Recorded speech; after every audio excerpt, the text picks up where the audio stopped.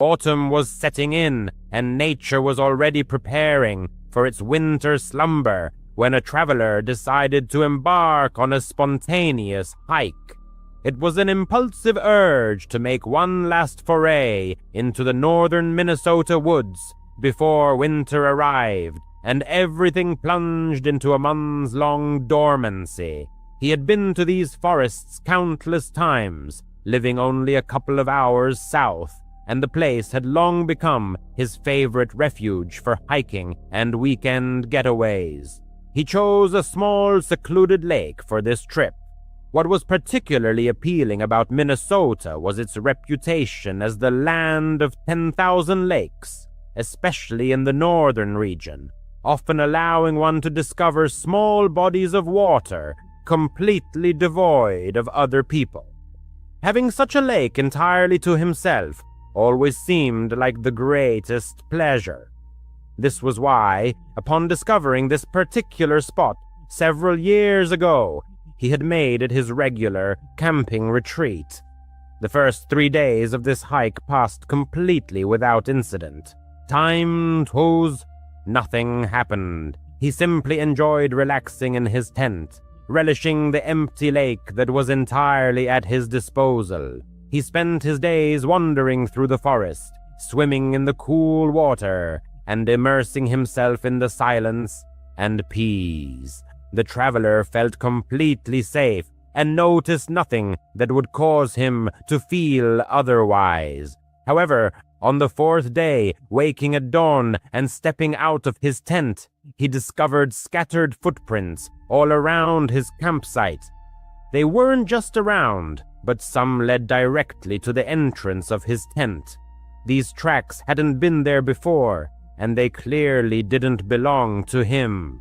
The imprints were left by heavy boots, which he didn't own, and they had obviously appeared while he slept. An intense feeling of discomfort instantly washed over him, the realization that he had had a visitor in the middle of the night. He spent that entire morning inspecting the area, both in the forest and around the lake, searching for any other signs of someone's presence. But he found nothing. He wasn't so much bothered by the mere fact that someone else had come to this place. What troubled him was that this person had appeared in the middle of the night and wandered all over the area where he was clearly camped. They even approached his tent, which was just incredibly creepy, and then this person simply vanished, without a trace, without even setting up camp here. It simply didn't make sense. For the rest of the day, the traveler remained vigilant. The thought of leaving crossed his mind, but the last thing he wanted was to cut short his final trip of the year, and he saw no signs that whoever it was, they were still nearby. It seemed this person had truly just appeared and then left. Perhaps they had hoped the spot would be empty and didn't want to share the lake with anyone else. Overall, the day passed quite slowly. He stayed in camp, not doing much. As the sun set, he sat by the campfire, waiting until he felt tired. He had mostly calmed down about the situation. He still found it strange and almost inexplicable, but continuing to think about it would only upset him more, and he wouldn't get any answers anyway. The night was quite quiet. The sound of the lake water, the crackling fire, and the rustling wind kept him from fully relaxing. He settled into his chair and leaned back, cozy in his winter jacket.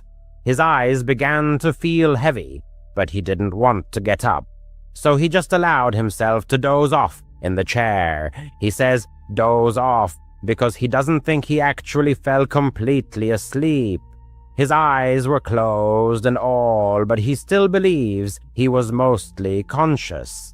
And then he heard it, a voice calling his name. His eyes snapped open, and he froze for a moment. He sharply turned his head in all directions. The forest was silent. and everything seemed as it was before. His eyes were still wide open, and his heart pounded wildly. He couldn't tell if it was just a brief dream or something similar, or if he had actually heard someone call his name. It seemed so ridiculous and impossible that it couldn't be true, but it felt so real. After a minute, he called out hello and listened as his voice echoed through the forest with no reply. He thought it was just a brief dream, or perhaps one of those sleep paralysis-type hallucinations due to his half-asleep state. That's how he tried to reassure himself. His heart, which had pounded so wildly, had still woken him up, and that feeling of unease still lingered. He couldn't shake it. He must have sat there for another half-hour until he felt his eyes grow a little heavy again. But this time, before he even closed his eyes or was close to falling asleep, he heard it again, a voice calling his name from the darkness of the forest. A voice he didn't recognize, but the way it spoke his name was as if it were asking for help or wanted him to come out there. He stood up and stared into the forest. The voice called his name again. It didn't seem too far away. He was clearly disoriented. How did this random person in the woods know his name? And what were they doing out there in the dark? He took a few steps towards the trees and the edge of the light, then reluctantly called out, "Hello again." There was a 15-second silence before a response came. The person called his name for the fourth time. Clearly, something was wrong.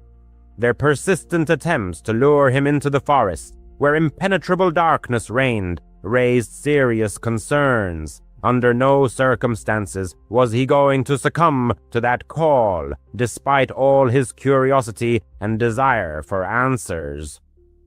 The man took a few steps back and began to pack his belongings. This process wasn't quick, as he had to constantly stop, listen, and survey the surroundings. Additionally, the campfire had already turned to glowing embers, making packing in the dark significantly more difficult.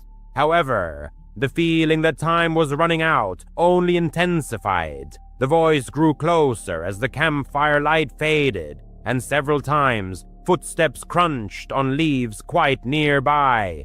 Whoever was out there, they clearly knew what they were doing, and it was terrifying. When all his belongings were finally packed, the man slung his backpack on and took out his flashlight. He hesitated whether to turn it on, but decided it would be better to keep it off and try to blend into the forest, allowing the darkness to provide sufficient cover for retreat and to prevent pursuit. So the flashlight remained off, and the man quickly hurried in the direction opposite to the voice. The man called his name again as he was moving away, and he only looked back once he was a significant distance away.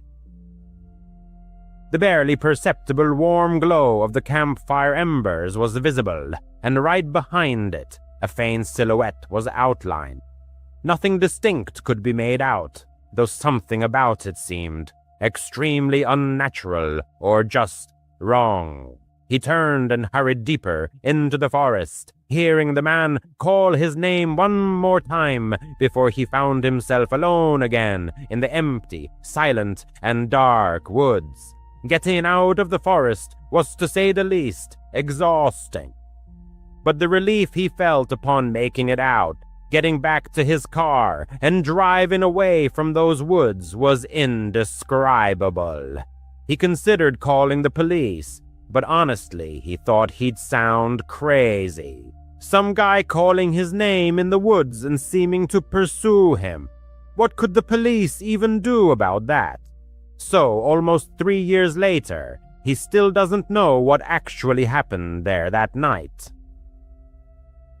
He admits it's crazy, but a part of him is frustrated that he didn't get closer to the voice to try and figure out who it was or how they knew his name, though he knows that if he had, it might have been the last decision he ever made.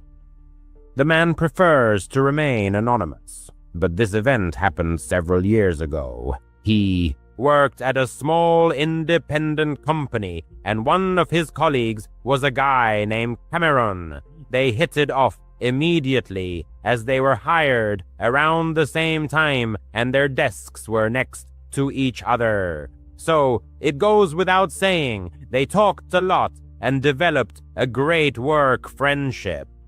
They never socialized outside of work, but they always joked about going on a hike together, as they both enjoyed hiking and the outdoors and often brought it up during the work day. However, he never thought it would actually happen until one day he came to work and found Cameron's desk empty and Cameron himself gone. It turned out he had been fired for reasons they, of course, weren't allowed to know. That same day, he received a message from Cameron suggesting they meet up outside of work and go on that hike they always talked about. Honestly, he felt bad for him, and knowing now that he'd likely never see him again if he didn't agree, he accepted his offer. After all, what could go wrong? They made arrangements, and a week later, they met at the trailhead 2 hours west of the city. Cameron looked very excited and happy to see him, and he, in fact, was glad to see him too. However, right away the man felt that Cameron wasn't the same person he was in the office. It wasn't alarming, but he just noticed it. They started down the trail and talked the whole way. The man tried to delicately ask why Cameron wasn't at the office anymore, but Cameron evaded the question. At work, Cameron had always been very open about everything, perhaps even too open, so it was a little strange to see him so reserved, but the man assumed he had just made some awkward mistake or something similar. In short, they reached the campsite, set up both tents, and then made lunch, and as soon as they finished eating, Cameron abruptly stood up and said, "Be right back." Then he walked into the woods. The way he said it was as if he needed to go somewhere, which, in that setting, made no sense. Why not just say you're going for a walk or something? The man stayed in camp, resting for 10 minutes until Cameron returned.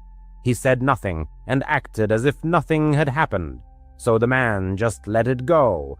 They talked a little more, unsure, about an hour probably. Then Cameron did the same thing, said he'd be right back, and walked into the woods, only this time it happened right in the middle of their conversation. A silent escape from the forest. Suddenly, mid-dialogue, something inexplicable happened. Quite unexpectedly, his companion, fixing his gaze on the forest trees, fell silent, then resolutely walked away. His first impulse was to follow the direction of his gaze, but nothing remarkable could be found. At this moment, the strangeness of the situation reached its peak, causing an almost alarming unease. 10 minutes later, he returned. This time, a direct question was posed about the purpose of his absence, to which, after a second's thought, a laconic answer followed: nowhere. No further explanation was offered, and again it was decided to let this oddity go. 6 months of daily interaction with Cameron prevented a few inexplicable occurrences from completely altering the established opinion of him. The conversation by the campfire continued for a while longer, after which they retired to their tents, preparing for sleep. The fatigue was so profound that falling asleep presented no difficulty whatsoever. However, he awoke in the middle of the night. His eyes snapped open, and the absolute silence, broken only by the soft rustling of the forest, was clearly imprinted in his memory. Unzipping his tent, the narrator peered outside, intending simply to look around, still unaware of the true reason for his awakening. Immediately, he noticed Cameron's tent was open, and Cameron himself was absent. A search of the entire camp yielded no results. He noticed the flashlight was missing, but no light was visible anywhere among the trees. "Cameron!" he called several times, but there was no answer. For a minute, the narrator sat by his tent, looking around and waiting for his return, until sounds resembling a quiet conversation between two people drifted from deep within the forest. "Cameron, are you out there?" he asked. The conversations instantly ceased, and silence once again reigned in the forest. After 30 seconds of tense waiting, Cameron slowly emerged from behind the trees into the camp clearing. His face was strained, but he tried to hide it with a nervous smile. He was asked about the presence of anyone else. He paused, then uttered, "Nobody." However, as he spoke, footsteps could be heard from behind the trees. It was clear that Cameron heard them too. Looking at him again, the narrator repeated the question about who was there. The feeling of discomfort intensified, but even then he stubbornly uttered, "Nobody." An extremely tense 15 to 20-second silence followed, during which both simply stared at each other while quiet footsteps slowly but steadily approached from the darkness. Adrenaline surged, and suddenly the narrator bolted down the trail, leaving everything behind. As he fled, he heard Cameron's voice and some other man's voice, but he never looked back. The escape didn't stop until he reached his car. Fortunately, they had arrived separately, and his keys and phone were with the narrator. He headed home and spent the rest of the night trying to process what had happened. An attempt was made to contact Cameron, but the message never went through. He had already blocked the contact. Since that night, there has been no further contact with him. It's unknown who else was there or what Cameron was up to, but the narrator believes he was incredibly lucky to get away. Last year, around early November, the narrator traveled to his hometown, primarily to meet old friends, and also to spend a week in a cozy country cabin, a spacious rented dwelling located deep in the woods. His hometown was small, surrounded predominantly by forests, offering many scenic views and camping spots. Although he had never been into hiking before, he had done extensive research and had a strong desire to try it. Gathering all the necessary gear, he decided that the ideal first hike would be a trip into a familiar forest just outside his hometown. This approach provided a sense of security and allowed him to gradually ease into his new hobby. The rented cabin was chosen specifically because of a trail that led to a small camping spot. The narrator reasoned that in case of unforeseen circumstances, he could always return to the cabin and everything would be fine. It seemed like a risk-free way to enjoy his first trip. The first few days were dedicated to meeting friends, and another day was spent relaxing at the cabin and preparing his gear. Then, finally, he set off for the camping spot. The trail was only about an hour long. For the first 10 minutes, he focused on properly adjusting his backpack and checking all his equipment. Once everything was settled and there was nothing more to worry about, a strange feeling washed over him, a sensation as if he was being watched from behind the trees. Since this was his first time alone in the forest, He assumed he was just nervous. However, this feeling didn't disappear as expected. Every time he looked into the forest beyond the trail, that empty, dreadful sensation enveloped him. It truly seemed like a sign, a warning to get out of there. But he didn't listen. He kept walking, battling these feelings all the way to the campsite. The camping spot was small, just a little patch of land that, frankly, the narrator wouldn't even have considered a campsite if it weren't for a few scraps left behind by previous campers. The place was definitely undeveloped, as it was unkempt and not maintained at all. Nevertheless, being off the trail and in a more open area, the narrator felt a bit better. He felt comfortable enough to stay. He began unpacking his things and setting up his tent. Since this was his first experience, he meticulously followed the step-by-step instructions, aiming to complete all actions flawlessly. This task took, by his estimation, about 15 minutes, which he felt was a perfectly acceptable result. It was at that very moment, as he was pulling the last tarp, that an unfamiliar man approached the campsite. The stranger was tall, and his age, judging by his appearance, was approaching 25, which matched the narrator's age. When the narrator looked at him, the man waved and gave him a strange smile. The strangeness of this smile was that it was normal, yet the rest of his face remained immobile. It seemed he was only smiling with his mouth and teeth, while maintaining a completely blank expression. The narrator found it extremely unusual, and even a crazy coincidence that the stranger appeared right after him at a campsite that, from his observations, wasn't very popular.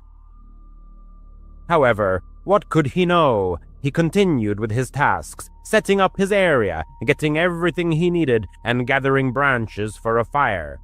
There was already a small fire pit there, likely built by someone long ago. While he was busy, the man set up his tent nearby. But oddly enough, that was all he had brought with him. The narrator saw the stranger approach with what he thought was a proper hiking backpack, but it was actually just a shoulder bag containing only a tent. He had no sleeping bag, no food, no other essential items. The narrator was certain of this because the stranger's tent was mostly mesh, see-through, and it even lacked a rainfly, and the man just sat there, doing nothing. The narrator felt a growing unease every time he accidentally glanced in the stranger's direction, because the man would instantly look back, forcing him to quickly avert his eyes.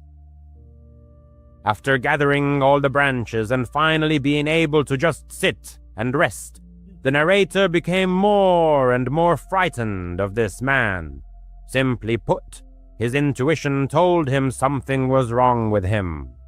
And as the sun began to set, the thought of staying there alone with him overnight began to truly alarm him. No matter how much he chided himself for it, he decided it wasn't worth staying here when he felt such strong feelings, especially since his rented cabin was nearby. He might even make it back before the sun fully set. He started packing up, and the man immediately came out of his tent. He stood next to it, and although he tried not to show it, it was perfectly obvious that he was watching the narrator. His smile was gone, and his entire face was tense and almost annoyed. The narrator didn't even bother to organize his backpack, just threw everything inside and hoped it would zip. When he was finally ready to leave, sunlight was barely filtering through the treetops, so he knew he needed to hurry. But the man didn't pack up his tent, so the narrator hoped that meant he was staying. He set off, constantly looking back to ensure the stranger wasn't following him. For the first few minutes, he was relieved to see an empty trail each time he turned around. But after about 10 minutes, he turned again and saw him. The path wasn't perfectly straight, but far behind him, through the trees, he saw the man walking down the trail towards him. The narrator felt a sense of dread. He was terrified. He quickened his pace, moving faster along the trail. As far as he could tell, the stranger didn't seem to realize the narrator had spotted him, and the setting sun actually worked to his advantage. He was able to get back to the rented cabin, threw his bag inside, and locked all the doors. He then stood by the back window for 15 minutes, watching the woods, until the sun had fully set, making it dark and lifeless. And as he was still looking out the window, a sudden pounding shook the front door behind him. But it wasn't just an ordinary knock. Again and again, he hammered his fist against the door. In a panic, the narrator called the police. He genuinely couldn't tell if the stranger was simply knocking very hard or actually trying to break down the door, and he was too scared to even look. As soon as he started speaking on the phone, the man fell silent for a second. The narrator knew he was listening. Then his footsteps ran around the cabin, and he was almost certain he heard several thuds as the stranger tried to open one of the windows before his footsteps disappeared into the woods. After that, silence fell until 2 officers arrived 20 minutes later. After hearing everything the narrator told them, the officers agreed that the man seemed to have very bad intentions. However, finding him wasn't so easy. The narrator knew what he looked like, but that was all. That night, they conducted a quick search with flashlights, but never found him. His tent had also vanished from the campsite. The narrator truly doesn't know what might have happened that night. He still can't forgive himself for not listening to his intuition right away. It would have prevented everything that happened that night. He should have listened to his gut feeling the moment he sensed something was wrong in those woods. NOS, a tragic anniversary, remembering a fateful day. September 6th, 1990, was a warm Saturday, the day I turned 30. I planned a modest party with close friends to share the joy with my 12-year-old daughter. Nothing extraordinary. A birthday cake and the warm company of friends. As was our tradition, my sister and I took our children to our parents' house for Saturday morning bagels. My mother, or rather my stepmother, Linda, had entered our lives about 5 years earlier after the untimely passing of my real mother. This woman always gave me an inexplicable sense of unease. Her cold, piercing gaze seemed to assess everything around her, as if counting invisible dollars. In Linda's conversations, topics of the house, savings, and my father's assets constantly surfaced. It seemed that her marriage to him was based more on financial gain than on love. However, I tried to ignore it, respecting my father's feelings. That morning, my father wasn't home. He had gone to his parents' house to mow their lawn, as he did every weekend. My father's morning phone call was, as always, cheerful and lively. "Happy birthday, Rebio. See you later." I laughed and said our traditional phrase, "Love you, Daddy." Bagels, cream cheese, salmon, and other traditional treats awaited us at the table. The children, engrossed in games, were laughing. Everything was as usual. About 45 minutes later, the phone rang. Linda, who was in the kitchen, answered it. Suddenly, her face turned deathly pale, as if all the blood had drained from it. She repeated in confusion, Stroke. Stroke. Her voice trembled, but there was a strange artificiality to it. Hanging up, she turned to us with wide eyes and said, "It's your grandfather, your father. He's in the hospital." My world collapsed in an instant. "Dad! Hospital!" My husband and brother-in-law, alarmed, rushed to comfort Linda. Without wasting time, my sister and I grabbed the children, put them in the car, and raced to my grandparents' house. On the way, I tried to reassure myself by resorting to absurd omens. If I get all greens, my father will be okay. If I see children playing, he'll be fine. If a bird flies by, everything will be all right. The warm September wind ruffled my hair, but everything felt wrong. As we pulled up to the house, I heard a heart-wrenching wail, a sound I had never heard before. This loud, desperate cry came from inside the house. My grandmother, my real grandmother, stood on the porch, hunched over and sobbing so loudly that her voice echoed down the street. That sound still haunts me, embodying pure grief and pain.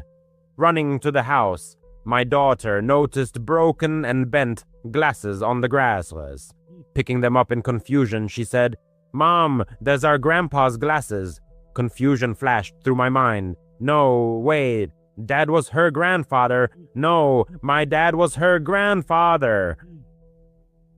My brain refused to accept reality. My dad is dead. Her grandfather. I felt sick. My grandfather returned from the hospital shortly afterward, shaking his head helplessly. He was silent at first, but his face spoke volumes. Relatives began to arrive, uncles, aunts. Then the terrible truth came out. My father didn't have a stroke. It was a massive heart attack. He had collapsed right on the lawn while mowing. Passing sanitation workers witnessed the tragedy. They rushed to help him, trying to give him CPR along with my grandfather. But it was all in vain. He died before he hit the ground. The rest of the day passed in a haze. The party was, of course, out of the question. Everyone sat in a daze, overwhelmed by grief. Linda, who arrived later, feigned inconsolable sorrow, hugging everyone. But her eyes, they darted around the room, as if she were already contemplating her next steps. The house, the money. It filled me with a horrible irritation that I tried to suppress. Grief can do strange things.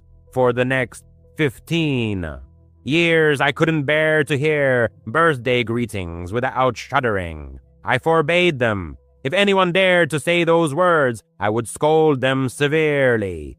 Even now, 36 years later, I don't celebrate my birthday in a big way. September 6th is just a day to get through. But I have enormous respect for sanitation workers, considering them true heroes. A few months after my father's death, even stranger things began to happen. I was helping to sort through his belongings in the house. Linda, who lived there alone, was eager to sell everything as quickly as possible. "We need to move on," she said, but her voice sounded more greedy than grieving. One day, while cleaning out the kitchen cabinets, in the furthest corner where you rarely look, I found a bottle of syrup hidden behind old jars. It was a plain glass bottle with a thick, dark liquid without a label. A strange place for syrup, I thought. Taking it home, I started searching for information online. It turned out it wasn't ordinary syrup. The description, the color, even a photo uploaded to several forums, all pointed to one thing. It matched the description of a homemade mixture with digoxin, a heart medication derived from foxglove. It's prescribed for heart problems, but in large doses, it's deadly, especially for elderly people like my father, who was in his 50s.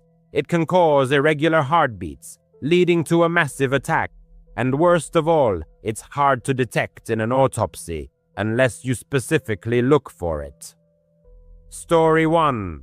My father's death was ruled a natural cause, raising no suspicion of foul play. However, traces of a substance were found in one of the bottles, which tested positive after an anonymous sample was sent to a lab. Gradually, sinister details began to emerge. Linda, a former nurse, had knowledge of medications.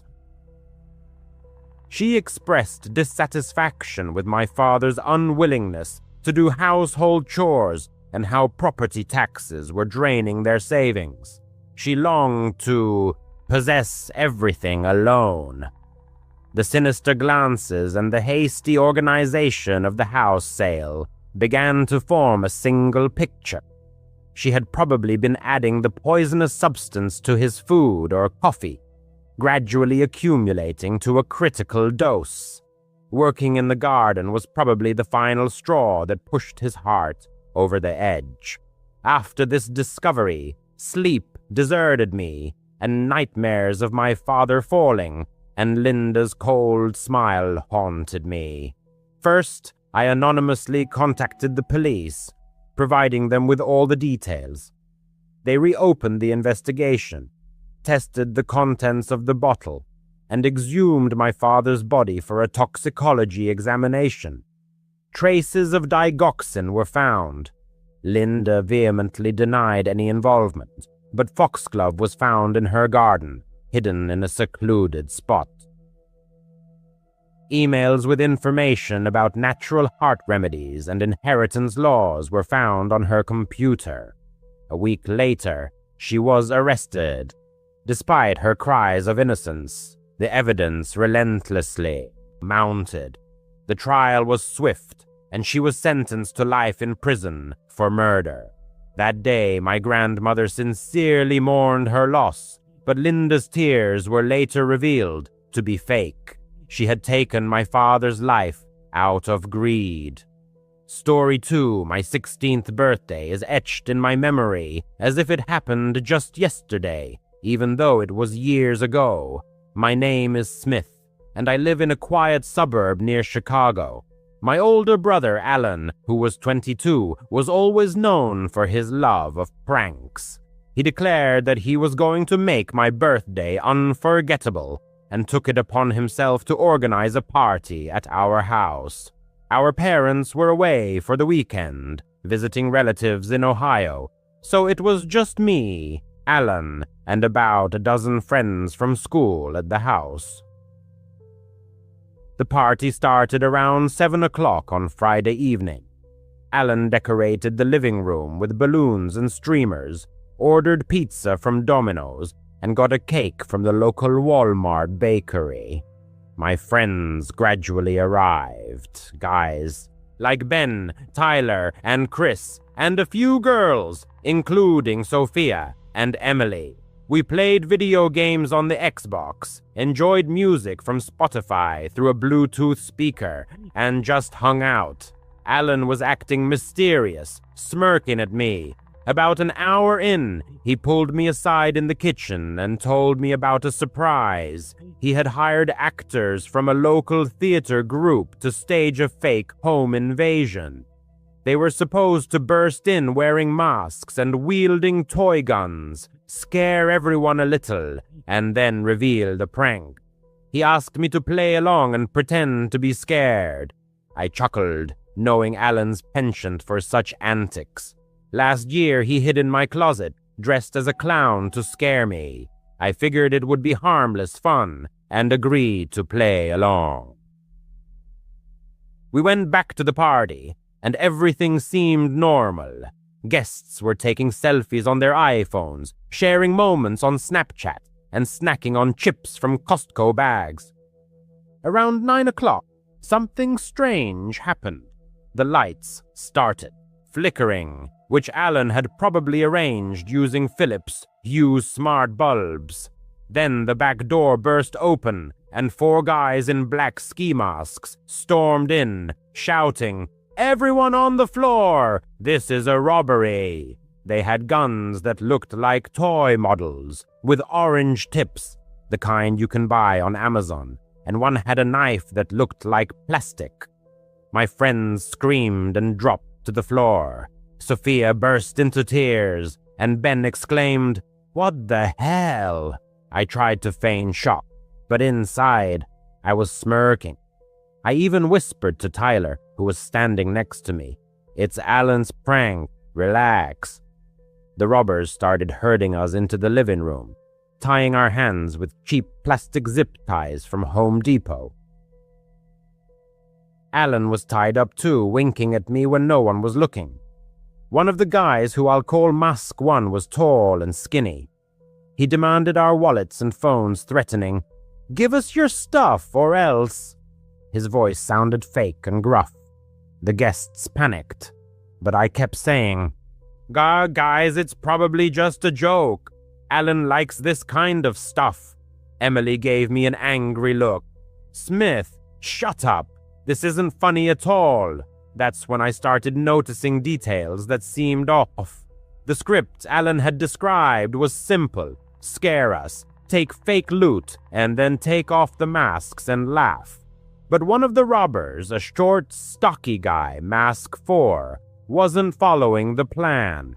He was quiet, moving around the edges of the room and rummaging through drawers in the kitchen, while the others were yelling. I saw him pocket my mom's jewelry box, which had her real gold earrings from Macy's in it. Hey, that's not part of the prank, I thought, but I decided not to make a big deal of it. Maybe Alan had added something else. The real horror started when Mask 4 came back. He had a knife in his hand, but up close, it didn't look like plastic. It had a serrated edge, like a real kitchen knife from our IKEA set. No shiny fake glint, just dull steel. He leaned over Sophia, who was sobbing on the carpet, and pressed the knife to her arm. "Give me your necklace," he growled in a low, raspy voice that didn't sound theatrical. Sophia struggled to take off her necklace, a cheap silver chain from Target, but her arm was slightly cut. A thin line of blood appeared and she cried out in pain. She let out a painful moan. The narrator's heart pounded in his chest.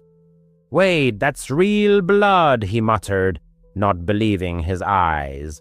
His gaze darted to Alan, who was standing on the other side of the room, his eyes wide with horror.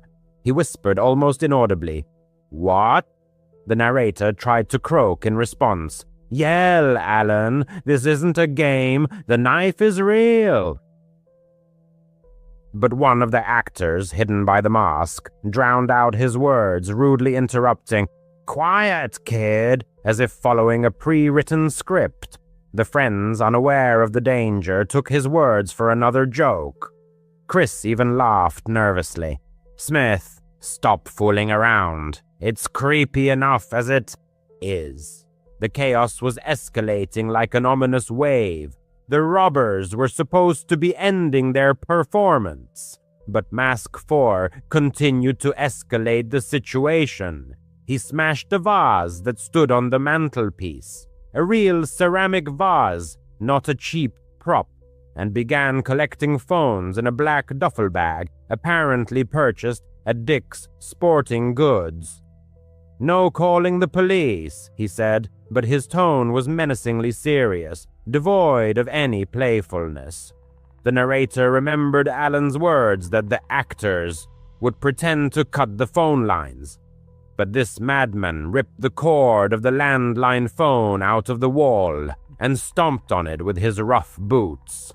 Timberlands, it seemed. The narrator desperately tried to free himself from the zip ties which were tied too tightly. "Guys, listen, that's not an actor," he hissed to Ben and Tyler. "Look at his knife. It's from our kitchen." Ben glanced in the indicated direction and frowned. "Dude, you're paranoid." Alan thought of everything, he countered. But at that moment, Mask 4 snatched Emily's purse and rudely began rummaging through it. When the girl tried to protest, he pushed her toward the couch. She hit her head on the armrest, and a bruise formed on her forehead. This was no longer a game. Alan finally realized what was happening. He shouted at the top of his lungs, "Okay, the prank's over, guys! Stop it!" The three actors hesitated, glancing at each other in confusion under their masks. Mask 1 tore off his mask. Underneath was some college student named Ryan, whom Alan knew from working together at Starbucks. "Wait, what's going on?" Ryan asked in confusion. "We're supposed to follow the plan." But Mask 4 ignored him. He lunged for the front door with the duffel bag full of phones, wallets, and jewelry. "Screw this," he muttered, his voice muffled by the mask. Panic erupted. Alan shouted, "That's not one of ours!" The actors began hastily untying the captives, rummaging in a drawer for scissors. Everyone rushed in pursuit of the robber, but he turned out to be nimble. He jumped over the fence in the backyard, an ordinary chain-link fence from Lowe's, and disappeared into the night. Distant sirens wailed. Someone must have called 911 from the house next door, hearing the screams. The police arrived in about 10 minutes. 2 patrol cars from the local precinct. They took statements, but there was complete chaos. The friends were in a state of deep shock. Sophia needed stitches on her arm, and Emily was diagnosed with a concussion. The actors confessed everything, producing emails from Alan, who had hired them through Craigslist for $200 each. Alan was in serious trouble, community service, and a fine for making a false police report. But the real criminal got away scot-free. The police officer speculated that he had probably seen the actors arrive in advance, lost himself among them in a similar mask that he had acquired somewhere, and used the prank as the perfect cover. There had been an increase in burglaries in the area that summer, targeting homes in suburbs like this one. He was never caught. The phones disappeared without a trace. iPhones, Samsungs, all with photos and contacts. Insurance covered only part of the losses, but the feeling of insecurity remained. The narrator still double-checks the locks before going to bed, and celebrates birthdays modestly, without much fanfare. Alan apologizes every year, but that night still haunts him. What if he had raised the alarm earlier? What if the knife had gone in deeper? It's frightening to think how a stupid prank can turn into a real nightmare in a matter of seconds. Story 3. The narrator was turning 21 and was over the moon. He'd been planning this party for weeks. He rented a large Airbnb house in suburban Atlanta, Georgia, one of those old houses with a spacious backyard, perfect for a barbecue. He invited about 30 friends from college and high school, as well as a few family members. His younger brother, Jake, who was only 14, came along too because his parents wanted him to keep an eye on things. He mostly stayed in the living room, glued to his Nintendo Switch, playing Fortnite. The party started around 7:00 p.m. on a warm June day. Drake and Post Malone blared from a Bluetooth speaker, and burgers from Walmart sizzled enticingly on the grill. Everyone was laughing and taking selfies on their iPhones. It was one of those nights that sticks in your memory forever. Around 9 p.m., a stranger knocked on the door. He was in his early 30s, maybe a little older, with short brown hair, wearing a plain black hoodie and jeans. He had a backpack slung over his shoulder. The narrator didn't recognize him, but people often bring friends to parties like these. The stranger smiled and said, "Hey, happy birthday. I'm a friend of Mike's." Mike was one of his college buddies who had invited a few more people, so the Narrator didn't think much of it. He let the stranger in and pointed him to the snack table. Help yourself to some chips or whatever. He nodded and blended into the crowd. The narrator didn't pay much attention, as he was busy hanging out with his friends and playing cornhole in the backyard. The birthday celebration was in full swing in the moonlit yard. However, as time passed, worrying details began to emerge. The stranger, whose name remained a mystery, kept to himself. He loomed near groups of people, listening to their conversations but not joining in. From time to time, he discreetly pulled tiny plastic baggies from his pocket, like the ones sold in pharmacies. These manipulations occurred surreptitiously when he thought he wasn't being watched. A concerned friend, Nicole, pulled the narrator aside around 10:30. "That guy in the hoodie is creeping me out," she whispered.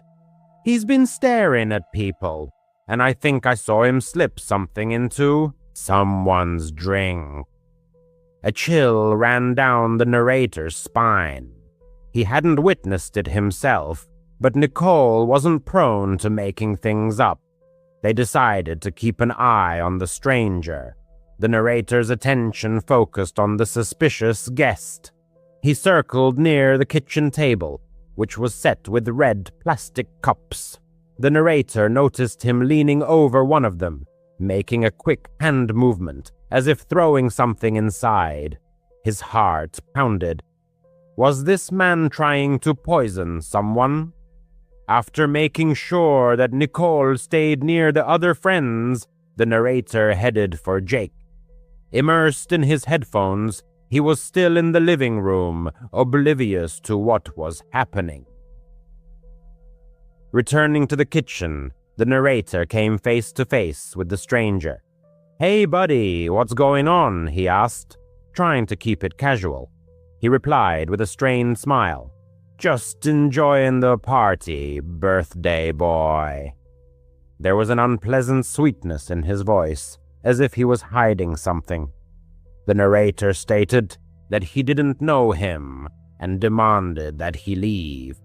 The stranger shrugged, grabbed his backpack, and left the house. That seemed to be the end of it. Around midnight, the guests began to leave. The narrator was cleaning up when he received a frantic call from his mother. "Where's Jake?" she asked. His heart sank. The narrator rushed to the living room. His brother's game console was left on the couch, but Jake himself was gone. The search encompassed the entire house, the backyard, every corner. Not Jake.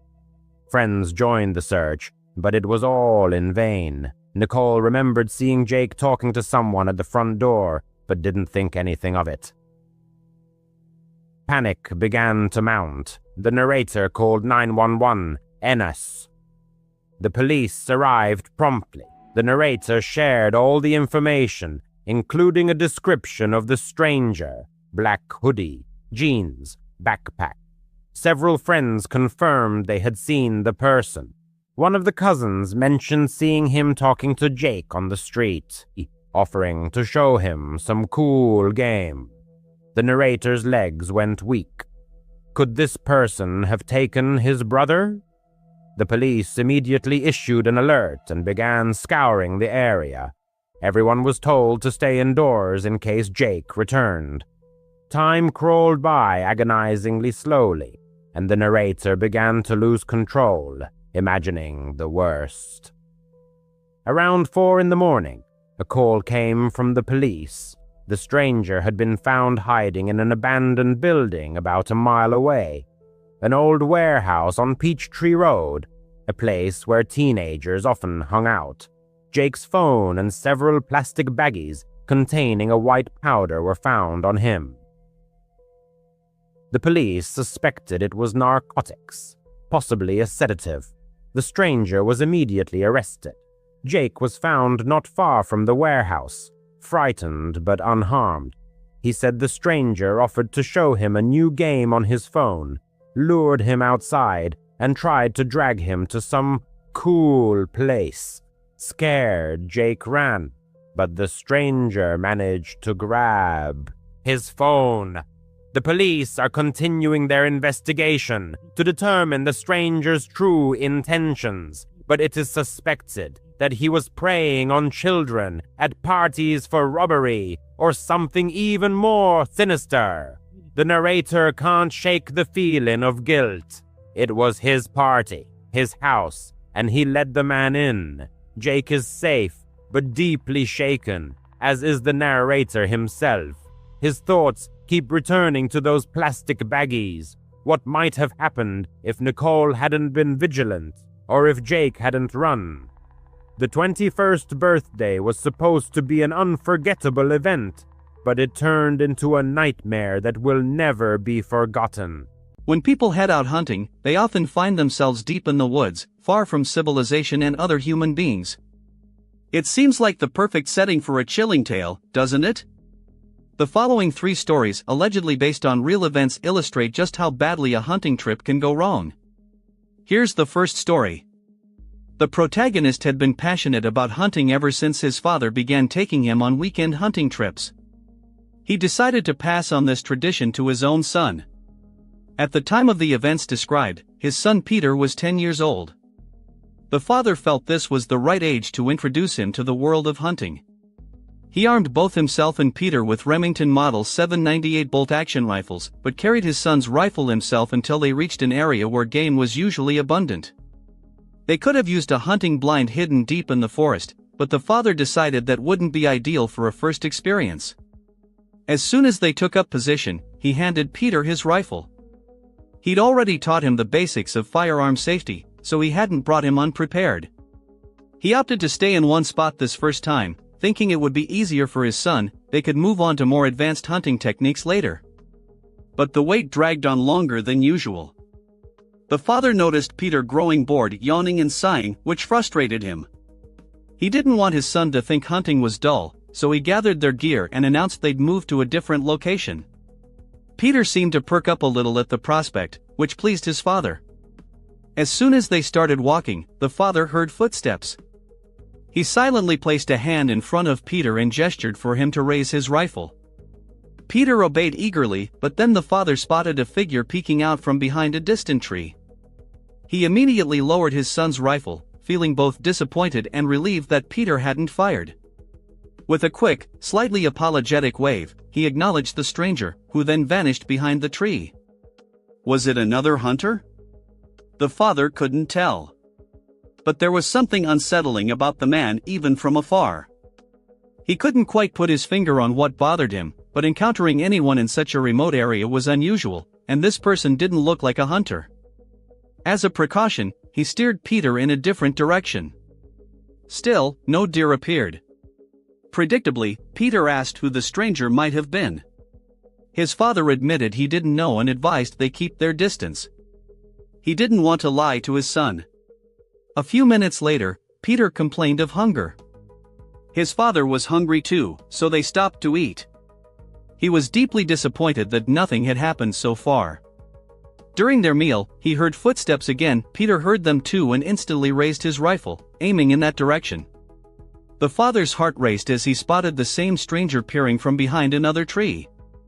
Once more, he lowered Peter's rifle and noticed his son now seemed uneasy, just as he himself felt. He told Peter to wait while he went to confront the stranger, mentally steeling himself for the encounter.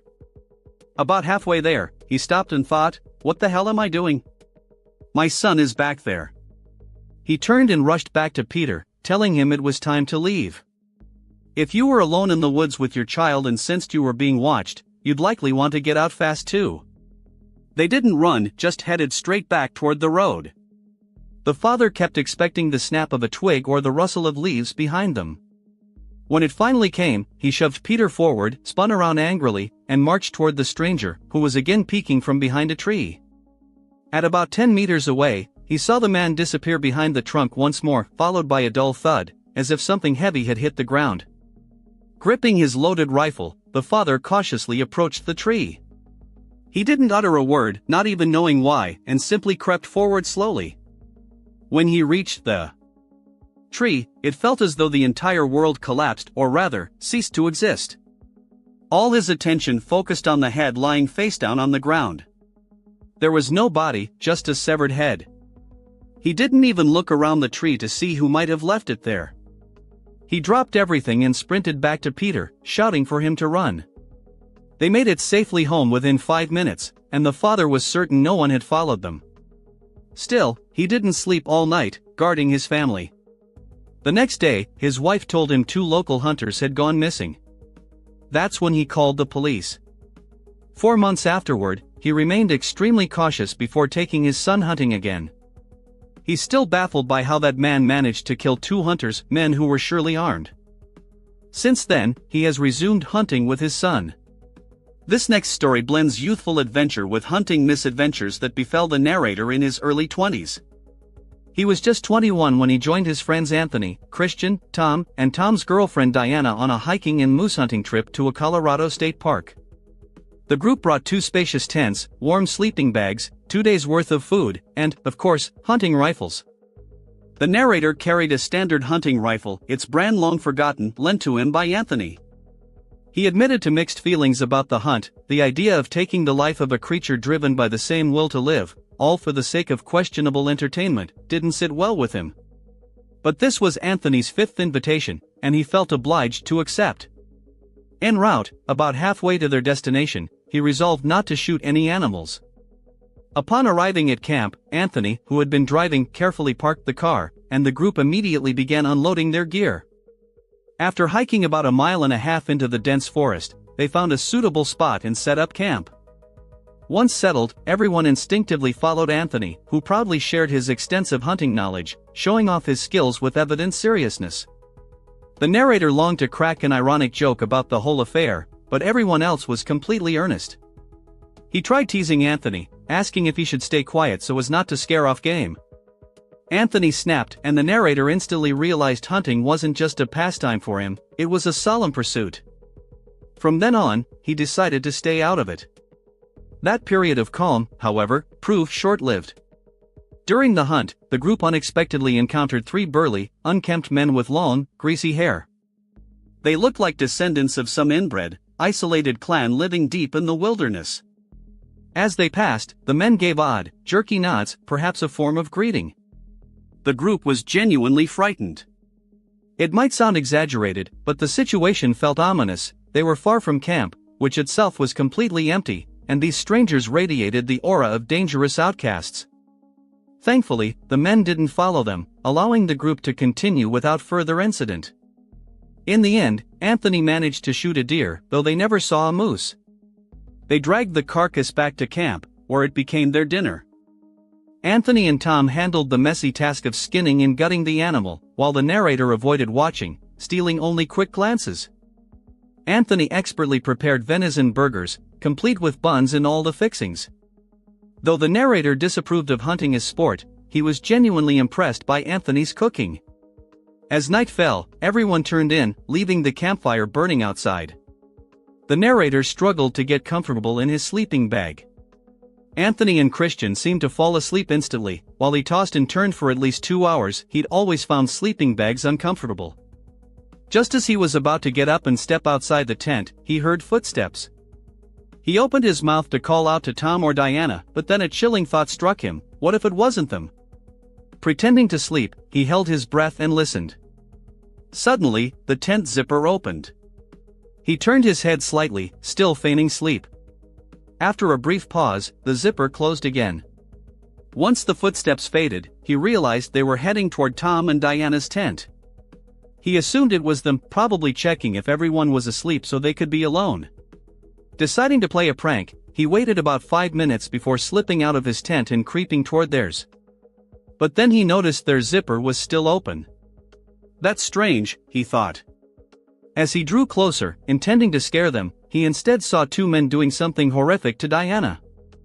He screamed, mostly out of terror, but also to wake the others.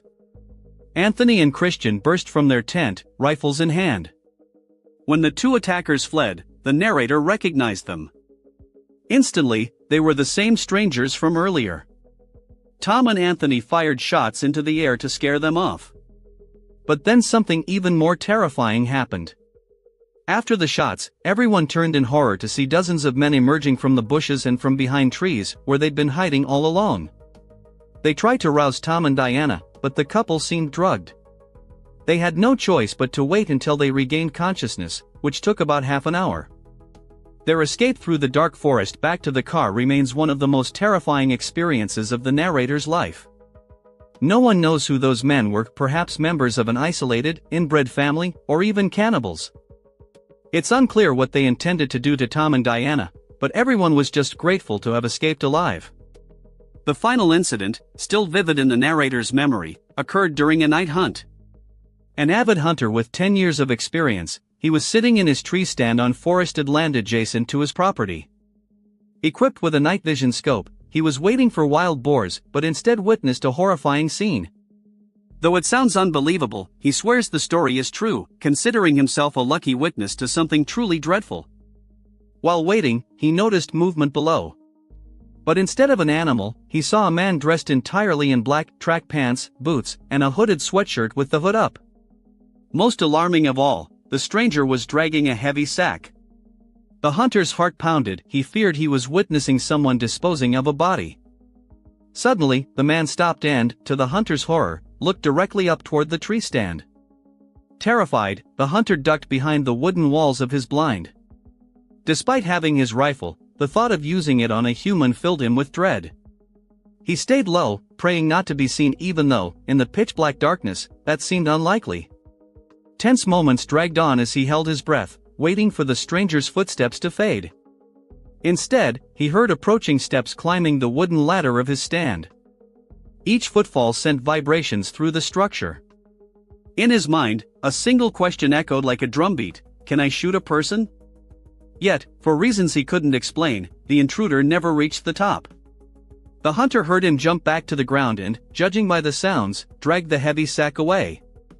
Paralyzed with fear, he remained motionless for at least 10 minutes before daring to peek out. Convinced the threat had passed, he resolved to return home immediately and call the police. Descending the stand, he carelessly switched on his flashlight, a reckless move he later regretted. He began running toward his house but hadn't gone 10 seconds when he heard swift footsteps crunching through fallen leaves behind him. He turned and came face to face with his pursuer, now just centimeters away. Reacting instantly, he spun and shot the man in the shoulder. The attacker let out a piercing scream of pain, and the hunter seized the momentary pause to sprint toward his home. He now realizes he should have tried to detain the criminal, but the chance was lost. 15 minutes later, police arrived and accompanied him back into the woods. There, among the trees, they found a clear blood trail leading first to the sack containing a body and then to the wounded suspect, who had tried to hide beneath a fallen log. It turned out the man was the murderer of Gen Kwan Sakakani, owner of a local Japanese shop. While the full details of the crime remain unexplained in this account, the hunter is certain the experience is forever seared into his memory and he'll retell this astonishing story for the rest of his life. Children's creativity, especially drawing, serves as a means for young talents to express deep feelings and emotions that they are not yet able to comprehend and articulate. At the same time, children often depict their surrounding world, familiar objects, and situations. Therefore, if a child's drawings include figures of strangers holding their hands, it could indicate something deeper and more unsettling. Martin and his wife, raising a 6-year-old daughter and a 3-year-old son, encountered an unexplainable phenomenon. Their daughter, whom we'll call Jess, had an extraordinary love for drawing, and her parents fully encouraged her hobby, providing her with all the necessary art supplies. They had a whole Crayola backpack filled with markers, colored pencils, crayons, and drawing paper. Jessie's room and even her backpack were filled with numerous drawings, mostly with ordinary, innocent subjects. However, one day Martin discovered a drawing in his daughter's room that puzzled him. It depicted an unfamiliar woman holding Jessie's hand. The woman didn't resemble the girl's mother, who was blonde. Instead, she had dark hair. Martin asked Jess who the woman was, and the girl replied that it was someone who sometimes visited her. Such words could be attributed to the fantasies of a 6-year-old with an imaginary friend. But when Martin asked for the friend's name, Jess said Lucia. This name immediately alarmed Martin, and he hurried to show the drawing to his wife, asking if the woman resembled her sister. Initially, Martin's wife suggested it could be anyone, but when Martin told her that their daughter had called the stranger Lucia, her face contorted in horror. Lucia was the name of Martin's wife's deceased sister, who had died long before the children were born. The couple went to their daughter's room and again asked Jess who Lucia was. The girl repeated that she sometimes visited her. Trying to find out more details, the parents asked when Lucia usually came and what they talked about. Jess replied, "She comes sometimes at night when I'm drawing." Martin's wife asked Jess that the next time she saw Lucia, she should draw her again, but with more details. Jess agreed. From that moment on, Martin and his wife started leaving Jess's bedroom door ajar so they could hear if the girl was talking to someone. A few nights later, while in the kitchen, the couple suddenly heard Jess talking to someone in her room. They quietly approached the door to listen in on the conversation. There were long pauses in Jess's speech, but it was clear she was talking to someone or something invisible, answering questions the parents couldn't hear. At one point, Jess said, "They asked about you when they saw my drawing of you. They want me to draw you again." Then Jess fell silent, and Martin and his wife entered the room, asking if she had been talking to Lucia again. The girl nodded, and the parents asked where Lucia was in the room. Jess looked around the room, then stopped at a corner and said, "She's standing right there." Martin and his wife looked at the indicated corner, where there was nothing, but both felt an unsettling sensation and discomfort. Martin's wife quietly asked Jess to draw Lucia exactly, as she looked now, in full detail. Jess agreed, and the couple left the room, feeling slightly uneasy. Soon, Jess called her mom back into the room. Martin and his wife returned to their daughter, and she showed them a new drawing. This drawing confirmed the couple's worst fears. In it, Jess had depicted Lucia with blue eyes, a small mole above her lip, and dressed in white. Lucia had been buried in a white dress, she had blue eyes, and a mole above her lip. Martin's wife wasn't close to her sister, only briefly attending her funeral. Jess had never known about her deceased aunt, and there were no photos of her in the house. Martin and his wife forbade Jess from talking to Lucia. Not because Lucia had done anything terrible in life, but because it frightened the couple. They invited a priest to bless the house and ask all souls to depart in peace. According to Martin, such occurrences ceased afterward. This story was told by an elementary school art teacher. Twice a year, she held an event with each class called Draw and Tell, where children drew something meaningful to them and then told the story behind the drawing. One day, in a third-grade class, most students drew themselves, their families, pets, and other familiar things. But one boy was drawing something that resembled fire. Other children at his table were making fun of him. The teacher approached the boy and asked why he was drawing fire, when he was supposed to draw something meaningful to him. The boy replied, "I know, I'm not finished yet." The incident in the art class left an indelible mark on the teacher's memory, and made her rethink her approach to children's art. During the art lesson, as the children enthusiastically transferred their fantasies onto paper, one of the students, whom we'll call Ul, declared that he hadn't finished his work yet. The teacher, showing patience and understanding, allowed him to continue. As the other children finished their masterpieces, she noticed Ul's drawing and saw that he had added a depiction of a house. Intrigued, she asked the boy to step into the hallway with her, taking the drawing. In the hallway, the teacher, concerned by what she saw, asked Ul why he had drawn a burning house, as such a picture clearly didn't fit the Draw and Tell lesson's theme. The boy's answer shocked her, "It's not. It's the house my parents tried to burn down with me inside." The teacher was speechless, unsure how to react to such a terrible confession. Confused, she kept the drawing, asked the boy to return to his seat, and announced that the draw and tell lesson was cancelled. Returning to the classroom, she sat at her desk for a moment, holding back tears, and then told the students that everyone would take their drawings home. This tragic story, shared by an anonymous parent, makes one wonder what secrets might be hidden behind children's drawings. Another story, involving Molly's family, a 5-year-old quiet and well-behaved girl, according to her father, also causes alarm and concern. One night, Molly came into her parents' room and said she was afraid there was someone in her closet.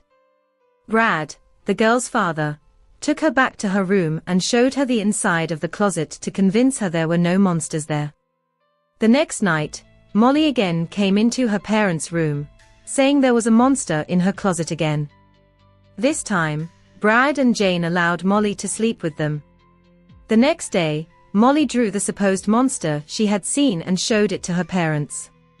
Brad stated that the drawing, admittedly, scared him, but up until that point, it all seemed like normal childish things. Until one of the following nights, Brad and Jane were woken by Molly's crying and screaming. They rushed to her room to find out what happened, and she said, "I'm bleeding," lifting her shirt on her back, where 2 scratches were visible. Molly claimed it was the monster. Brad turned the entire bedroom and the whole house upside down, looking for anyone who could have done it. When the house was empty, Brad and Jane had no choice but to assume that Molly had probably done it herself somehow, either intentionally or accidentally. But over time, as the couple was able to think it over, the chain of events seemed too wild to be just a coincidence. While the couple was getting Molly used to sleeping alone again, Molly never changed her story that the monster had scratched her back. To make her more comfortable sleeping alone, they moved Molly's furniture into the guest bedroom and made it her new room. Molly came into her parents' room a couple more times in the middle of the night, but both times when asked if she had seen the monster again, she said, "No, I'm just scared." Fortunately, no further physical harm was inflicted upon her in her sleep. Another story, sent in by Giovanna, tells of a mysterious drawing she found on her desk in her room. Since she lets her 7-year-old brother draw on her desk, it seemed strange to her from the beginning that her brother would leave it on the desk at all, because he usually took all his drawings back to his room and hid them. But since he left this one, she felt he wanted her to see it. Looking at it, she saw that it was a fairly innocent family drawing done by a 7-year-old, but then a black figure lurked in the corner, labeled the Taking Man. Giovanna left it on her desk for a couple of days before noticing the figure in the corner when she looked at the drawing again. The man was sitting on a swing, but the family didn't own a swing set. This could be attributed to the child being 7, but he had never asked his parents for a swing set and showed no interest in them generally. Beneath the mysterious figure labeled the Taking Man, there appeared to be some object that Giovanna thought looked like a window or some kind of door in the ground. So, she went outside to check the lawn for any door, window, anything, but there was nothing. A few days later, while in the bathroom, which was across the hall from her brother's room, Giovanna was washing up when she heard her brother giggling and talking. It could have just been him playing with his toys alone, but still, after finishing her skincare routine and rinsing her face, Giovanna went to check on her brother. His door was slightly ajar, so she peeked in and saw him on the floor, talking to something under his bed. She quickly opened the door, and her brother stood up, sat on his bed, and turned his head towards the television. When she asked who he was talking to, he replied that he wasn't talking to anyone. Assuming he was just playing, Giovanna went to bed. The next morning, her brother woke up holding an empty glass and asked if she could fill it with chocolate milk. Giovanna went downstairs to fill his glass and came back upstairs with a couple of snacks for herself. She entered her brother's room and, strangely, saw him sound asleep. She woke him up and handed him the glass, but he insisted he hadn't asked for it. However, she knew he had, so she didn't argue with him and left the glass next to his bed. A glass of water had been left on the nightstand. That night, around 4 in the morning, Giovanna awoke to the sounds of conversation coming from her brother's room. Without losing a second, she went across the hall to his room and peeked inside. The girl remembered her brother's voice, animatedly talking to someone, and a vague silhouette of a dark figure looming in the dim light. The next thing she remembered was waking up in her own bed the next morning. When questioned by his sister, the brother merely shrugged, puzzled, assuring her that he didn't remember any nighttime conversations. Giovanna, concerned by what she had seen and the strange drawing, shared her worries with her parents. After talking to their son, they learned that the character in the drawing was the taking man, who returns and takes things. The boy spoke of him with trust and even called him his best friend, mentioning red berries, similar to cranberries, that he had been given. However, according to the child, this mysterious friend would not return. Giovanna still cannot say with certainty whether what she saw in her brother's room was a dream or a sinister reality. The image of the dark figure, imprinted in her memory, was too vivid and clear to be a simple dream. But if it wasn't a dream, then what happened after the encounter with the shadow remains a mystery to her, as her memory of that period was as if erased. Since then, her younger brother has never once mentioned the taking man. End news. As a 16-year-old, the narrator found himself in a rather unusual situation, the details of which were forever etched in his memory, though the exact summer month of the incident remained shrouded in oblivion. His parents, having gone away for the weekend, granted him complete freedom for 2 whole days. He spent this time indulging in typical teenage pastimes, immersing himself in YouTube, playing video games, and periodically raiding the kitchen for snacks. Most of these hours were spent upstairs in his room, in solitude and with headphones on.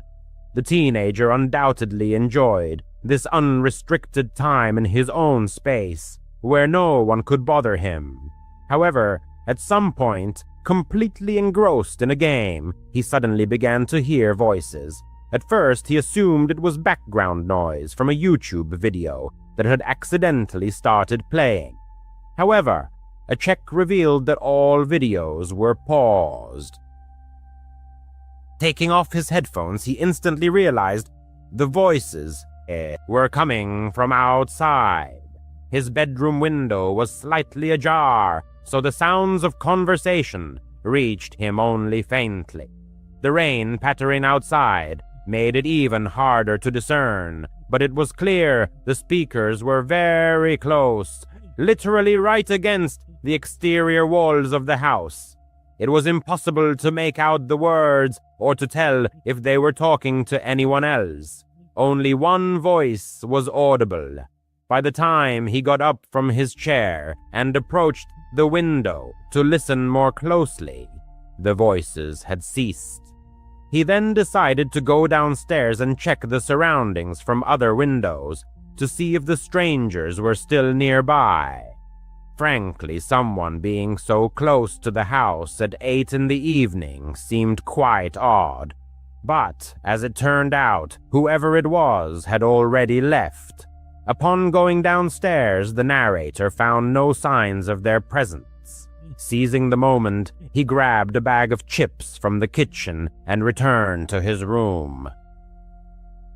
He must have played there for about an hour, but time flew by unnoticed. In the middle of a game round, he suddenly heard a voice coming from outside his headset. Even through the game and his headphones, this voice was much clearer than what he had heard earlier. Not necessarily louder, but much less muffled, and the narrator was willing to bet he understood what was said. He quickly removed his headset and listened. The house was full of silence and creaks. After waiting about 15 seconds, he heard the voice again. "Luke," a man said. He used his nickname. The narrator's full name was Lucas, but his friends always called him Luke, and that's how the stranger called him. However, the voice was completely unfamiliar to him. More importantly, the narrator was almost certain the sound was coming from downstairs, as if from inside the house, directly below him. Quietly placing his headset on the desk, he stood up and walked to his bedroom door. He tried to open it as silently as possible, so it wouldn't creak or make the slightest sound. As soon as the door was slightly ajar, the stranger called his name again. Though called isn't quite the right word. He was calling, but almost softly, as if addressing someone with a simple question, very calmly and friendly. In the context of this person breaking into his house, it only intensified the unsettling feeling of the whole situation. There was a certain hoarseness in his voice. He seemed to be in his 50s and had smoked heavily his whole life. When he spoke the narrator's name again, the narrator was able to definitively confirm that the stranger was certainly inside the house, likely right at the foot of the stairs. The narrator stepped back, leaving the door open, afraid to close it and make noise with the stranger so close. Then he went to the back window, opened it wider, carefully climbed out onto the roof, and closed the window as much as possible without letting it latch. It wasn't a full roof, but more of an awning over the front porch, located directly below his window, forming a kind of sloping ledge, 3 or 4 feet wide, that one could stand or sit on. Definitely not the safest place, especially wet and slippery from the rain. But he didn't have much choice, unless he wanted to hide in the bedroom and likely be found before the police arrived. And then he realized his mistake. He had left his phone on the desk. He was too worried about getting out to even think about it. He moved back towards the window and prepared to go back inside to retrieve his phone. But as soon as he peered into the room, he saw a shadow in the doorway, moving down the hallway outside his room. He quickly pulled back so he couldn't be seen. His heart pounded in his chest. A few seconds later, he heard something rustle in his room, and then the man called his name again. "Luke," he said in the same eerie, soft tone. The narrator peeked out a little to partially see the room. All he saw was his shadow on the wall, moving around and looking at his desk. The stranger probably saw that he had a game open and was trying to figure out that the narrator must be somewhere nearby. He really wanted to look further to catch a glimpse of who he was, but he couldn't risk being caught. He began to feel that sixth sense, a premonition that he was about to be discovered. So he acted quickly, moving to the farthest point of the ledge. Below him was nothing but a small bush and grass.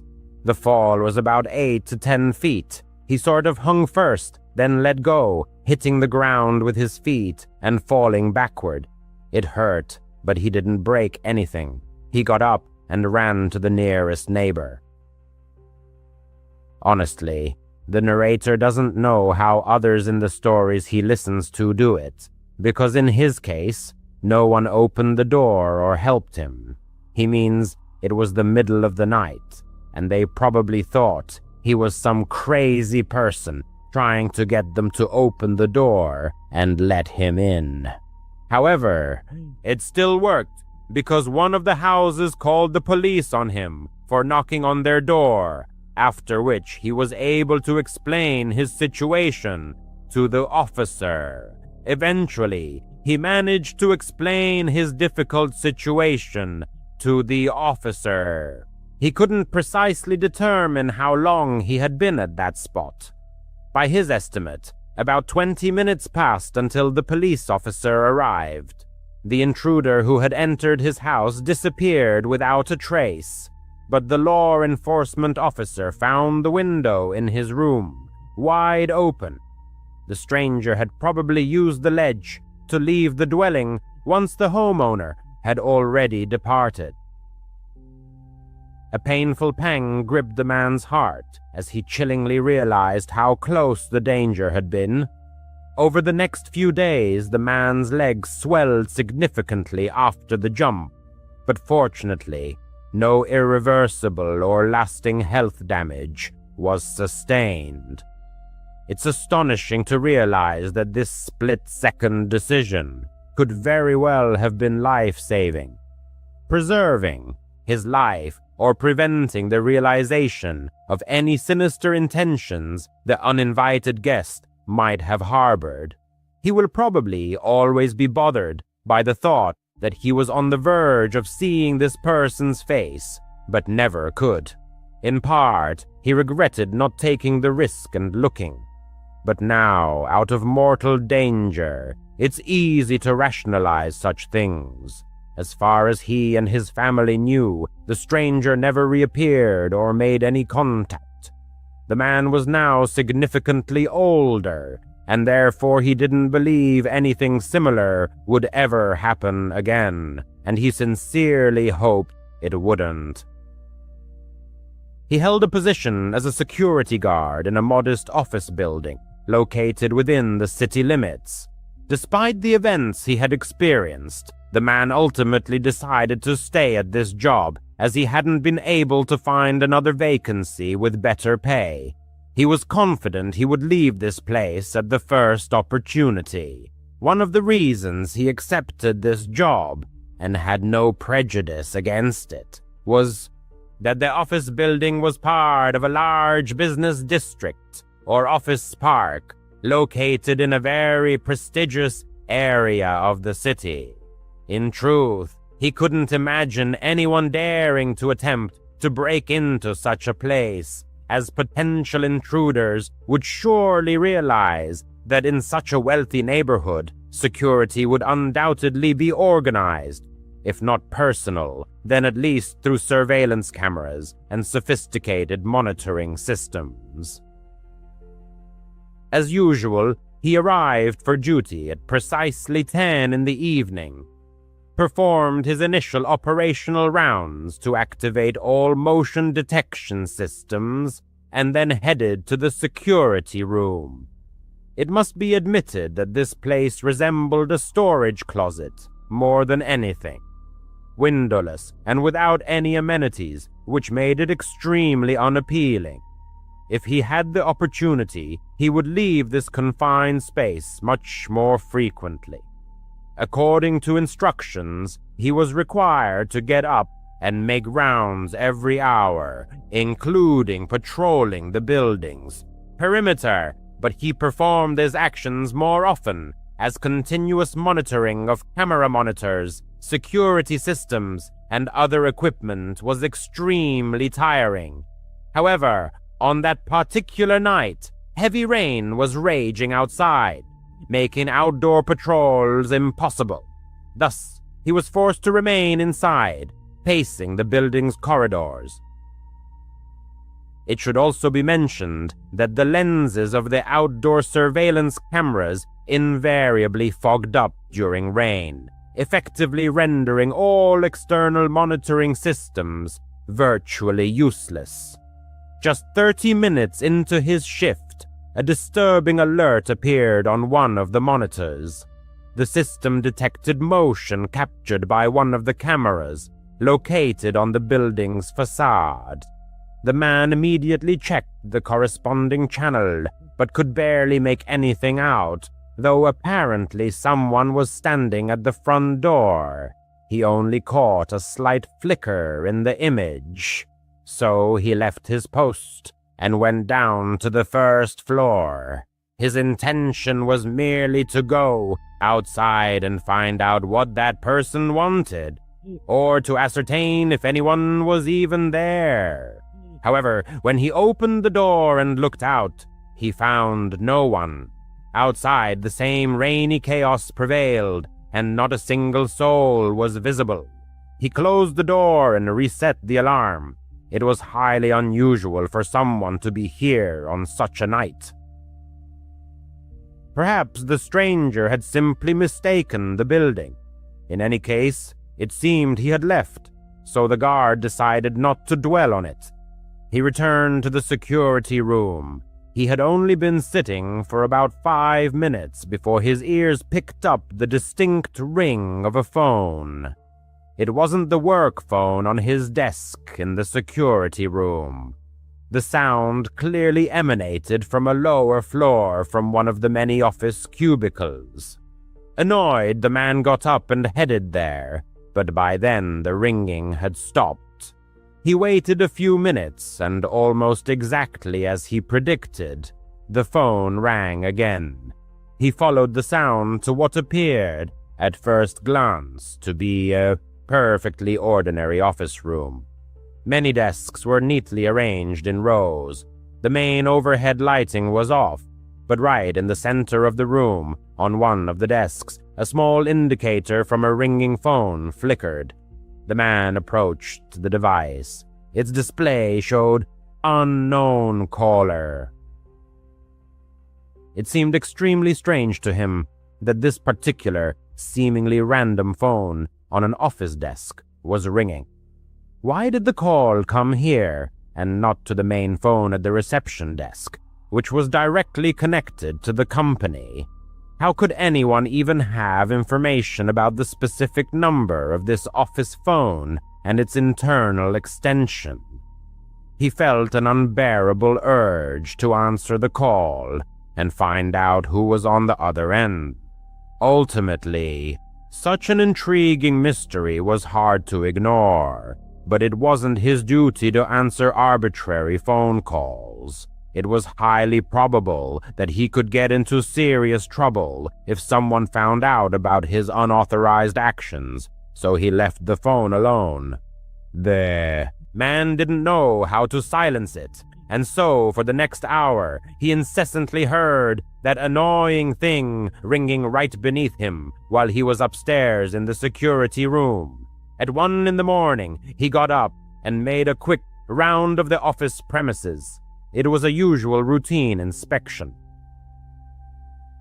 The entire round took no more than 10 minutes, and he returned to his desk in the security room. However, he hadn't even sat down when his ear caught a dull, heavy thud that echoed throughout the building. The sound reverberated, as if coming from an empty stairwell or perhaps a long corridor. What was happening scared him to his core. He quickly checked the security system, but found nothing suspicious. Then he hastily went downstairs to the first floor to re-examine the doors he had just checked.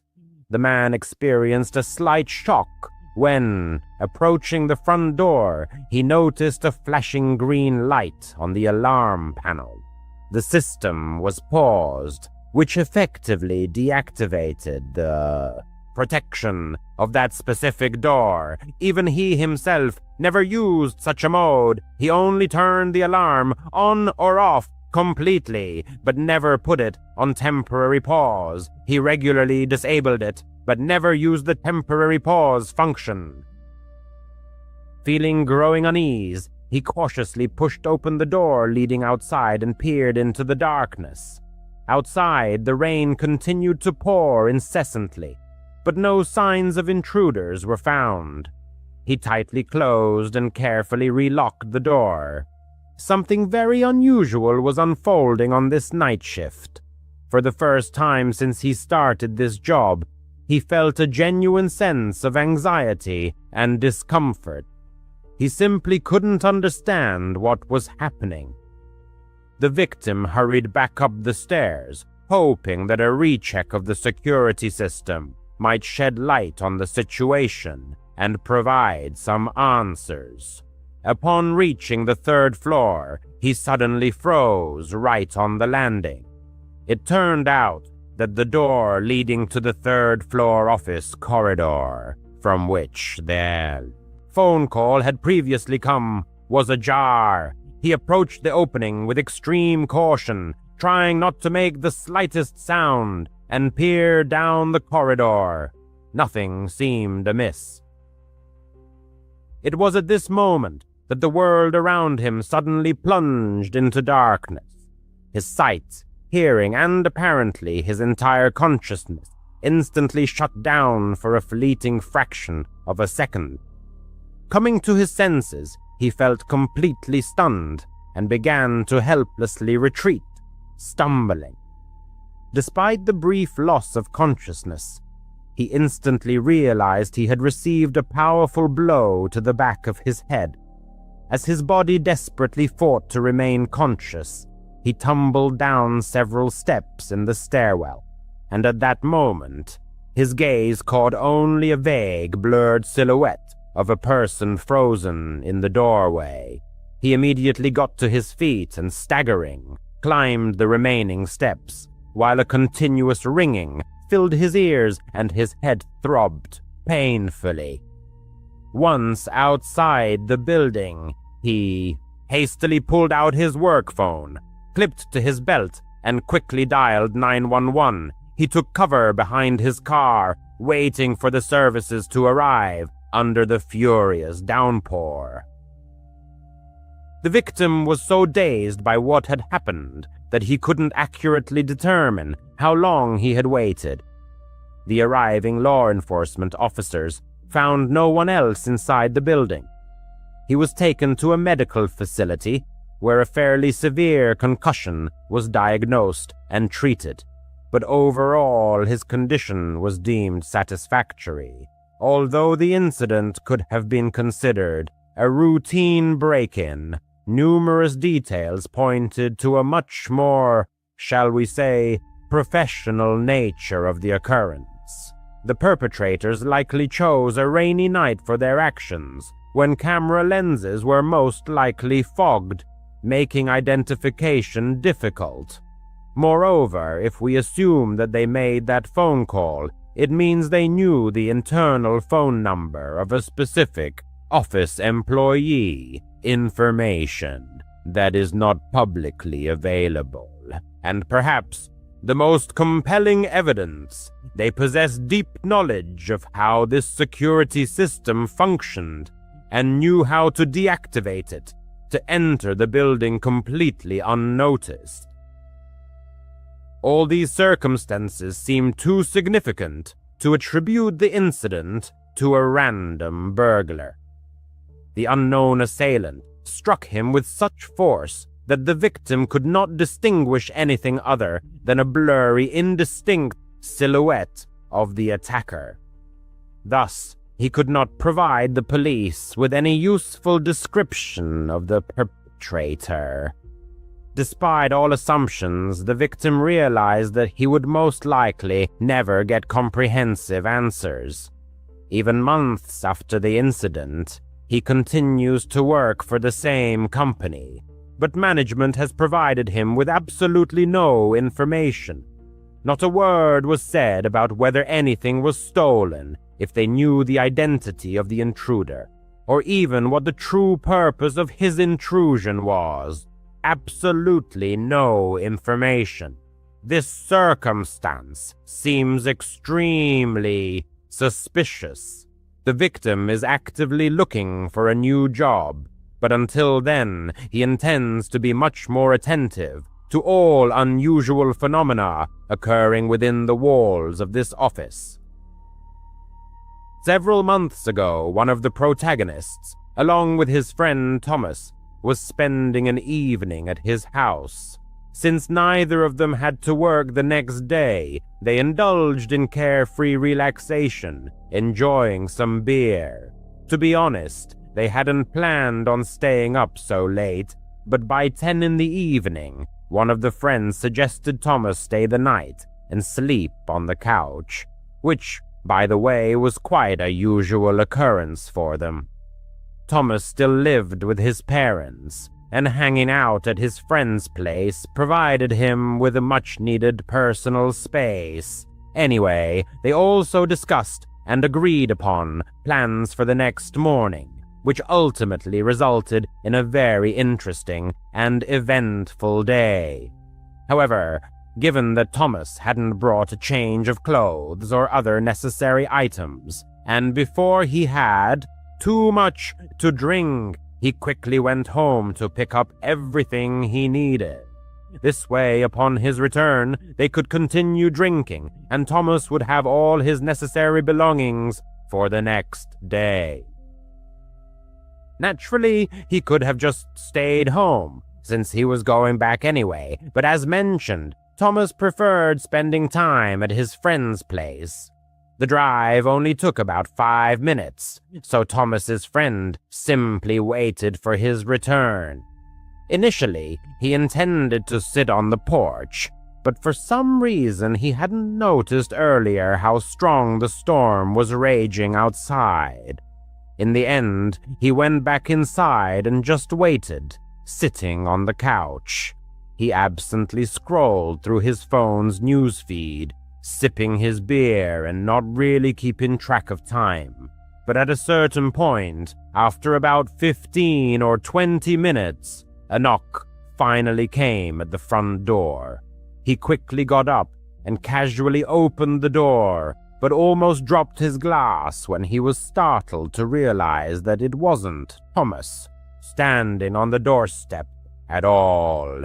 A man stood before him, dressed almost entirely in black and soaked to the bone. One could have sworn the stranger looked utterly sinister. Even in his slightly inebriated state, he wouldn't have opened the door to such a person for anything in the world.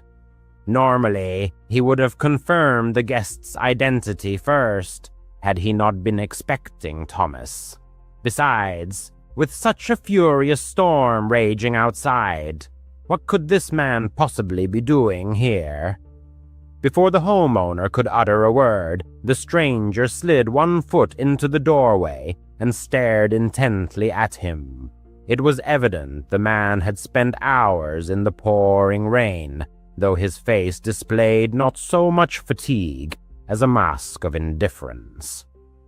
The homeowner reached for the door, apologizing and explaining that he had mistaken him for someone else.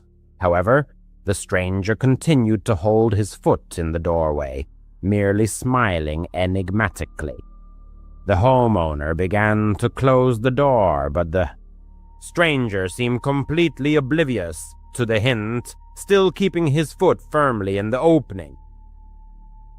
The situation became incredibly strange and awkward as they simply stood facing each other for a good 4 or 5 seconds.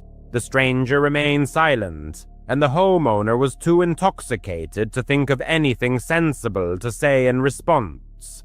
Only then did the stranger finally remove his foot and take a step back, still maintaining his smile as the door closed tightly behind him.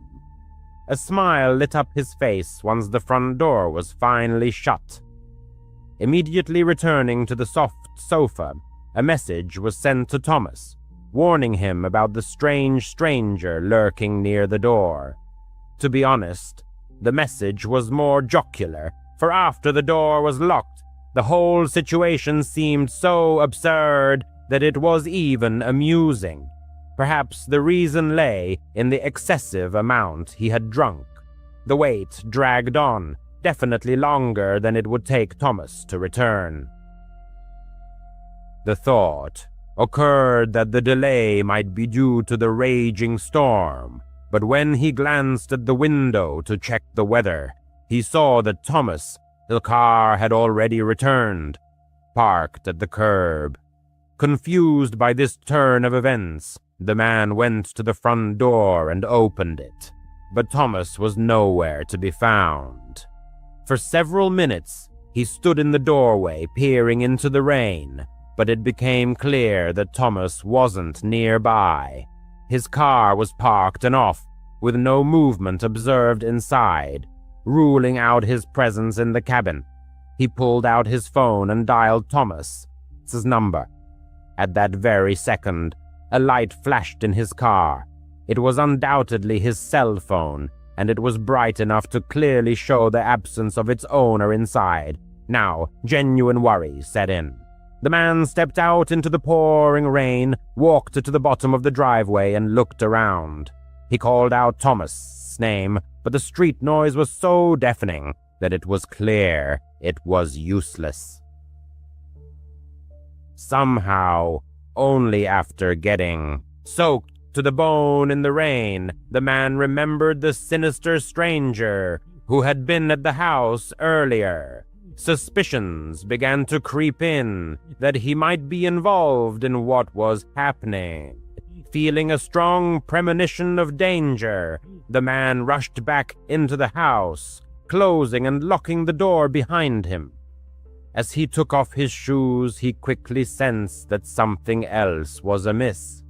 He looked up, and the main hallway was shrouded in darkness, so dark as if no lights were on. He could have sworn all the lights had been left on, or at least several of them. Slowly he moved down the hallway. The storm outside combined with the unusual silence inside the house created an atmosphere far more tense than he would have liked. Reaching the end, he looked around. All the rooms were dark, but right against the wall stood a barely discernible silhouette of someone pressed against it, as if trying to remain unnoticed. His gaze must have lingered too long, because a couple of seconds later the man moved confidently and stepped forward. He raised one hand, holding something in it, and at that moment the man didn't look long enough to understand what it was before he bolted. Every muscle in his body tensed to run out the front door as quickly as possible and get as far away as he could. He hid on the porch of a random house and called the police. From there, through the veil of rain, he could see the front of his house. A few minutes later, when the police arrived, he saw two officers calmly approach the front door, then suddenly raise their weapons and rush inside. They had likely spotted the man still in the hallway and chased him out the back door, but later reported that he had jumped over a fence and vanished into the storm. The man ran over and told them everything, and they immediately began searching for Thomas, and fortunately found him just 5 minutes later. He was locked in the car parked on the road, bound hand and foot. It turned out that the man hiding near the house had held a gun to Thomas as soon as he pulled up to the house. Then, forcing him into the car on the road, he returned to the house and entered through the back door while the homeowner was looking for Thomas, presumably trying to do the same to him. This meant that when the homeowner saw him raise his hand, he was holding a gun pointed directly at him. If it hadn't been too dark, and if he had seen what it was, he probably wouldn't have even risked running away, which would have left both him and Thomas at the mercy of this madman. In any case, the car the guy used had been stolen earlier that night, so it was a dead end, and the guy completely disappeared into the storm. No trace. No one had the slightest idea what he was planning or why he did all this. In late 2021, for several months, the narrator settled into their grandparents' old home. These revered individuals had passed away, and the family hadn't yet decided whether to sell the property. Until then, the house had been used as a temporary vacation retreat, but between moves, the narrator needed a place to stay, and the old house proved quite useful. They weren't particularly thrilled with the situation, as the house was quite dilapidated and worn. However, the absence of rent payments was an undeniable advantage and brought a certain satisfaction. The events in question occurred 2 months after they moved in. One day, returning from work around 6:00 p.m., they parked their car in the driveway and headed to the mailbox to collect the mail. At that moment, one of the neighbors approached them. She was an elderly lady with whom they had spoken several times about their deceased relatives, the current situation, and other everyday matters. During these few conversations, they had casually mentioned that they were temporarily living alone in the house. That's why she decided to speak with them. The neighbor recalled them saying a few days prior that they were living alone. However, earlier that day, while walking around the neighborhood, she had noticed some movement behind the windows inside the house. When she then noticed the absence of their car, it caused her concern, as she was sure they were at work. The narrator thanked her for the information, but honestly didn't fully grasp the seriousness of her words. The neighbor didn't seem entirely sure of what she had seen, and after all, it seemed absurd. Why would anyone break into their grandparents' old house? Continuing into the house, they quickly looked around for signs of a break-in or any disturbed items, but found nothing suspicious. There weren't even any shoe prints on the floor. This was certainly a strange and unsettling start to the evening, but they hoped there was nothing to truly worry about. They cooked dinner and spent the rest of the evening watching television in the living room. It was Friday, and they had 2 days off ahead. They likely stayed up late, past 1 a.m. By then, they had almost forgotten everything the neighbor had told them. The evening seemed completely normal. However, as it was very late, they turned off the TV and headed upstairs. When they had returned home earlier, the sun was still illuminating most of the house, so they hadn't turned on most of the lights, which made the entire house very dark, now that it was deep into the night. The only lights they had turned on were in the bedroom, when they changed out of their work clothes. They ascended the creaking wooden stairs to the second floor, then walked down the hallway and entered the bedroom. It was a very old room, like the rest of the house, but it was divided into 2 sections. One area was dedicated to the bed itself, and then a small hallway with a wardrobe and one of those old-fashioned vanity tables built into the wall. On the other side of it was a large bathroom with a separate shower, a bathtub, and an excessive number of mirrors. To be honest, it was a bit unsettling for the narrator. Anyway, they used the bathroom, turning off the light there when they returned to the sleeping area, extinguishing the light there as well. However, immediately they realized something was wrong. The light was still on. They turned around, and a second later felt their hearts start to beat a little faster. In that hallway with the vanity and wardrobe, between the bed and the bathroom, the light was on. To explain why this was so unsettling, it was one of those single old-fashioned light bulbs attached to the ceiling, with a thin dangling string that you had to pull to turn it on or off. For this reason, they had never used that light. Not to mention, it was almost impossible to accidentally turn it on or off, because it was only operated by tugging the string. They walked over to the hallway and stared at it. The faint bluish glow of the bulb barely penetrated the frosted glass. The bulb must have been decades old. They cautiously raised a hand and pulled the string. The force it took for it to click and turn off was deceptive. It certainly couldn't have just turned on by itself. The more they thought about it, the more nervous they became, especially when the neighbor's comment about seeing someone inside came back to mind. Looking back, they should have left right then and there for their own safety. But they supposed it was much easier than it seemed, for people to convince themselves it was just some kind of fluke. What if the light really did turn on by itself? It was awfully old. Maybe it was malfunctioning. And again, the likelihood of someone breaking into this old place was so extraordinarily low that they truly felt they needed real proof to believe it, let alone call 911. They meant one light on in a house they never used was creepy and unsettling. Don't get them wrong.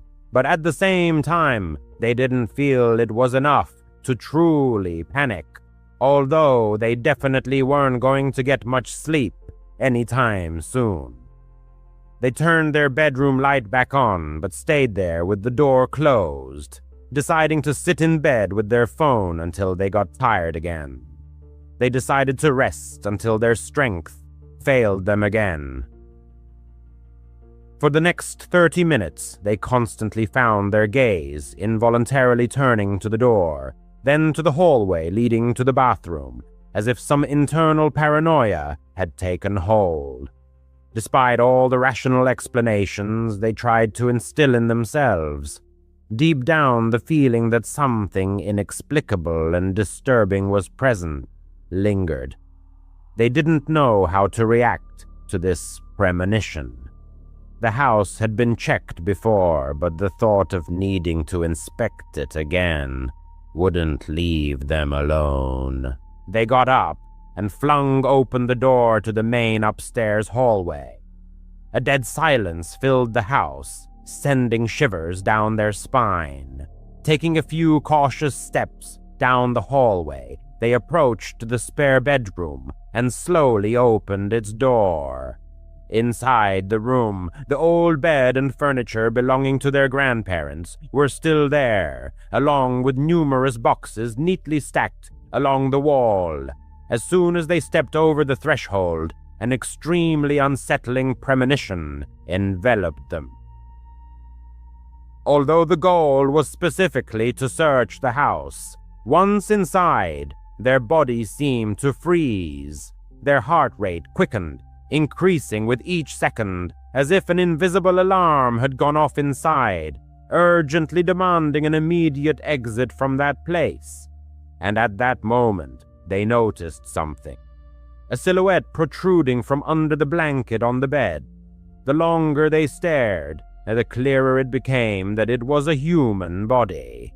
Someone was lying in the bed, covered by a blanket. An instant wave of panic overwhelmed them as they tried to retreat, but this led to a slight stumble, causing a loud creak from the wooden floor. In an instant, the person sat up abruptly in bed, demonstrating that they were certainly not asleep and were likely listening intently to every one of their movements. It was a man. His eyes pierced the hero's gaze, but that was all they managed to notice before they swiftly ran out of the room. The pursuer's footsteps echoed close behind them. They didn't stop until they burst out of the house and ran down the road to the doorstep of the neighbor, the same one they had spoken to before. She let them in and immediately called for help. They were genuinely grateful that the officers arrived relatively quickly, but the intruder must have fled immediately, as he was no longer found. In the following weeks, their parents helped conduct a thorough inventory of everything they believed was in the house, or at least all valuables, and, surprisingly, nothing was missing. If anything was absent, it held no value. This circumstance raised the question, why was he there? Many were inclined to believe that the man simply knew the house was vacant and was therefore squatting in it, living unnoticed. However, what truly frightened them and made them doubt this version was that they themselves had lived there for 2 months. This meant the intruder must have known about their presence. Was there a possibility that he had been hiding, living there with them all this time, while they suspected nothing? and what would have happened if they hadn't discovered him and escaped. They moved out immediately and haven't returned to that house since. They probably never will. He was returning from a road trip. Nothing remarkable, just a few days visiting relatives. He always disliked that the drive took a full 14 hours. It was too much to comfortably cover in one day, but not long enough to justify stopping at a hotel and thereby doubling the total travel time. He always forced himself to drive the entire way in one day, which completely stripped the road trip of any pleasure. In short, he left his relative's place around 3 p.m., which meant driving all night. This decision was not the wisest. By midnight, he felt deeply tired and intensely sleepy, but this part of the road didn't pass through populated areas or anything similar. Ahead lay only deserted forests or simply open, vast emptiness. Occasionally, there were only a couple of gas stations and, perhaps, a few dirt roads leading nowhere. He decided to stop at the first opportunity and buy something to stay awake. Coffee, an energy drink, literally anything. Soon a small gas station appeared before him, nestled among the trees on the side of the highway. It looked like a typical local establishment. Perhaps a small town was hidden behind it, though, of course, it was completely obscured by the dense foliage of the trees. Even on the road leading past the gas station, there were no streetlights. As he pulled up, he noticed that this gas station looked somewhat strange. It didn't resemble modern facilities with a giant canopy sheltering the pumps. Here, there were only a few pumps standing in the open air, and not a single light was on near them. Even the building itself had no lights. All of this suggested that he would definitely have considered the place closed or even abandoned, had it not been for the 3 or 4 other cars parked in the lot.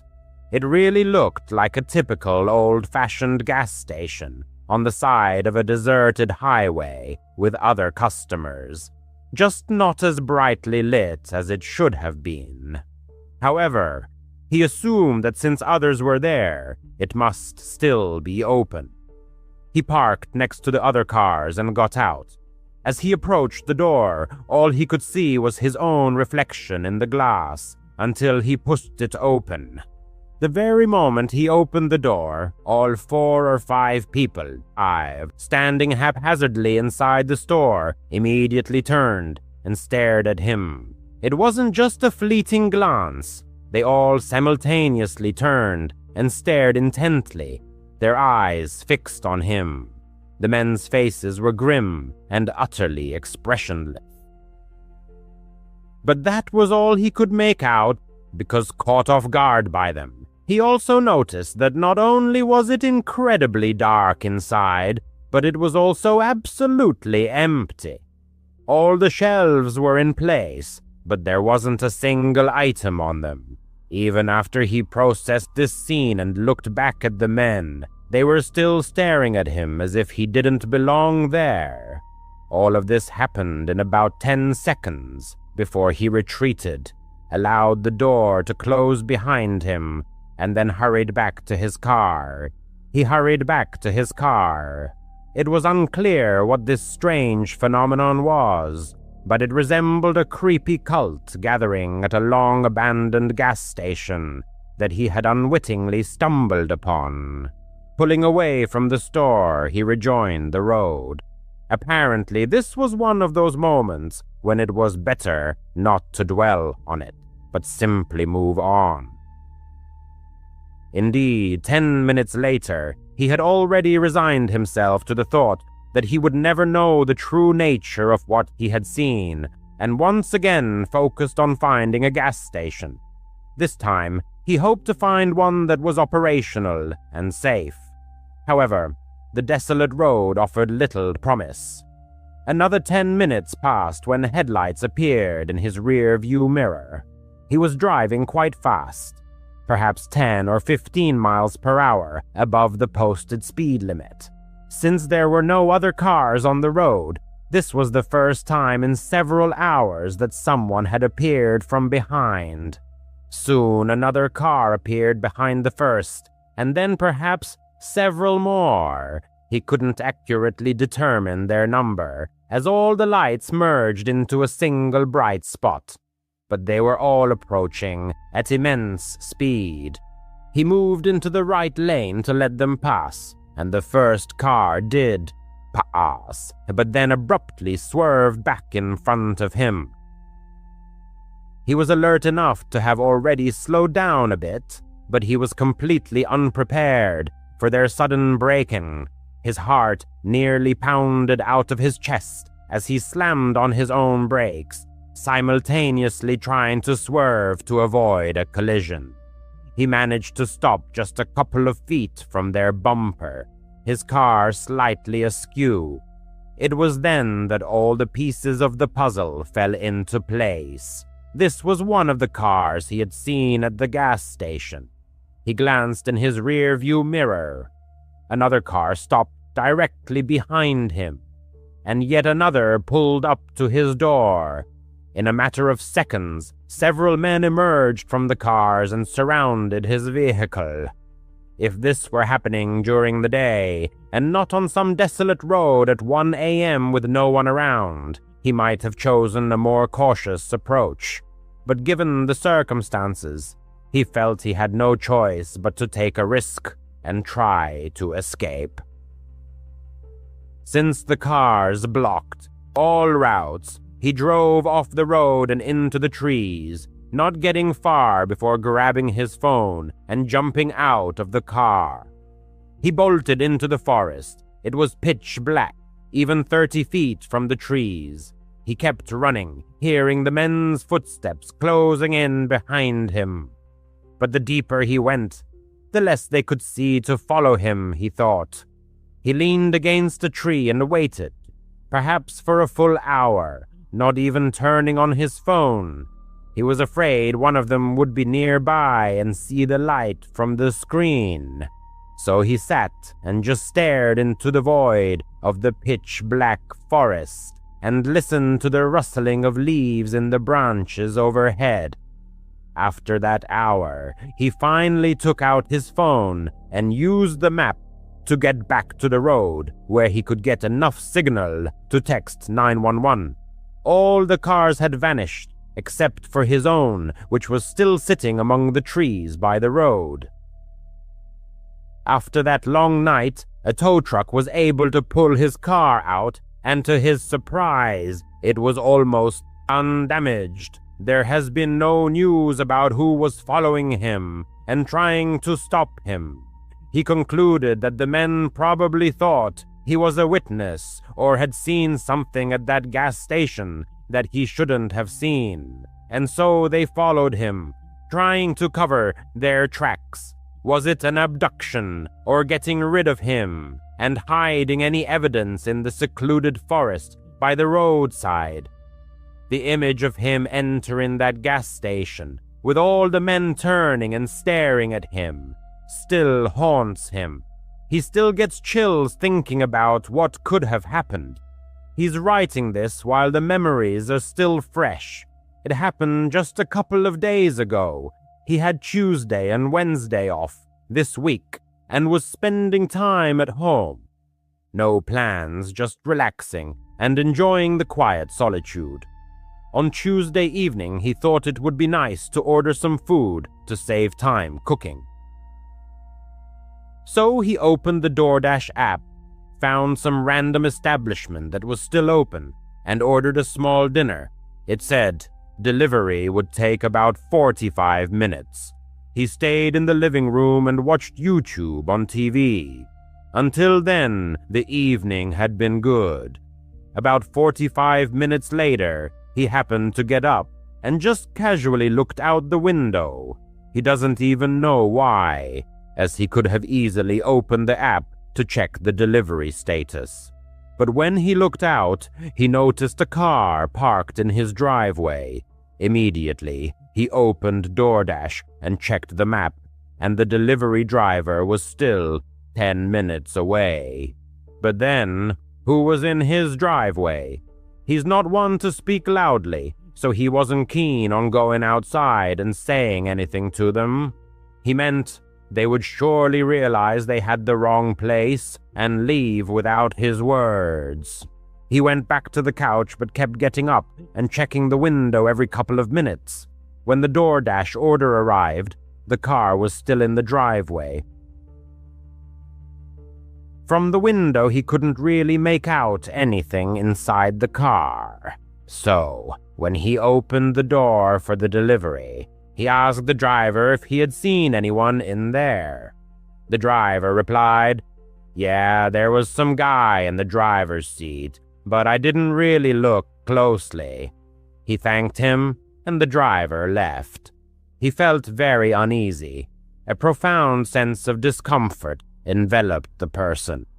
In an attempt to gather his courage, he intended to go outside and find out what the unwelcome guests were doing.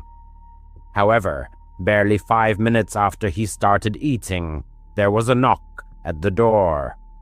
The person jumped up from the couch. His heart pounded wildly, and he froze, staring at the door before slowly and silently approaching it. When he looked outside, no one was visible. The car was still in the same spot. Taking a deep breath, he cautiously opened the door and stepped outside. It was pitch black and completely silent. He scanned the porch but found no one, so he headed down the driveway towards the car. Looking inside, he was astonished to find that whoever had been inside was no longer there. A chilling sensation ran down his spine. He walked to the back of the car to examine the license plate, but was horrified to discover it was missing. This discovery filled him with even greater fear, as it made him wonder, had this person, whoever they were, planned everything in advance? He stepped back from the car, intending to return to the house, as the feeling of extreme unease was growing, and he felt it was the right time to call the police. Upon entering and firmly closing the door behind him, he immediately sensed something very strange. The house was silent, but his intuition persistently signaled that something was wrong. He cautiously crept into the living room and stared at the sofa. His phone was not there. Every fiber of his being seemed to be pierced with fear. Before he could move, he heard the slow creak of a door, hinge opening. Then, quiet footsteps echoed down the hallway towards the front door, but they stopped just before the turn. They were waiting there, around the corner, right by the front door. The person simply couldn't run out. He froze for a few moments, then very cautiously and silently began to make his way to another part of the house. Whichever path he chose, he would have to pass the hallway where he knew for sure this person was. Therefore, whatever he was going to do, he knew he had to act fast. He froze for a second. He felt a surge of anxiety about the impending action. But then he composed himself and rushed to the back door. He unlocked it and ran out of the house. As soon as he was outside, he heard a man behind him call his name. Not just his first name, but his last name too. This confused and shocked him so much that he turned around to look. The man was sprinting towards the back door, and he could see most of his face, but he didn't recognize him. He had never seen him before. He turned back around and kept running. The area behind his house was just a flat extension of the neighborhood. There weren't many places to hide. He could hear the man still chasing him. He kept running past the next row of houses and decided to just run along the sidewalk. hoping someone would drive or walk by and help him. But after a few minutes, he looked back, and the guy wasn't there. It took him a long time to find someone willing to help him call the police. By then, the man was nowhere to be found. He had taken his car and fled.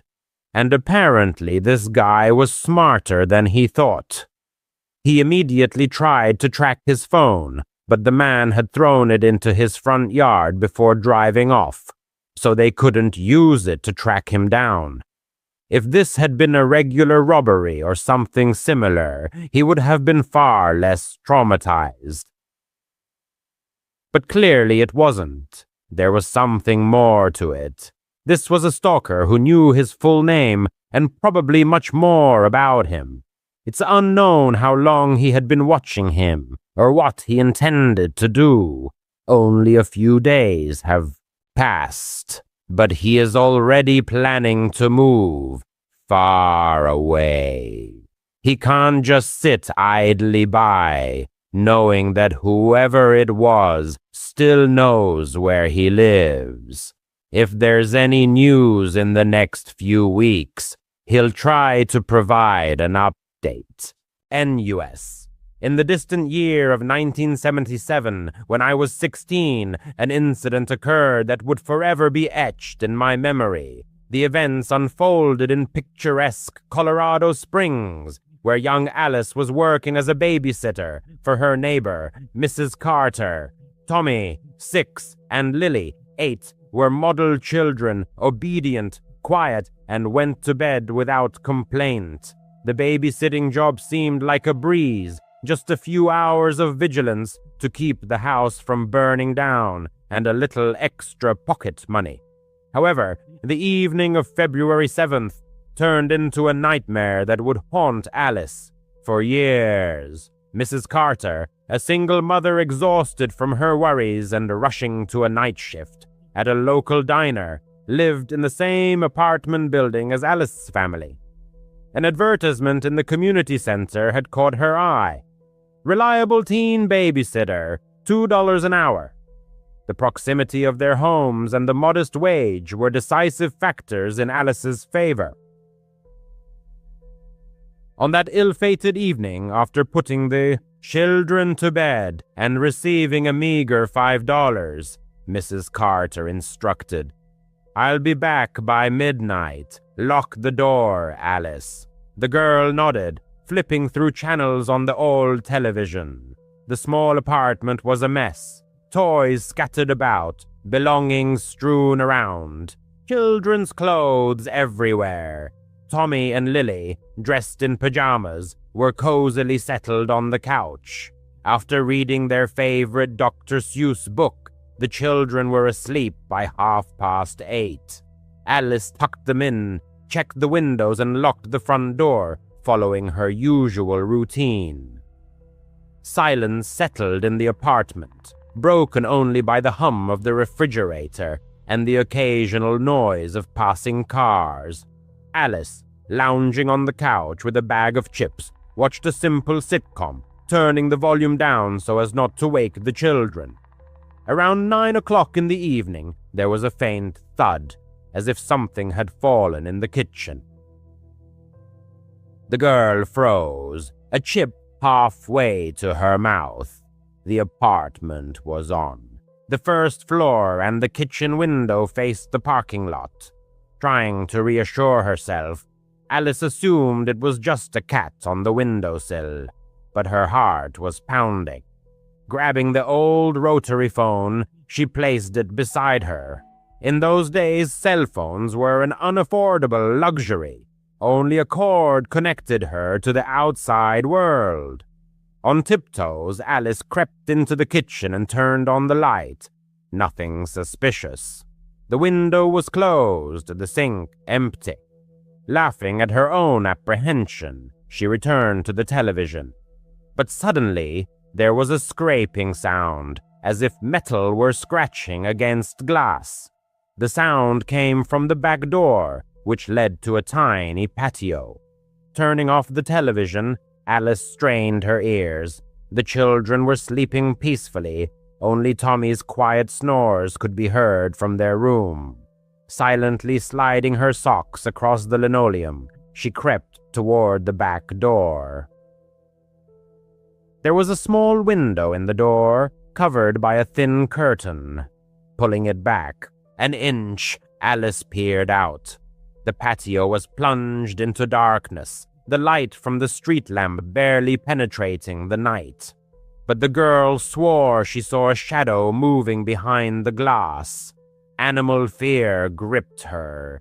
Checking the lock, which was fastened, Alice stepped back. Just as she was about to call her mother, she heard footsteps. Not outside, but inside the apartment. Heavy, measured steps were coming from the hallway leading to the children's room. Grabbing a kitchen knife, Alice felt her hands trembling. "Who's there?" she whispered barely audibly. In response, silence, only another step. Slowly, knife in hand, she moved toward the hallway, holding her breath. The door to the children's room was ajar, as before, but the atmosphere felt oppressive, as if someone were watching her. Pushing the door open, Alice saw Tommy and Lily sleeping peacefully in their beds. Exhaling in relief, she felt her knees weaken. But then her gaze fell on a shadow in the corner. Tall and still. Frozen in place, Alice felt the knife slip in her sweaty hand. "Get out!" she said louder. The shadow didn't move. Turning on the light, she expected to see only emptiness, a figment of her imagination. But in the corner stood a man, about 20 years old, near the children's dresser. Tall, with disheveled hair and dark eyes staring at her. In his hand was a knife, larger than Alice's, the blade gleaming in the lamplight. Screaming, Alice backed away. The man didn't say a word, just stepped toward her. She rushed to the front door, frantically trying to unlock it. Her hands slipped with sweat. Hearing him approaching, Alice threw open the door and ran into the parking lot, desperately screaming for help. A light came on in one of the windows and someone shouted, "Call the police!" Alice ran, not feeling the cold asphalt under her bare feet, until she reached her own apartment. Her father, alarmed by the noise, had already run outside. Grabbing her, he dragged her inside and called the emergency services. The police arrived immediately. The man had fled, the back door lock broken. The children, fortunately, were unharmed. Blood was found on Alice's overalls, not hers. It had smeared when the girl pressed herself against the wall in a panic. Experts collected blood samples and fingerprints from the back door. The perpetrator was William Kernan, a college student who knew Mrs. Carter. He had been seen in the apartment and the surrounding area. He was not caught that night. He disappeared without a trace. Only years later, in 2024, did Alice learn that the case had been solved. DNA extracted from the blood samples matched Kernan's DNA, who had died in 2010. Confirming this for sure was impossible, as the body had been cremated and there were no surviving relatives. But the police were certain. That same night, Kernan had stabbed 14-year-old Maria Hansel, who was babysitting in another apartment. She did not survive. The cold-blooded cruelty and indifference of the Millers left an indelible mark on her memory. She could not erase the horror of that night from her mind, and nightmares haunted her, presenting before her eyes cold and empty children's eyes. After what she had experienced, she decided never to babysit again and left that apartment complex forever, shuddering at how close she had come to becoming a tragic statistic herself. At the age of 12, she began babysitting for the Millers, and by 15 it had become a regular routine. Every time she followed the same path, walked 2 houses down, spent time with their 6- and 8-year-old rascals, received a modest reward, and returned home. The children were noisy, disobedient, and clever in the worst way, but the money she earned helped her buy the necessary school supplies and save up for a coveted used bicycle. On that fateful Friday, Mrs. Miller, throwing on her coat, announced that they would not be back until 11 o'clock in the evening. "Just a regular night," she said. The girl simply nodded in response, already mentally planning to put the children to bed by 9 o'clock, then do her homework at their kitchen table, and head to her own bed before midnight. By 8:30, silence had settled in the house. A lone lamp on a side table cast a soft light in the living room. Cartoons were playing at minimum volume. Outside the window, a storm was raging. Rain pounded furiously against the glass, and from time to time the headlights of passing cars slid across the curtains. The children, exhausted from an hour of restless running around, curled up on the couch, covered in blankets up to their chins. The girl held the remote control, ready to mute the sound during annoying commercials that could wake the dozing rascals. The clock hands passed 9. She decided to give them another 10 minutes of rest. Before taking them to their bedrooms, getting up, she stretched and headed to the thermostat to raise the temperature a little. It was at that moment that there was a deafening knock on the door. Heavy, insistent, unlike the crack of a broken branch or a gust of wind. The lampshade trembled. Then came a second blow, more muffled, as if someone were pressing their ear against the door, trying to hear what was happening inside. Her heart pounded in her chest. She glanced at the children, whose eyes were wide with fright. Putting a finger to her lips, she whispered, "Hide behind the couch, and don't peek out." The children surprisingly obeyed without question and scurried under the knitted blanket. The girl turned off the television and the lamp, plunging the room into complete darkness, broken only by the dim light of the digital clock on the cable box. In the ensuing silence, the sound of the rain seemed deafening, but she could clearly hear someone moving at the door, the rubber sole of a shoe sliding on the mat. Frantically, fumbling for her phone in her pocket, she found no signal. Due to the raging weather, their Wi-Fi often went down, and it was impossible to contact anyone by phone. Retreating to the kitchen, she opened a drawer near the sink and grabbed the largest steak knife, the one she had recently washed after making frozen pizza for the children. Holding her breath, she made her way along the wall to the hallway leading to the front door. Every inch of the floor in this old house creaked, so she tried to step on her heels to soften the noise. Halfway there, she heard another sound, the click of the mail slot opening and then slamming shut. The stranger outside was methodically checking all possible openings, probably looking for a lock that could be broken. The thought flashed through her mind to run through the back door with the children, but the backyard was not fenced, and beyond it stretched a dark and impassable forest. If the intruder bypassed them, they would be trapped in the open air. It seemed safer to meet him here, where she at least knew the layout of the house. Clutching the phone in her left hand and the knife in her right, she rounded the corner and raised the blade to shoulder level. Her pulse was pounding in her temples so loudly that she almost missed the moment when the front door burst open. 2 tall figures stormed into the house, their arms wide and shouting, "Boo!" For a moment, Her mind refused to match the faces she saw with names.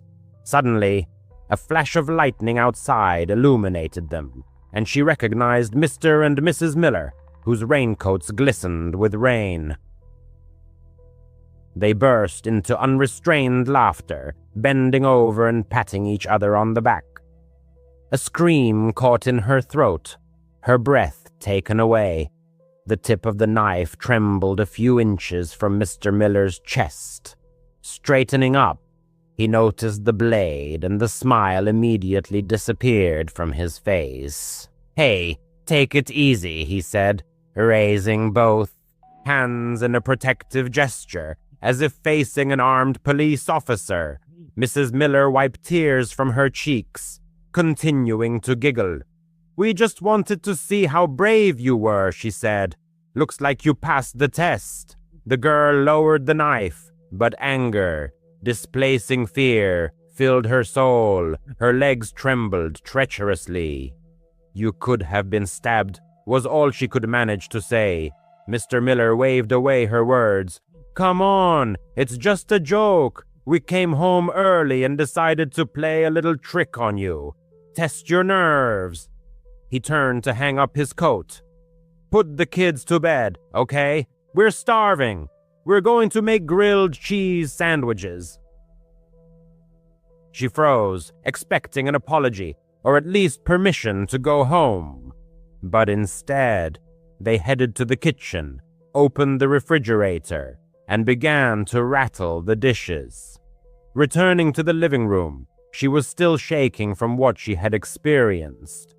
The children, embarrassed and frightened, peeked out from behind the couch.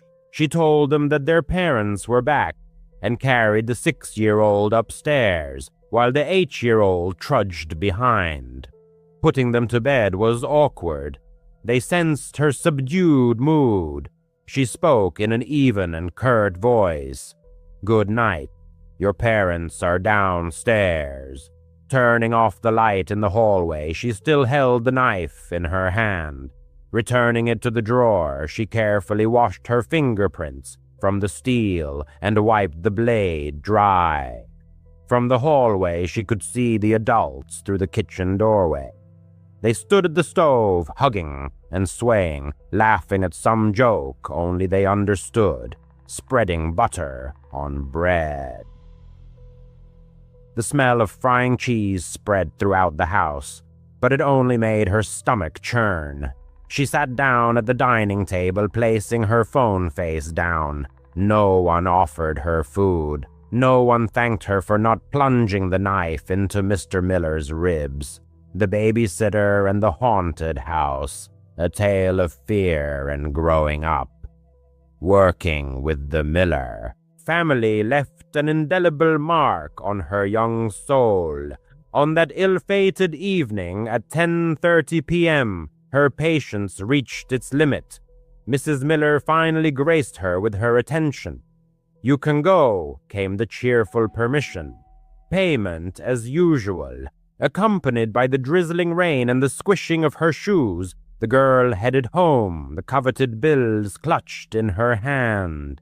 At night, in the silence of her room, her gaze was fixed on the ceiling. The image replayed over and over in her mind, the door bursting open, the blinding flash of lightning, the ominously gleaming knife blade.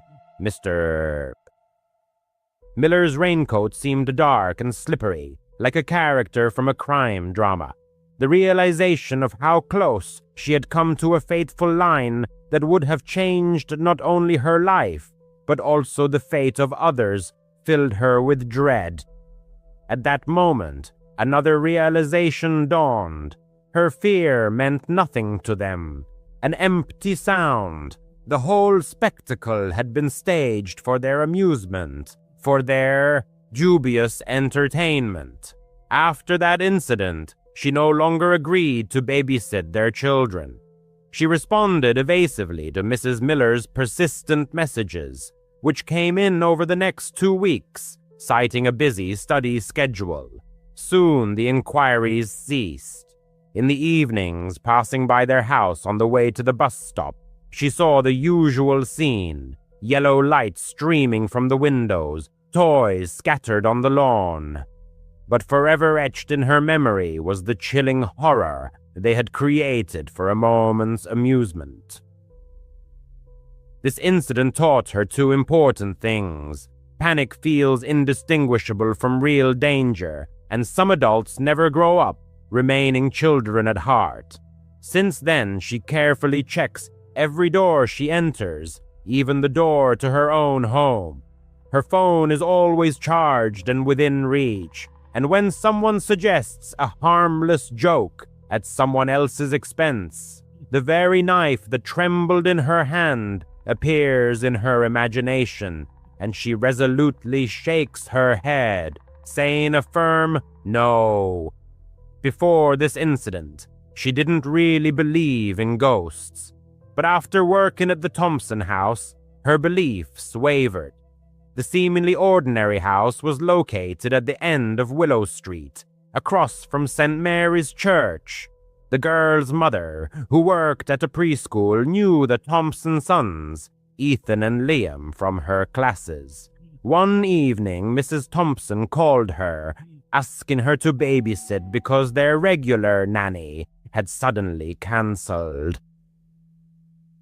The 17-year-old needed the money and agreed, thinking it would be an easy job. How wrong she was. The beginning of the evening was unremarkable. Ethan and Liam, 6 and 8 years old, turned out to be cute but energetic boys who ran around their old 2-story house. The house was built in the 70s and had all the hallmarks of that era: creaky wooden floors and a faint, musty smell, as if it had absorbed all the years it had seen. Mrs. Thompson left her clear instructions: feed the boys, bathe them, and put them to bed by 9:00 p.m. The task seemed simple. Around 6:30 p.m., she was in the kitchen with the boys preparing dinner. The children wanted tacos, so they were taking ingredients out of the refrigerator. Liam carelessly slammed a plastic container of salsa on the table. The girl turned away to get the cheese, and suddenly the container exploded. Salsa flew everywhere, splattering the walls, cabinets, and refrigerator. The kitchen looked like a crime scene. The boys screamed, their voices mixed with laughter and fright. The girl stood, clutching a piece of cheese, in complete shock. She tried to convince herself that it was just old salsa that had fermented and created gas. With these thoughts, she grabbed paper towels and began cleaning up. The boys helped her, giggling nervously, but Ethan kept glancing toward the living room, as if expecting something to appear there. It took about 20 minutes to clean up the mess, but a sharp tomato smell lingered in the air. They were still in the kitchen, scraping the last bits of salsa off the refrigerator, when a loud crash came from the living room. The sound was as if something heavy had fallen. Telling the boys to stay put, the girl entered the living room, her heart pounding. 2 framed photos, one of the boys on the beach, the other of their parents' wedding, lay on the floor, having fallen from opposite walls. The glass was not broken. The frames lay face up, as if someone had deliberately placed them there. She checked the walls. The nails were in place. No cracks or damage. All the windows were closed. There was no wind.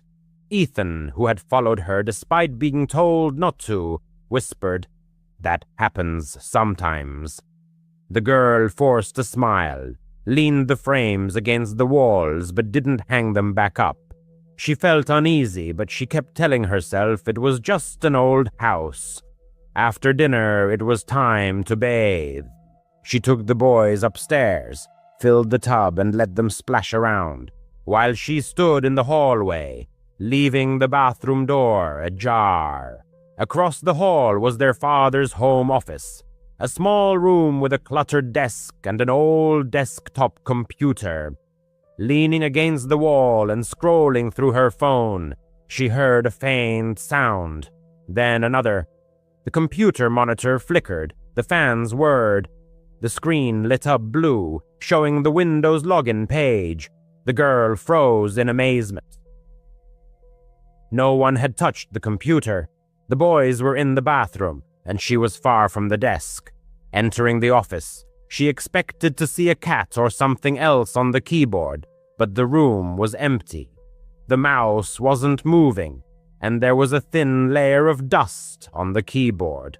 She tried to convince herself it was an automatic update, but after the incidents with the salsa and the frames, it seemed unlikely. Yanking the monitor's power cord, she hurried back to the hallway. By 9:15 p.m., she had put Ethan and Liam to bed in their shared bedroom upstairs.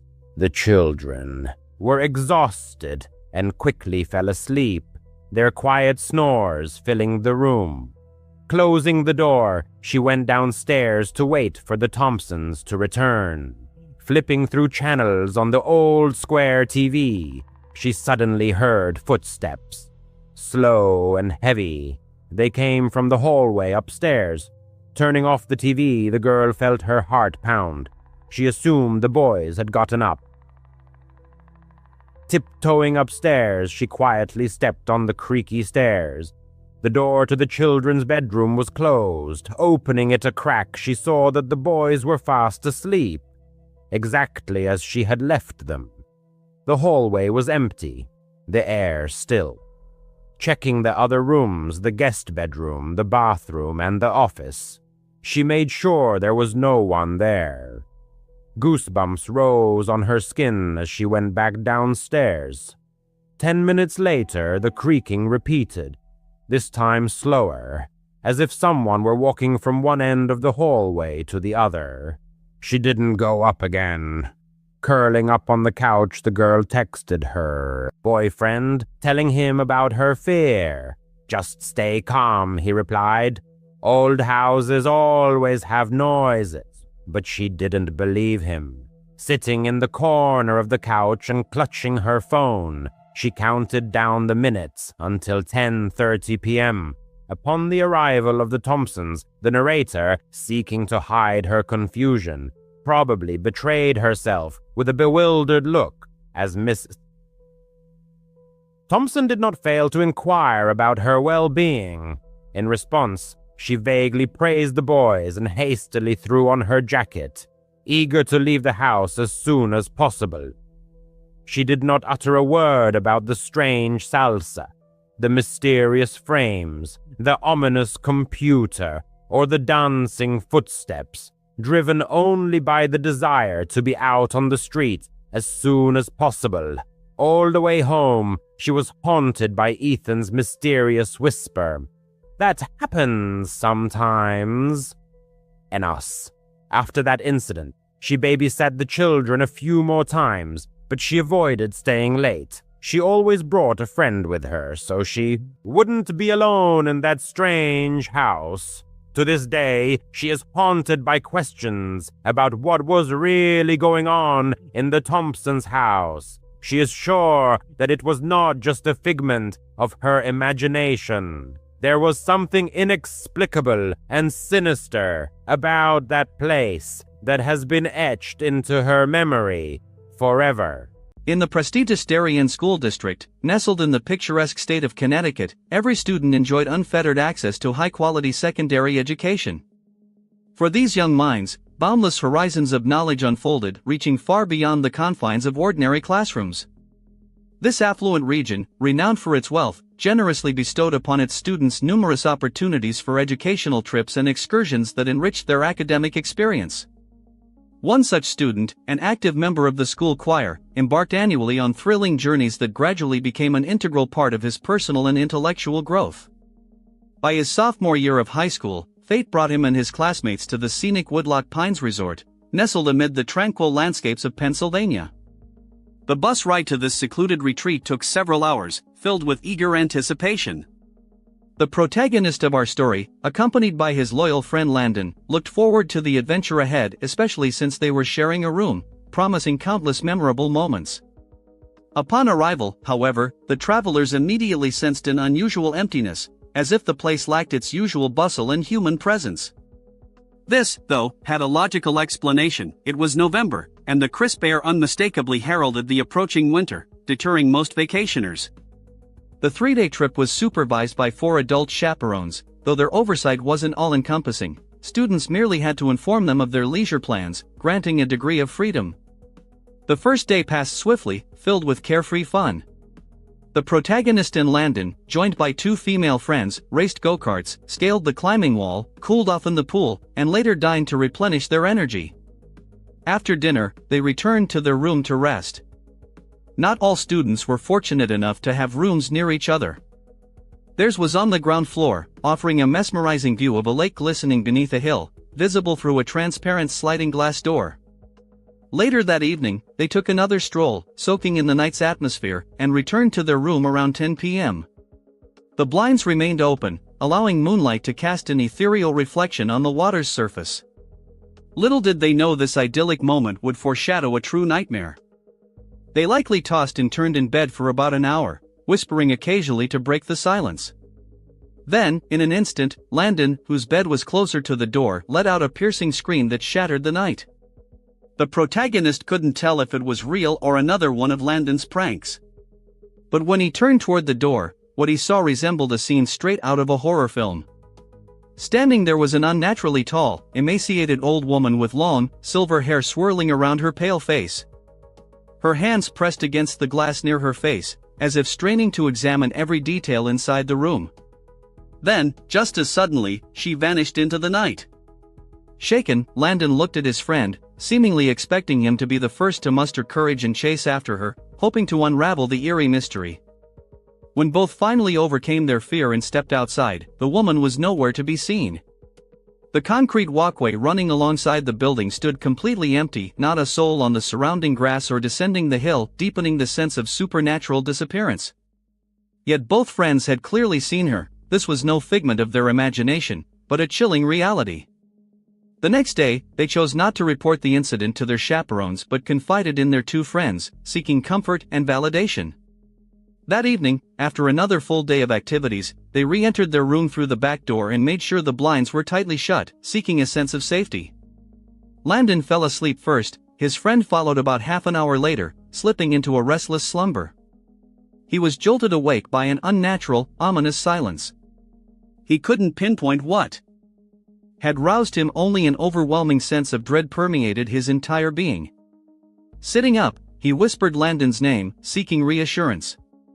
Receiving no reply, and driven by inexplicable curiosity, he turned left toward his friend's bed, but something massive blocked his view. Looking up, he froze in terror. The same gaunt old woman loomed over his bed like a sinister statue. She took 2 steps back and spoke softly but clearly, "Your back door wasn't locked," before turning and disappearing into the night.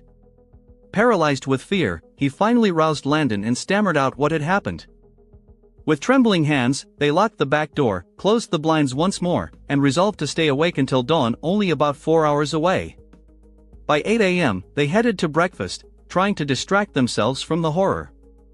But upon returning to their building, they encountered something even more disturbing. Through the window of the adjacent room sat the very same woman. She was perched on a bed, arms crossed, facing the door and them, as if awaiting their arrival, her gaze piercing and terrifying. Without hesitation, they rushed to the lobby's front desk to alert the staff rather than their chaperones, feeling it was the right course of action.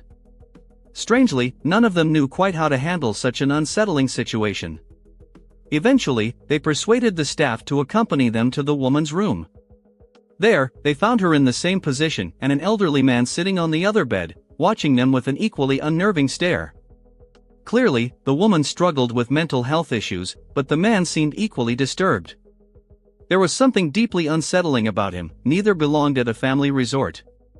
Their presence felt profoundly wrong. Yet the staff didn't evict them as the boys had hoped. So they finally reported everything to their chaperones. After lengthy discussions between staff and supervisors, the trip was cut short, and everyone returned home early.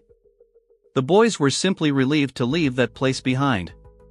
Years earlier, in 4th grade, the the same student had gone on a class field trip to a small rural zoo about an hour from school. He vividly recalls it was an overcast day with occasional raindrops, lending the outing a peculiar mood. The zoo was modest, designed for children, with interactive and educational exhibits. It housed mostly small, non-exotic animals, nothing too intimidating. A large building on the grounds displayed taxidermied animals and other curiosities, though many details have since faded from memory.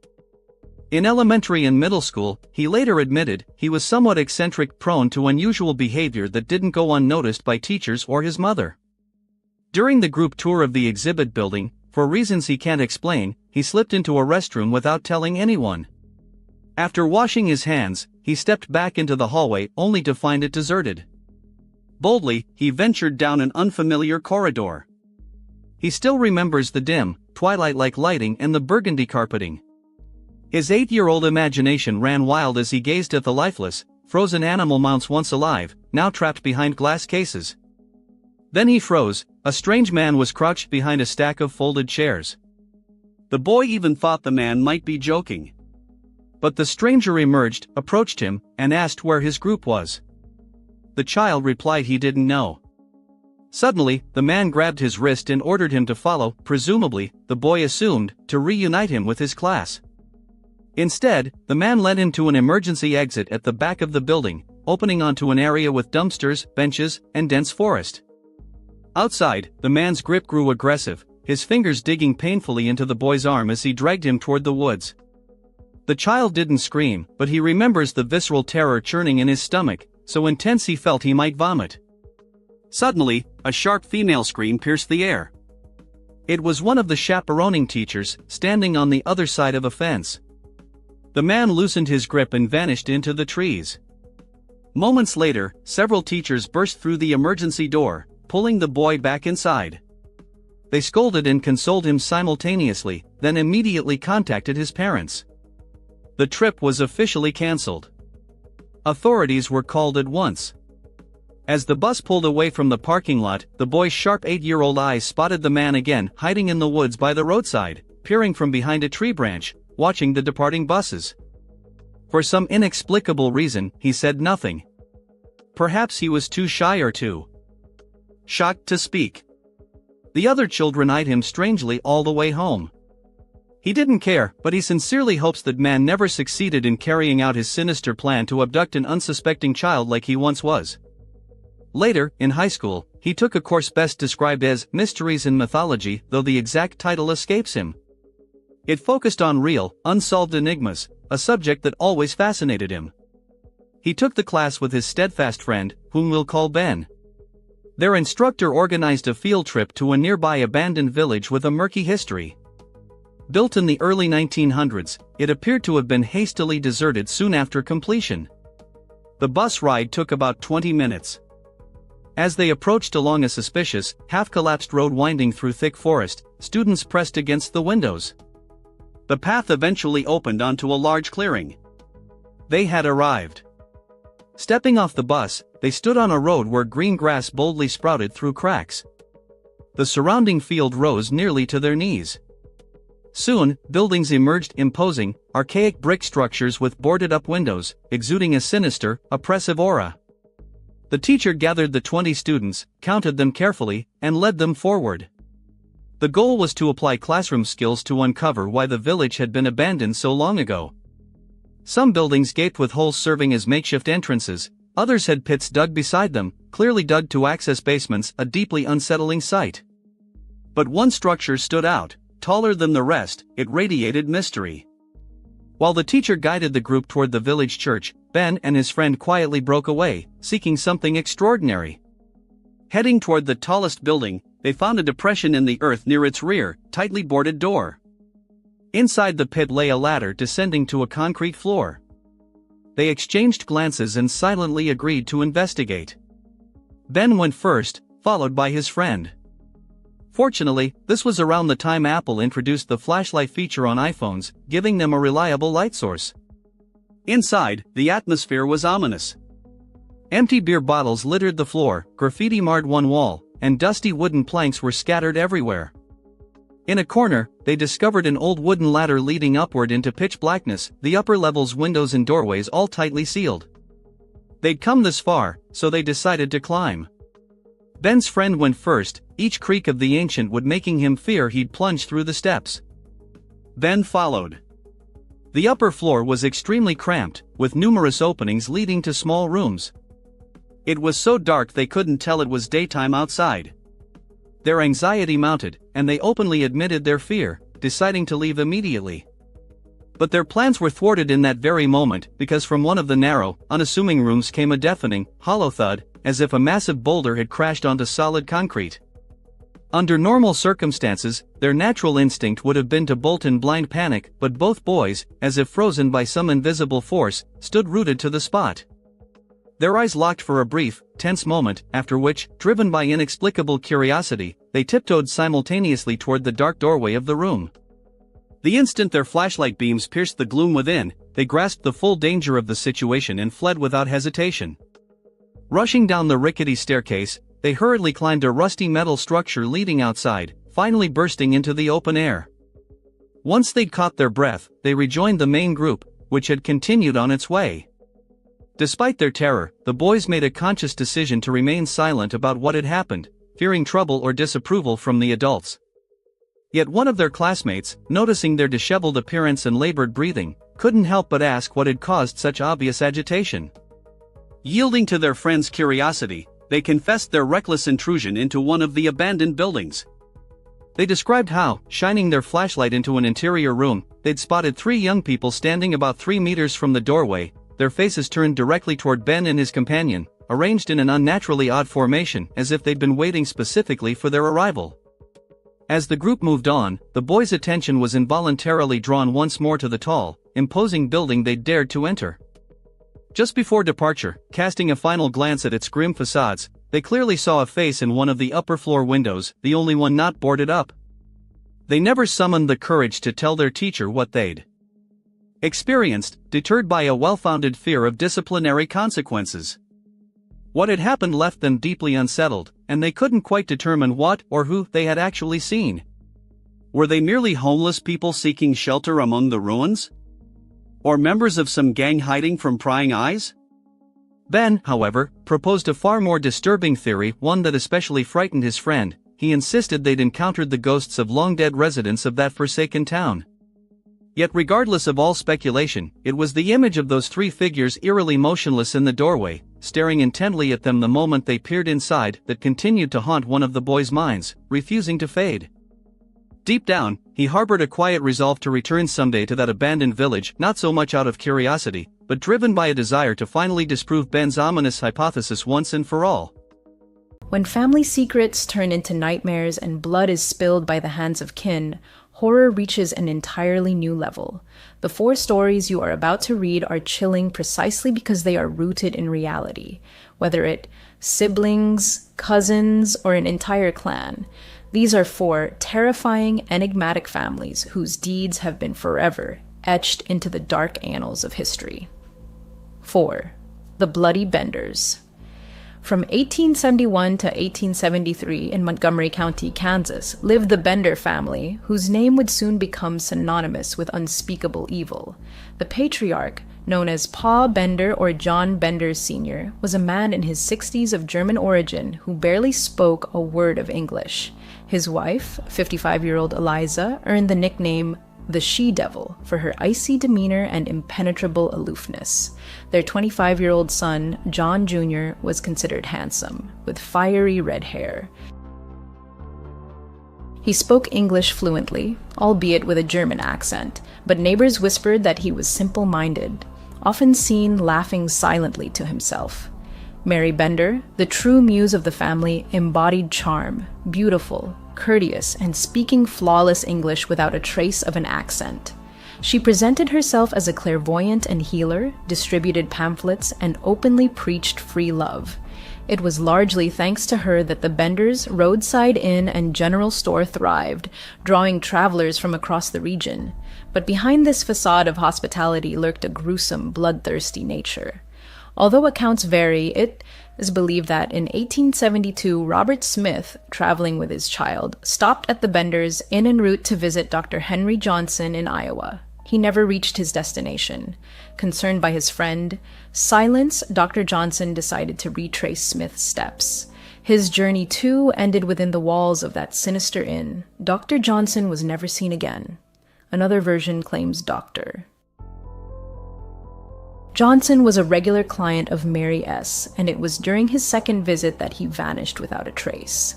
Regardless of the details, it was Dr. Johnson's disappearance in 1873 that finally tore the mask from the Benders. Before his fateful trip, Dr. Johnson had informed his brother, Colonel Johnson of Fort Scott, of his plans. When the doctor failed to return, the colonel launched a search in Montgomery County. He personally visited the Benders, who assured him they hadn't seen the doctor, suggesting he'd either been delayed or fallen victim to native attacks. A plausible explanation at the time. Suspicion gnawed at Colonel Johnson, but he needed proof. He got it on April 3rd when a woman, who had miraculously escaped the Benders' home after Eliza attacked her with knives, recounted her ordeal. When questioned about the incident, Eliza flew into a rage, accusing the woman of being a witch who had cursed her coffee. This outburst exposed the lie. Despite claiming ignorance of English, Eliza clearly spoke it quite well. Rumors soon spread of numerous disappearances in Montgomery County. Suspicious skulls bearing signs of violent death were discovered. At a hastily convened town council, Colonel Johnson and local officials announced imminent individual home searches. Despite growing suspicion, no one kept watch over the Benders. By the time their turn came, the family had vanished without a trace. When authorities searched their property, they were met with a foul stench that led them to a trap door beneath the family room. Underneath lay a 6-by-7-foot cellar. The floor was caked in dried blood, the source of the nauseating odor seeping through the ground. No bodies were found inside. Attention then turned to the surrounding land, particularly the garden. It was there that the bodies were unearthed, including Dr. Johnson's. Many victims had been bludgeoned in the head and bore signs of mutilation. Among them was a little girl, likely strangled or buried alive. It's believed the Benders lured victims to dinner, seating them directly above the trapdoor. While Mary distracted or entertained the unsuspecting guests, the men would burst from behind a curtain and kill them with a single, crushing blow to the head with a hammer. The bodies were then dumped through the trapdoor, allowing blood to drain freely. Afterward, the victims' valuables were taken and the corpses buried on the Benders' property. In some cases, the motive remained unclear. Many travelers carried little of value. This led to a horrifying possibility: the Benders killed for sport. Once their atrocities were exposed, large posses of vigilantes set out in pursuit. A reward was offered, yet to this day, there is no conclusive evidence the Benders were ever captured. Over time, various individuals were arrested and accused of being one or more of the Benders, but none were ever definitively identified as family members. Eventually, other accomplices in these horrific murders were apprehended. It was estimated the Benders murdered over 20 people during their time in Montgomery County, but the true number was likely far higher, both before their arrival and even after they fled, and possibly several more after they went on the run. 3. The Smith family, life in the shadow of despair. David Smith, born August 22, 1946, was the eldest of 4 children. His childhood unfolded in an atmosphere of constant tension.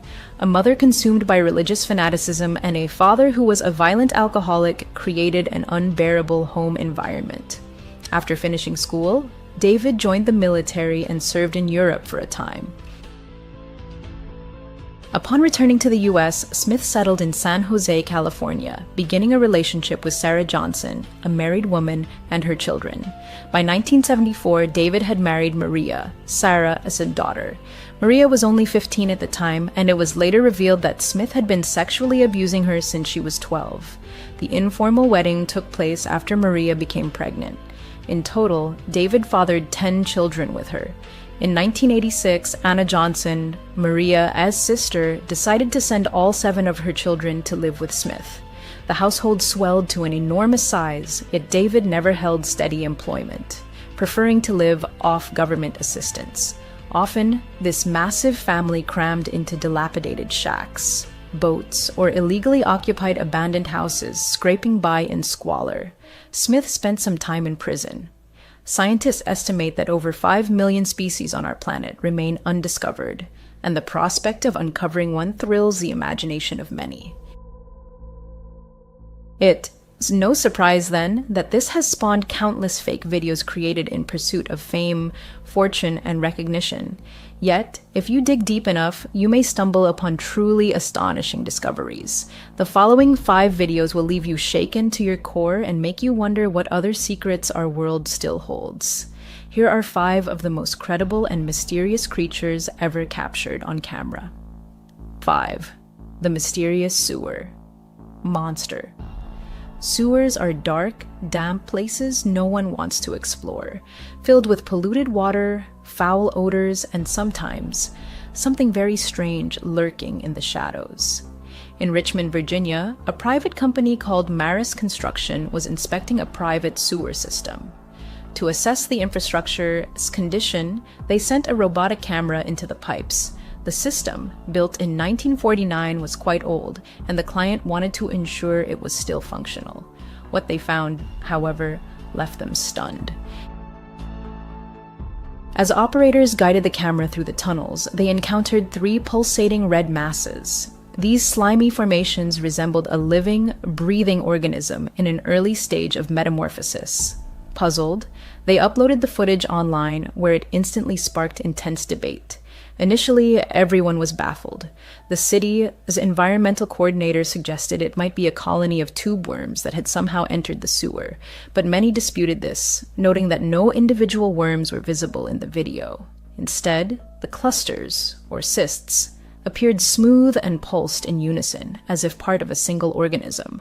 A biology professor proposed they were likely bryozoans, tiny, harmless creatures that extend tentacles to feed. Yet even this theory was challenged by a bryozoan expert who firmly stated, that is not them. In his view, they were tubifex worms, another type of tube worm typically found in soil but somehow washed into the system. He explained the pulsing as a chain reaction.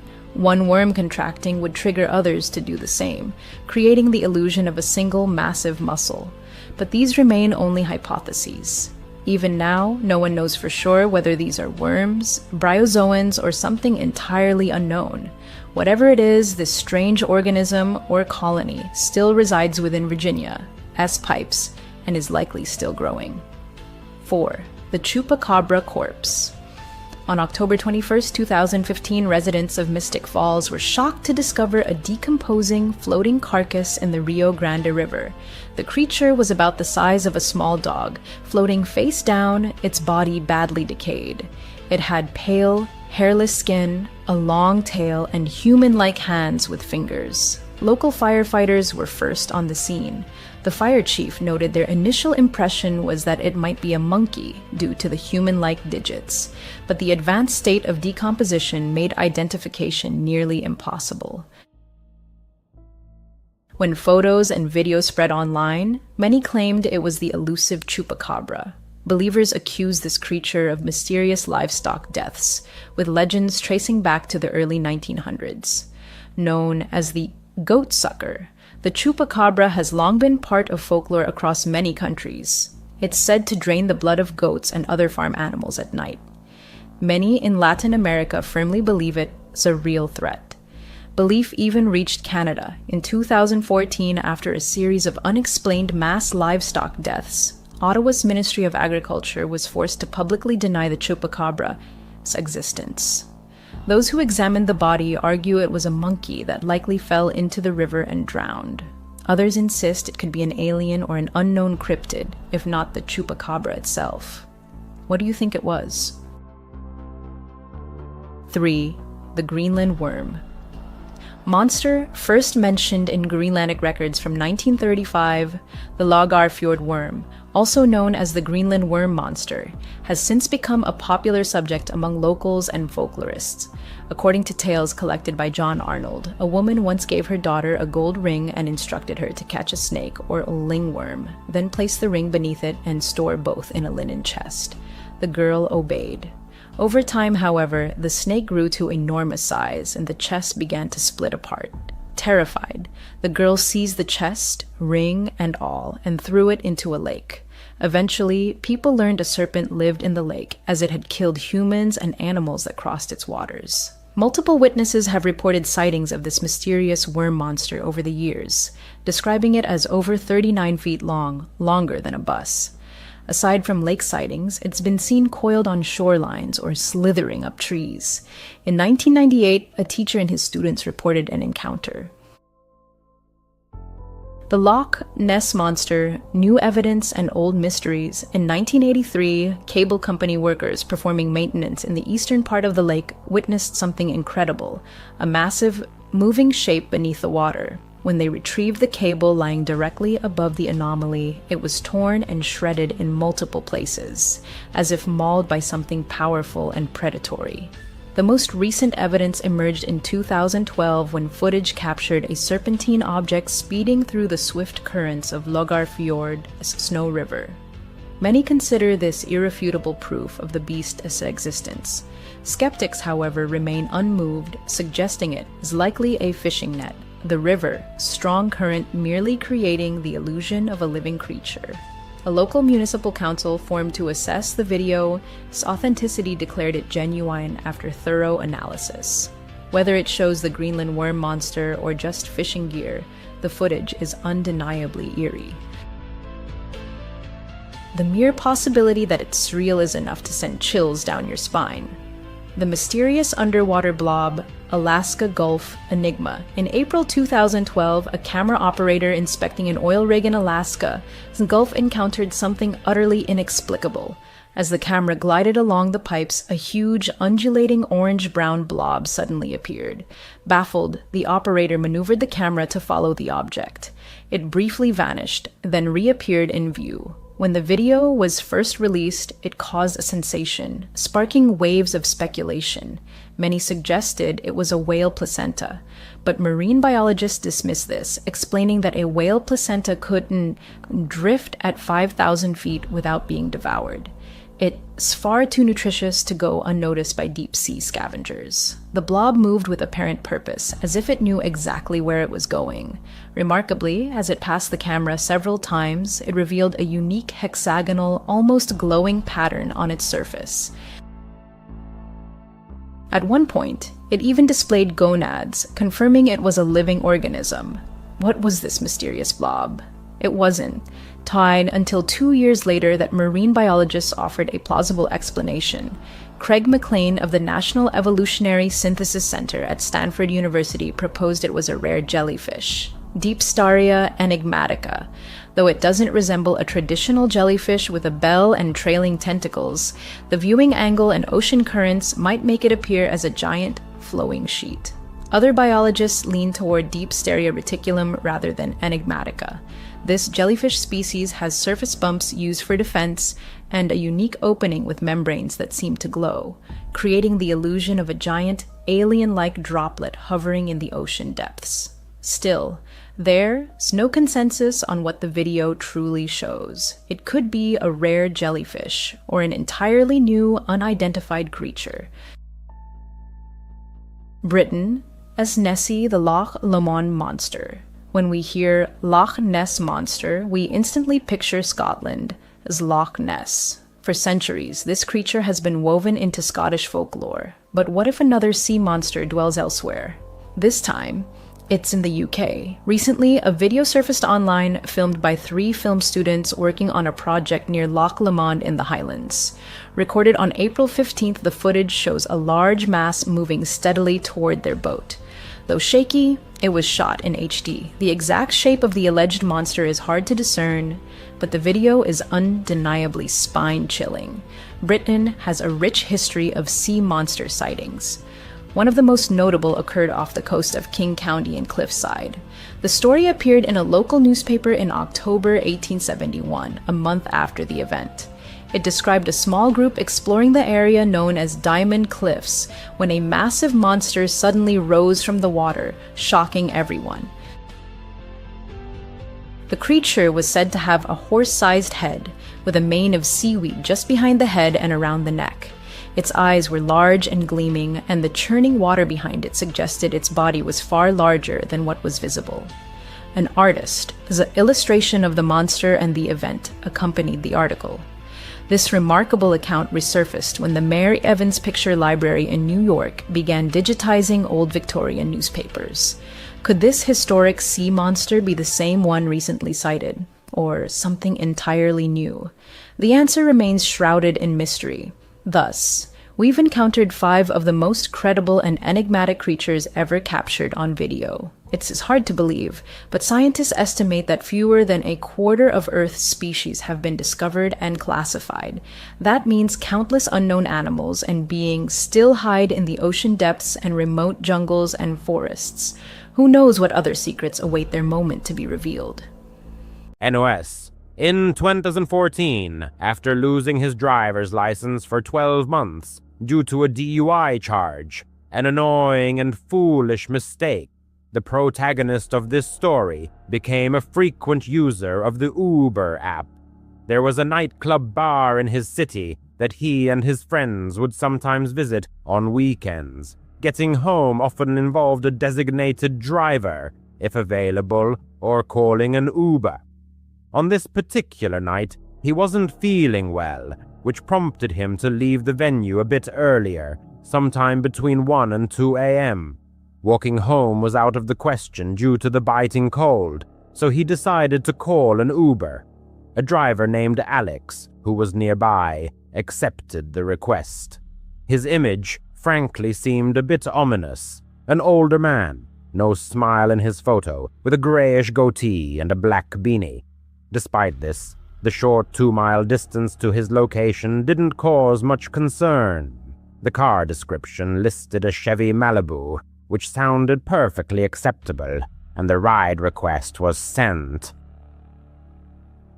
He waited, on a bench by the club's entrance, next to the bouncer who stood motionless, like a statue, arms crossed.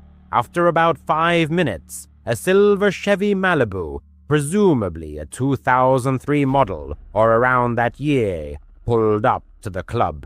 The protagonist stood up, feeling a slight disappointment at the sight of such an old and beat-up car. The driver didn't call out to him, honk, or otherwise acknowledge his arrival, simply waiting by the curb. The passenger then approached and got into the back seat of the car. An immediate sense of discomfort arose. The driver didn't offer a greeting, shake hands, or even turn his head to look at the passenger. The only thing he said, in a very quiet voice, was, "Where are we going?" The passenger gave his address. The car started moving down Main Street, but in the opposite direction from his home. Pointing this out, the passenger got the driver to turn left at the next intersection. Now they were moving away from the main roads, delving into quiet residential neighborhoods. The driver hadn't entered the address into his phone, which felt very strange. The passenger didn't know if the driver expected him to provide directions or not. Eventually, he entered his address into his own phone so the driver could follow the voice prompts. When the GPS indicated a left turn on the next street, the driver completely missed the turn. The passenger expressed his confusion with a hand gesture. The driver noticed and said, "I just need to make a quick stop. Don't worry, I'll give you a discount." Despite being intoxicated, the passenger clearly realized something was wrong. It was at this moment that he noticed a gun protruding from the center console next to the driver. By now, his thoughts were consumed with finding a way to get out of the car. At the next red light, he very quietly tried the door handle, but it wouldn't budge. He discovered the child lock was engaged, and from that moment, his heart pounded furiously. The man was driving him far from home. Apparently, they had already crossed 2 city limits. Desperation engulfed the passenger. He couldn't call the police, fearing this man's unpredictable reaction. He decided the best option would be to try and flip the child lock switch, located near the driver in the front seat. He needed to somehow move to the opposite side of the back seat, behind the driver, without being noticed. This was one of the most intense moments of his life. The passenger watched the driver's head intently through the rear-view mirror, making sure he wasn't looking. He very casually slid behind him. Fortunately, the driver didn't notice anything. Now came the scariest part. He needed to reach the button on the front seat at the next red light before the driver could react. With each passing traffic light, the tension grew as the passenger waited for one of them to turn yellow, and finally one did. The driver slowed the car at an intersection that would normally be busy during the day. This was the perfect place to escape. The car stopped. The passenger knew this light didn't stay green for long, so he had to act fast. The car was on the opposite side of the intersection, which was a little reassuring. Gathering all his courage, he reached for the glowing child lock button and must have startled the driver because he jumped a couple of inches in his seat. The driver yelled at him and, as the passenger feared, reached for the gun beside him. The passenger managed to open the door and run to a nearby Cadillac Escalade, where he knocked on the windows, begging for help. They drove off, completely ignoring him, but it no longer mattered because the man in his Chevy Malibu had already disappeared around the block.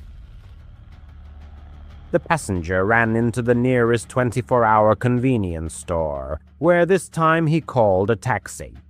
It was a very sobering experience, as he had no recollection of being drunk in that store or during the taxi ride home. The driver was reported to Uber, who promised to escalate the situation to the authorities. It wasn't until a full week later that an officer finally showed up at his door for questioning, and that was the end of it. The passenger has no idea what happened to that guy, but he hasn't used Uber since. As a former Uber driver, the narrator encountered many unpleasant characters, from intoxicated groups of friends on Saturday nights to people feigning disabilities for free rides. However, sometimes you come across those who can unequivocally be called true perverts. He had driven several such individuals, but none were as bad as a certain Tom. It was a Friday in December, one of the coldest nights of the year. With no other plans, he decided to work a bit late. These events took place 2 years ago. The narrator was 18 years old and owned a new Honda Accord. His parents, it must be admitted, spoiled him a little. However, being a rather slender 18-year-old, he always followed his father's advice to keep a blade in the car, because you never know what kind of psychos will get in your car. A request came in from a young man named Tom, who was just a few miles from a large shopping mall. The driver accepted the call and headed in the indicated direction. As he approached the mall, he noticed a group of teenagers loitering nearby, which immediately gave him a sense of impending trouble. A hope flashed through his mind that Tom wasn't one of them. Many of these young people watched him as he slowly drove past in his car, Eventually, the driver simply pressed the gas pedal and hurried into the mall parking lot, eager to leave the vicinity of this suspicious company as soon as possible. He made 2 full loops around the entire parking lot before finally noticing a figure approaching his car from behind in his left rearview mirror. Rolling down the window, the driver called out loudly, "Tom!" And an affirmative yes came in response. He offered the passenger a seat. This request had to be repeated 3 times, and considering the words were spoken very clearly, the situation felt very strange from the start. On the 4th attempt, Tom finally understood and slowly walked around the back of the car, sitting directly behind the driver. Usually passengers preferred to sit diagonally, which the driver found more comfortable.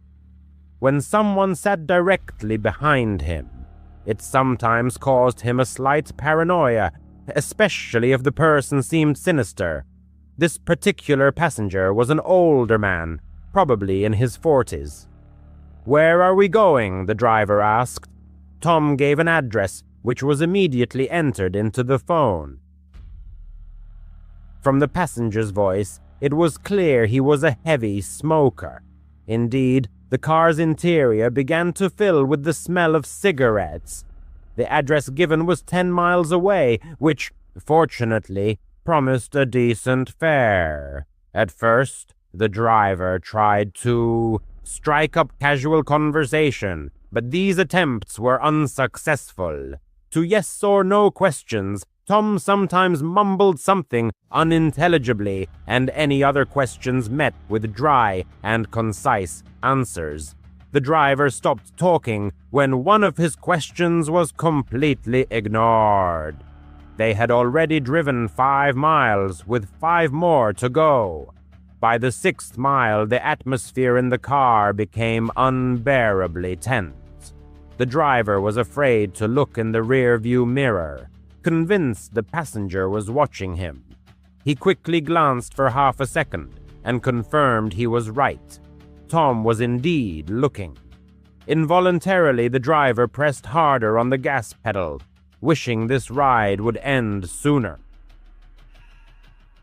By the 8th mile, he realized they were practically in the middle of nowhere. They were driving down an almost deserted street, surrounded by woods on both sides, with only occasional isolated buildings.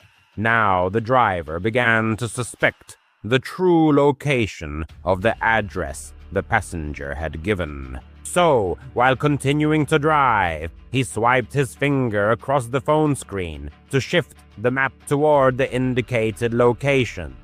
Apparently, the address led to a dead-end street, with no other roads nearby. His nervousness grew with each passing minute. He looked in the mirror again, and Tom was still staring at him intently. Finally, gathering his courage, the driver asked if the given address was his home. Silence reigned for a few moments, and the driver thought he would be ignored again, or perhaps unheard, but after 5 seconds, Tom finally replied, "Yes." Less than a mile remained until the end of the trip, and still only woods stretched around them, with sparse, empty-looking buildings. The driver was approaching the dead-end street where the passenger said his address was, secretly hoping to see at least some houses. When the street appeared, he slowed down to examine it carefully, but there was nothing to be seen but pitch darkness. He could only guess why Tom wanted to take him here alone, so far from people and civilization. The driver casually continued driving, pretending to have missed the turn, hoping the passenger wouldn't notice, but he did. Instantly, Tom sprang from his seat and yelled at the driver, demanding he turn around. Frankly, the driver felt his life was hanging by a thread, so he hastily apologized and quickly made a 3-point turn. as he approached the dead-end street again. His hands slipped into the mesh pocket on the side of his seat where he kept his blade. He very quietly opened the blade and gripped it tightly in his right hand, ready for action. Turning onto the dead-end road, he saw in the headlights exactly what he expected. Nothing but trees on both sides.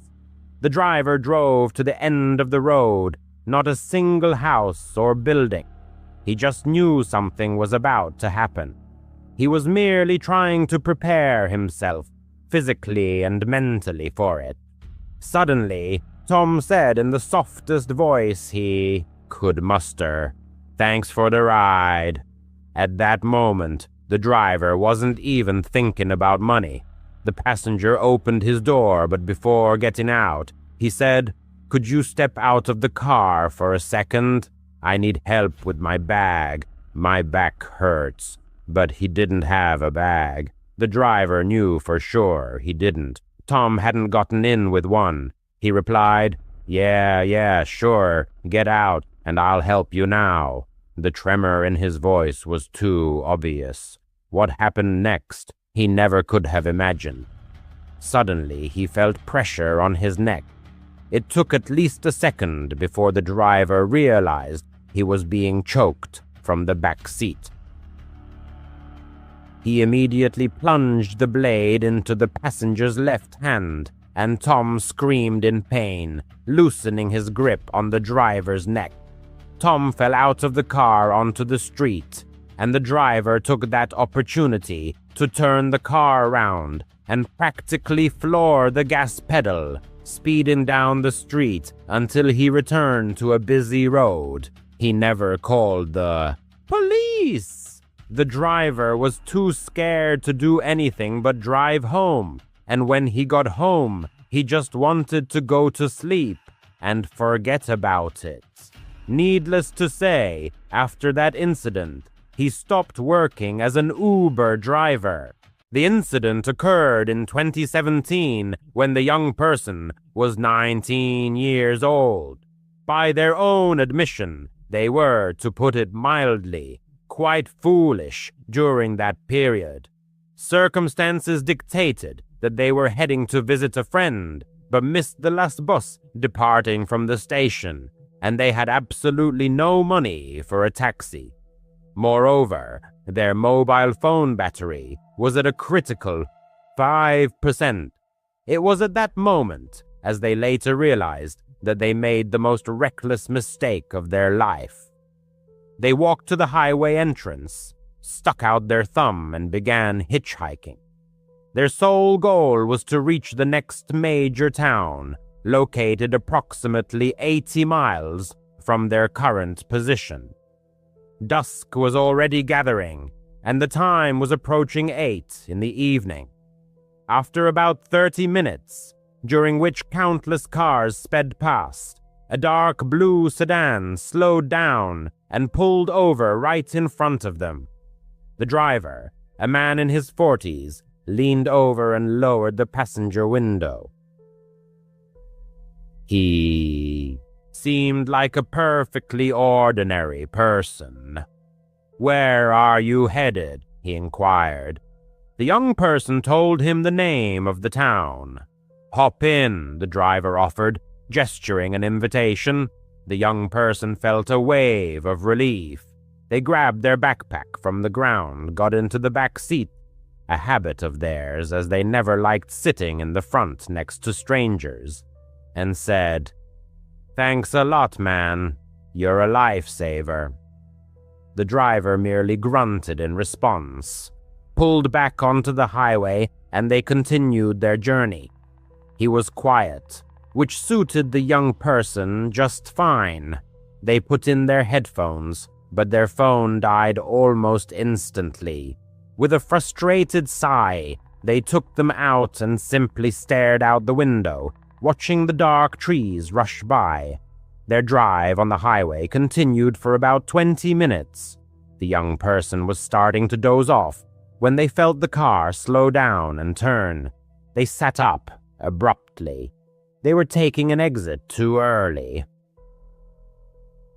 "Hey," they said. My exit is still about 50 miles away." The driver didn't respond, continuing to drive. At the bottom of the exit, instead of turning left towards the lit gas stations, he turned right onto a 2-lane road that disappeared into a black wall of trees. "Where are we going?" the young person asked, their voice already trembling. "This isn't the right road."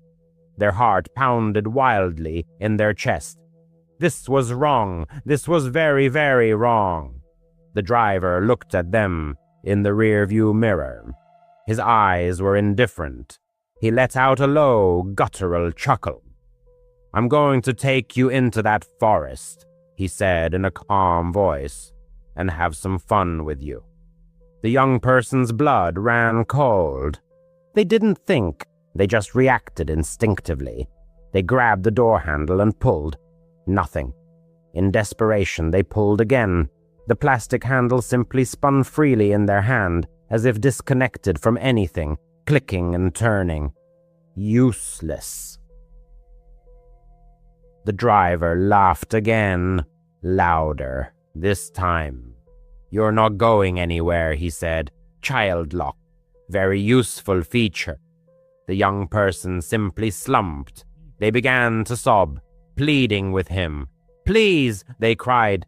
"Please don't. You can take my money, anything you want. I won't tell anyone. I swear I'll say I got lost. Please, just let me go." The driver completely ignored them, as if the young person wasn't even speaking. He just continued to drive slower, turning his head from side to side, surveying the dark forest. He muttered almost to himself, looking for a good spot. It was then that the young person realized they were going to die. They would die here in the dark, and no one would ever know what happened to them. They felt unbearably sick. They were sure they were going to vomit right there in the driver's car, and then they felt it. A sudden, hot and strong gush in their jeans. It was so instantaneous and so copious that for a second they thought they had wet themselves. They were so scared they had lost bladder control. It was a new layer of humiliation on top of pure terror. They were still crying, but they seemed to freeze. They looked down. In the dim light of the dashboard, they saw a dark, spreading stain on their faded jeans. It wasn't urine. It was blood. A lot of blood. Their period wasn't due for another 2 weeks, but it had started immediately. They had no plan. It was just a final animal instinct. The driver was slowing the car almost to a complete stop, pulling onto the gravel shoulder. "Wait!" the young person cried, their voice hoarse. "Look!" The driver looked back in the mirror, annoyed.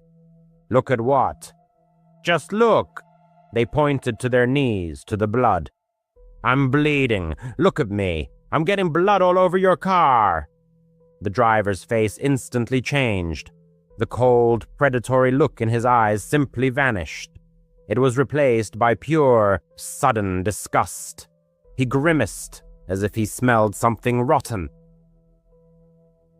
He stared at the young person's knees for a second, then back at their face. He said nothing. He just slammed the gear shift into park and reached for his master controls. The young person heard a click as their door lock disengaged. "Get out!" he spat at them. "Get the hell out of my car now!" The young person fumbled for the handle. This time it worked. They grabbed their backpack, tumbled out of the car onto the gravel road, and scrambled to their feet. The driver leaned across the passenger seat. "If you tell anyone a single word about this," he growled, "I'll find you. I'll come back and I'll finish it. Do you understand me?" The young person didn't respond. They just ran. They ran straight into the forest, into the complete darkness. They didn't care about the branches scratching their face or the thorns tearing their jeans. They could hear their own panicked breathing. They were sure they would hear a gunshot, that the driver would simply shoot them in the back. They dove behind a huge, wide tree and crouched, holding their breath. They peeked out from behind the trunk, shaking so violently they could barely see straight. The driver's car just sat there for an eternity. Then the taillights came on. He made a quick, angry three-point turn on the narrow road and sped back towards the highway. The young person stayed behind that tree until the taillights disappeared. And then they stayed for another 10 minutes, just shaking and crying, their jeans cold and sticky. Finally, they returned to the road. They were in the middle of nowhere. They had no idea where they were. They just picked a direction and walked. And overcoming the momentary numbness, she rushed forward. Approximately 20 minutes later, headlights appeared in the distance. The woman almost recoiled back into the thicket, seized by fear that it might be the same man. However, the approaching vehicle turned out to be a massive, boxy truck, a bread delivery van hurrying along its morning routes. She dashed directly into the middle of the road, waving her arms desperately. The driver, an older man with a kind expression, slammed on the brakes. He immediately assessed her condition, covered in dirt, leaves, and blood. Without a word, he opened the passenger door. "Get in, sweetie," he said. "You're safe." The man drove her directly to the nearest police station, where she gave her statement. The police officers were kind and attentive, but the woman clearly understood that they realized the futility of the search. A dark sedan with no license plates on a night road. The driver was like a ghost, vanishing without a trace. 6 years passed. The woman completed her education and never attempted to hitchhike again. One evening, sitting at home, she was flipping through TV channels. Suddenly, a special on HBO caught her attention. It was a true crime documentary about the psychology of serial killers. On screen, a man in a prison jumpsuit was being interviewed by a psychiatrist. The remote control slipped from her hand. It was him. The blood in her veins turned to ice again. Her breath caught.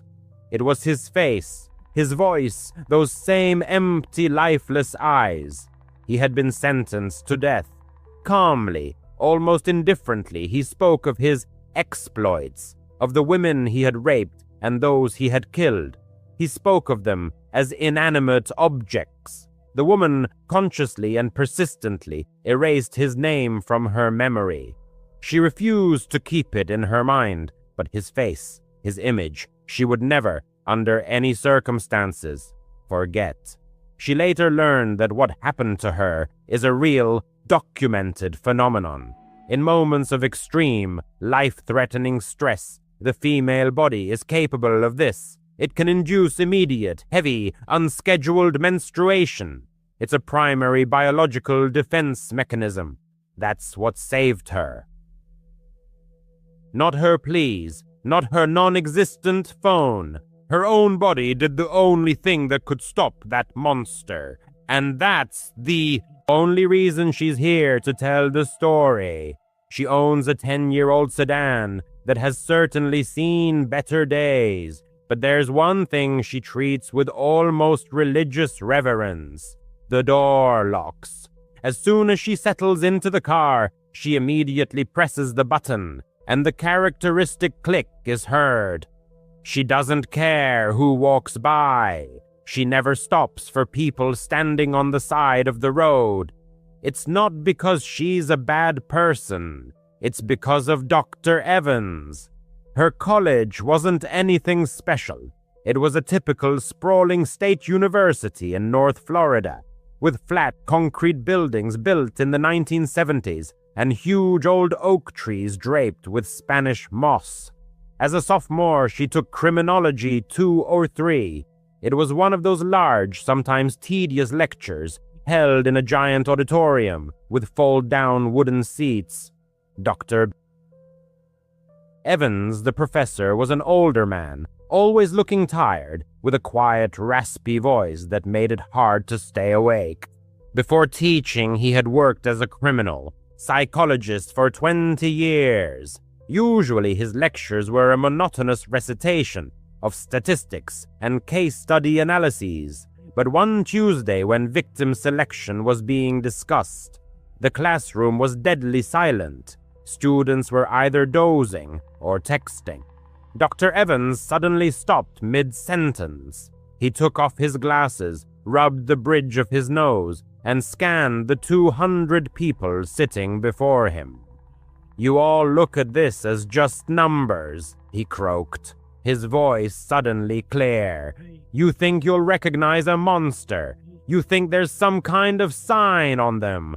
No, sometimes they just look pathetic." The room suddenly became very, very quiet. "This didn't happen to me," he continued, "but to a close friend of mine many years ago near Ocala. He was a traveling salesman, always driving all over the state. A kind-hearted guy, maybe too kind. One day he was driving down a long 2-lane stretch of highway, one of those roads that cuts right through the Ocala National Forest. It was an hour's drive through pines and swamps. It was late, around 11 at night, and it was hot, one of those muggy, humid Florida nights. My friend, let's call him Ted, was just trying to get home, and his headlights cut through the darkness, illuminating a figure walking on the gravel shoulder. Ted saw him, and his first instinct was to just drive past. But as he got closer, he slowed down. The man looked terrible, just disheveled and ragged. His clothes were torn, he was covered in dirt, and he just looked exhausted, like he couldn't take another step. So Ted stopped. He told himself, the guy's car must have broken down. The man shuffled over and opened the door. A wave of smell hit Ted. It was sour sweat, pine needles, and something coppery, like old coins. The man collapsed into the passenger seat. He was young, in his mid-20s, with matted hair and those wide, haunted eyes. "Thanks," the man hissed. "Car trouble?" Ted asked, pulling back onto the empty road. "Something like that," the man mumbled.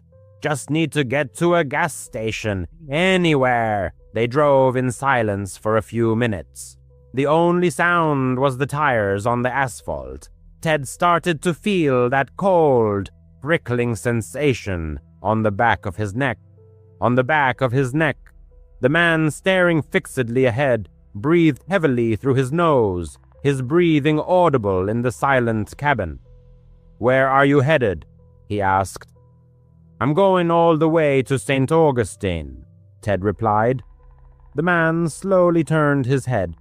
His eyes, dark and empty, seemed bottomless. "St. Augustine? That's quite a ways. I guess I should just ride with you. I should just go wherever you're going." Ted let out a nervous, high-pitched chuckle. I don't know, buddy. My wife's waiting."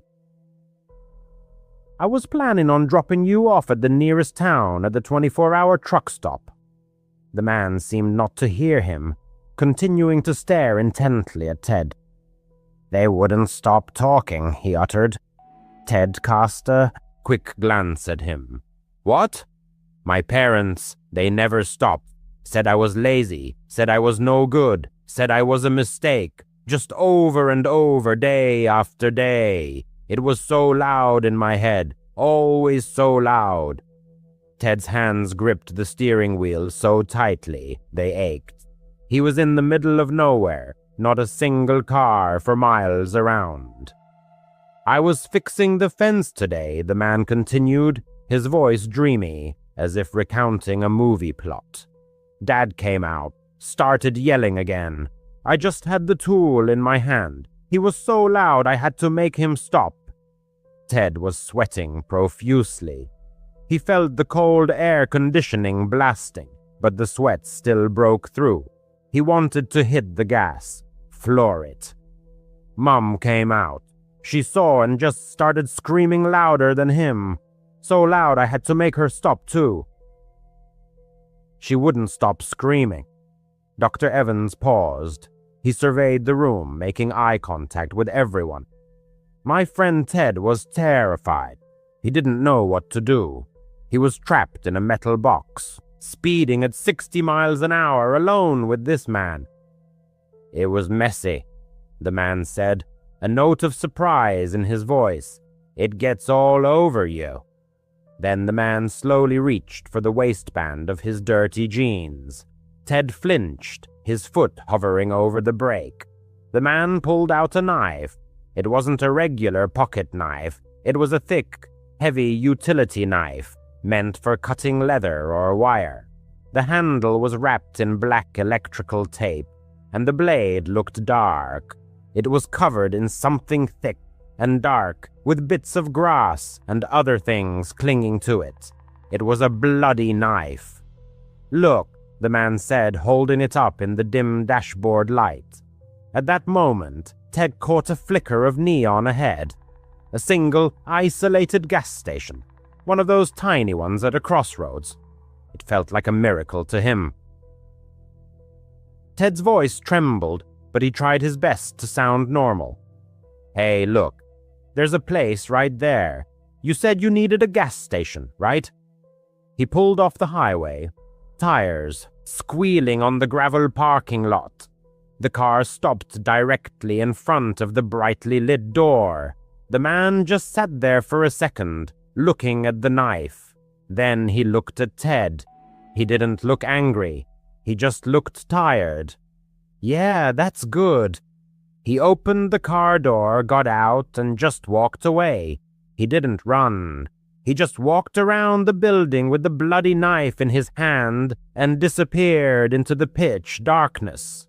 Ted sat there for a full minute, unable to move. Then he slammed the car into drive and sped out of the parking lot. He didn't stop until he was home, securely locking the door behind him. Dr. Evans put his glasses back on. He called the police, of course, but by the time they arrived, the man was long gone. Ted sold that car. He claimed he couldn't get rid of the smell, and he told me he never, for any reason, stopped for a stranger on the side of the road again. The school bell rang, and the narrator jumped. She still remembers that story every time. She drives at night. Previously, the narrator had actively hitchhiked.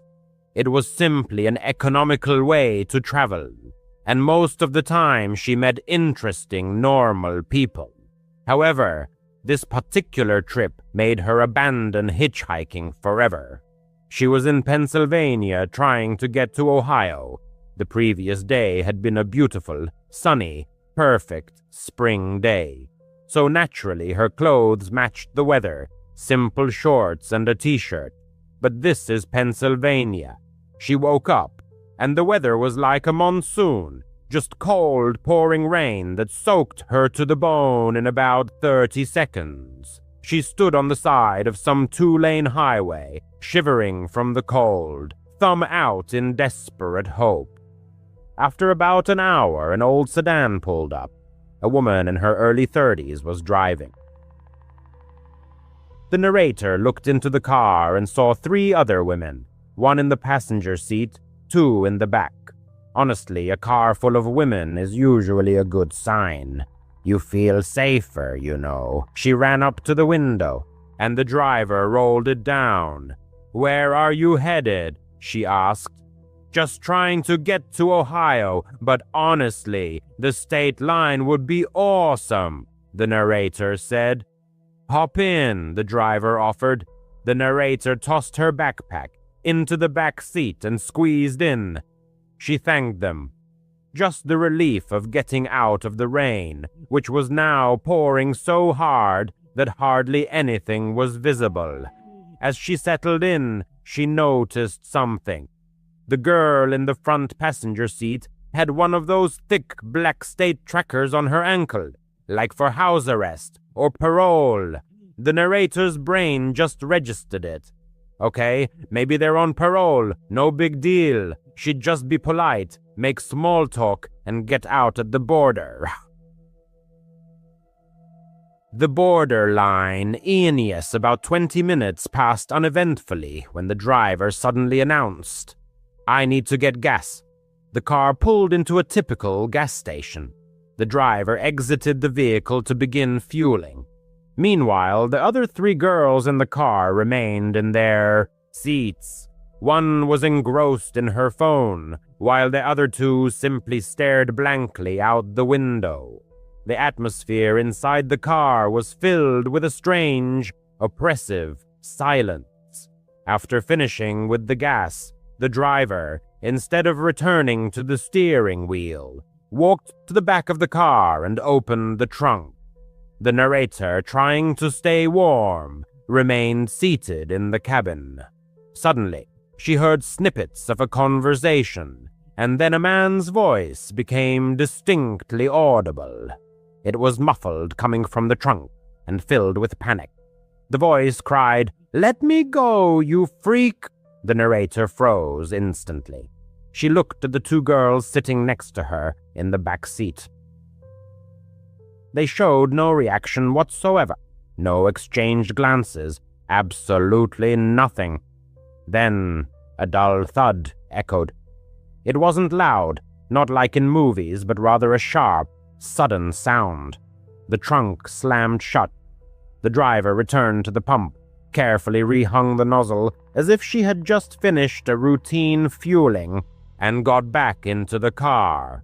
She started the engine. Her gaze flickered to the rearview mirror, met the narrator's eyes, and a faint smile played on the driver's lips. "All set," she said. The car left the gas station. As they drove away, the narrator looked back and swore she saw a man lying on the ground near the pumps, bleeding. She sharply turned away, her heart pounding so hard it felt like it would burst through her ribs. Her gaze fell on the other passengers. They simply sat there, immersed in absolute silence, as if nothing out of the ordinary had happened. The narrator didn't utter a word. What could she say? She was trapped in a car with 4 women who, she suspected, had just dealt with someone in their own trunk at a public gas station, without even batting an eye. The journey continued for about another half hour. The only sounds were the monotonous swish of the wipers and the drumming of the rain. Then the driver stopped the car again. This time they were on the side of a secluded road, surrounded by a vast, dense forest to their right. "We need to take care of something," she said. The driver got out, and the other girls followed. The trunk opened again. The narrator tried not to look, staring straight ahead, but out of the corner of her eye, she still saw what was happening. The driver retrieved a shovel. One of the girls pulled out a large black plastic bag, resembling a heavy-duty trash bag, and something inside it moved slightly, wriggling. Then all 4 simply walked into the forest and disappeared. The narrator was left alone in the car. She tried to open the door, but it was locked. For 2 hours, a full 2 hours, she sat there staring intently at the spot where they had gone. The rain was finally subsiding, but it was already starting to get dark. Thoughts raced through her mind. Should she try to break a window? Where would she run? They had a car. They had a shovel. Then they returned. Their shoes were covered in mud. The shovels and the bag were gone. They all got back into the car. No one said a word. The driver simply started the engine, and the journey continued. They drove for another hour, complete silence. By this time, it was pitch black outside. Then the driver turned off the highway onto a dark, muddy dirt road, winding deep into the forest. She parked the car and turned off the engine. It was so quiet that the narrator could only hear her own breathing. The driver turned in her seat. She looked the narrator straight in the eyes. Her gaze was empty, indifferent. And then she said, "You're next." The narrator didn't think. She didn't say anything. She just reacted. With a sharp motion, she slammed her hand against the door handle. This time, the door was unlocked, and she flung herself out of the car. Falling into the mud, she scrambled up and bolted into the forest. She ran. She ran harder than she ever had in her life. Behind her, she heard car doors opening, but she didn't look back. She just ran, branches scratching her face, tripping over roots in the darkness. She must have run for miles. Finally, she broke free from the trees onto another road. Looking up, she saw a sign. "Welcome to Ohio," the state line. She flagged down the first headlight she saw. It was a taxi driver just finishing his shift. She must have looked like a maniac, covered in mud, soaking wet, still in shorts and a t-shirt.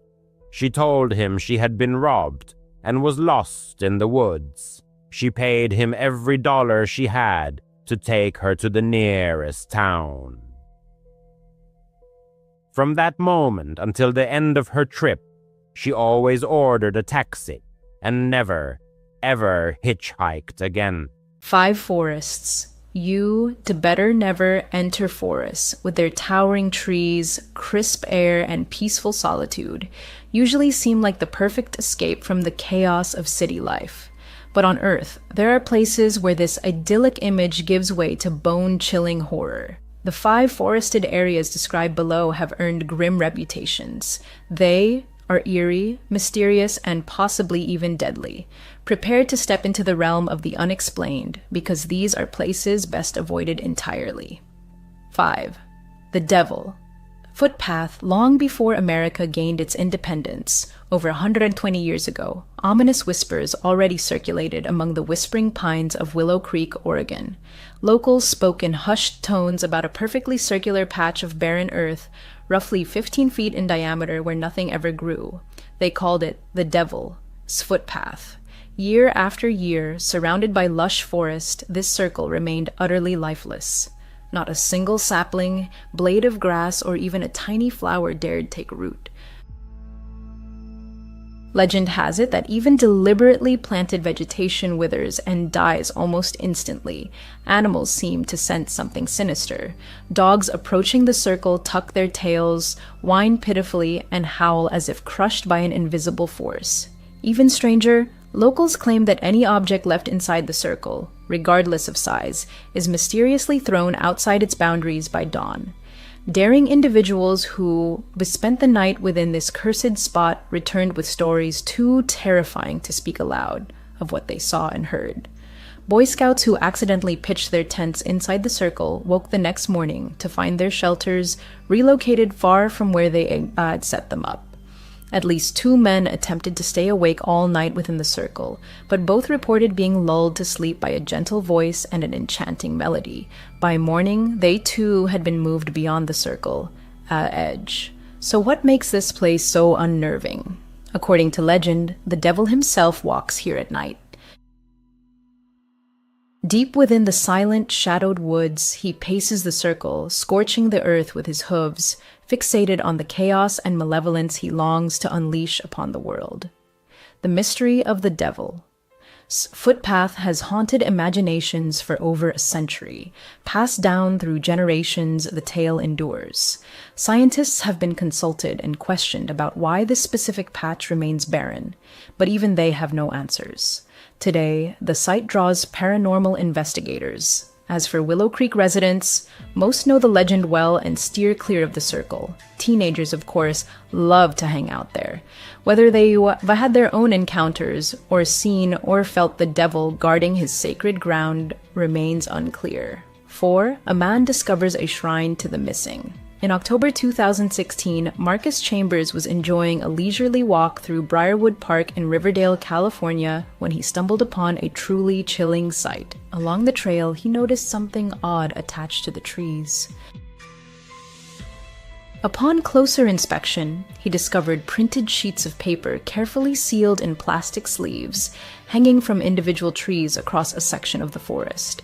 Chambers examined each one and was horrified to realize they were missing persons posters. That alone was unsettling, but what terrified him more was the realization that every poster featured real people. Deeply disturbed, he pulled out his smartphone with trembling hands and began recording. He later posted the video on Facebook, where it quickly went viral, amassing over 1 million views. Chambers showed around 25 missing persons posters affixed to trees and wondered aloud who could have created such a display deep in the woods. It seemed the area had been deliberately turned into a shrine for the disappeared. He ended the video by running away, claiming he'd heard voices nearby. You might assume it was a hoax, perhaps even staged by Chambers himself. But as soon as he left the forest, he immediately contacted the police and showed them the footage. Authorities investigated the area and closed the case 2 days later, stating they identified the person responsible. According to them, the landowner had hung the posters as Halloween party decorations. Despite this explanation, Chambers remains unconvinced. He argues that using real missing persons as Halloween decor is not only tasteless, but deeply disrespectful to grieving families still hoping their loved ones will be found. It's disturbing and shows complete disregard for their feelings, he said. The posters and materials looked weathered, as if they had been there for a long time. Maybe they just claimed it was Halloween decor because it was discovered right before the holiday. Some viewers offered alternative theories.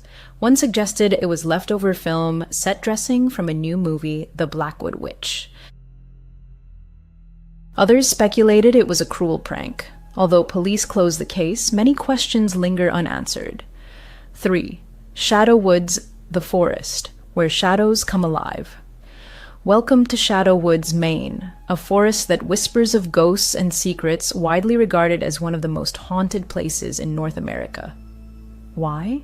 There are many reasons, and each is more chilling than the last. Here dwells the terrifying Shadow Woods demon. Countless restless spirits roam, and, most haunting of all, entire ghost towns lie buried beneath the wild undergrowth.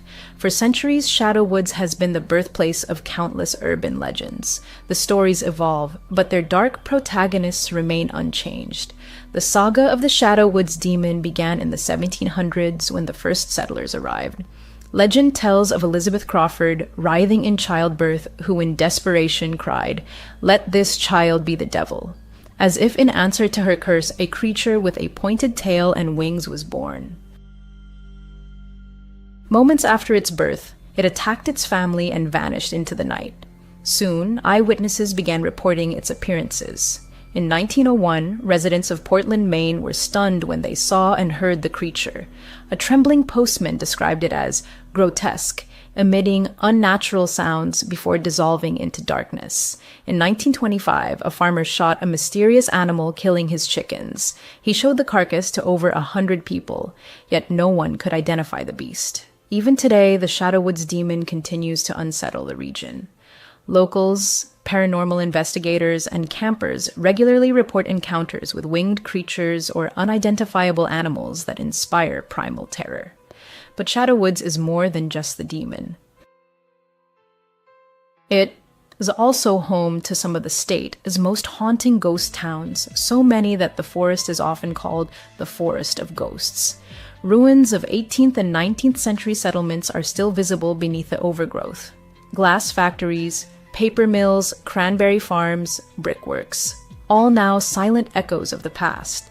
One of the best preserved ghost towns is the village of Batstow, nicknamed the Pearl of the Pines for its remarkable condition. Once a bustling hub, it housed iron and glass workshops and even produced cannonballs for Thomas Smith's army. It thus no surprise that ghosts are frequently seen and felt by those brave enough to explore these woods. One of the most famous is the spirit of a little boy, believed to be the victim of a fatal car accident. He's often spotted on Burnt Hill Road at midnight. Locals say that if you drive down the road with your headlights off, you'll see the boy chasing his ball, his small figure flickering in the beam of your lights. Another spirit is Sarah Anderson, a former enslaved woman lynched for studying and practicing medicine. There are also reports of a blonde woman, a black dog, a headless specter, and a white deer, each appearing to lost travelers, as if inviting them into their shadowy realm. Whether you were drawn to ghost towns, seeking paranormal thrills, or hoping to confront the Shadow Woods demon itself, this forest seems tailor-made for you. But beware, it doesn't let its guests leave easily. 2. Blackwood, the whispering woods of the Mississippi. Along the mighty Mississippi River lies Blackwood, a deep, dark forest whose dense canopy blocks out nearly all sunlight. Known in the US as the Black Forest, it has become synonymous with the ominous thickets that inspired the Brothers Grimm's darkest fairy tales. The forest is so densely overgrown that in most areas, sunlight never touches the ground. This creates an oppressive, eerie silence. No wonder Blackwood is rumored to be a haven for the supernatural. For instance, the Lake Luna nymphs, water spirits dwelling in the murky depths of Mystic Lake which borders the forest, are said to live under the rule of the King of Mystic Lake. Legend warns, never throw stones into the water near the forest, or you will anger the king and invite his terrible wrath. Meanwhile, in the nearly vanished town of Harpersville, tales persist of a headless horseman who rides from the woods each year, his hooves clattering along old roads. There is also Greystone Castle, where beautiful, enchanting ladies are said to reside, visible only at night, their silhouettes flickering in the windows. Stories even tell of a ghostly king who abducts young women foolish enough to wander into the forest. As if that weren't enough, Blackwood is also linked to werewolves, witches, and even UFO sightings. Because of these spine-tingling tales, paranormal experts and thrill-seeking tourists constantly explore the area. While charming towns and scenic trails lie nearby, the persistent horror stories serve as a grim reminder. Blackwood may not be a place you want to enter if you value your peace of mind. 1. Interstate 75, the highway to nowhere. To most, the trees lining one of America's busiest interstates seem unremarkable. But few know that Interstate 75 near Austin, Texas hides a horrifying secret. It is a hidden dumping ground for bodies. For decades, the entire 200-mile stretch, from the Texas border deep into southern Louisiana, has served as a grim resting place for murdered and missing persons. Beneath the rustling leaves and the roar of passing cars lie untold stories that will never be fully known. A trail of tragedy. Highway 75, Graveyard of the Innocent. Highway 75 and its surrounding forests have silently witnessed unspeakable cruelty, becoming the final resting place for at least 30 victims. There is no discrimination by age or gender. Men, women, and children have all been callously abandoned in this desolate stretch, doomed to oblivion. A lucky few have been identified, but most remain nameless ghosts. Some bodies were found naked, others clothed, some relatively fresh, others badly decomposed. In some cases, only bones were discovered by hikers, gold prospectors, or developers encroaching on these sinister woods. Much of the land around the highway is wild and untouched. Thick underbrush and rolling hills provide perfect cover for criminals to conceal their crimes. One particularly gruesome case involves David Johnson. Her remains were found in muddy, swampy waters when a woman exploring beaver dams noticed a lone shoe that looked familiar. Upon picking it up, she was horrified to find a foot bone inside. Further searching uncovered clothing, limbs, a breast implant, and more bones. It was later confirmed to be David Johnson. Johnson vanished in October 2015. She was a mother, a Navy veteran, a former bodybuilder, and a cosmetologist. Shortly before her disappearance, she had filed a restraining order against her ex-boyfriend, Emily White, and told her sister that if anything happened to her, he would be to blame. Soon after, Johnson disappeared. Although White was arrested on unrelated charges and for violating the restraining order, he was never charged with her murder, and the case remains unsolved. A similar tragedy befell 18-year-old Emily White. She had a habit. Whenever her boyfriend called, she'd drive to a payphone near a local convenience store on Oak Ridge Road in Springdale to call him back. She always did this. But on that fateful day, after heading to the payphone, Emily was never seen again. Her worried parents found her car in the store as parking lot and soon filed a missing persons report. A week later, on September 29, 1999, her partially decomposed naked body was discovered in the woods near the highway.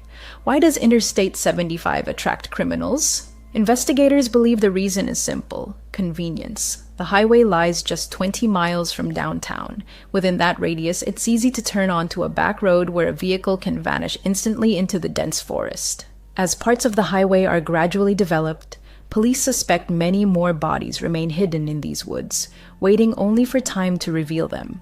These, then, are 5 terrifying forests you'd better never enter. The woods are lovely, dark and deep, as Robert Frost once wrote.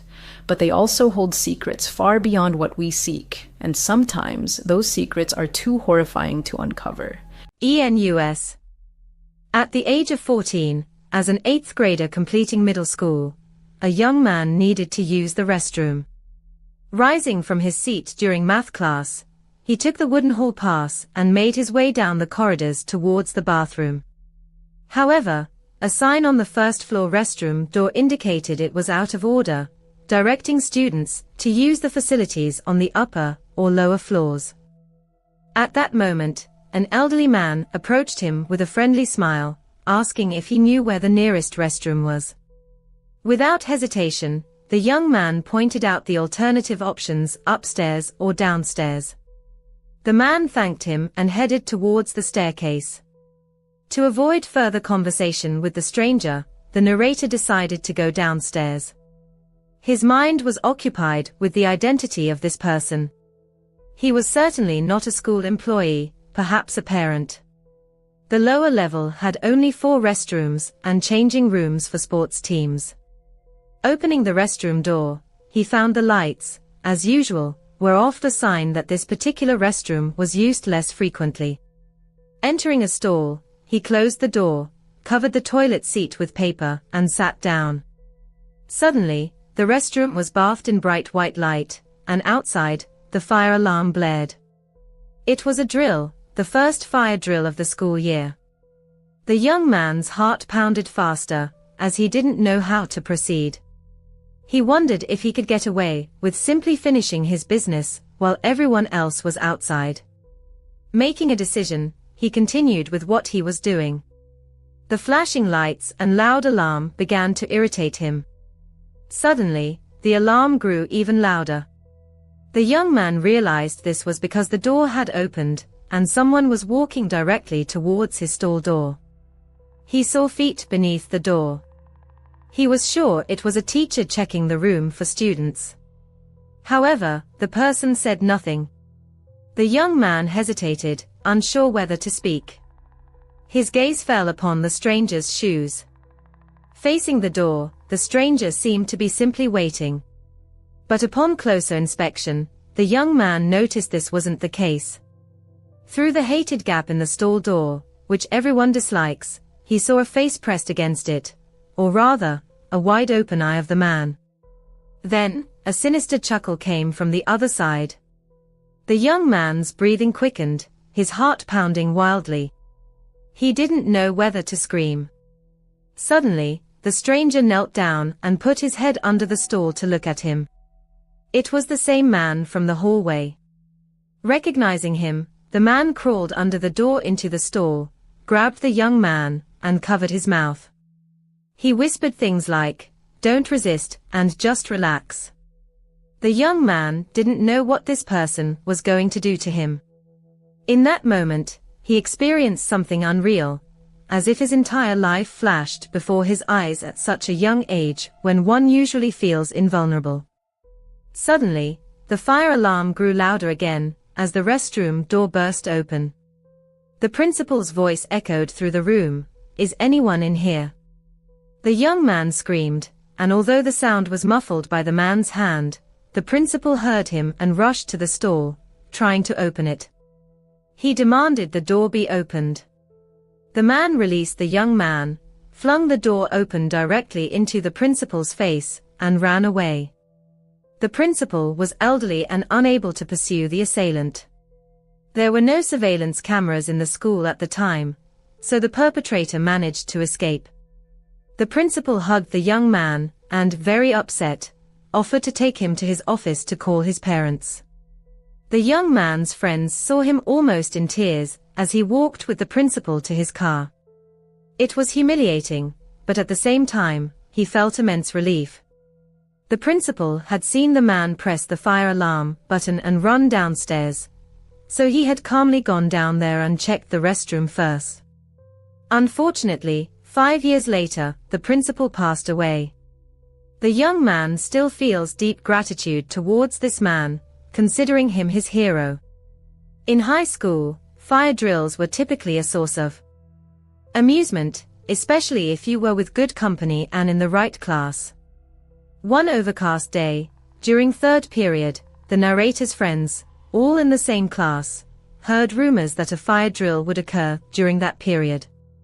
It was a Friday, near the end of the school year, and they had no assignments in subsequent classes, so they decided that during the drill, they would sneak to the storm drain behind the school, near the woods, and smoke. They eagerly awaited the piercing bell, and when it rang, it was music to their ears.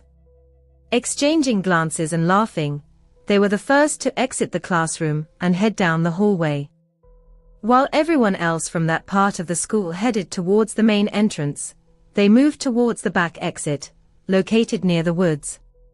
Once in the crowd, they proceeded to the back of the school, where the basketball and tennis courts were. They approached their escape quite strategically, ensuring no teachers were nearby. Passing through a narrow gap between the tennis courts and the bushes, they found themselves directly at the storm drain. A few students who noticed them probably thought they were acting strangely, but it didn't matter. They reached the storm drain, a huge hole in the ground, surrounded by bushes and trees, located at the edge of the forest. This place had a nickname, which the narrator unfortunately doesn't remember. He only knows that it was a spot where people gathered at night to drink, smoke, and use other drugs. Rumors circulated that students even built bonfires there. In this place, where bonfires once blazed, a chain of mysterious events unfolded. The day was unusually gloomy. Heavy, leaden-gray clouds hung low, creating an oppressive sense of impending evening. Gusty winds, a harbinger of the storm, only added a sinister piquancy to the scene. After waiting for the commotion on the hill to subside and people to disperse, the group of friends indulged in carefree fun.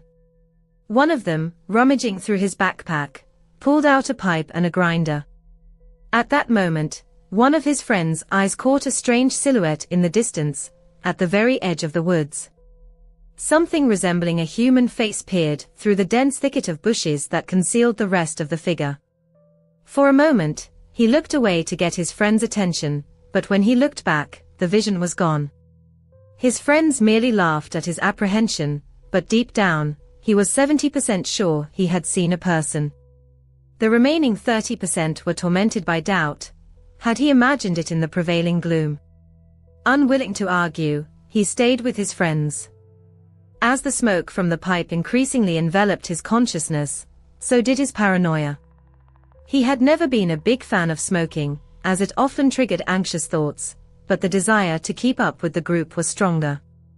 Now, all his thoughts were focused on the mysterious face in the woods. Was someone watching them? Were they in danger? Meanwhile, his friends decided to venture deeper into the forest and visit an old shed that once belonged to the school. He felt uneasy about this venture. The damp air and the first signs of rain only intensified his anxiety. He tried again to persuade his friends to return, citing the approaching storm. But his words went unheeded. As they ventured deeper into the forest, he swore he heard footsteps other than their own. However, under the influence of the intoxication, he couldn't determine where the sound was coming from, front, back, left, or right. But he was certain he heard a loud snap of a broken branch from behind. Stopping and turning around, he loudly asked, "What the hell was that?" His friends also stopped, but seemed to have heard nothing. No one was visible, and his comrades again laughed at him. He seemed to be losing his mind, and his friends' jokes grew increasingly sarcastic. Finally, the old shed appeared ahead. It seemed larger and more ominous than he remembered. The school had long abandoned this dilapidated structure, which looked as if it would collapse at any moment. Even on the path leading to the door, grass pushed through the cracks. The front door was ajar, as if inviting uninvited guests. One of the friends, Jack, forcefully pushed the door open. Inside, impenetrable darkness reigned, with only faint light penetrating from outside. Piles of old, broken crates were visible in the room. However, there was an unpleasant smell in the air that the friends did not remember from their previous visit. A sudden sound of something soft thudding to the floor, followed by footsteps on the wooden floor, made everyone jump. In the corner of the room, in the shadows, the silhouette of a very tall person emerged. Their outline was only discernible thanks to the faint light filtering through a window. Without screams or extra words, the company hastily rushed out of the shed and headed back towards the school, towards civilization. Looking back at the window closest to the mysterious figure, they saw something horrifying. The first flash of lightning illuminated the room, and in the window, a person's face appeared, monstrously deformed. Without wishing to offend people with physical disabilities, it should be noted that this person barely resembled a human. Half of their face seemed to droop, and one eye was missing entirely. They stood so close to the window that their face was practically pressed against the glass. Without losing a second, the friends ran. Reaching the storm drain, they stopped to catch their breath and decide what to do next. Just as the rain began, Jack pointed upwards, towards the forest. There, behind a bush, stood a person, showing only their face, exactly as the first time, but this time 10 times closer. However, it was not the same person they had seen in the shed. In a panic, they ran back to the school and hid by the back entrance, where they could shelter from the rain. They agreed to forget what had happened, tell no one, and never return to that shed again. And they kept their word. Their school had a hidden door that led down a half staircase into a strange, dark corridor. Many students knew of its existence, but no one knew what lay beneath.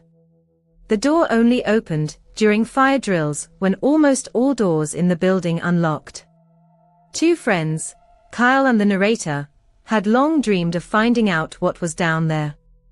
In their early high school years, they often got into trouble, and the plan to infiltrate the underground during a fire drill was one of their craziest schemes. They had 3 classes together, increasing the likelihood of being in the same class during a fire drill. And luck smiled on them during independent study. When the alarm sounded, Kyle and the narrator hurried to take cover in one of the restrooms, the door of which was thoughtfully propped open with a doorstop. They hid in a stall, waiting out the commotion until everyone had left the building. Descending the stairs after that proved easy. A dim light barely illuminated the doorway leading to the next flight of stairs, where complete darkness reigned. Attempts to find a light switch were futile, and they had to use their phone screens for orientation. Soon, they discovered a door with a warning sign, "Do not enter." Naturally, this only piqued their curiosity. The door seemed to weigh a ton and opened with a terrible screech, revealing a small square room. Strange clicking sounds echoed in the room, originating from a ventilation shaft in the corner. Deciding to investigate the source of these sounds, they approached the ventilation and heard grunting and moaning. Kyle suggested holding his phone screen up to the vent to peer inside. Unable to restrain his curiosity, the narrator followed Kyle's advice. Pressing his phone screen against the ventilation grate, he knelt down and heard someone breathing. As he pressed his ear to the grate, something suddenly grabbed his ear. In a panic, he screamed, and Kyle pulled him away from the vent. Stepping back, the narrator saw a hand reaching out from the ventilation shaft. In horror, they ran out of the room, slamming the "Do Not Enter" door behind them, and rushed back to the restroom. The next day, they decided to speak with a janitor named Tom, who wasn't particularly enthusiastic about his job. Tom didn't express anger about their trespassing into the forbidden area, only asking what they were doing there. They recounted what had happened and asked if anyone worked in the ventilation. Tom replied that no one had been in that room for years, and that it was impossible to access the ventilation downstairs. Kyle and the narrator exchanged glances, their hearts pounding with alarm as they wondered who or what was in that ventilation shaft that day. On a cold February evening in 2008, a young real estate agent from Richmond, Virginia, held her breath. The deal ahead promised to be the biggest of her life. Her clients, wealthy newcomers to the city shrouded in mystery, were eager to buy $1 million home. They had found her through a referral whose source remained unknown, spoke with an accent whose authenticity felt questionable, and insisted on an immediate meeting. By the next day, Olivia Mason would be dead. 17 years later, their faces remain unknown. What happened in that house wasn't just a murder, it was an execution, and someone had planned it to perfection. This is Olivia Mason's story.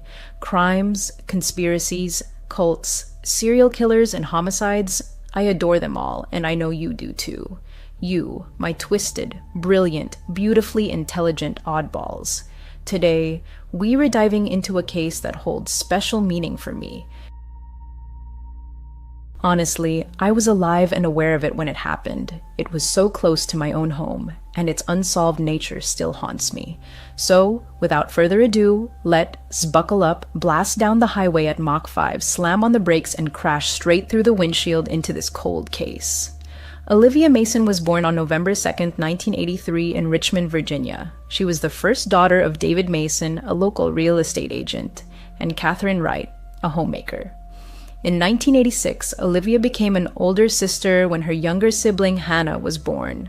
Though her parents divorced in the mid-1990s, the separation didn't fracture Olivia's family bonds. She remained close to both her mother and father throughout her life. As a child, Olivia split her time between Richmond and peaceful summer months at Lake Anna, where the family owned a trailer in an RV park. Those summers overflowed with laughter and play. Her younger sister, Hannah, fondly recalls learning to swim just to keep up with her energetic big sister.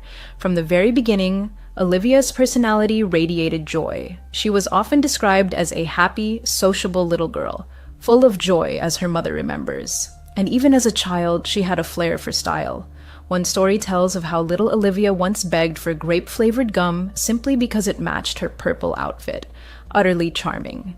Her mother gently refused, saying I'd buy what Olivia needed, not just what she wanted. But resourceful Olivia took this as motivation. By her early teens, she landed her first job at Sirens, a trendy clothing store in a Richmond mall. Olivia was determined to earn what she desired. This was just a hint of the ambition that would later define her. Olivia grew up in the greater Richmond area and attended local schools, including Richmond Heights Middle School and later Claiborne Middle School. In school, she became known for her infectious smile and warmth that drew others in. She was simply extraordinary. Both friends and teachers remember her genuine ability to make people feel valued. She could be friends with anyone, her father David later said. Yet, Olivia wasn't just friendly, she had a compassionate streak and a strong moral compass. Her mother recalls an incident when Olivia witnessed a boy being bullied at school. Olivia immediately stepped in to defend him, halting the taunts. "I was so proud because that It's exactly how it should be, Catherine said of her daughter. It's bravery. Olivia's caring, people-oriented nature had a protective edge, and she held firm anti-drug values, carefully choosing her social circle. In fact, in one of her later relationships, a key point she proudly shared with her family was that her partner didn't use drugs. This mattered deeply to Olivia, who avoided substance use herself and generally disapproved of that lifestyle. She was an exceptionally mature young woman, ambitious and compassionate, with big dreams for her future, yet never losing sight of kindness along the way. And she wasn't afraid of hard work. Having started working so young, Olivia developed a strong work ethic early on. She balanced school and jobs with remarkable determination. This trait would later serve her well when she decided to follow in her father's footsteps into real estate. By her early 20s, Olivia's ambitions crystallized into a clear career goal.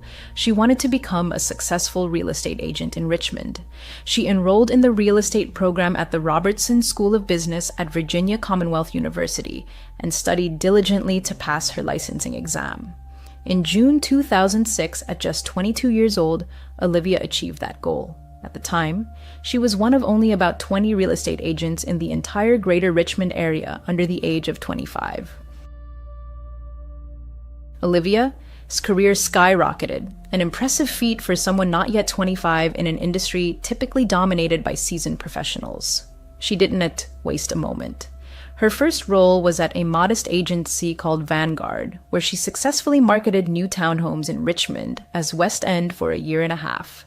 But Olivia craved more, and soon a brilliant opportunity arose at Premier Realty Group, one of Richmond's top agencies.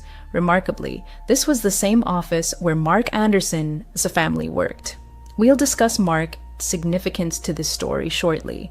When Olivia joined Premier Realty Group, she came under the wing of a powerful real estate dynasty, and she seized every chance. Within a year, she closed 8 real estate deals totaling approximately $3.2 million, an incredible start for a 24-year-old newcomer. Colleagues unanimously agreed Olivia was born for success in real estate, intelligent, driven, and incredibly personable, qualities essential for any top agent. My father is a realtor, so I know what I am talking about. Olivia absolutely thrived in this field. Clients trusted her, and that's priceless. A former colleague later recalled that Olivia was fiercely determined to build a successful career as a licensed agent and worked tirelessly toward that goal. In such a short time, she had already built a highly promising reputation in Richmond's real estate market. Around the time her career was accelerating, Olivia's personal life took a sharp turn. In late 2005, at a real estate networking event and training seminar, 22-year-old Olivia met 25-year-old Mark Anderson. She already knew of Mark. He came from a prominent, affluent local family deeply rooted in real estate. Mark's mother, Patricia Anderson, was also a successful realtor. The family owned investment properties, making them something of local royalty in the industry. Mark himself had been a talented hockey player in his youth and now worked as both a mortgage broker and realtor. To Olivia, the Andersons were Richmond's real estate royalty, and she was impressed. She really admired that Mark was in real estate, and his mom was too, shared Olivia's friend Vicky, adding that Olivia seemed thrilled to be welcomed into the Andersons' world. By mid-2006, Olivia and Mark were seriously dating. Their relationship moved quickly, and soon they moved in together. The Andersons provided the couple with a one-bedroom apartment in Richmond's Inner Harbor District, which the family owned. I've been there many times. It is absolutely gorgeous, stunning, and quite upscale. They also spent summers at a luxurious lakeside home on Lake Shenandoah that Patricia Anderson had purchased. There, Olivia and Mark enjoyed all the amenities, even having their own basement suite. From the outside, it seemed Olivia had it all: a loving boyfriend from a wealthy family and a promising career. Now, I know we all love diving into true crime stories. But what I love even more, and I am sure you do too, especially if you have furry companions, is my dogs.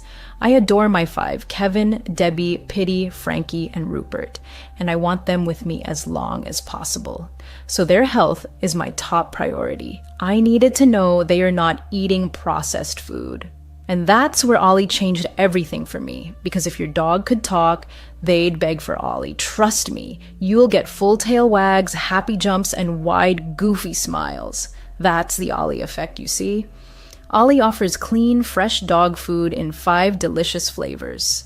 Honestly, I've debated whether to try it myself, but even for the pickiest eaters, and I have a few in my little canine kingdom, it's perfect. Plus, the food is made in US kitchens using human-grade, high-quality ingredients. Ollie contains no fillers or preservatives, just real food, which is incredibly important to me. I'd feed my dogs anything I wouldn't eat myself. That is my rule. And here is the thing. Healthy food means a happy dog. More energy, shinier coat, better poops. Who doesn't want better poops, right? And more mealtime joy. With 5 protein-rich recipes like fresh beef with sweet potatoes or fresh turkey with blueberries, even the fussiest eaters can resist. Getting started is easy. You just take a 30-second quiz about your dog and they'll create a personalized meal plan, so you don't even have to think about it. Your welcome kit includes 2 weeks of food, a free storage container, and a guide to transitioning your dog to the new diet, which is also extremely important. What really sets Ollie apart is that it's the only fresh dog food that comes with unlimited ongoing health check-ins. From diet and digestion to dental health, you get direct access to experts to keep your dog in top shape, which, again, matters deeply to me.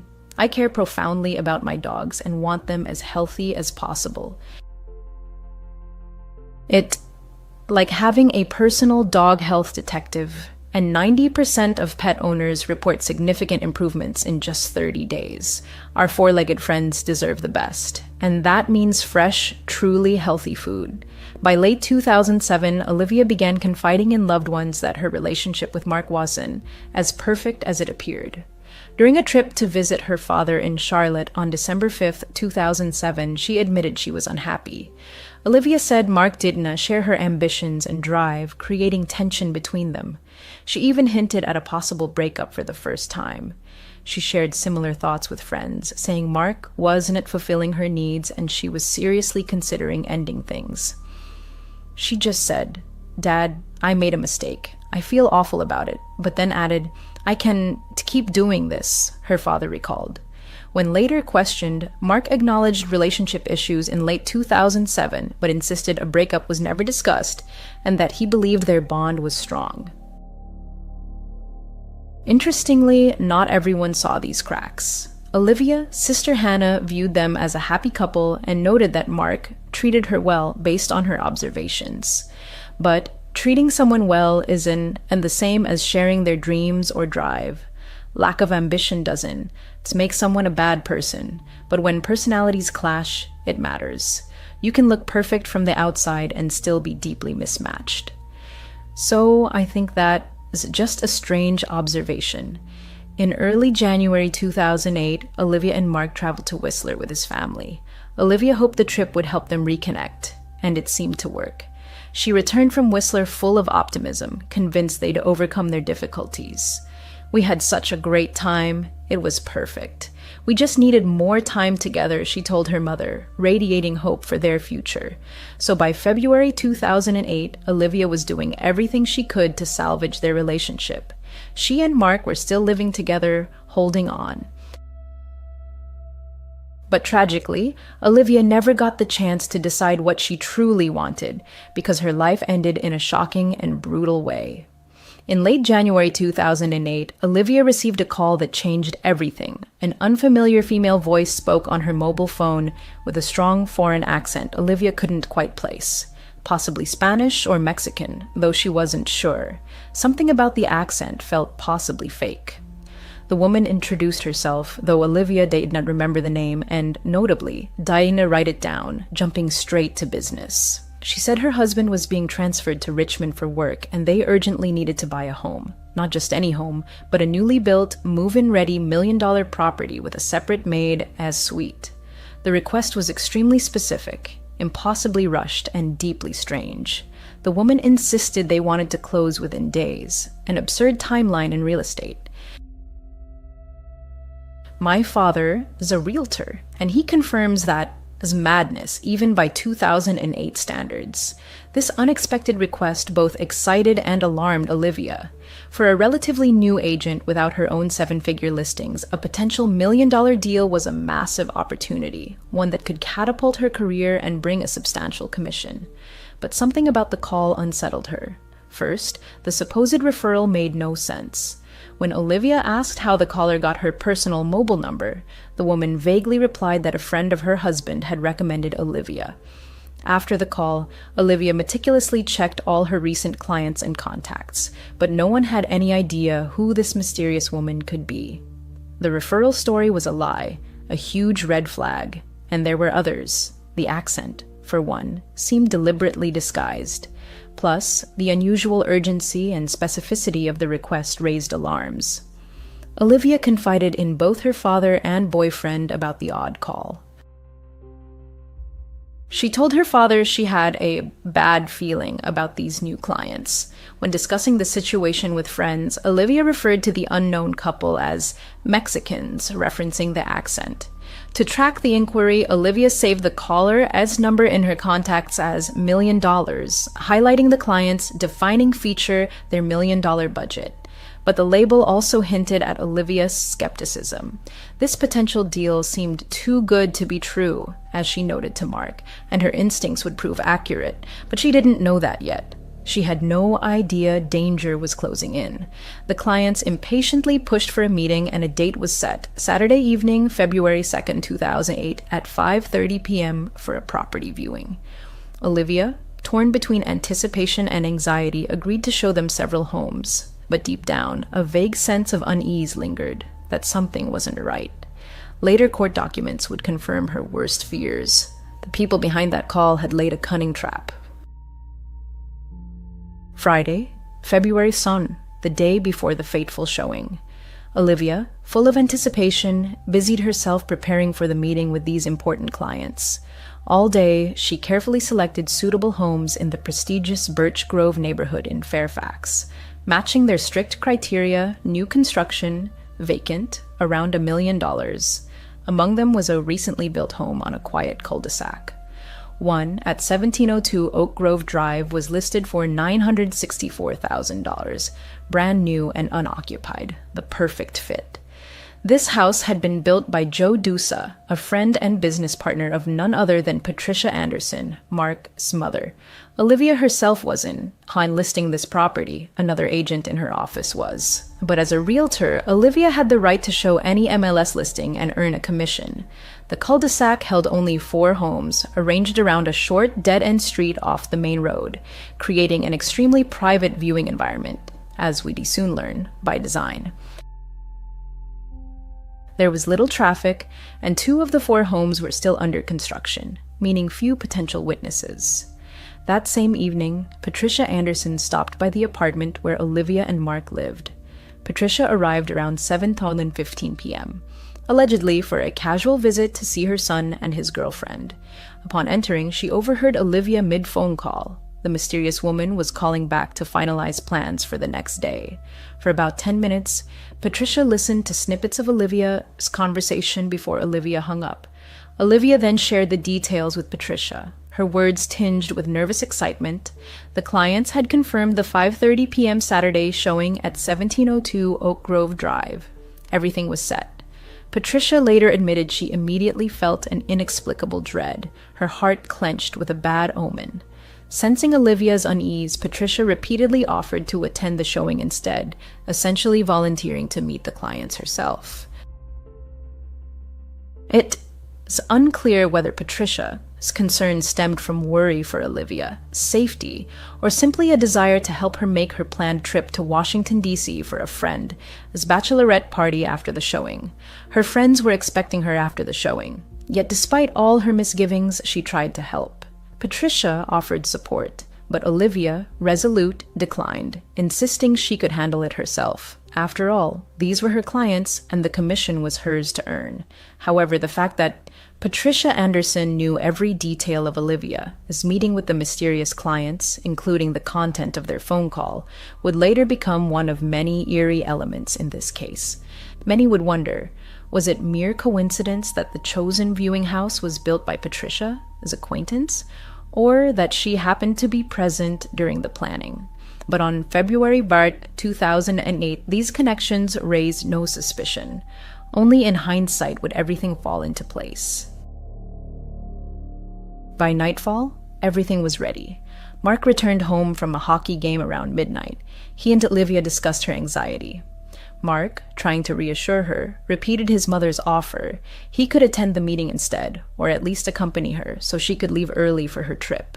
But Olivia brushed it off, her expression a mix of awkwardness and curiosity. Why did this caller choose me? I have so little experience. These thoughts haunted her. It felt strange, wrong. Of course, in hindsight, with all the red flags, it's obvious. But in that moment, no one could foresee the tragedy. No one assumes harm is coming for them. Still, Olivia assured Mark she'd be fine and that he shouldn't interfere. If she were truly worried, she'd have accepted help, Mark thought. So when she refused, he assumed she felt confident enough.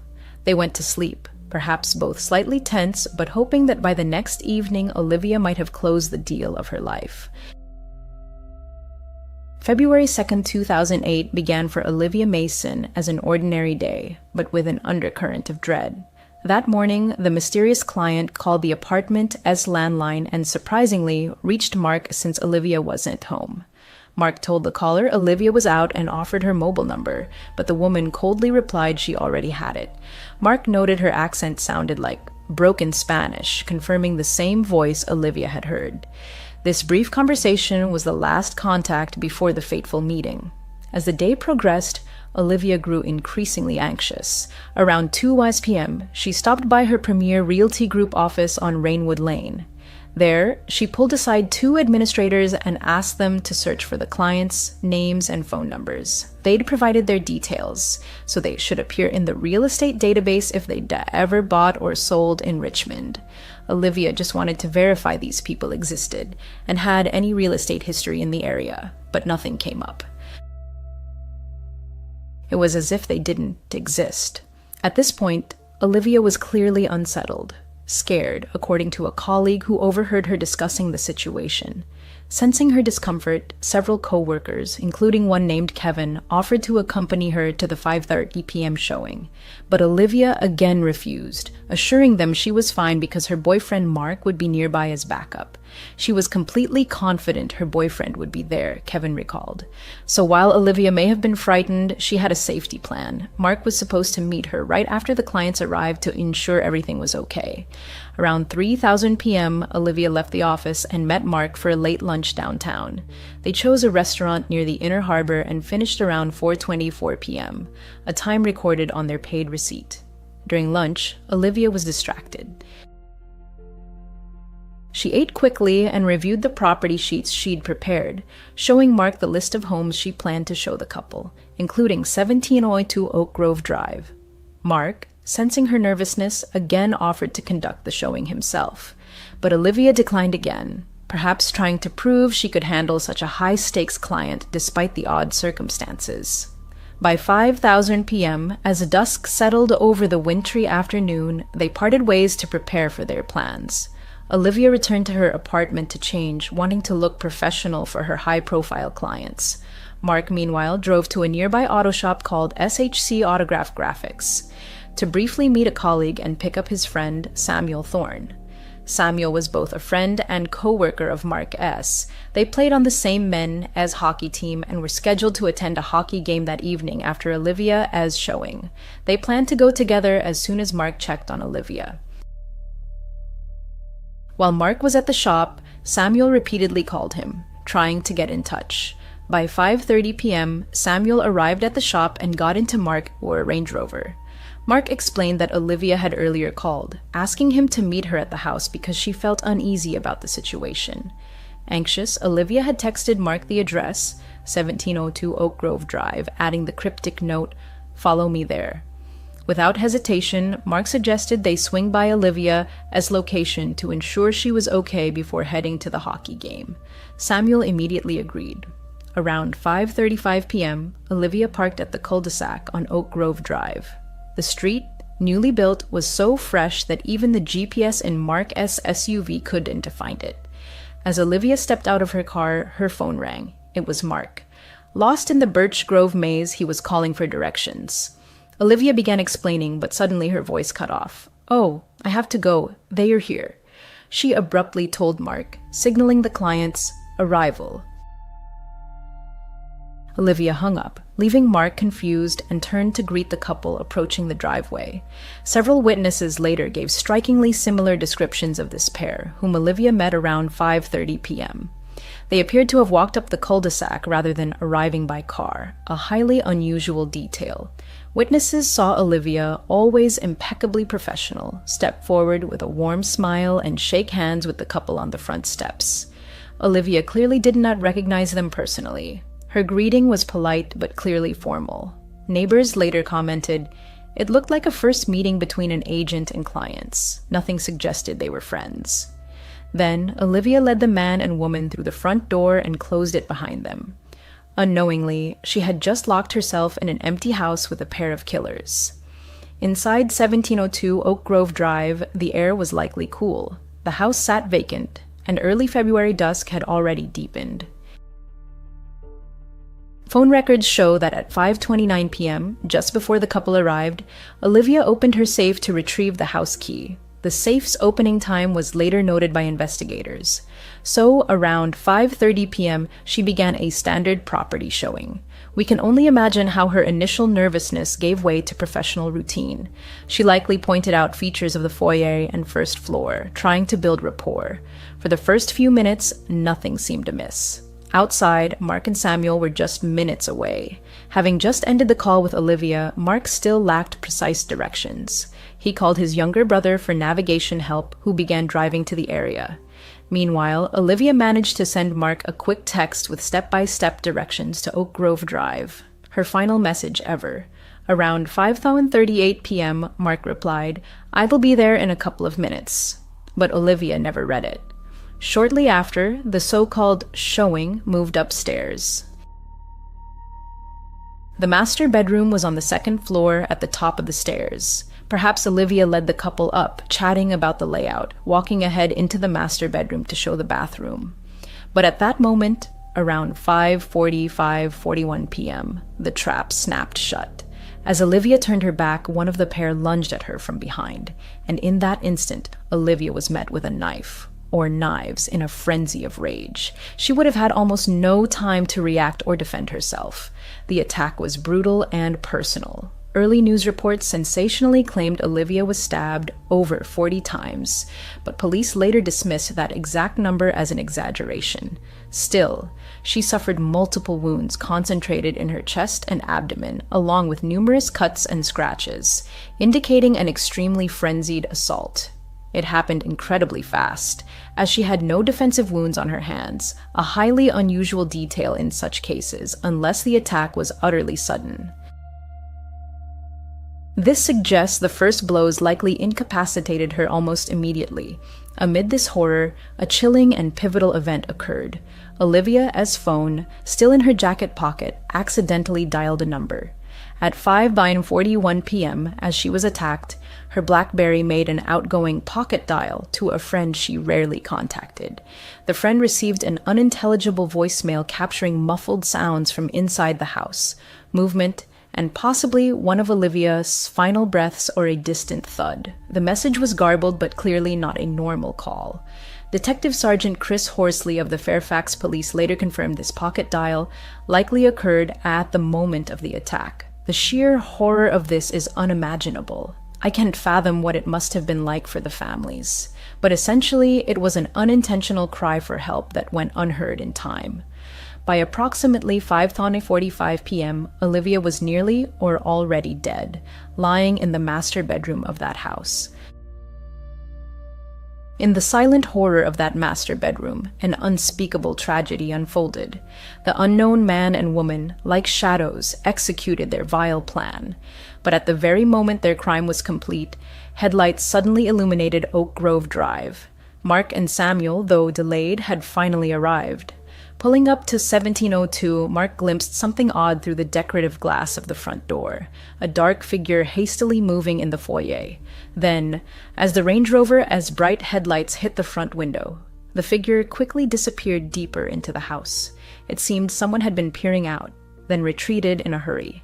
Mark, not wanting to appear overly intrusive or interrupt the showing, assumed it was part of the routine, perhaps Olivia and the clients inspecting the home.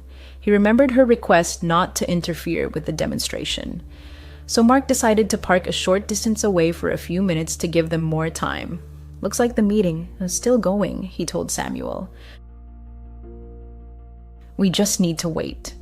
Mark drove a short way down the street and returned a couple of minutes later. It was now around 5:55 6th Agron p.m.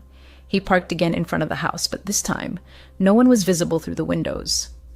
Mark texted Olivia. "You okay?" No reply came. He tried calling her mobile. Silence again. Mark's worry grew, but he still hoped they were simply engrossed in conversation, that the showing was going well, and the clients had many questions. But as we now know, that wasn't the case. 10 more minutes passed in oppressive silence. The house looked dark and ominously still from the outside. Around 6:05 p.m., 20 minutes after first arriving, Mark's anxiety peaked. Olivia hadn't responded or emerged. He decided to act. Approaching the house with Samuel, he stepped out and walked straight to the front door of 1702 Oak Grove Drive. To his horror, the door was locked. He pounded and rang the bell. No answer. Peering through the frosted glass, Mark saw something that made his heart sink. Olivia's shoes lay in the foyer. She'd clearly taken them off upon entering, meaning she was likely still inside. But why wasn't she coming to the door? Was she hurt? Something was wrong. Panic surged through Mark. He pulled out his phone and dialed 911. At 6:05 p.m., he stammered to the dispatcher that his girlfriend was showing a house he couldn't get in, and he was deeply worried something had happened to her. He emphasized he had come to check on her because she was a little scared about this showing. While Mark spoke, Samuel scouted the house as perimeter for another entrance. He found a gate to the backyard, but it was locked. However, Samuel spotted something crucial. Through the slats, he saw the French doors to the back patio were wide open. He frantically waved Mark over, pointing to them. The killers, it turned out, had fled through those back doors just moments earlier, vanishing into the night. In their haste, they'd left the doors wide open, likely slipping through a gap in the backyard fence onto the main road. Seeing the open doors, Mark dropped the 911 call and rushed to help. He ran to assist Samuel in climbing over the backyard fence. Samuel vaulted into the yard and, without hesitation, dashed through the open French doors into the house. He immediately unlocked the front door from the inside, allowing Mark to burst in. The men split up in the foyer. Samuel searched the first floor while Mark raced upstairs. As he climbed, he desperately shouted, "Olivia! Olivia!" into the ringing silence. At the top of the stairs, horror struck. He saw Olivia's body lying on the master bedroom floor, and he saw the blood.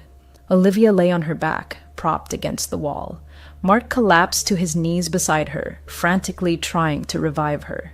Samuel, overcome with terror, immediately redialed 911 at 6:11 p.m., stammering that they needed an ambulance right away. Mark, in shock, began performing mouth-to-mouth resuscitation, though it was already too late. He tilted her head back and started rescue breathing, and in a chilling, deeply disturbing detail. Within minutes, the first sirens pierced the quiet neighborhood. Paramedics and police cars flooded the cul-de-sac. But despite all resuscitation efforts, Olivia Mason was pronounced dead at the scene. Mark was hysterical, in utter disbelief, repeating, "If ID arrived 10 minutes earlier, if ID gone with her, would she still be alive?"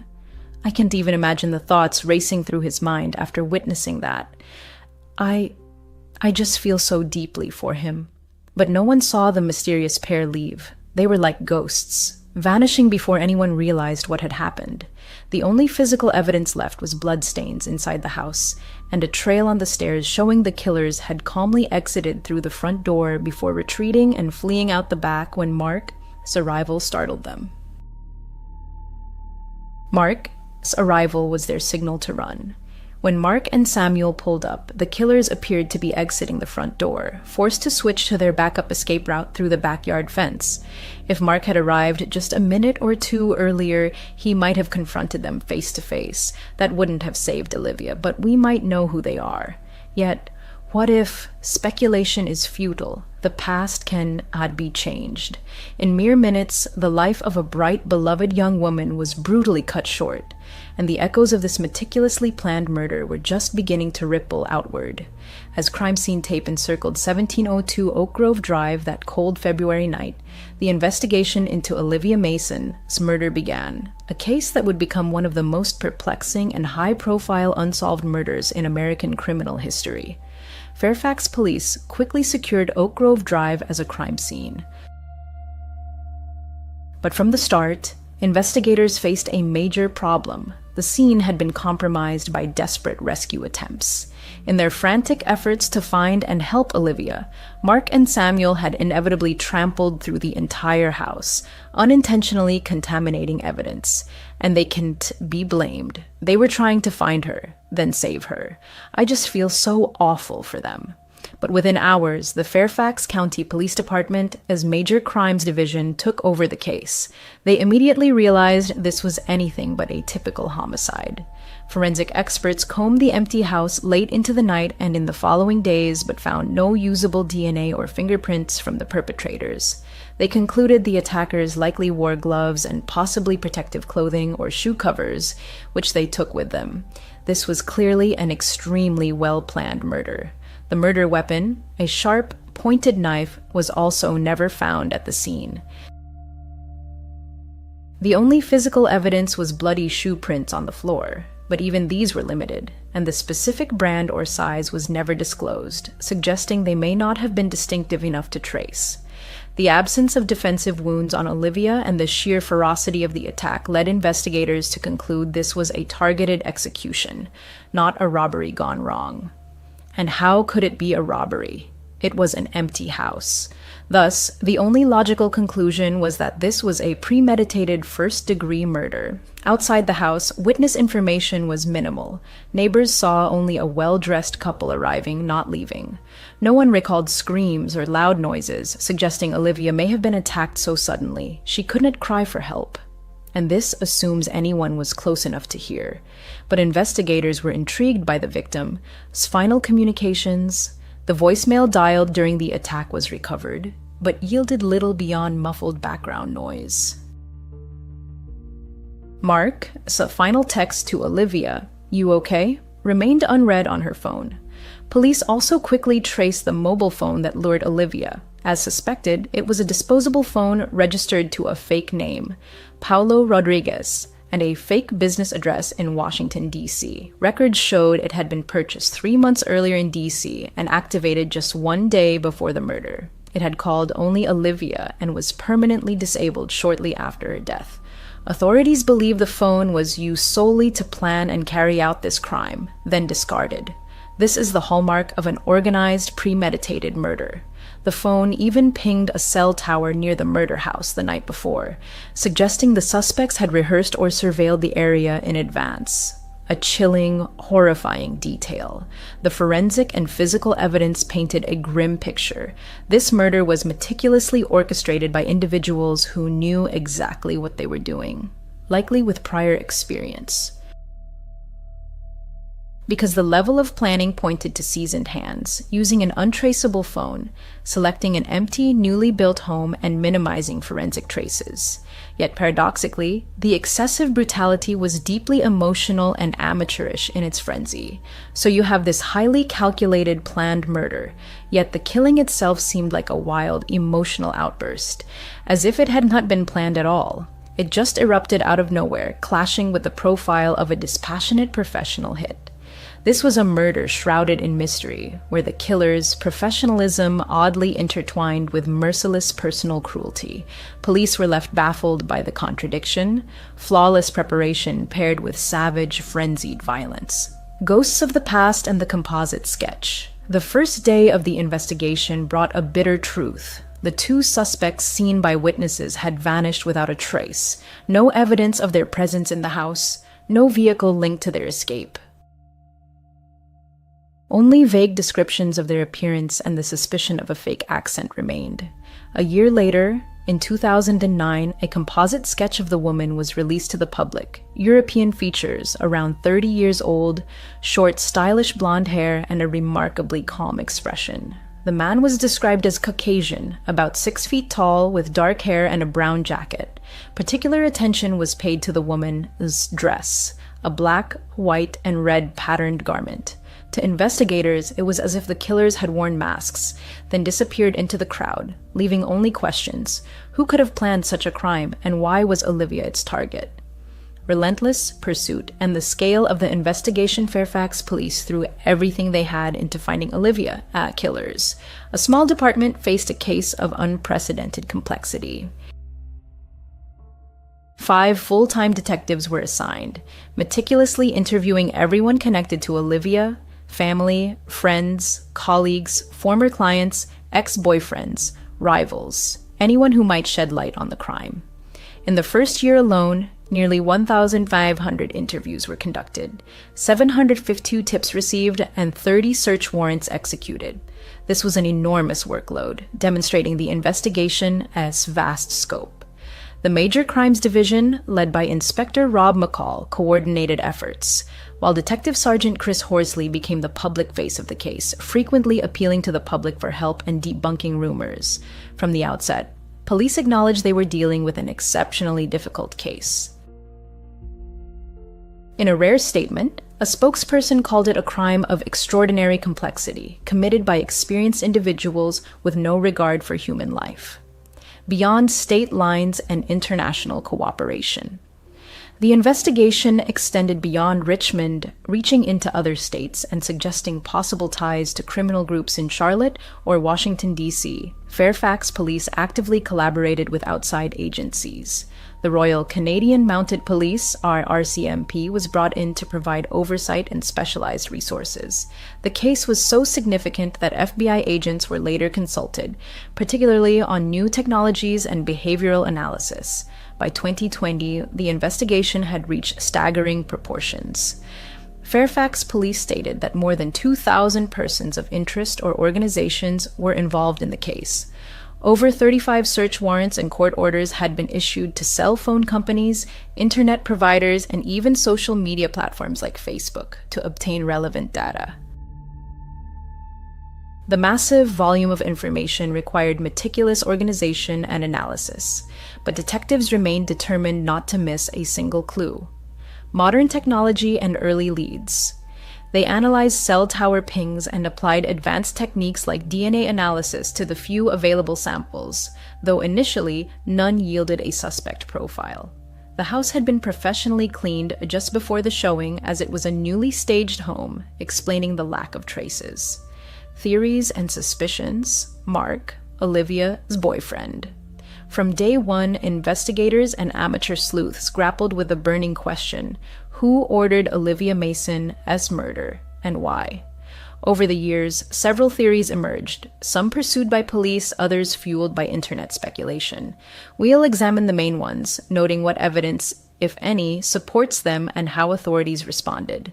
Naturally, Mark, Olivia's boyfriend, was the first suspect. Police always start with the victim, an inner circle, and Mark was at the heart of the events. He discovered the body, a detail that often raises suspicion. Could Mark have been involved in Olivia's death? Regarding motive, as we know, their relationship was troubled. Olivia was considering a breakup, and rumors of jealousy circulated. Some who distrusted Mark speculated he might have orchestrated her elimination if he couldn't accept her leaving. And in the public eye, Mark, a wealthy, influential family, died in help. People love to suspect the rich boyfriend in true crime stories. Despite the suspicions, police consistently stated Mark Anderson was not a suspect, and they had a solid reason. His actions and alibi on the fateful day were verified down to the minute. Around 5:30 p.m., surveillance cameras at the auto shop captured him leaving with Samuel in his Range Rover. The timestamp on the footage was irrefutable proof Mark wasn't at the murder scene when Olivia died. Her death occurred between 5:40 and 5:41 p.m., and it would have been absolutely impossible for him to get there and commit the murder in that short window. Moreover, Mark voluntarily took a polygraph test and, according to police, passed it.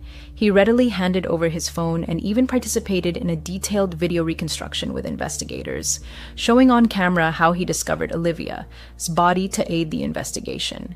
He proactively and promptly offered any help to police, demonstrating exceptional openness throughout. Investigators found no forensic or digital evidence linking Mark to the murder's planning. His phone records, for example, showed genuine attempts to locate Olivia, not collusion with unknown parties. About a year after the murder, in early 2009, Fairfax police officially cleared Mark of all suspicion. They publicly stated, "We never named Anderson as a suspect." He was a person of interest, as anyone at the scene would be, but he was excluded. Yet despite this, Mark remained under intense public suspicion for years. Olivia's father, David, openly speculated that Mark might know more than he admitted. David felt Mark didn't show enough grief, and combined with Mark's family ties, this fueled his doubts. But Mark always stood firm, saying, "I want people to know I loved Olivia and think of her every day. I want this case solved as soon as possible. I have nothing to do with this." It's important to note that police thoroughly interrogated Mark for several hours on the night of the murder. This deeply frustrated him. He knew the killers had fled, and he felt precious time was being lost while investigators focused on him. But from the police's perspective, it was a necessary step. And once completed, they moved on. No incriminating evidence against Mark ever surfaced. Law enforcement, and even Olivia's own mother, acknowledged Mark wasn't involved. Though the boyfriend did it is a common trope in such stories, this case appears to be an exception. Mark's role was tragically only that of a heartbroken witness who found his beloved in her final moments. So if not Mark, then perhaps someone else in the family. Online sleuths turned their gaze to Patricia, Mark's mother. Patricia was a successful realtor and, by many accounts, a formidable personality. On true crime forums, rumors swirled that Patricia might have orchestrated Olivia's murder for some dark motive, perhaps anger if Olivia planned to leave Mark, or other personal conflicts. And it didn't help that Patricia was directly linked to key elements of the scenario. As mentioned, she was present when Olivia discussed the showing details and address, and the home's builder, Joe Dusa, was Patricia's friend. Some theorists wondered if Patricia were involved, could that explain how the killers knew Olivia's schedule and chose that specific house? However, police never named Patricia as a suspect and explicitly stated no member of the Anderson family was under suspicion. Patricia provided an alibi for the time of the murder. Reports indicate she was at dinner and cooperated with police interviews. Olivia's mother, Catherine, publicly stated she didn't believe Patricia was involved, calling the idea an unfounded rumor. And over the years, Patricia largely remained silent about the rumors. But by 2022, she had enough. That year, Patricia filed a defamation lawsuit against David Mason, Olivia's father, and 2 administrators of his website, accusing them of maliciously spreading false claims that she was the killer. In other words, Patricia took the extraordinary step of suing the victim, my father, to clear her name. This underscores how severely the baseless accusations damaged her family. The case is still ongoing and hasn't gone to trial. But Patricia's position is clear. She and her family were unjustly vilified without any evidence. In an interview with Capital Daily, the Andersons expressed feeling like they been through the worst part of life, being targets of these accusations. And through it all, police thoroughly investigated the Anderson family. They examined Patricia's finances, business connections, and any possible link to the disposable phone or the people behind it, but found nothing incriminating, and no evidence was ever found. The fact that Patricia overheard part of the phone call doesn't and seem implausible. After all, she was Mark's mother and often visited. Olivia, for her part, never hid her business contacts. And while it's certainly eerie that the murder house was built by Patricia acquaintance Joe Dausa, police never found evidence linking Joe or Patricia to the crime beyond this strange coincidence. Thus, aside from internet rumors, the accusations against Patricia Aron to backed by serious evidence. Police fully exonerated her, as well as Mark's brother and everyone else in their circle, quite early in the investigation.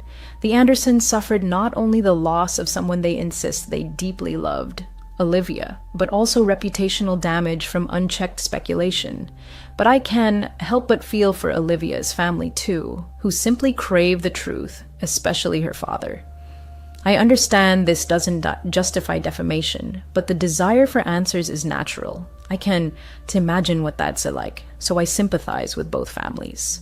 One of the most intriguing and initially compelling theories had nothing to do with Olivia's boyfriend or his family.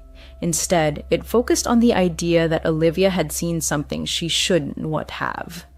In late 2007, about 2 months before her death, Olivia made a spontaneous weekend trip from Richmond to Charlotte, North Carolina, a state bordering Virginia.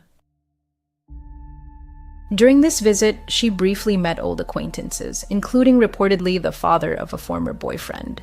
Around that time, Charlotte was conducting a major drug operation. On January 2, 2008, police executed Operation High Noon, seizing over 80 kilograms of cocaine worth $8 million and arresting several high-level drug traffickers. It was declared the largest cocaine seizure in North Carolina history. By a striking coincidence, one person implicated in this operation had ties to Olivia's circle. This was Eric DeLucas, a Richmond acquaintance of Olivia S., who was arrested as a major player in the Charlotte drug network. This sparked rampant speculation that perhaps, during her Charlotte trip, Olivia had learned something about the drug operation, maybe overheard a conversation or witnessed a deal, and the cartel or gang decided to silence her, fearing she might inform police.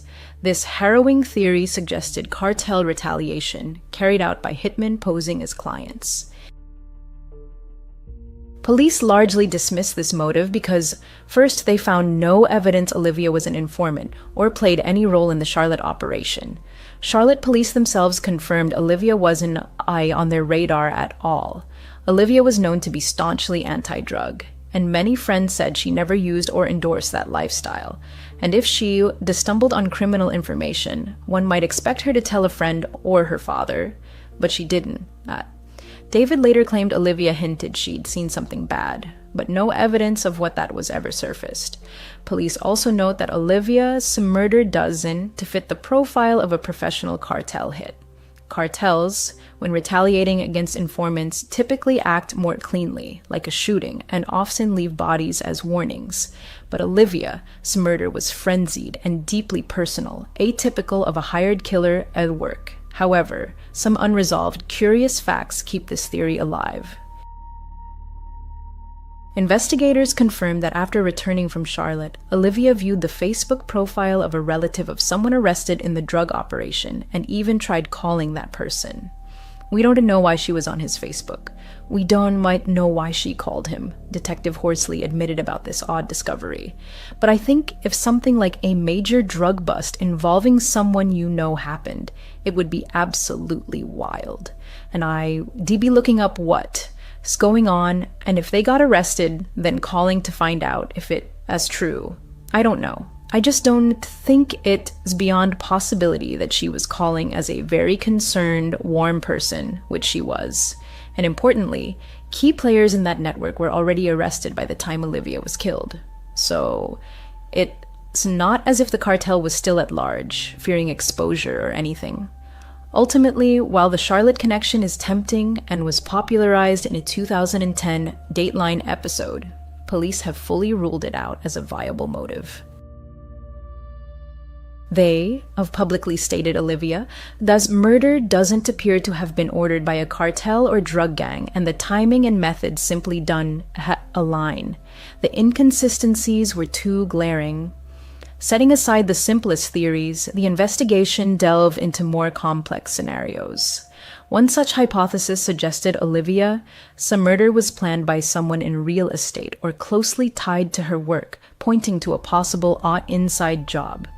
Perhaps a colleague had access to her schedule. Notably, the killers knew exactly that Olivia would be alone at the house at a specific time, suggesting insider knowledge of her appointments. Police thoroughly vetted colleagues and former clients, and while rumors of a disgruntled client or jealous competitor circulated, nothing concrete emerged. However, it was later revealed that early in the investigation, police suspected involvement from some tough individuals on Olivia's Facebook friends list. Olivia, by all accounts, was highly social with over 100 Facebook friends, including people with criminal histories. Richmond, as social scene is tightly knit, you know someone who knows someone. Detectives initially suspected someone from these questionable contacts might have orchestrated the murder. This theory seemed to echo both the drug angle and general suspicions about anyone in her circle with criminal ties. But again, no convincing evidence was found. Another theory considered organized crime beyond drugs, like money laundering in real estate or a conflict arising from a deal where Olivia accidentally offended someone. Fairfax police publicly stated they found no link between Olivia's legitimate real estate work and her murder, aside from it being a ruse to lure her. In other words, it wasn't the result of a failed deal or client retaliation. The property viewing was merely a convenient trap. Over time, investigators formed their own theory that best fit the evidence Olivia Daisy murder was a personal vendetta carried out by someone, or multiple people, close to her. As one report stated, investigators believe the murder was very personal and planned by someone in her inner circle, possibly someone with access to internal information from her office. This pointed to a scenario where someone in Olivia's social circle held a grudge or had motive to harm her. Perhaps not a best friend, but a friend of a friend or acquaintance. They might have used others, like the couple Olivia met, to do the dirty work while keeping their own hands clean. This could explain the murder as a fury and personal motive combined with a clever plan.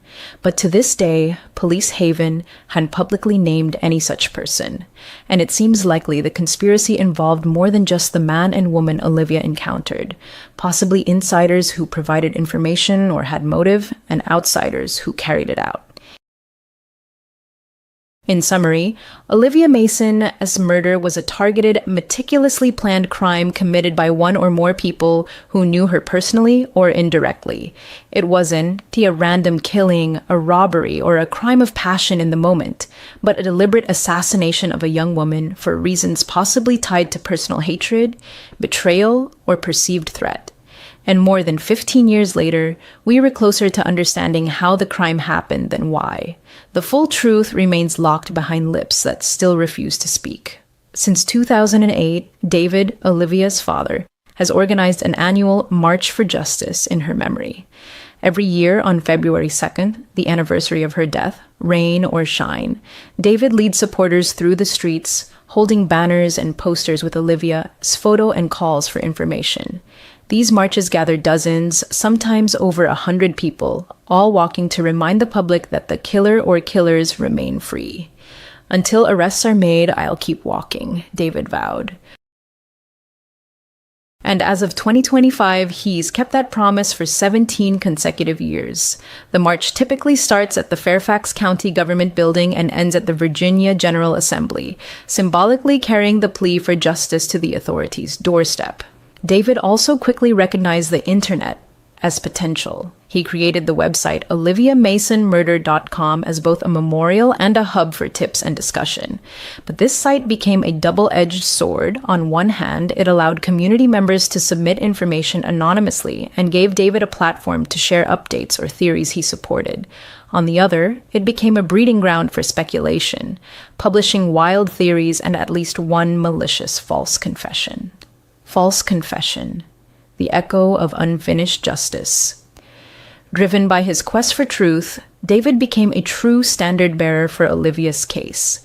He moderated the website, which, despite emotional outbursts and sometimes defamatory posts, relentlessly kept public interest alive. David was relentless in his advocacy, countless interviews with local and national media, and perhaps his most notable appearance on Dr. Phil in May 2019, where he desperately and hopefully urged anyone with information to come forward. In these interviews, David's voice grew louder, and his conviction in the police investigation's incompetence and corruption stronger. He even entertained theories of police conspiracies and high-level interference, though without compelling evidence. It was during this period that Patricia filed her lawsuit, and detectives demanded he cease public attacks. Accusations flew from all sides, creating a whirlwind of passion. Yet despite all the interpersonal drama, one thing remains unchanged: Olivia deserves justice. As of early 2025, no arrests have been made and no charges filed. However, law enforcement seems closer than ever to a breakthrough. Major Crimes Division representatives hint that you have inside information about who did it, but are waiting for Tao, the final piece of the puzzle. This suggests the investigation is in the painstaking phase of gathering court-admissible evidence, perhaps DNA corroborating witness statements, or hope that someone in the conspiracy will finally talk. But with each passing year, the case faces a new challenge: the passage of time. Memories fade, witnesses grow harder to locate, and physical evidence can degrade. Fortunately, in the US, there is no statute of limitations on murder, and Olivia's case can remain open indefinitely until solved. Police are determined to see it through. This is Olivia Mason's story. If you have any information, please contact the Fairfax County Police Department immediately. My deepest condolences to all families affected by this tragedy.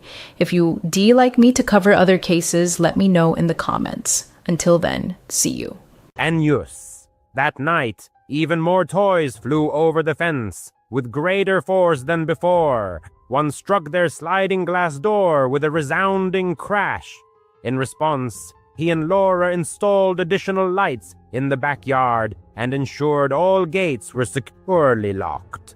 He traveled extensively for work as a sales representative for a tech company, which meant Laura often spent nights alone at home. She began double-checking the locks before bed. "I don't like that guy," she confessed. "He gives me a bad feeling." Then came the night that changed everything. It was a Tuesday in July, hot and humid.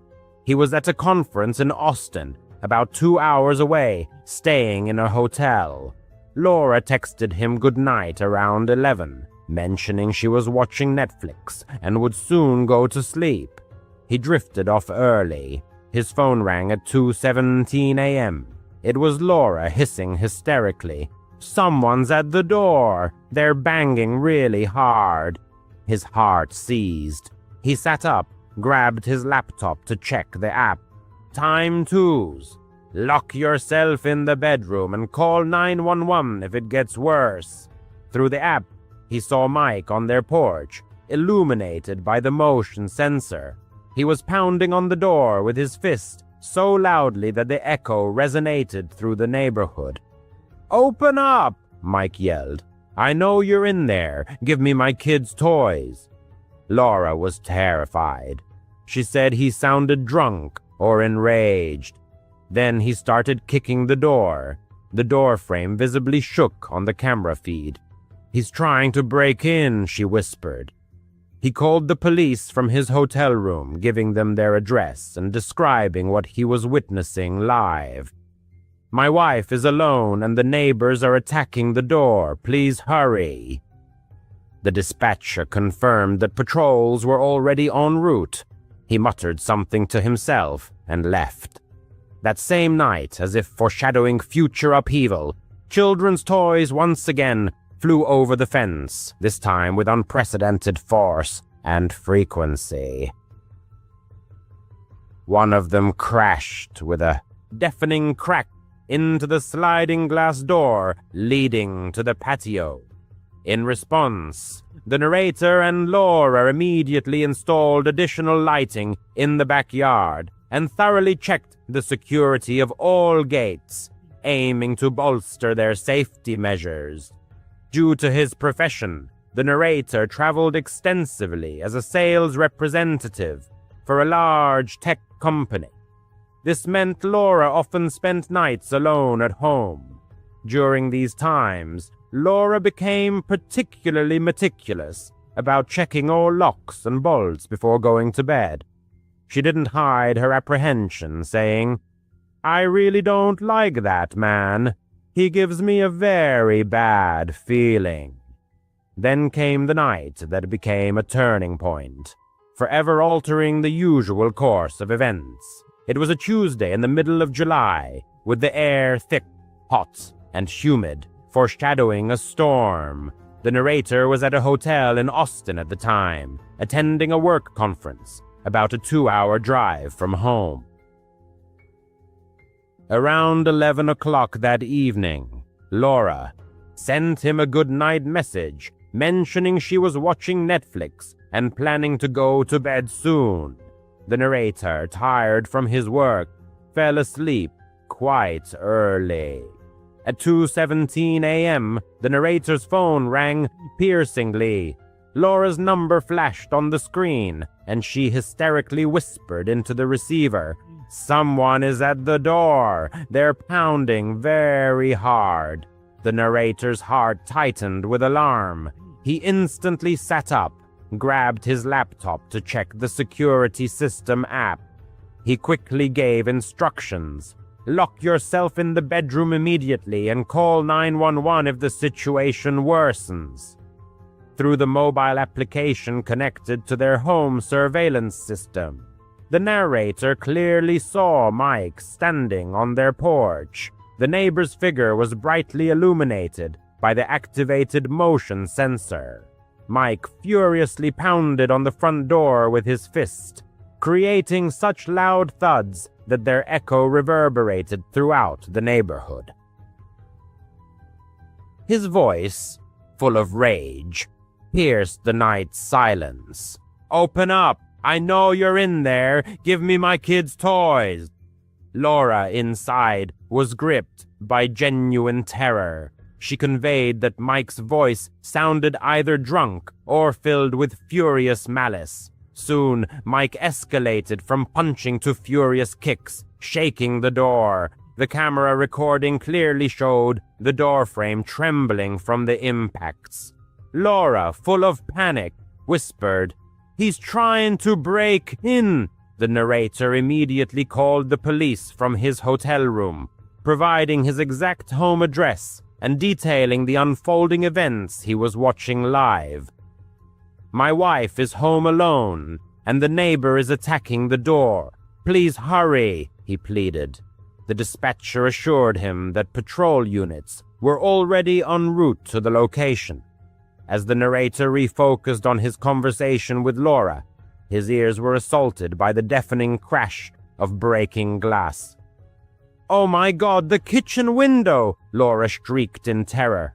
Mike had managed to smash it. The narrator clearly saw this moment on Hamaninoenau, the backyard camera recording. Sharp shards of glass showered inwards, and through the created opening, Mike stretched out his hand, desperately trying to reach the latch and unlock it. Laura cried out in fear and rushed upstairs, where she hastily barricaded the bedroom door with a chair, creating at least some obstruction. At this critical moment, the distant wail of police sirens could be heard on the camera's audio feed.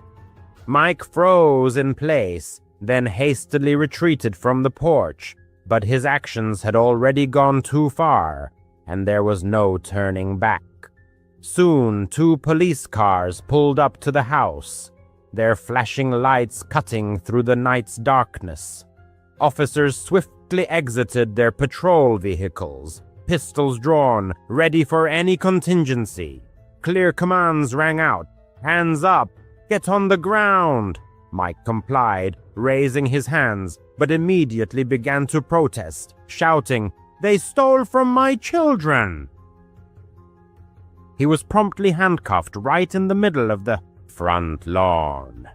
Laura, still holding the phone to her ear and continuing her conversation with the narrator, cautiously peered out the window. One of the officers entered the house to check on her safety, and Laura showed him the shattered kitchen window. Bloodstains were visible on the glass shards, indicating that Mike had cut his hand when breaking through the barrier. As Mike was being led to the patrol car, he sharply turned and through the open front door fixed his gaze directly on Laura, as if trying to burn a hole through her. The surveillance camera captured this moment with absolute clarity, as if it were broad daylight. Ominous words escaped his lips. "I'll kill you someday, bitch." Even while handcuffed and restrained by the police, he uttered this phrase with striking calmness, as if making an unbreakable promise. The officers who witnessed this also heard the threat and immediately documented it in their report. The narrator immediately started his journey back, arriving home only at dawn after many hours on the road. Laura was utterly shaken by what had happened, and upon seeing him, hugged him tightly, seeking comfort.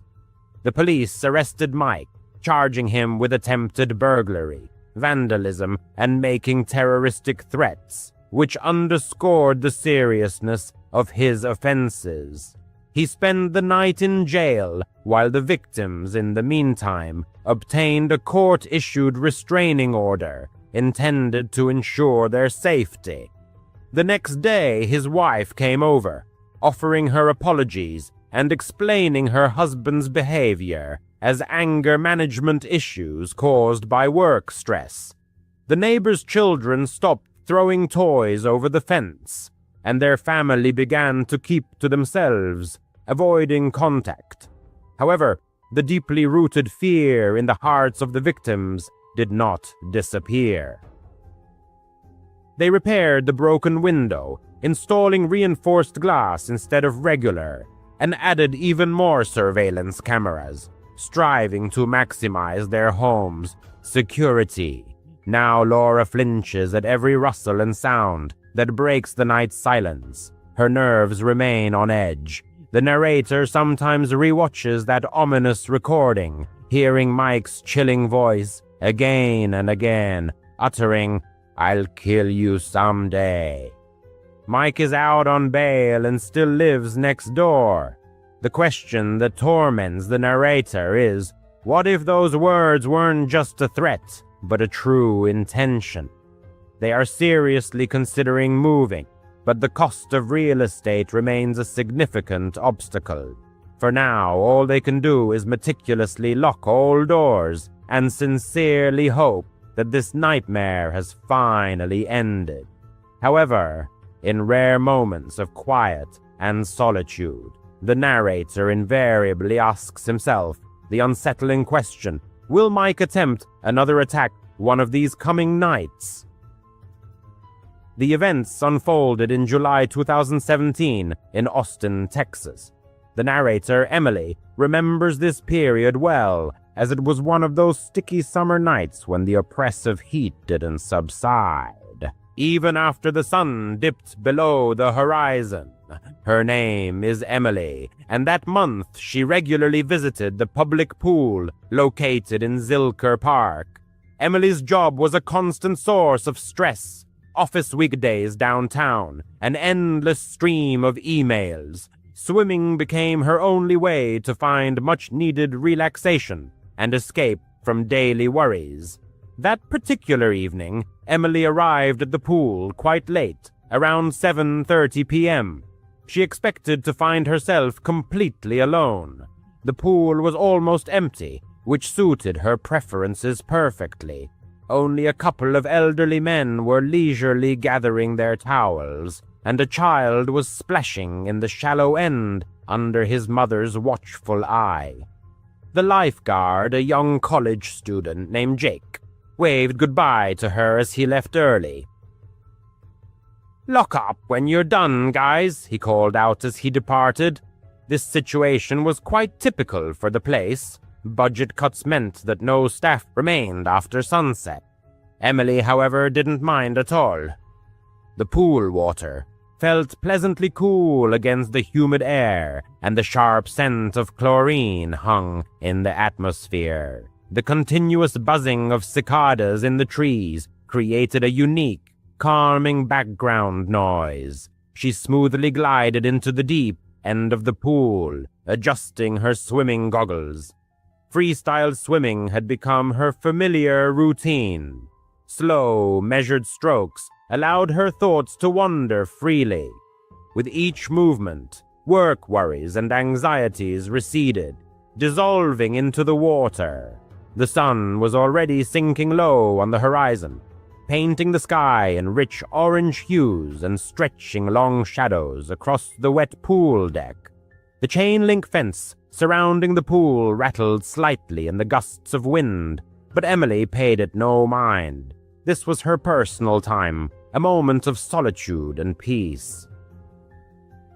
Enos. As Mike was led to the patrol car, he abruptly turned and fixed his gaze through the open front door directly on Laura, as if trying to burn a hole through her. The surveillance camera captured the moment with absolute clarity, as if it were broad daylight. Ominous words escaped his lips. "I'm going to kill you someday, you bitch!" Even while handcuffed and restrained by the police, he uttered this phrase with striking calm, as though making an unbreakable promise. The officers who witnessed it also heard the threat and immediately documented it in their report. The narrator immediately turned back, arriving home only at dawn after many hours on the road.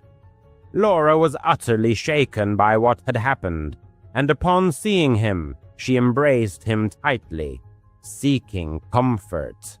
The police arrested Mike, charging him with attempted breaking and entering, vandalism, and making terroristic threats, which underscored the seriousness of his offenses. He spent the night in jail while the victims obtained a restraining order to ensure their safety. The next day, his wife came, offering her apologies and explaining her husband's behavior as anger management issues caused by work-related stress. The neighbors' children stopped throwing toys over the fence, and their family became reclusive, avoiding contact. However, the deep-seated fear in the victims' hearts never disappeared. They repaired the broken window, replacing it with reinforced glass, and added even more surveillance cameras, striving to maximize their home's security. Now Laura startles at every rustle and sound that breaks the night's silence, her nerves remaining on edge. The narrator sometimes rewatches that sinister recording, hearing Mike's chilling voice repeat, "I'm going to kill you someday." Mike is out on bail and still lives next door. The question that torments the narrator is, what if those words weren't just a threat, but a true intention? They seriously consider moving, but the cost of real estate remains a significant obstacle. For now, all they can do is meticulously lock all the doors and sincerely hope this nightmare has finally ended. Yet in rare, moments of silence and solitude, the narrator invariably asks a disturbing question. Will Mike attempt another attack one of these coming nights? The events unfolded in July 2017 in Austin, Texas. The narrator, Emily, remembers this period well, as they were some of those sticky summer nights when the oppressive heat didn't relent even after the sun had dipped below the horizon. Her name is Emily, and that month she regularly visited the public pool located in Zilker Park. Emily's job was a constant source of stress, office days downtown, an endless stream of emails. Swimming became her only way to find much-needed relaxation and escape from daily worries.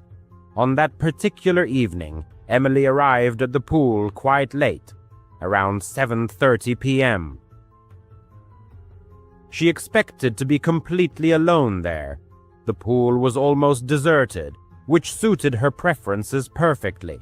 Only a couple of elderly men were slowly gathering their towels, and a child splashed in the shallow end under the watchful eye of his mother. The lifeguard, a young college student named Jake, waved goodbye to her as he left early. "Lock up after you're done, guys," he shouted as he departed. This situation was quite typical for the place. Budget cuts meant no staff stayed after sunset. Emily, however, didn't mind at all. The pool water felt pleasantly cool against the humid air, and the sharp smell of chlorine hung in the air. The continuous buzzing of cicadas in the trees created a unique, calming background noise. She smoothly glided into the deep end of the pool, adjusting her swimming goggles. Freestyle swimming had become her routine. Slow, measured strokes allowed her thoughts to wander freely. With each movement, work worries and anxieties receded, dissolving into the water. The sun was already sinking low on the horizon, painting the sky in rich orange hues and casting long shadows across the wet pool deck. The mesh fence surrounding the pool rattled slightly in the gusts of wind, but Emily paid no attention. This was her personal time, a moment of solitude and peace. It was his time. After about 10 laps, the swimmer stopped at the edge to catch his breath. The other patrons had already left the pool, leaving him alone, with only the quiet splashing of water disturbing the peace. He wiped the water from his eyes and looked around. The parking lot beyond the fence seemed deserted. His beaten-up Honda was the only car left. Good, he thought. Quiet. But then he felt it, a slight prickling on the back of his neck, as if someone was watching intently. It was that vague premonition, familiar to many.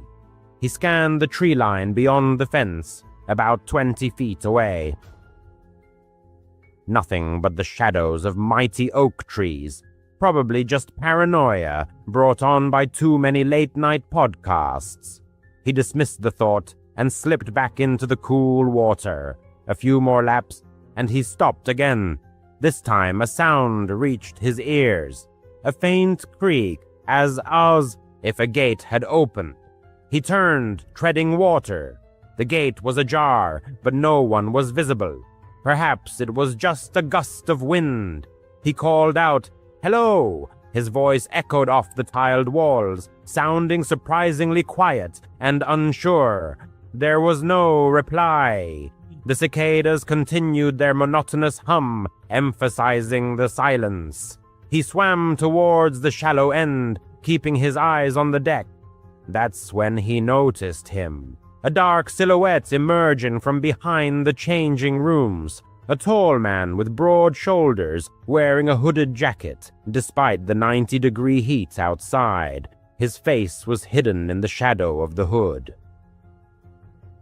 He didn't move like a regular at this place. He just stood there, hands in his pockets, staring directly at the swimmer. The swimmer's stomach tightened with alarm. Who wears a jacket in this heat? He thought. Maybe a runner, but no, his posture was strange. Too still, too focused. The swimmer swam back a little, pretending to adjust his stroke, but his heart pounded. "The pool is closing," he said, trying to make his voice sound casual. The stranger didn't move, didn't say a word. Then he started walking, slowly along the edge of the pool, toward the deep end. There was a distinct thud of boots on the concrete. These weren't sneakers, but heavy boots, and something in his hand, a flashlight. It swung loosely, as if its owner was ready to use it for something other than just illumination. The swimmer kicked harder, heading for the ladder. The water now felt thicker, as if pulling him. Why wasn't he leaving? Thoughts raced through his mind. He remembered news stories of similar incidents. Strange people in public places after closing. Austin is mostly safe, but parks at night. Not always. He reached the ladder and pulled himself out of the water. Water dripped everywhere. His feet were cold on the deck. He quickly grabbed his towel, wrapped it around himself, and headed for the gate. A brisk walk, not a run. Don't show fear. The stranger matched his pace, walking parallel on the other side of the pool. The flashlight clicked on, and a bright beam of light hit him directly in the eyes. The swimmer flinched, blinded for a second. "What the hell?" he muttered to himself. The light went out, and the stranger was closer now, crouched at the edge, as if measuring the distance for a jump. Panic washed over the swimmer.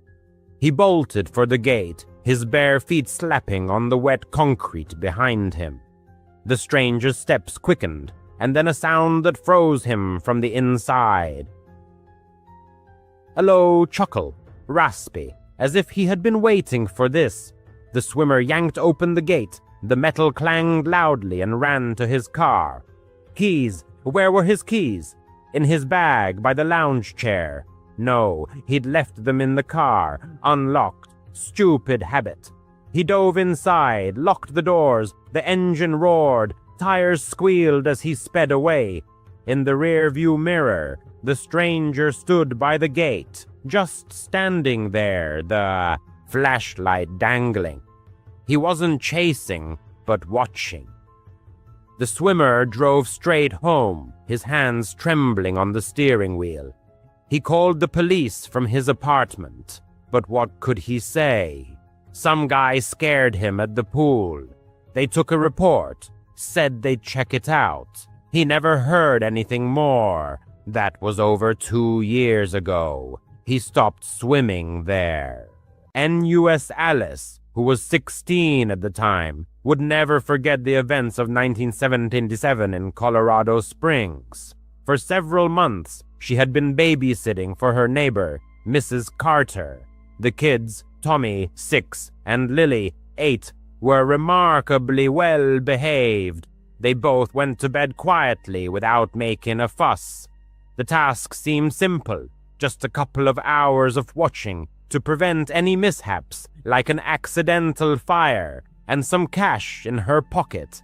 However, that night, February 7th, started routinely, but ended so dramatically that the memories still haunt Alice to this day. Mrs. Carter lived in the same apartment complex as Alice's family, just a few doors down. As a single mother, she always looked exhausted, rushing off to her night shift at the local diner. She had found Alice through an ad she posted at the community center. Reliable teen babysitter, $2 an hour. The woman liked that the girl lived nearby and didn't charge high rates.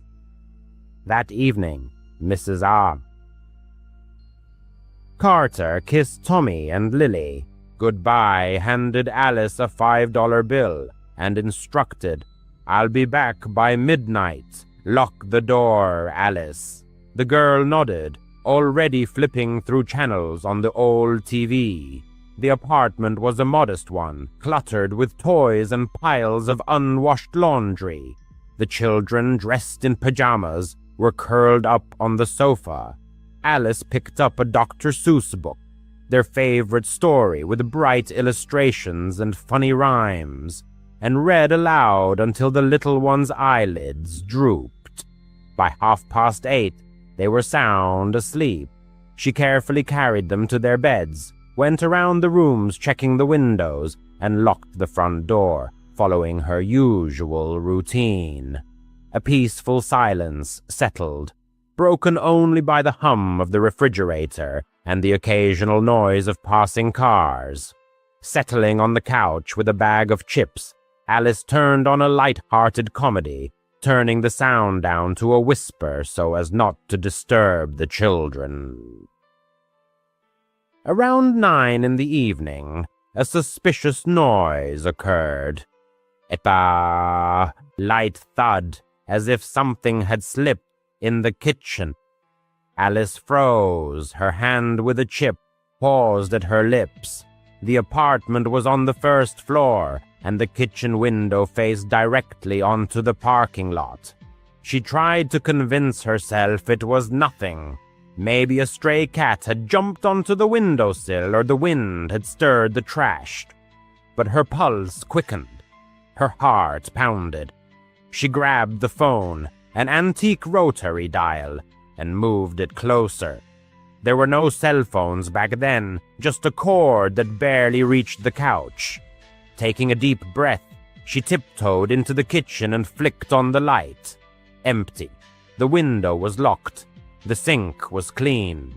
Alice chuckled at her own fear, feeling foolish, and returned to the screen. Soon after there was another sound, a sharp scraping, as if metal scratched against glass. It came from the back door which led to a narrow patio. Alice turned off the TV, listening in the darkness. The children were still sleeping peacefully in their room. From behind the door she could hear Tommy's soft snoring, reassuring in its ordinariness. Barefoot, in socks, she moved silently to the door, where the linoleum gently cushioned underfoot.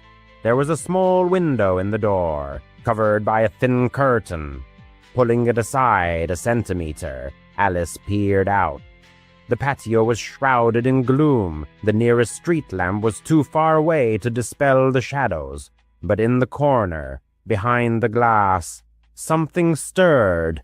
Or was it just her imagination? Her stomach clenched. She pulled the handle the lock held firm. Stepping back, she was already mentally dialing her mother's number. But then she heard footsteps, not outside, but inside the apartment. Heavy, measured, they echoed from the hallway near the children's room. Alice darted to the kitchen drawer and grabbed a knife. Her hands were shaking, and the blade nearly slipped. "Who's there?" she whispered, her voice cracking. Silence, only another step in response. With the knife at the ready, breathing raggedly, she moved down the hallway. The door to the children's room remained ajar, as it should, but the air suddenly felt thick, filled with the sensation of being watched. Pushing the door open, Alice burst inside. Tommy and Lily were sound asleep in their beds. Relief washed over her, her knees buckling. However, a shadow lurked in the corner, tall, static, like a sentinel. The girl froze. The knife fell from her sweaty hand. "Go away," she said more firmly, trying to sound confident. The shadow didn't flinch. Turning on the lamp, Alice expected to see emptiness, the product of her overactive imagination, the weariness of a long evening. But no, a man in his 20s stood by the children's dresser, tall, with tousled hair and the piercing gaze of dark eyes. He stared directly at her. A knife gleamed in his fist, far more imposing than her own, reflecting the light from the bulb. Alice screamed, recoiling. The stranger was silent, only taking a step forward. In a panic, she lunged for the front door, her fingers slipping on the lock, wet with sweat. Behind her, his boots thudded, heavy and relentless. Finally, the door swung open, and Alice burst into the parking lot, screaming for help into the cold night. A light flashed on in a neighboring apartment window. Someone shouted, "Call the police!" Barefoot, not feeling the asphalt burning her feet with frost, she ran on until she burst into her own apartment. Her father had already run outside. Sensing something was wrong from the noise, he dragged his daughter inside, held her close, and dialed 911. The police arrived quickly. After inspecting the scene, they stated that the man had fled, the back door forced open with a tool. The children had slept through everything safe and sound. Thankfully, blood was found on Alice's pajamas, not her own, but smeared in haste when she brushed against the wall. Detectives collected samples along with fingerprints from the door. It later turned out to be William Kernan, a local college student who knew Mrs. Carter. He had often appeared in the complex, loitering aimlessly. He was not arrested that night. He had long since melted into the darkness. Decades later, in 2024, Alice stumbled upon a news story. The case was finally resolved. DNA from that blood perfectly matched the profile of Kernan, who died in 2010. Full verification was impossible. The body had been cremated, and there were no relatives left, but investigators had no doubt of his involvement. That same evening, he had stabbed a 14-year-old girl named Maria Hansel in a neighboring apartment. She, like Alice, was working as a babysitter and did not survive. Still, in her nightmares, Alice sees his eyes, icy, bottomless. After the incident, she refused to babysit again, never set foot in that complex again. At times, she wonders how close she came to the edge, to becoming just a line in a police report or a newspaper chronicle. She started babysitting for the Millers when she was 12. By 15, it had become a routine. Walk a couple of blocks, watch their 6-year-old son and 8-year-old daughter get paid, and go home. The children were rambunctious, completely messy, and devious in the ugliest ways. However, the money she earned allowed her to buy necessary school supplies and save up for a used bicycle. That Friday evening, Mrs. Miller said that she and her husband would be back around 11. Nothing unusual, she said, shrugging on her coat. The girl nodded, mentally planning, get the kids to bed by 9, finish her homework at their kitchen table, and be in her own bed before midnight. By 8:30, the house was quiet. The single lamp on the floor lamp softly illuminated the living room. Cartoons played at low volume.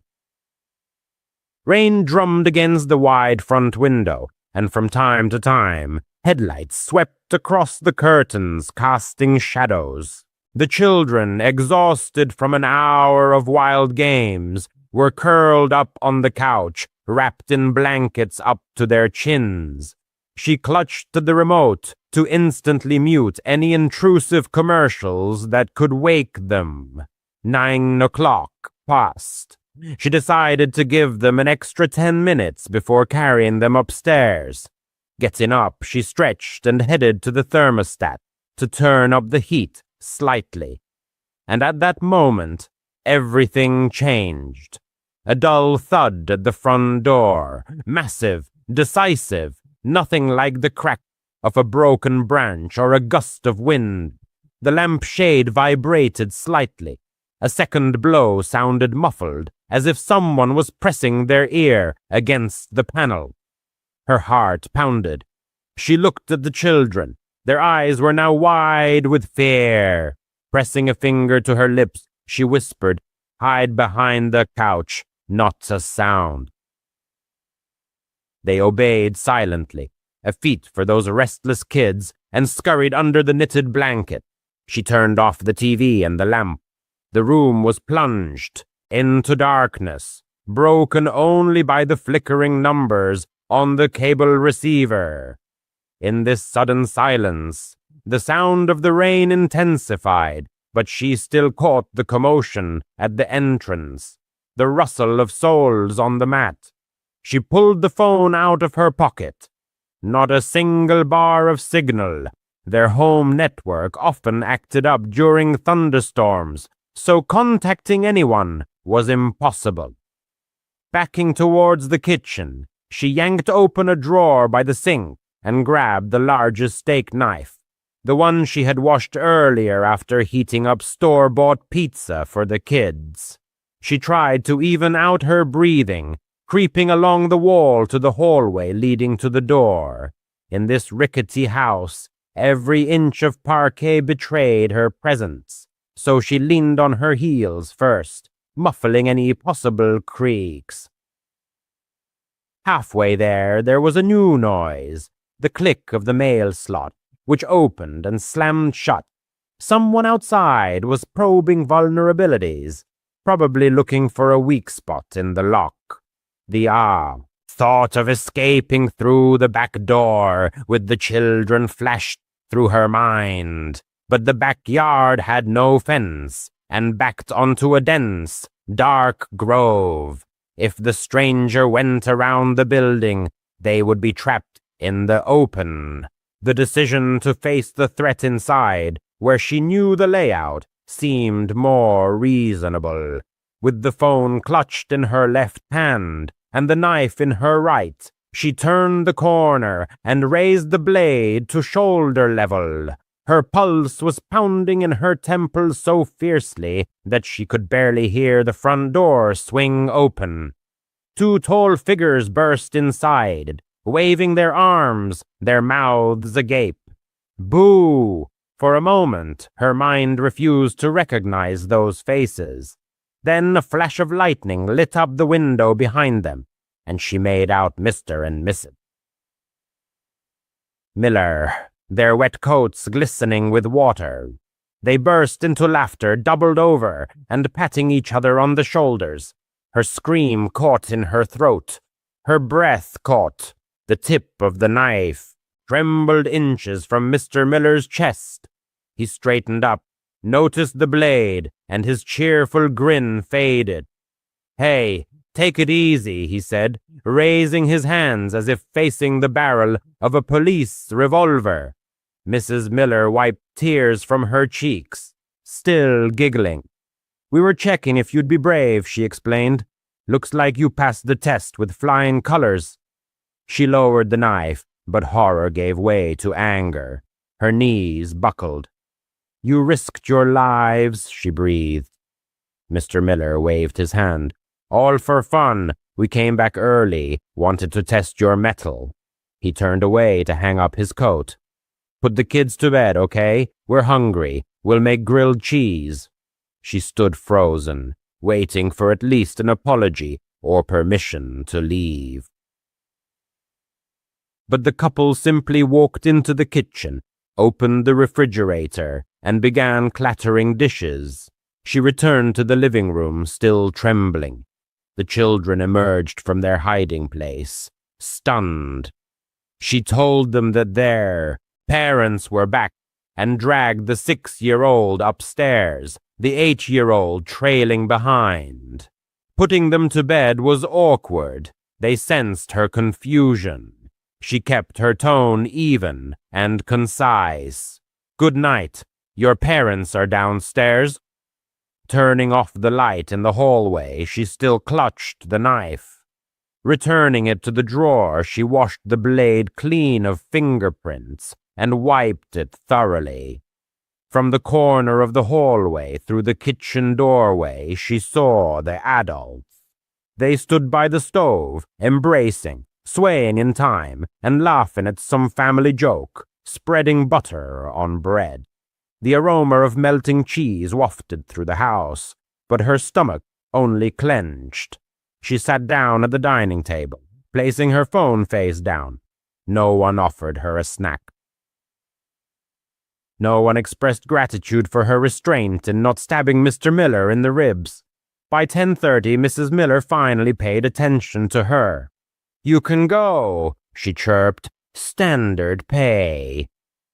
The girl walked home in the pouring rain, the money folded in half in her pocket, her boots squishing through puddles.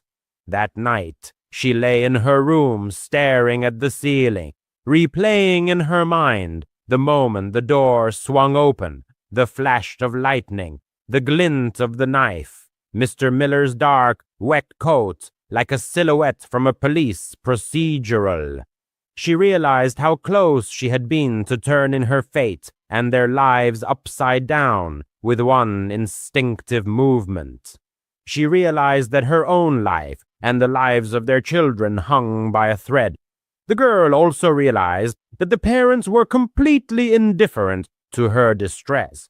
This prank served only their personal entertainment. Since then, she no longer agreed to look after their offspring. When Mrs. Miller sent a message 2 weeks later, the girl replied that she was busy with schoolwork. After that, the invitations stopped. In the evenings, heading to the bus stop, she sometimes passed their porch. From the outside, the house seemed quiet. Ordinary warm yellow light shone through the windows. Toys littered the lawn. However, the chilling rush of horror they had caused for fun flashed in her memory. This incident taught her 2 important lessons. Panic feels as acute as a real threat, and some adults remain eternally immature. Now she carefully checks every door she enters, including her own. Her phone is always charged and ready, and if someone brings up a harmless joke built on someone else's embarrassment, she remembers the trembling knife in her hand and shakes her head firmly. No, the girl never particularly believed in ghosts, but after babysitting at the Thompsons' house, her certainty wavered. It was an ordinary-looking cottage at the end of Willow Street, right across from St. Mary's Church in her quiet, provincial town. The girl's mother worked as a kindergarten teacher and knew the Thompsons' sons, Ethan and Liam, well from her classes. Mrs. Thompson had called her one evening last summer because their regular babysitter had suddenly cancelled. She was 17, needed the money, and figured it was an easy gig. How wrong she was. The evening started uneventfully. Ethan and Liam, 6 and 8 years old respectively, turned out to be charming but restless scamps running around their dilapidated 2-story house. It was a typical house built in the 70s, with creaking wooden floors and a faint, musty smell, as if permeated with all the decades it had lived through.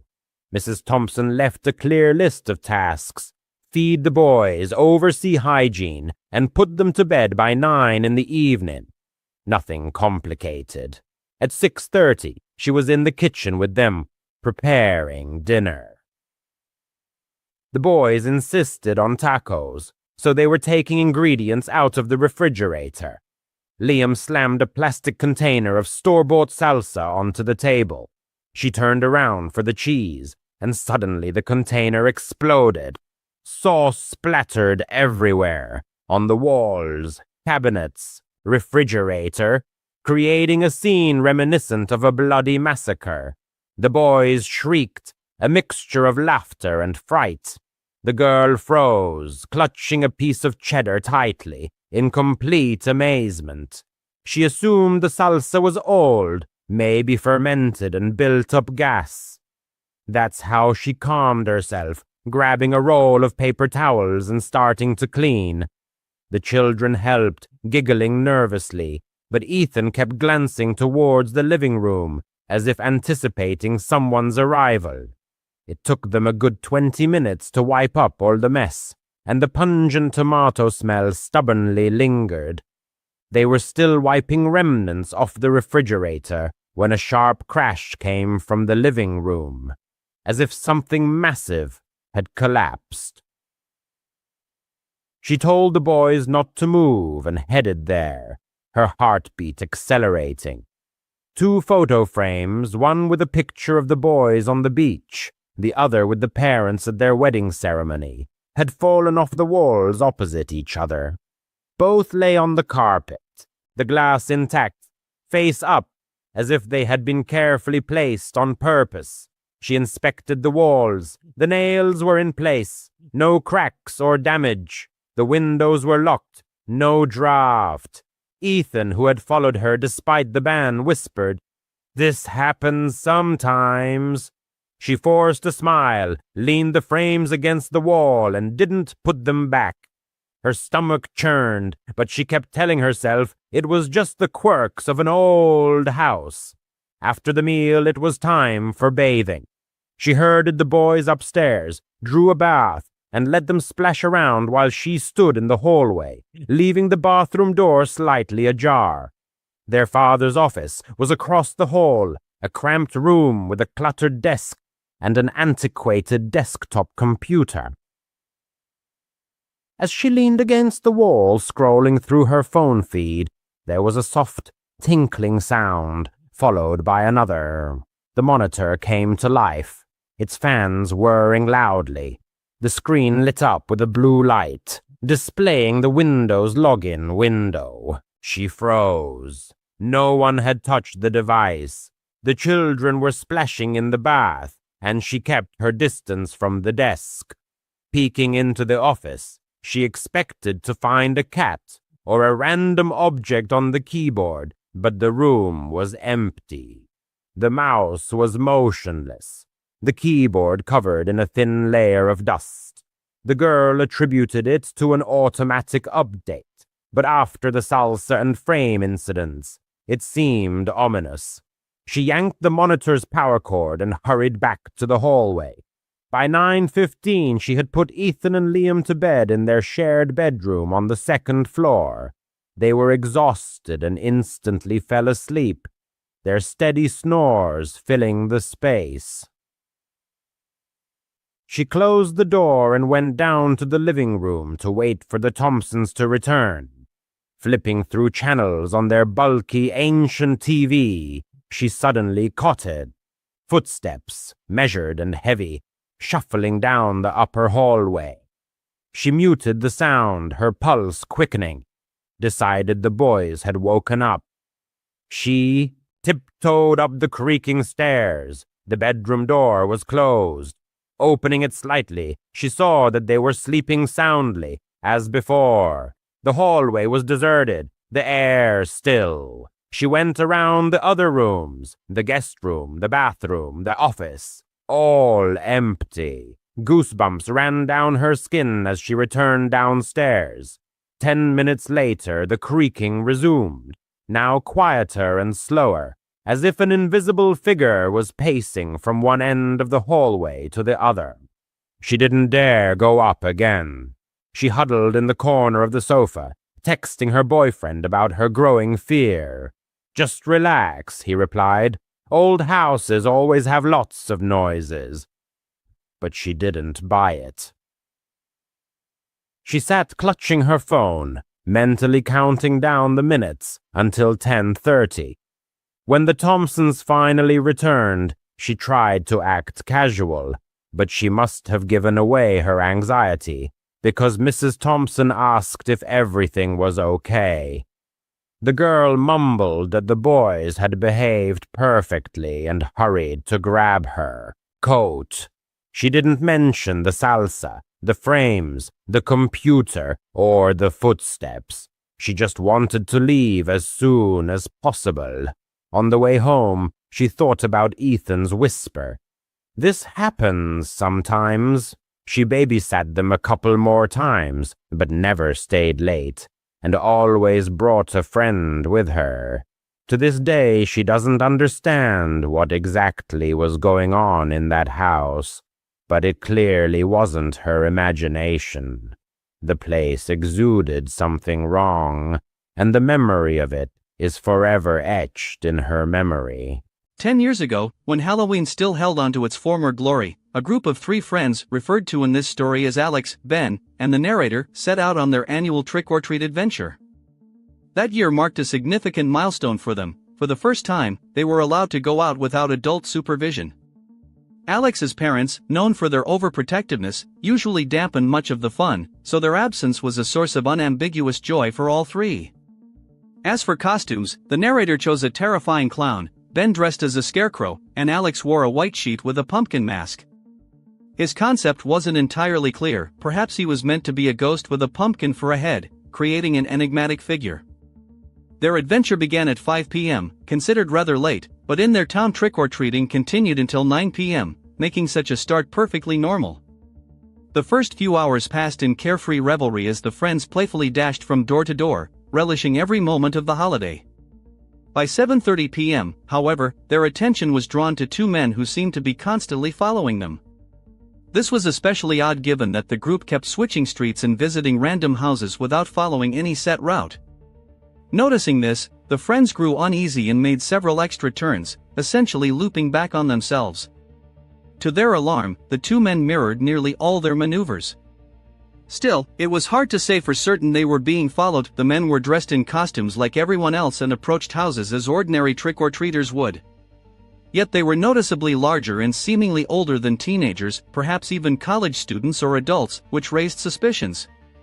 Against better judgment, Ben and the narrator agreed to Alex's suggestion to leave the neighborhood and cut through the woods to lose their pursuers and reach another part of town. Their only reason for agreeing was the presence of a well-trodden path through the forest. Though they'd never walked it at night, their familiarity with the route gave them confidence they wouldn't get lost. They hurried to the trail and plunged into the dense woods, hoping the two men hadn't noticed them. The deeper they went, the darker it became, so dark they could barely see anything ahead. This was long before mobile phones were ubiquitous, so none of them had a light source. They had to stop briefly, overwhelmed by the eerie and potentially dangerous situation, debating whether to turn back. But as they stood still, they began to hear footsteps crunching on gravel behind them. All they could make out were vague silhouettes of two approaching men before all three bolted deeper into the forest. The situation worsened when Ben, who'd started running last, swore he saw the two men chase after them the moment they left their hiding spot. In a panic, they became completely lost. Every time they paused to catch their breath, they had only 10 to 20 seconds before hearing footsteps again, forcing them to flee once more. This convinced them beyond doubt that they were not only being followed but that their pursuers had truly sinister intentions, relentlessly chasing them through the woods. They wandered for what felt like over half an hour before finally emerging onto a street.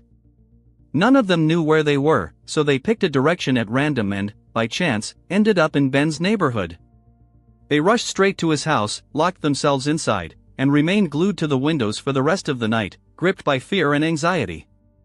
Naturally, being children, they told no one about what had happened. Alex was picked up around 10 p.m., and the narrator stayed the night at Ben's. Notably, in the middle of the night, somewhere between 2 and 3 a.m., both friends woke up convinced they heard two sets of footsteps on the driveway. Ben's room was on the ground floor, right at the front of the house, so the sound was quite distinct. Yet when they looked outside, they saw no one. It might have been nothing, but the fact that they both woke up to the same sound leaves room for speculation. Nothing else happened that night.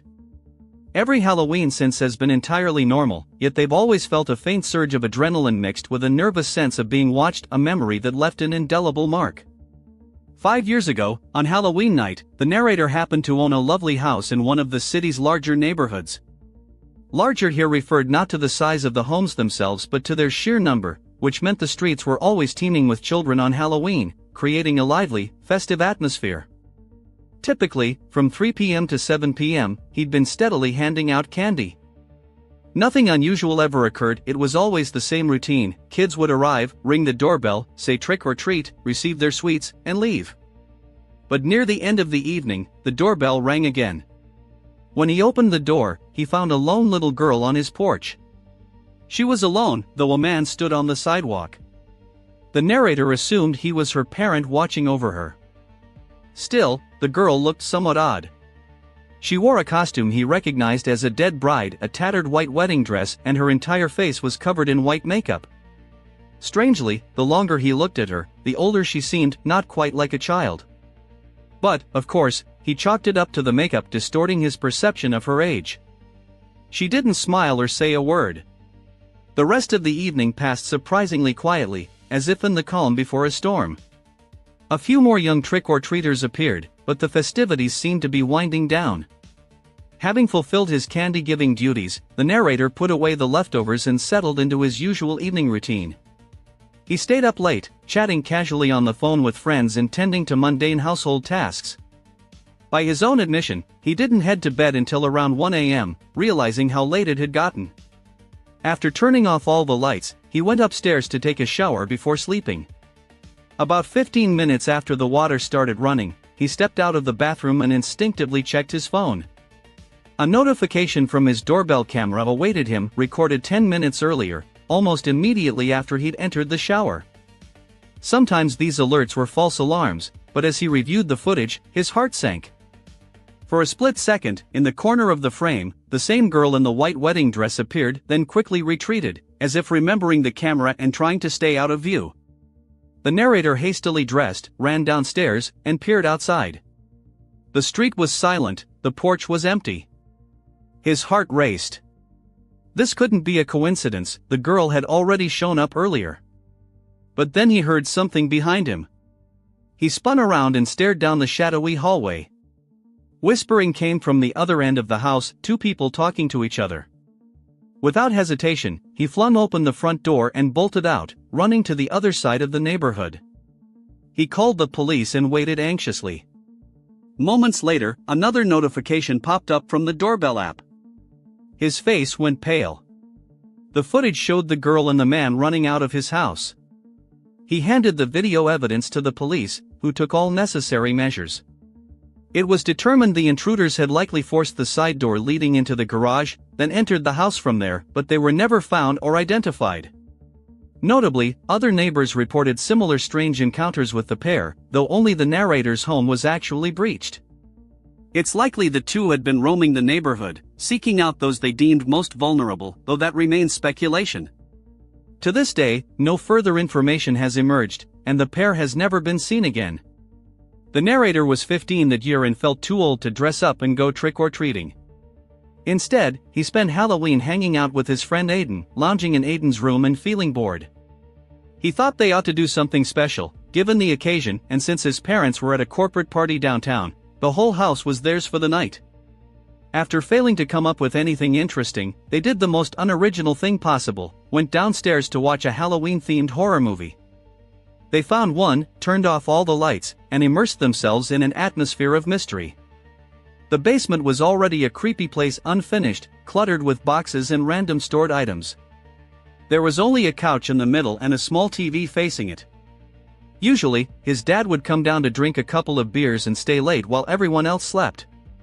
They watched the movie for a while, getting through the opening scenes, when suddenly they heard a dull thud. They exchanged glances and paused the film. Silence enveloped the house, thick and heavy. The narrator thought it might have been from the movie, so he rewound and replayed, but there was nothing even remotely similar to the sound they'd just heard. Everything upstairs sounded muffled, yet they were certain the noise had come from the floor above. The narrator stood up, and Aiden followed as he crept to the bottom of the stairs and listened again. Very faintly, they heard more dull thuds, quieter now, moving across the upper floor. They just stared at each other in fear, not moving or speaking, both certain of what the sounds meant. It sounded like someone was quietly walking upstairs. Then, suddenly, a voice called out, "Aiden! Aiden!" It repeated his name several times, low and unfamiliar. Aiden clearly had no idea who it was. And even if he had, these people had broken into the narrator's house while his parents were away. The friends quickly found a hiding spot, a tiny closet in the basement corner. The narrator was almost certain it was a utility closet, housing the water heater and such. Just seconds later, the basement door creaked open. Through narrow gaps in the closet door, they could see. The overhead light pierced the darkness, illuminating the stairs leading down into the shadowy space. After a brief pause, a man began descending. His steps were slow and deliberate, stopping occasionally to look around. He walked to the center of the basement, noticed the still running TV, stared at it intently, then called out again, "Aiden!" He started searching behind boxes and even opened one, carefully examining its contents for about a minute. That box held old photo albums and cherished family heirlooms, so watching a stranger rifle through them was deeply unsettling. After about 5 minutes, he turned and headed back upstairs. His footsteps echoed through the upper hallways for a while, then complete silence fell. The narrator waited in the closet for what felt like an eternity before finally daring to emerge. He grabbed his phone and dialed emergency services. The wait was agonizing, and by the time help arrived, the intruder had vanished without a trace.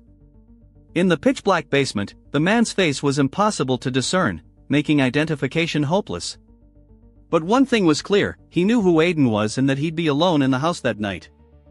The stranger's actions left no doubt about his stalking intentions, possibly aiming to abduct Aiden, or perhaps the narrator himself. The incident was deeply disturbing, and though the narrator still keeps in touch with Aiden, the case never progressed further. The man was never seen again. This unsettling episode occurred in the last week of October, just before Halloween. The narrator lived in a cozy, modest house in a typical suburban neighborhood. While he certainly enjoyed the holiday, outdoor decorations had never been his passion. A few years earlier, his sister had given him a small ghost figurine, so he simply placed it in the yard, and that was the extent of his Halloween preparations. But a week before Halloween, there was a knock at the door. It was the narrator's day off, so he was home and answered. The man on the porch was unfamiliar, around 40, with light stubble, short chestnut hair, and wearing a thick down jacket. He smiled broadly and said he just wanted to compliment the narrator's Halloween decorations.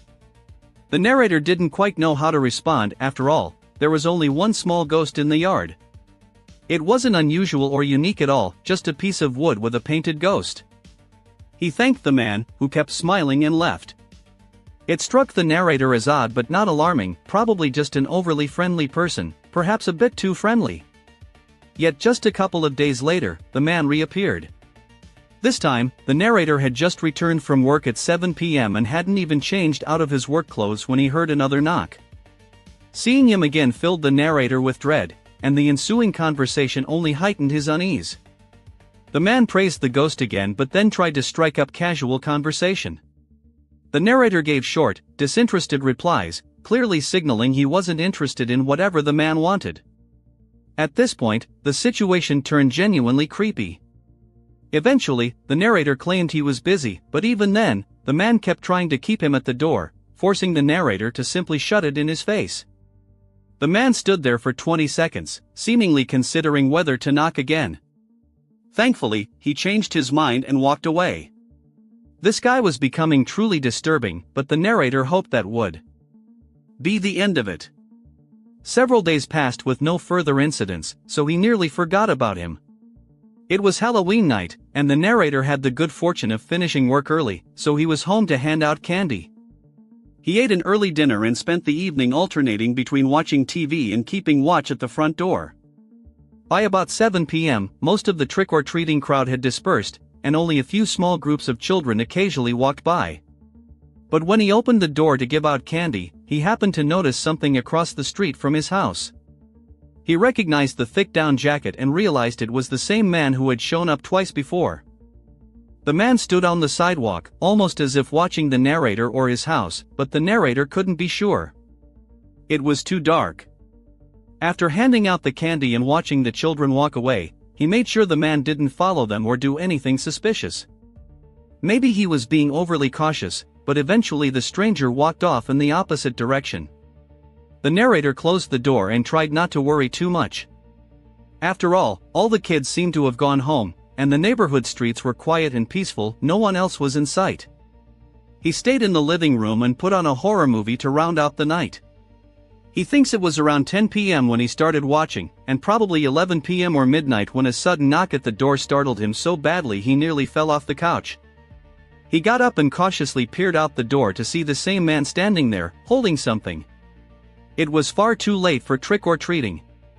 The narrator immediately knew something was wrong.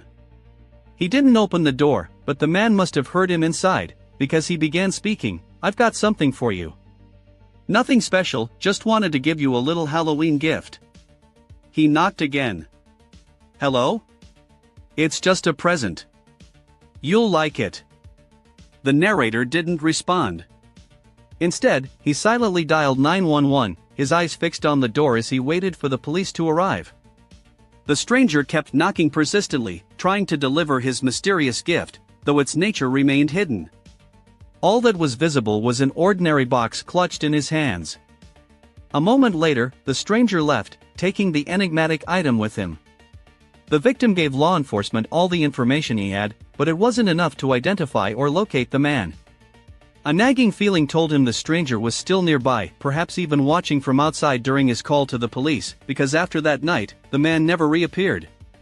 What the gift was, and what had driven such relentless pursuit, remained a mystery. Yet every year as Halloween approaches, the obsessive dread that the stranger might return and resume his haunting never fades. Years earlier, on another Halloween Eve, a series of events left a deep mark on the narrator's memory. At the time, he was still a child, though nearing the age when many of his peers began losing interest in the traditional candy collecting ritual. That year, most of his friends decided to skip it, but the narrator and his loyal friend Jason were still full of enthusiasm. For the narrator, the real joy wasn't so much in the candy itself, but in the rare chance to wander aimlessly through the neighborhood, soaking in the festive atmosphere, enjoying time with friends, and doing things normally forbidden in everyday life. And, of course, by the end of the evening, they'd have a whole mountain of sweets enough to last for weeks. Jason lived in a slightly larger neighborhood than the narrator's, so right after school, the narrator headed to his friend's house to begin their route from there. Both boys wore the most ordinary, unremarkable costumes they could find. Neither had felt the need to put much effort into their outfits. Around 4 p.m., they set off to collect candy. Everything started exactly as expected. They went door to door, gathering as much candy as they could, running joyfully through the streets and admiring all the incredible decorations. By 6:30 p.m., they'd covered Jason's neighborhood and possibly 2 or 3 others, eventually finding themselves in a completely unfamiliar area. It looked like any other part of town, except that instead of leading to another residential zone, the road ended by disappearing into a dense forest. Lining the road were enormous houses, at least twice the size of those they'd visited, maybe even more imposing. They resembled mansions hidden among the trees. Both friends realized they had to find out what treasures these grand homes were giving out. They didn't even finish the houses they'd already started, they headed straight for the giant estates. In their excitement, they didn't even notice the sun sinking below the horizon. And, honestly, since they didn't know where they were to begin with, venturing deeper into this unknown, wooded area wasn't the wisest choice. They approached the first house. A long driveway led up to it, and only a single porch light illuminated the entire mansion. The narrator rang the doorbell, but there was no answer. After waiting a minute, they moved on to the next house. Almost immediately, they felt how eerily quiet it was. Only crickets chirped in the trees. There were no other children or parents walking around or collecting candy. Somehow, they still didn't get the hint and kept going deeper, stopping at every house along the way, but none of them opened their doors. They must have knocked on 8 or 10 houses before spotting an orange glow in the woods, the first sign of Halloween decorations they'd seen all evening. The house looked just like the others, old and extremely large, but this one had vintage-style lanterns and garden decor that matched its character. They figured that if the owners had gone to such lengths with the decorations, they were surely handing out candy. Excited, they hurried up the driveway to knock on the large wooden door. But when they reached the porch, they saw the door was already slightly ajar. Inside, the house was very dark, and everything looked outdated. Still, the narrator knocked. For a full 30 seconds, there was complete silence as they waited. Something felt off. If you had all those decorations and left your door open on Halloween, you'd likely be home, watching the door. Just as they were about to leave, a man suddenly appeared in the doorway. He was elderly, at least 50, with thinning hair and unnaturally wide-open eyes. He smiled and said, "Happy Halloween," adding that he had candy inside for them. An awkward pause followed. They expected him to go fetch a bowl, but instead, he simply stepped aside, as if inviting them in. Neither the narrator nor Jason moved. "Come on in," the man said. "It's right there in the hallway. The bowl's too heavy for an old man like me to carry." He swung the door wider and gestured again toward the corridor, clearly encouraging them to enter.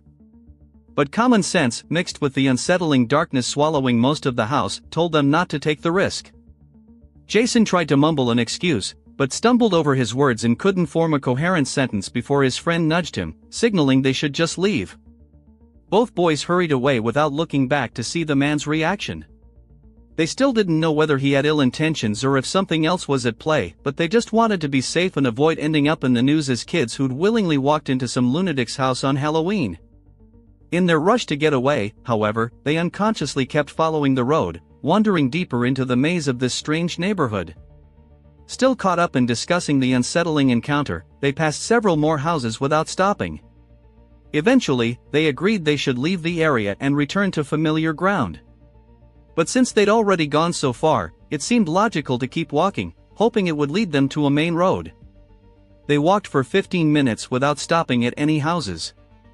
The forest remained ominously silent. Now that the sun had fully set, pitch-black darkness had fallen. There wasn't a soul in sight. Suddenly, ahead of them, they saw something unusual, a car parked right on the roadside along the forest path. In the complete darkness, with its headlights off, it was barely visible. By the time they noticed it, they were only about 20 feet away. It was a very old vehicle, and with no lights on, it almost looked abandoned. Confused and curious, the boys nervously walked past it, staying on the opposite side of the road. Through the windshield, they could see nothing, the car was perfectly parked in shadow. But as they passed right beside it, one of them glanced through the side window and caught a glimpse of a person sitting in the driver's seat. In that instant, he recognized the same unnaturally wide, anxious eyes. His friend told Jason to run, and they both bolted down the road. Almost immediately, the car's headlights switched on. They kept running, and luckily, just a minute later they reached an intersection leading back into a normal neighborhood. They never saw the car follow them, but perhaps their sudden sprint made the driver realize they'd spotted him, discouraging him from pursuing them further. They went straight back to Jason's house and never told anyone, not even their other friends, about what had happened. It was their last year trick-or-treating on Halloween. Ennius. Undoubtedly, having a dog in the house, especially when a person lives alone, is of immense value. It's not just about having company, but also about security. Canine instincts are extraordinarily developed, allowing them to notice the slightest changes in their environment before a human does. That's why, when the author moved out of his parents' house and began living on his own, he firmly decided to get a four-legged friend who could not only brighten his loneliness, but also protect him if necessary. This loyal companion became Jenny, a German shepherd known for her boundless devotion, protective instinct, and amazing ability to sense danger. In moments when the silence in the house became oppressive and the space seemed too empty, Jenny's even breathing, or the sound of her claws gently tapping on the parquet floor, helped the author cope with feelings of loneliness. She was more than just a pet to him. She became a true member of the family. That evening started out completely ordinary and gave no indication of any trouble. The author spent most of his time comfortably settled on the couch, engrossed in watching a series on his laptop. Jenny, as usual, lay on the rug, in a semi-sleeping state, but always remaining vigilant. Around midnight, the author decided it was time to go to bed. He carefully locked all the doors, checked the windows, and turned off the lights before climbing under the warm blanket. At first, silence reigned in the house. However, suddenly Jenny jumped up abruptly. Her body tensed, her ears perked up alertly, and she turned towards the front door. The author, alarmed, sat up in bed, trying to catch the slightest sound. A moment later, a muffled knock was heard. He froze, unsure if he had imagined it. Who could be knocking on the door so late at night? Jenny barked sharply and deeply, and immediately the knock was repeated, this time more insistent. The author cautiously slipped out of bed and headed into the hallway. From there, he could see the front door, but he couldn't make out who was standing behind it. Jenny was already there, pressed against the door with her whole body and barking furiously, which made the author's heart clench. Then he heard a male voice shout, "Delivery! I just need you to come out so I can take a picture as proof." Every word seemed out of place and suspicious. Delivery services don't operate at this hour, the author thought. Besides, he hadn't ordered anything. Intuition told him to remain silent and not open the door. He hoped the stranger would realize he had the wrong address and leave. However, instead, the knocking turned into rough banging. Jenny growled with such ferocity that she seemed ready to tear the door to pieces. The man raised his voice, now sounding more insistent. "Come on, I just need you to come out for a second." The author, gripped by fear, retreated into his bedroom, locked the door, and grabbed his phone with trembling hands. He dialed 911. The operator answered immediately, asking what was happening. The author, trying not to raise his voice, whispered into the phone that someone was at his door, pretending to be a delivery person and trying to get him to come out. The dispatcher's calm voice advised him to stay on the line, not to leave the room, and not to make any noise. Police officers were already on their way, but as the author spoke, the situation began to deteriorate rapidly. The banging became stronger and stronger, and the door began to shake in its hinges. Jenny barked furiously, throwing herself at the door as if sensing imminent danger. And then there was a sharp crack of breaking wood, echoing throughout the house. The author's insides went cold. The stranger was trying to break down the door. Jenny lunged forward as soon as the door gave way. The sounds that followed merged into a chaotic nightmare, the dog's ferocious growling, the man's gasps, the crash of falling furniture. The author pressed himself against the wall, not letting go of the phone and whispering every detail of what was happening to the dispatcher. "He's inside! My dog is attacking him! Please hurry!" Suddenly, there was a metallic clang, and something fell to the floor. In the chaos, the author didn't immediately realize that it was more than just an object. It was a knife. The author's heart seemed to stop beating. The next sound caused him unbearable pain. Jenny yelped pitifully. The author's heart clenched with pain and fear. He wanted to rush to her aid, but the dispatcher begged him to stay in the room. Tears burned his eyes as he helplessly listened to his loyal dog desperately fight for his safety. The man cursed, fending off Jenny, and the house shook with every movement they made. The author couldn't tell who was gaining the upper hand in this fight. He continued to whisper into the phone, praying that the police would arrive in time, and then finally the sound of police sirens pierced the night silence. Red and blue lights flashed through the windows, painting the walls of the author's room. Loud shouts filled the house, authoritative and confident. "Police! Drop the weapon! Hands up!" The struggle moved elsewhere. Heavy footsteps echoed inside the house. The author heard the man shout, then a dull thud as he was tackled to the ground. The clanging of handcuffs marked the end of the fight. "Police! You're safe!" a voice called out, followed by a knock on the author's bedroom door. He slowly opened the door, feeling his legs trembling. Two police officers stood in the doorway, shining flashlights on him. Behind them, another officer held a handcuffed man, pinning him to the floor. Jenny stood nearby, panting heavily, her fur matted with sweat and splattered with blood. Her body trembled, but her growl remained low and steady, as if warning the stranger not to try again. One of the police officers crouched down, picked up the knife, and placed it in an evidence bag. The sight made the author's stomach churn. If it weren't for Jenny, that knife might have been used against him. He rushed to his loyal protector, kneeling down next to her. She pressed against him, her breathing heavy but steady. The police officers assured the author that Jenny had cuts, but nothing fatal. A wave of relief washed over him, with such force that he nearly lost consciousness.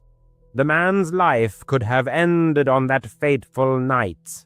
The police officers who arrived at the scene told him something that still makes him shudder. They had thoroughly checked the intruder's details, but found no identification, driver's license, or any record of his existence. It was as if the man simply didn't exist. The police took him away, leaving the man in his house with a broken door and the echo of the recent chaos still ringing in his ears. He sat on the couch, hugging his dog Jenny, too shaken to move, let alone fall asleep. Every creak in the house seemed to him like a harbinger of the intruder's return. The rest of the night dragged on agonizingly slowly. Jenny eventually dozed off in a restless sleep next to him, but he remained vigilant, his eyes fixed on the doorway, which was now just a gaping hole sealed with police tape. A lot of time has passed since then, but the memory of that incident remains as vivid as ever. The man still checks the locks 3 times before going to bed and never opens the door to strangers, regardless of their claims. And every time Jenny barks, even into the void, he pays attention because, on that fateful night, the stranger tried to trick him into leaving the house.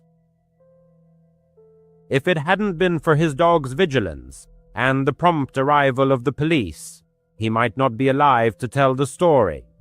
Jenny saved his life. About 3 months ago, he moved to a new house in a quiet suburb where everyone keeps to themselves. The lawns are neatly manicured. The cars are impeccably parked in the driveways, and you can exchange a polite nod with the neighbors when you pick up the mail. His closest neighbor to the right was a man who was probably in his 40s.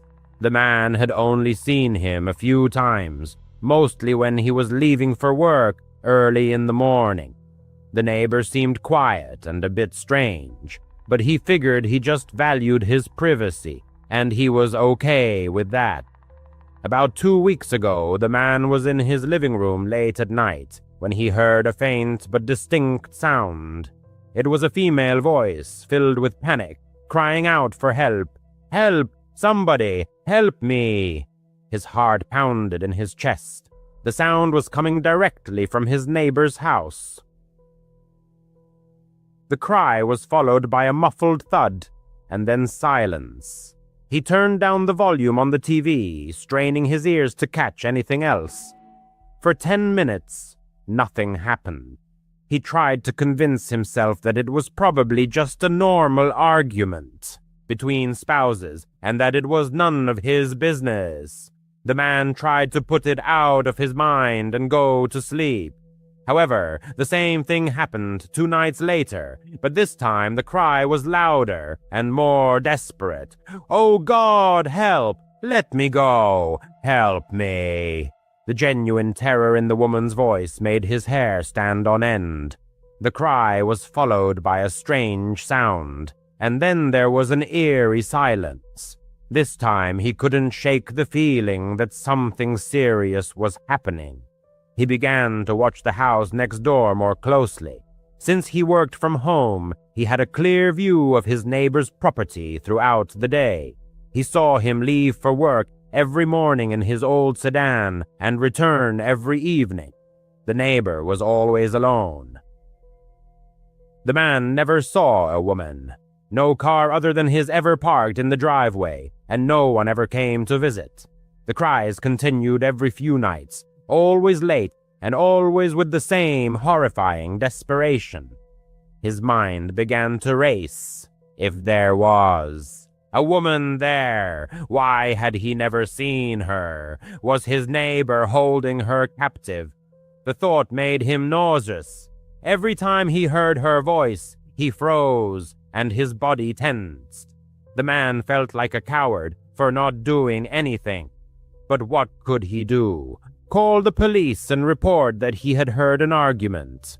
They would probably tell him to mind his own business if he hadn't seen anything. After another week filled with anxiety and guilt, the man couldn't take it anymore. One Saturday morning he saw his neighbor outside watering his plants and decided he had to say something. He walked over to him, forcing a friendly smile. "Good morning," he said. "Just wanted to properly introduce myself. I'm Mark. I moved in here a while ago." The neighbor looked up, looking a bit startled. "Oh yeah, I'm David," he replied, not returning the smile. "Listen," Mark began, trying to sound casual. "This is a bit awkward, but I've heard screaming coming from your house a few times. I just wanted to make sure you and your wife were okay." David's face changed from neutral to puzzled, and then to annoyed. "My wife?" he asked sharply. "I'm not married. I've lived alone for years." Mark's blood ran cold. "Oh," he said, thinking furiously. "Sorry, I could have sworn I heard a woman's voice." "You must be mistaken," David replied dryly, turning back to his plants. "There's no woman here." Mark was sure David was lying. The terror in the woman's voice had been real. David was hiding someone. He had had enough. Mark went back into the house, his hands shaking, and called 911. He told the dispatcher everything he knew, about the cries for help, about how he had never seen a woman, and about how his neighbor had lied to his face, claiming he lived alone. Mark reported that he believed his neighbor may have kidnapped someone and was holding them against their will. Within 15 minutes, 2 police cars were parked in front of David's house. Mark watched through the blinds as the police officers knocked on his door, and agitated David answered the door, visibly annoyed by the unexpected visit. After a brief conversation, he reluctantly invited the officers inside. My heart pounded in my chest as I watched them methodically search the rooms, moving from window to window. Time stretched on agonizingly slowly. I wondered if they would lead out a tearful woman or David himself in handcuffs. After about 20 minutes, the officers emerged, followed to my astonishment by David, not only without handcuffs but laughing. One of the officers, spotting me on the porch, addressed me. "You called the police, sir?" "Yes, that was me," I replied, feeling utterly bewildered. "Did you find her?" The officer sighed and suggested, "We've located the source of the noise. Why don't you take a look for yourself?"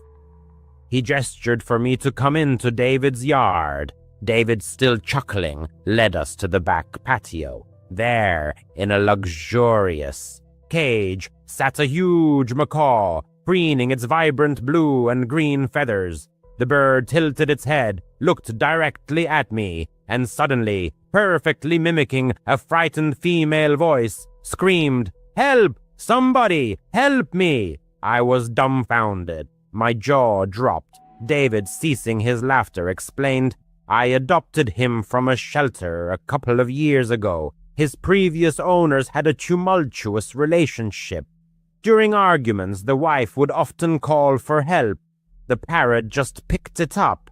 He's a master at copying her voice." At that moment, the parrot let out another blood-curdling cry for help, and I felt a mixture of relief and utter embarrassment. It turned out that for 2 weeks I had been living in a thriller of my own making, convinced that my neighbor was a monster. But the monster only existed in my imagination. The police officers, maintaining their professionalism, assured me that I had done the right thing by calling the police, and then departed. I apologized profusely to David, who merely waved it off. But even knowing it's just a bird, I still sometimes hear those cries. My heart can't help but clench, and I can't shake the thought of the real woman whose words are now eternally repeated by a parrot in a quiet suburban yard. When I turned 12, my family finally got our first dog. Max, a golden retriever mix, was adopted from a local shelter. He was about a year old, very friendly, and quickly won the hearts of all the family members. My room was on the second floor, and it was my personal space. Small but cozy, with a window overlooking the yard. Every night Max slept at my feet, and I would fall asleep to the sound of his calm breathing. I felt safe, as if I had a personal bodyguard. However, a couple of years later, the situation changed. My parents had another daughter, a younger sister, and they decided to convert my room on the second floor into a nursery. I was moved to the basement. It wasn't really a room, but more of a utility space. The concrete walls, although painted white, were peeling in places, and the floor was covered with a thin carpet on cold cement. A small window near the ceiling let in meager daylight, so it was always dim, even during the day. The creaky staircase made a loud noise with every step, and the air was always filled with the smell of dampness, like old newspapers or wet earth. My parents tried to cheer me up, saying that posters and a lamp would help make the room cozier. I certainly wasn't thrilled, but at 14, arguing was pointless. The first night in the basement, I called Max to sleep with me, as usual. He followed me to the top step of the stairs, but when I started to descend, he stopped. His ears perked up, and he stared into the darkness below. I gently pulled him by the collar. "Come on, buddy, time for bed." But he backed away, whimpering softly. Maybe he was afraid of the stairs, I thought. They were steep and narrow, so I picked him up and carried him down. As soon as I put him on the floor in the room, he ran to the door and started scratching it, whimpering louder than ever. It wasn't a playful whimper, but a cry of desperation, as if he was terrified. I tried to pet him, give him a treat, but nothing helped. He paced by the door, his eyes wide with fear, until I finally gave up and let him out. He immediately ran upstairs and fell asleep on the couch. This story repeated every night. Max flatly refused to go down to the basement. If I tried to force him, he would whimper and cry at the door until I gave up. My parents thought it was strange, but didn't think much of it. "Dogs have their quirks," my father said. "Maybe he just doesn't like the cold down there." But it started to bother me. Why was he acting like this? The basement was fine during the day, but at night it became very quiet. Too quiet. I would lie there listening to the house settle, the floorboards creaking upstairs, and sometimes, I don't know, I would hear faint scratching sounds from the walls, as if someone was quietly scraping their nails against the wood. I convinced myself it was mice or something like that. A couple of years later, the teenager got used to sleeping alone in the basement. At 16, the family decided to get another pet, as Max, their previous favorite, was getting older and losing his energy. That's how Buddy, a young Labrador radiating energy, came into their home. The teenager hoped that it would be different with the new friend, that he would keep him company downstairs, unlike Max. On the very first night, he took Buddy with him to the basement. At first, the dog behaved normally, sniffing around the space. But as soon as the door closed and the lights went out, he froze. The fur on his back stood up, and he stared at the far corner of the room, opposite the bed, where the walls converged in a shadow unreachable by the light of the lamp. Then came the bark, not a friendly one, but a deep, aggressive growl, interspersed with sharp yelps. His attention was riveted to the empty corner, as if something was present there. The teenager sitting on the bed felt his heart pounding in his chest. "Buddy, what's wrong?" he asked, but the dog didn't stop, continuing to stare into the void. His eyes were fixed on that spot, his ears pinned back, his teeth bared. Turning on the light, the young man saw only bare walls, a little dust on the carpet, and nothing more. No insects, no moving shadows. Buddy continued to bark for another 5 minutes until his owner opened the door and let him out. The dog shot up the stairs and never returned. The same story repeated with Buddy. He disliked the basement from day one. If they tried to force him to stay, he would whimper, scratch at the door, and bark at the same empty corner. It scared the teenager. What did the dog see that he didn't? Soon he began to notice other strange things. The temperature in the room would drop randomly. Reading in bed, he would suddenly feel the air become 10 degrees colder. Even in summer, goosebumps would run down his body. Sometimes the air felt heavy, as if someone was breathing with him. One night, he heard footsteps, not from above, but a soft shuffling on the carpet in his room. Half asleep, the teenager felt the footsteps approaching the bed. Sitting up abruptly, he turned on the light, but saw no one. The door was closed. There was no one in the room. His heart was pounding so hard that he couldn't fall asleep for a long time. Checking the window, he made sure it was locked and too high for anyone to climb in. From then on, he started leaving the nightlight on. Then things started to move. First, small things. A phone left on the nightstand would end up on the floor, on the other side of the room. The zipper on the backpack, which he had definitely zipped up, was unzipped.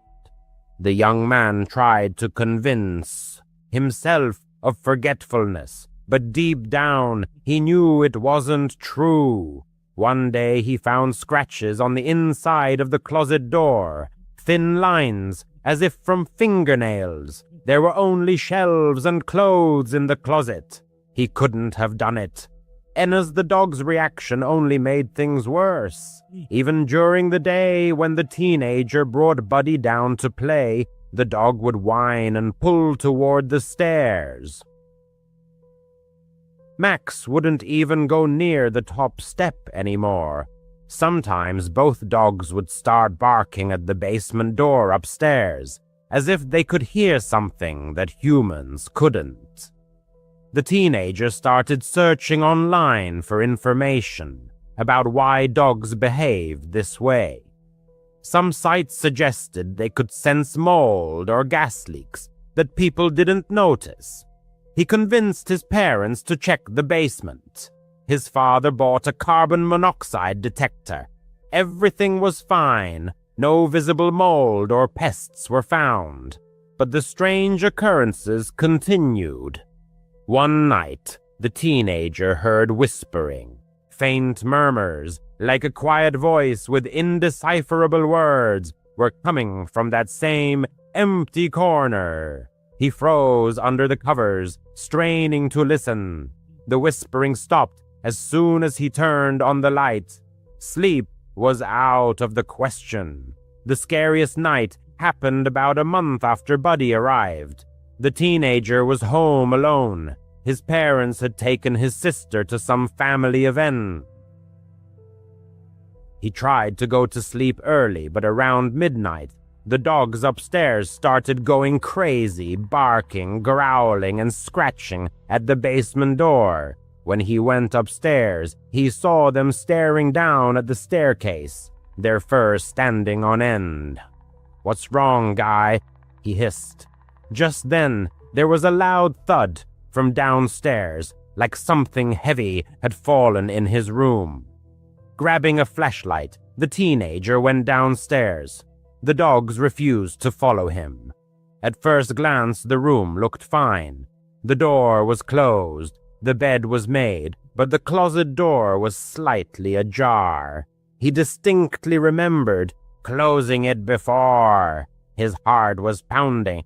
Pushing the door open, he saw a shoe on the floor, not his. An old, dirty, child-sized sneaker, covered in dust. Where had it come from? Picking it up, the teenager found a folded piece of paper inside. It was a drawing done in pencil, a crude picture of a house and a family, but one figure was furiously crossed out with a black marker. Terrified, he ran upstairs and locked the basement door. The dogs calmed down as soon as he came up. When his parents got home, they saw the shoe and the drawing. They were baffled. They guessed it was stuff left behind by the previous owners, hidden in the walls. The house was old, built in the 70s. His father inspected the closet and found an unattached panel in the back wall. Behind it was a small space, empty except for insulation and cobwebs. Probably just some old junk that fell down there, he said. But why was it happening now? And why did the dogs hate the place so much? The panel was fixed, and the shoe was thrown away. Things quieted down after that. There were no more thuds or whispers, but the dogs still refused to go into the basement. The teenager left for college last year, and honestly, doesn't miss that basement room at all. After my divorce, my life collapsed, and I longed to start over from scratch. I moved to an unfamiliar, unremarkable town where emptiness awaited me. No decent job, no cozy home, no family. I was alone, cut off from the world, merely existing. Desperately, I sent out resumes for any vacancy I could find, and eventually ended up in a shabby cafe, pouring terrible coffee for equally gloomy customers. Boredom and despair choked me. Despite having just moved, I knew I needed a radical change. And then, like manna from heaven, fortune smiled upon me. Among countless applications, descent at random, was one for a fire lookout position deep in the heart of a national forest. No experience required. Yes, exactly that. A fire lookout, one of those hermits living in a 70-foot observation tower, scanning for smoke and keeping an eye on hikers. I remembered this listing because of an odd note. Position currently filled, but we accept resumes in case it becomes unexpectedly vacant. ID thought. That's strange, but sent it anyway. And now, this job was mine. A gruff-sounding man named Marcus called me. He said I'd spend the rest of the summer, about 2 months, in the lookout tower. Marcus insisted I start immediately, gave me brief instructions, and offered me the job starting tomorrow if I agreed. Of course, I agreed. Onward, to a new beginning. I just parked my car where the road ended and now faced a long hike to the tower. It was just past 8 in the morning, and Marcus, the same man who called, warned the trek would take about 4 hours. I hoped to arrive by lunchtime. He assured me the tower would be fully stocked with food and that I could radio the nearest lookout for guidance. It was cool for a summer morning, but excitement surged through me. The national forests here were famed for their pristine beauty and peaceful atmosphere, exactly what I'd been missing. I reached the tower a little after 1 p.m. The path had been tough, but clear markers and a well-maintained trail made getting lost impossible. The tower was far taller than I'd imagined, probably 100 feet high, perched on 4 massive pilings. A spiral staircase wrapped around it, leading upward. Nearby stood an outhouse and a storage shed, likely where supplies were kept. I'd figure everything out once I got inside and dropped my pack. The stairs were damn steep and the climb exhausted me, but I knew I'd adjust. The cabin at the top was small with a balcony encircling it. Inside, a bed, a large radio, a table with a map, a few books, a toolbox, a small portable radio, a lamp, binoculars, and a flashlight. The walls were almost entirely windows, offering a panoramic view of the endless national forest. It was eerie, but logical, since I was supposed to spot fires. I set down my backpack and remembered Marcus's instruction to contact the neighboring tower by radio. I did just that. "Hello? Is anyone there?" I asked, fumbling with the large radio. "Hey, you're the newbie, right?"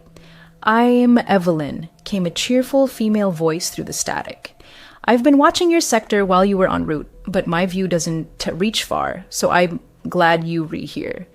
Nice to meet you. Yes, I am the newbie. Oliver," I replied into the mic. "Marcus said you'd explain everything." "Sure thing. Well, you've already figured out the radio, so that's a good start. The outhouse is at the base of the tower, and food supplies are stored there too. They were replenished weekly by Marcus or Hakim. As for the job itself, it's mostly observation. Make sure no one camps overnight where they're not allowed, and watch for fires," Evelyn continued. "Also, keep the trails clear, but all that's in the handbook on your table. Read it." "Thanks, Evelyn. I'll do my best," I said enthusiastically. "I'll radio if I have questions." No reply came. Well, she seemed pleasant enough. I reached for the handbook and began flipping through it. It mostly repeated what Evelyn had just said, only in more technical jargon. But I de-studied it cover to cover to feel confident. As I turned the pages, a sheet of paper slipped out. It was lined notebook paper, covered in frantic blue ink. The handwriting was messy, almost feverish. It read, "Rules to avoid the smiling lady. 1. If you see a woman in the national forest with a manic smile on her face, do not approach her or draw attention to yourself. Return immediately to your lookout tower.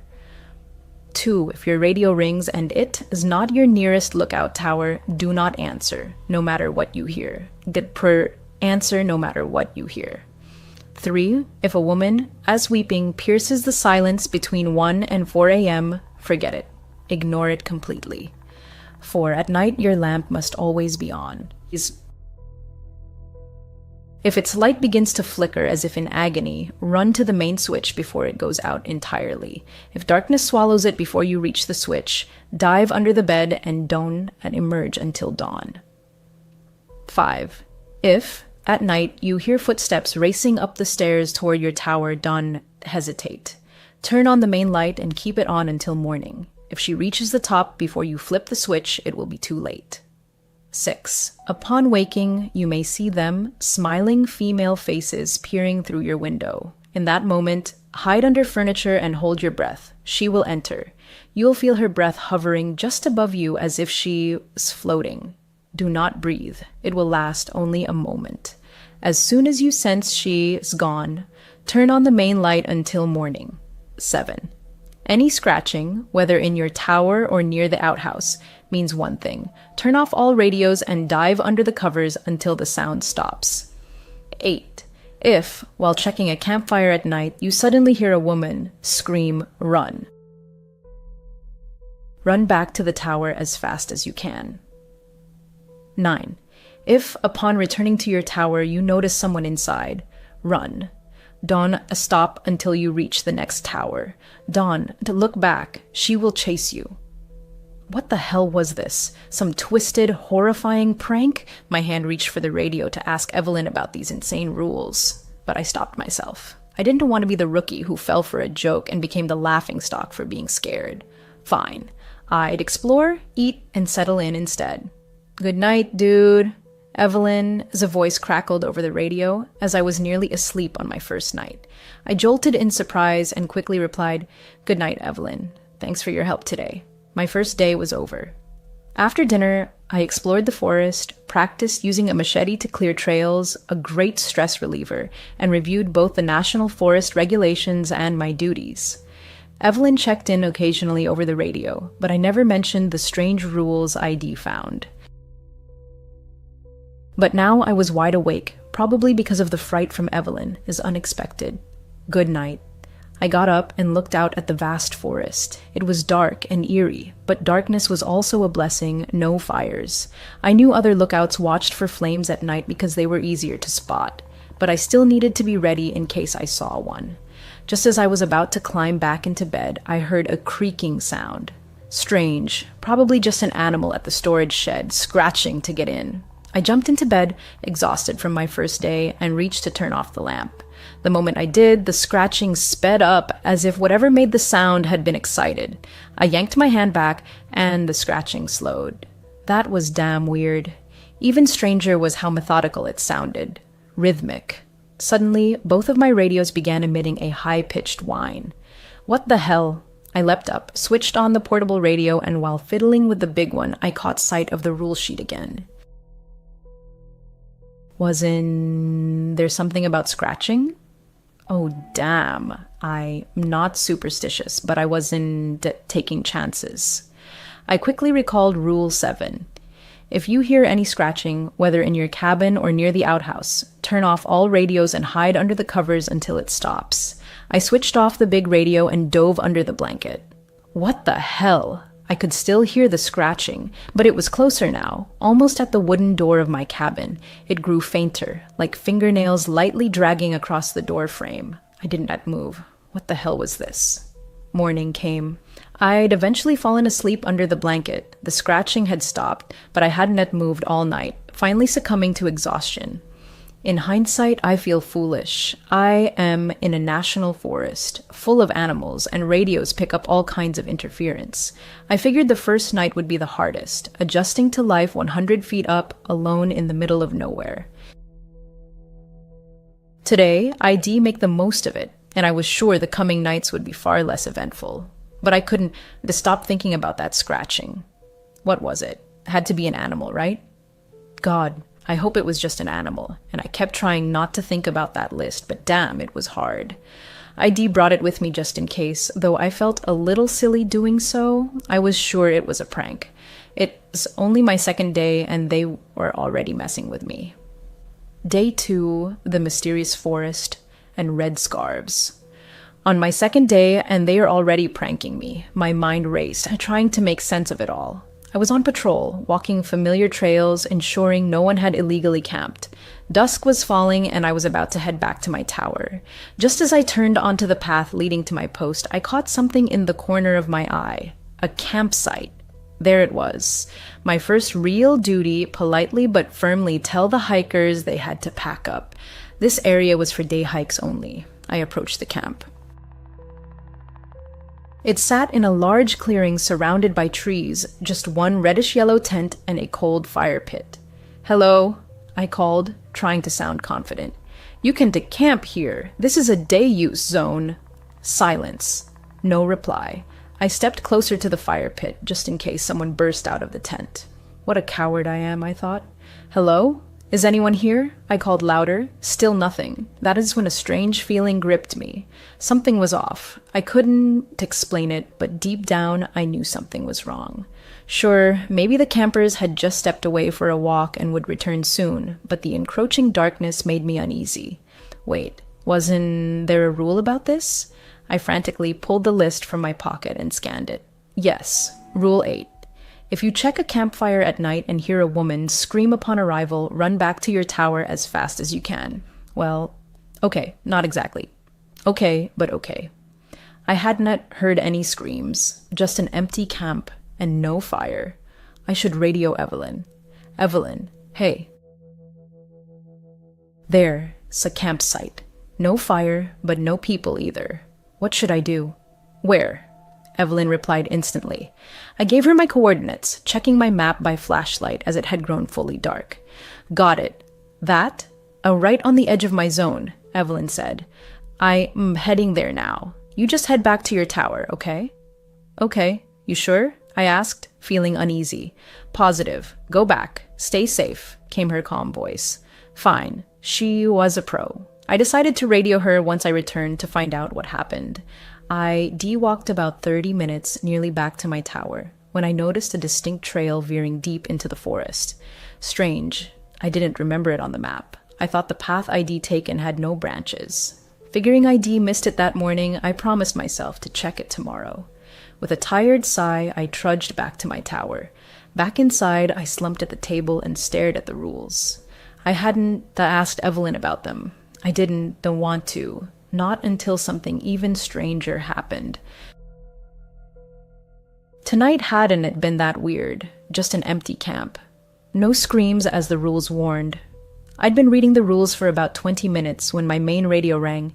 "Hey, Oliver," Evelyn's voice came through. "Sorted out the camper. He says he was relieving himself in the woods and didn't know camping was banned here.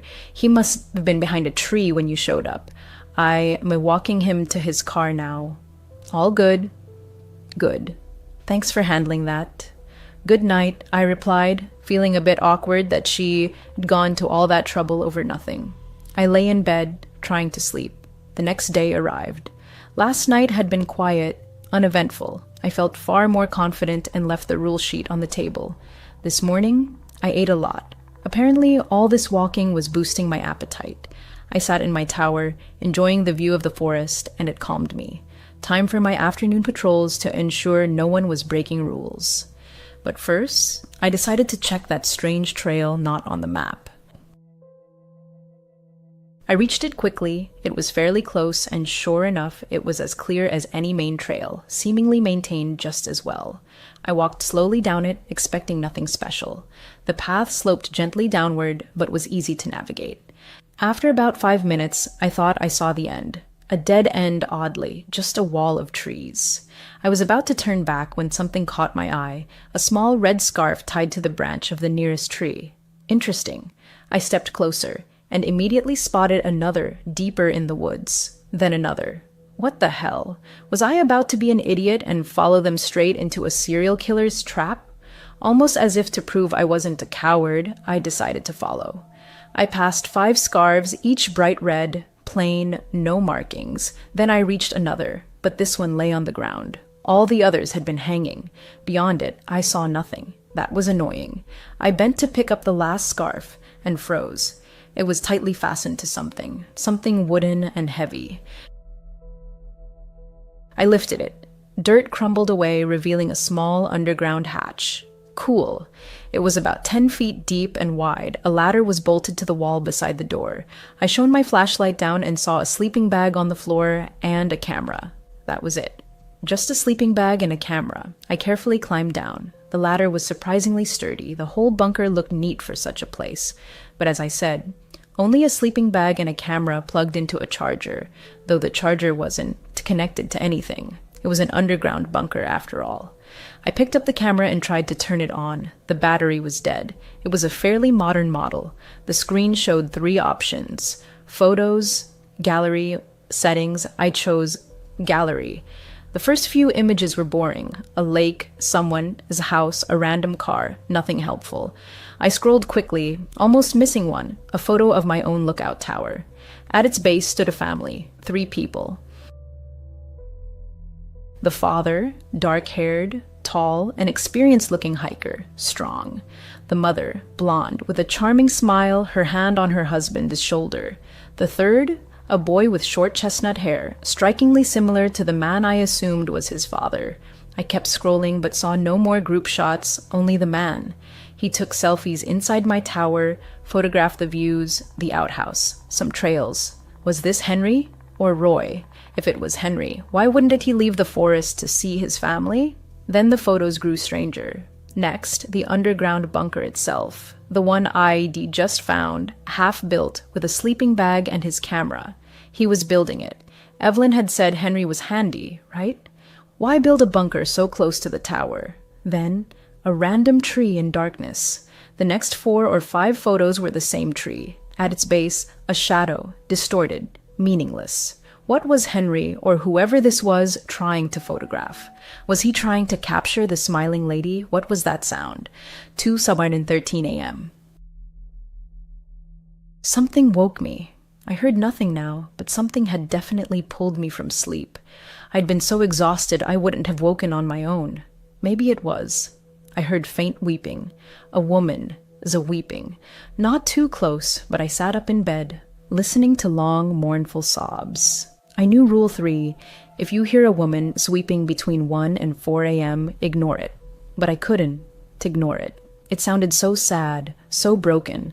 Part of me wanted to help. Another part wanted answers. None of me wanted to ignore it. As quietly as possible, I geared up, grabbed my flashlight and radio, and opened the cabin door. I carefully descended the stairs, lighting my way to avoid tripping. The weeping came from off the trail, so I crept toward a dark cluster of trees. The cries were filled with such pain, such grief, I could only compare them to a mother who'd lost her child, howling in utter despair, losing a piece of her soul with every anguished breath. I turned off my flashlight as the weeping grew louder. Crouched low, I moved from bush to bush, tree to tree. The air grew misty, colder the closer I got. Crouching behind a tree, I saw her. She sat at the base of a tree, face buried in her hands, weeping. Long dark hair spilled down her back, tangled in the dirt. Though I couldn't unsee her clearly, her clothes looked clean and intact. But her hands were twisted and broken. One elbow bent backward, bones protruded under the skin of both forearms, though not piercing through. Her nails were long and sharp. She was skin and bone, skeletal. Her pale white skin glowed in the dark, clinging to her collarbones, emphasizing her gauntness. My radio crackled, just for a second. I quickly looked down to turn it off, and in that moment, the weeping stopped. Damn, she'd heard me. I couldn't look up. I felt sick. I forced myself to slowly raise my eyes. She was staring at me. Her eyes were empty, dark white orbs, lifeless. The whites sharply contrasted with her black pupils. Her eyebrows were raised. She was smiling. Her smile was unnaturally wide, stretched across her face beyond what should be possible, baring all her teeth. It was like some dark medicine. Tears still streaked her sharp cheekbones and thin neck, but she wasn't crying anymore. She looked excited. I was going to run. I couldn't look away, but I told myself, damn it, run. I needed to run. Dee stared at her for about 30 seconds, and she hadn't moved. Her eyes stayed locked on mine, her smile sinister. Just as I gathered the courage to turn and flee, she moved in one swift motion. Her neck snapped sideways with a crack, and she crawled into the darkness after it. The movement was so fast, her broken arms crackled as she retreated. The snap of branches under her heavy body was my signal, my chance. I bolted like a madman, not daring to look back. Dodging some trees, crashing into others, I did not stop for a second. Why did you just leave me alone? There it was. The lookout tower. Stumbling, I raced up the stairs, burst into my cabin, and slammed the door shut. Safe behind walls, I listened. Silence. I scanned the base of the tower, the forest stretching around. Nothing. Forget it. I dove under the blanket, clicked off the lamp, and jumped into bed. Shaking, I tried to calm down enough to hear anything beyond my own heartbeat. But there was only silence. Just as I gathered courage to peek out from under the blanket to radio Evelyn, I saw them, scratches on my cabin floor, marks that hadn't been there before.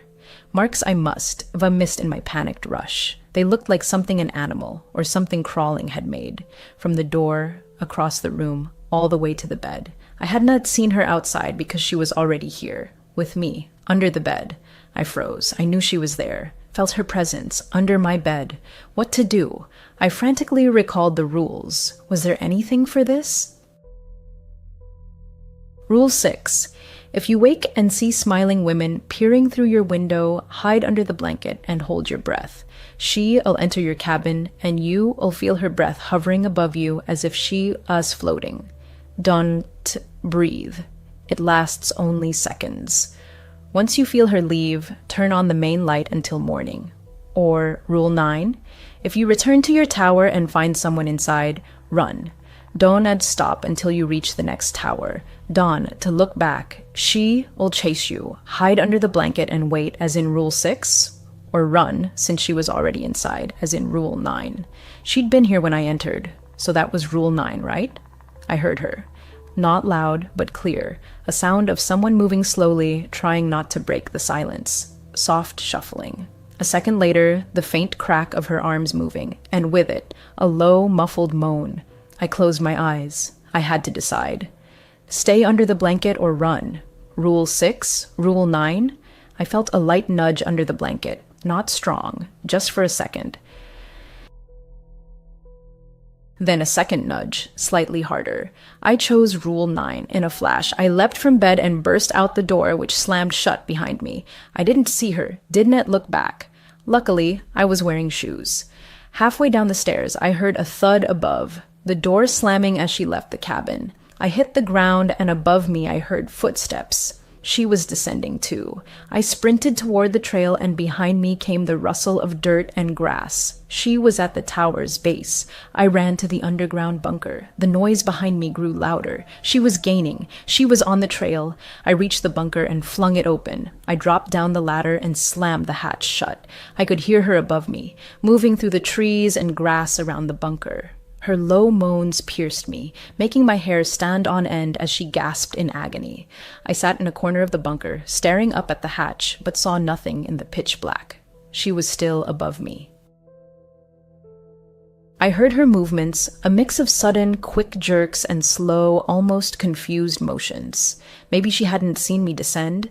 Maybe she didn't know about the bunker, or couldn't get in. Did Henry spend his nights here when not in the tower?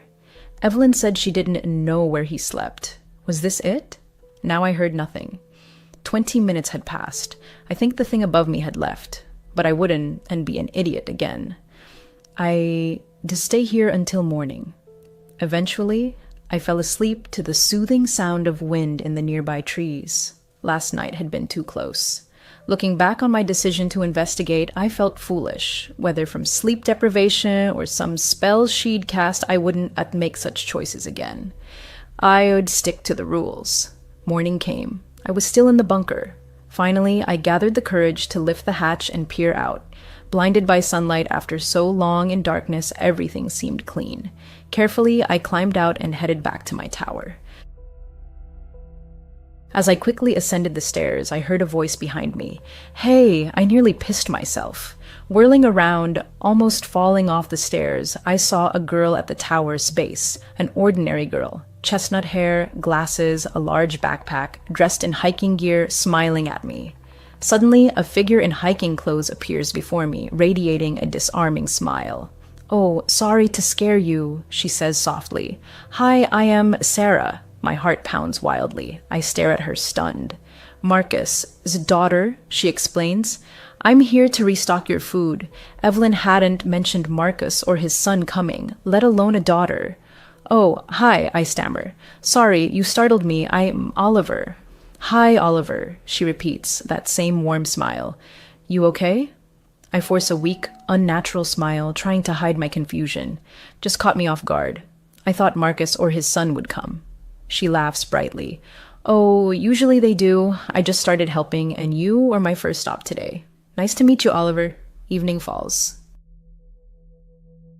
My resolve to unravel the forest's mysteries only grows stronger. Yes, I am scared, but I want to make foolish mistakes again. As far as I know, I am completely alone. I don't know who to trust. Evelyn? Maybe. I need to meet her. Before bed, I radio her with one question. Hey, Evelyn, I say. Does Marcus have a daughter? Ask her, Evelyn replies after a pause. I was just about to wish you good night. I'm not sure about a daughter. I've only met his son. Why? Oh, just curious. You okay, Oliver? Something else happen? No, I am fine, Evelyn. Good night.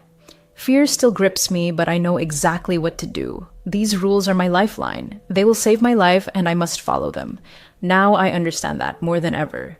I decide to sleep in my boots tonight, just in case, and turn on the lamp before switching off the main light. I lay in bed about 30 minutes when I heard it again, scratching. Rule 7. If you hear any scratching, whether in your cabin or near the outhouse, turn off all radios and hide under the covers until it stops. The scratching was faint, seeming to come from the stairs, or maybe the outhouse below. I immediately rushed to my big radio and switched it off. I checked my small radio. It was already off. I quickly returned to bed and dove under the blanket. The scratching continued, growing louder. Each scratch was slow and long, mimicking fingernails on wood. After each, about 10 seconds of silence, then another, closer than the last. Soon, it seemed right beside me, almost on my bed frame. I held my breath and closed my eyes. Not a rule. I was just terrified. The next scratch was longer than the others, either on my bed frame or the cabin door. I didn't know. I couldn't think clearly, but I wouldn't move. The scratching stopped. For about 15 minutes, I heard only the rustle of trees below as wind whistled past my cabin.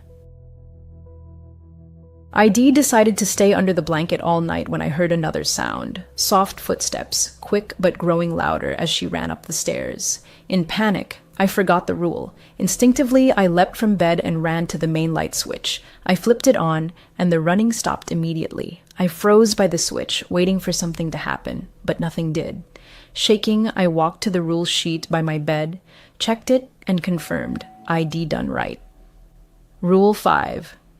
If you hear someone running up the stairs to your tower at night, turn on the main light until morning. If she reaches the top before you do, it is too late. Thank God. I'd remembered the main light was key in multiple rules, and I was so glad ID chosen correctly. I scanned the balcony, saw nothing. I looked up the stairs. Nothing came. The bright main light made it impossible to see the forest below. I sat at my table. 2 hours had passed since she'd tried climbing my stairs, and I wouldn't sleep tonight. So I used my time wisely, studying maps of surrounding areas, memorizing trails around my tower. I also learned something new, the route to Evelyn's nearest tower. It wasn't too hard. Though I still thought I could trust Evelyn, I wanted to meet her in person, to see her with my own eyes and talk face to face, not through a radio.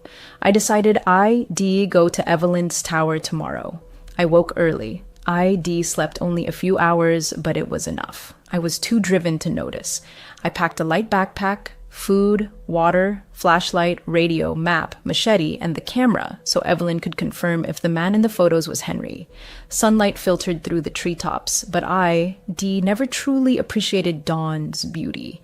Usually I was either asleep or terrified, but today the sunrise was magnificent. I decided not to tell Evelyn I was coming. Though I trusted her somewhat, I did not want her changing anything if she knew my location, just in case. Lacing my boots, I set off for her tower. The hike should take about 3 hours, fairly direct, not too steep.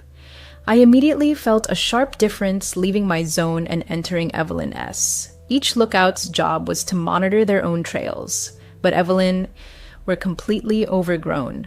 Honestly, they weren't maintained at all. Trees, bushes, and dense vegetation made me grateful I'd brought my machete. I hacked my way through, ensuring the trails were clear enough to run on if needed. Losing motivation and feeling hungry, I finally reached her tower. Clearing the trails had taken about 5 hours, but I made it. The tower was identical to mine. Same layout, same 4-piling structure in a small forest clearing. Her outhouse was on the opposite side, but the storage shed was in the same spot. But I immediately noticed one huge difference. What the hell? About 50 feet from her tower lay the remains of a massive fire pit, ringed with stones. It looked heavily used, though our job was to prevent fires in the national forest. That was odd, wasn't it? I began climbing the tower quietly, partly to avoid seeming like a smiling lady running up her stairs, but mostly because I was nervous. At the top, I saw no one inside. In fact, it looked like no one had ever been there. Old nests were everywhere. Cobwebs hung from the rails. Dust coated everything. I tried the door. It was locked. Strange. My tower didn't even have a lock. I squinted through the dusty window. Inside was darker than it should be. I made out the main radio on the table beside stacks of what looked like newspapers and bottles. The bed was dirty. Unmade, a backpack stuck out from under it. From what I could see, there were no books, no cards, nothing to pass the time. How did she stay sane? I decided to radio her. I hadn't come all this way to leave without meeting her. I grabbed my radio. "Evelyn, come in." "Hey," came a quick reply. "What is up, Oliver?" "Hey, just checking in," I said. Yeah, I decided to probe a bit before telling her I was here. "Where are you?" "Oh, in my tower." "Why?" she answered.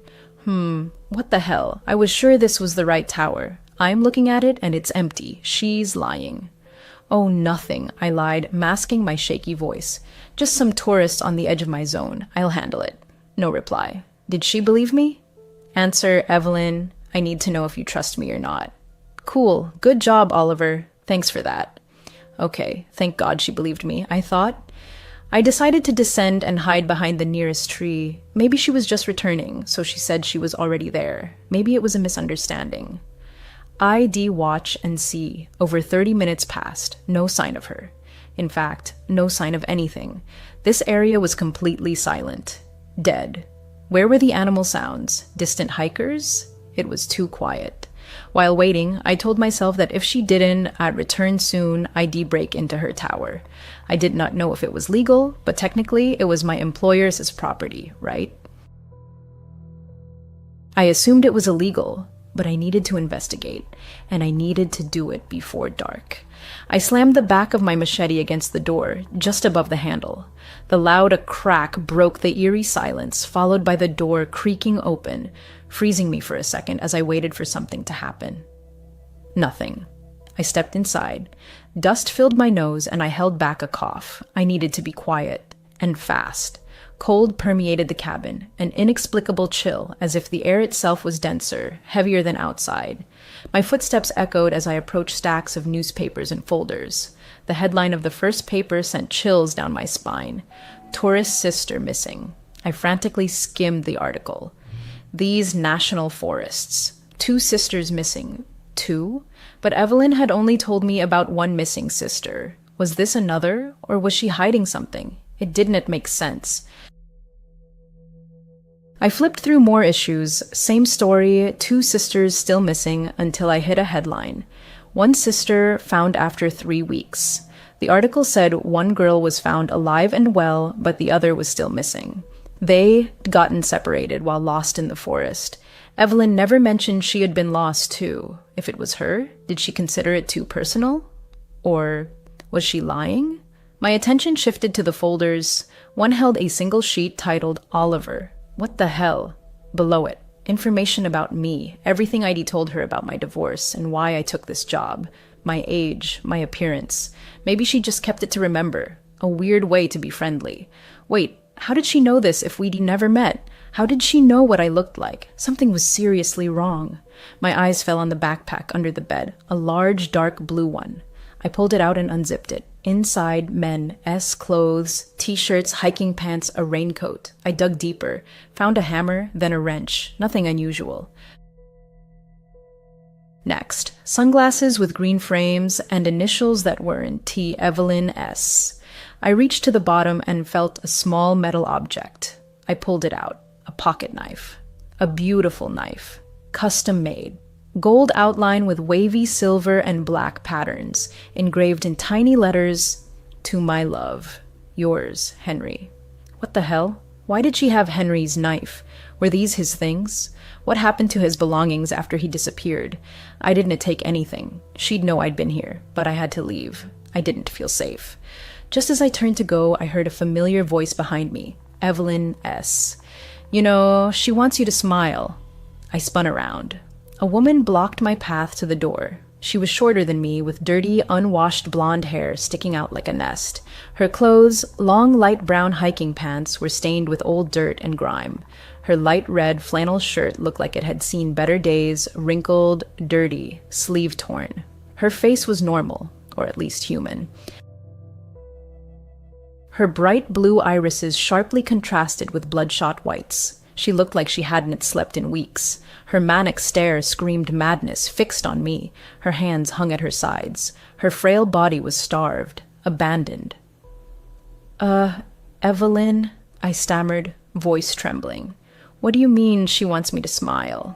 She just wants you to smile, Evelyn repeated, not breaking her manic gaze. Okay, Evelyn, what is going on? I tried to sound confident, though my heart pounded. Are you okay? Evelyn moved toward the bed. I circled the cabin, staying closer to the door. Now I was at the exit. Good. She sat on the bed, staring at the dusty floor. I saw a tear roll down her face. She was a broken woman. We got lost, Evelyn called. Both of us. They saved me, but not her. I couldn't tell them what I did, but it was bad. And now she trailed off, her voice breaking. What did you do, Evelyn? I was ready to grab my machete, tension rising.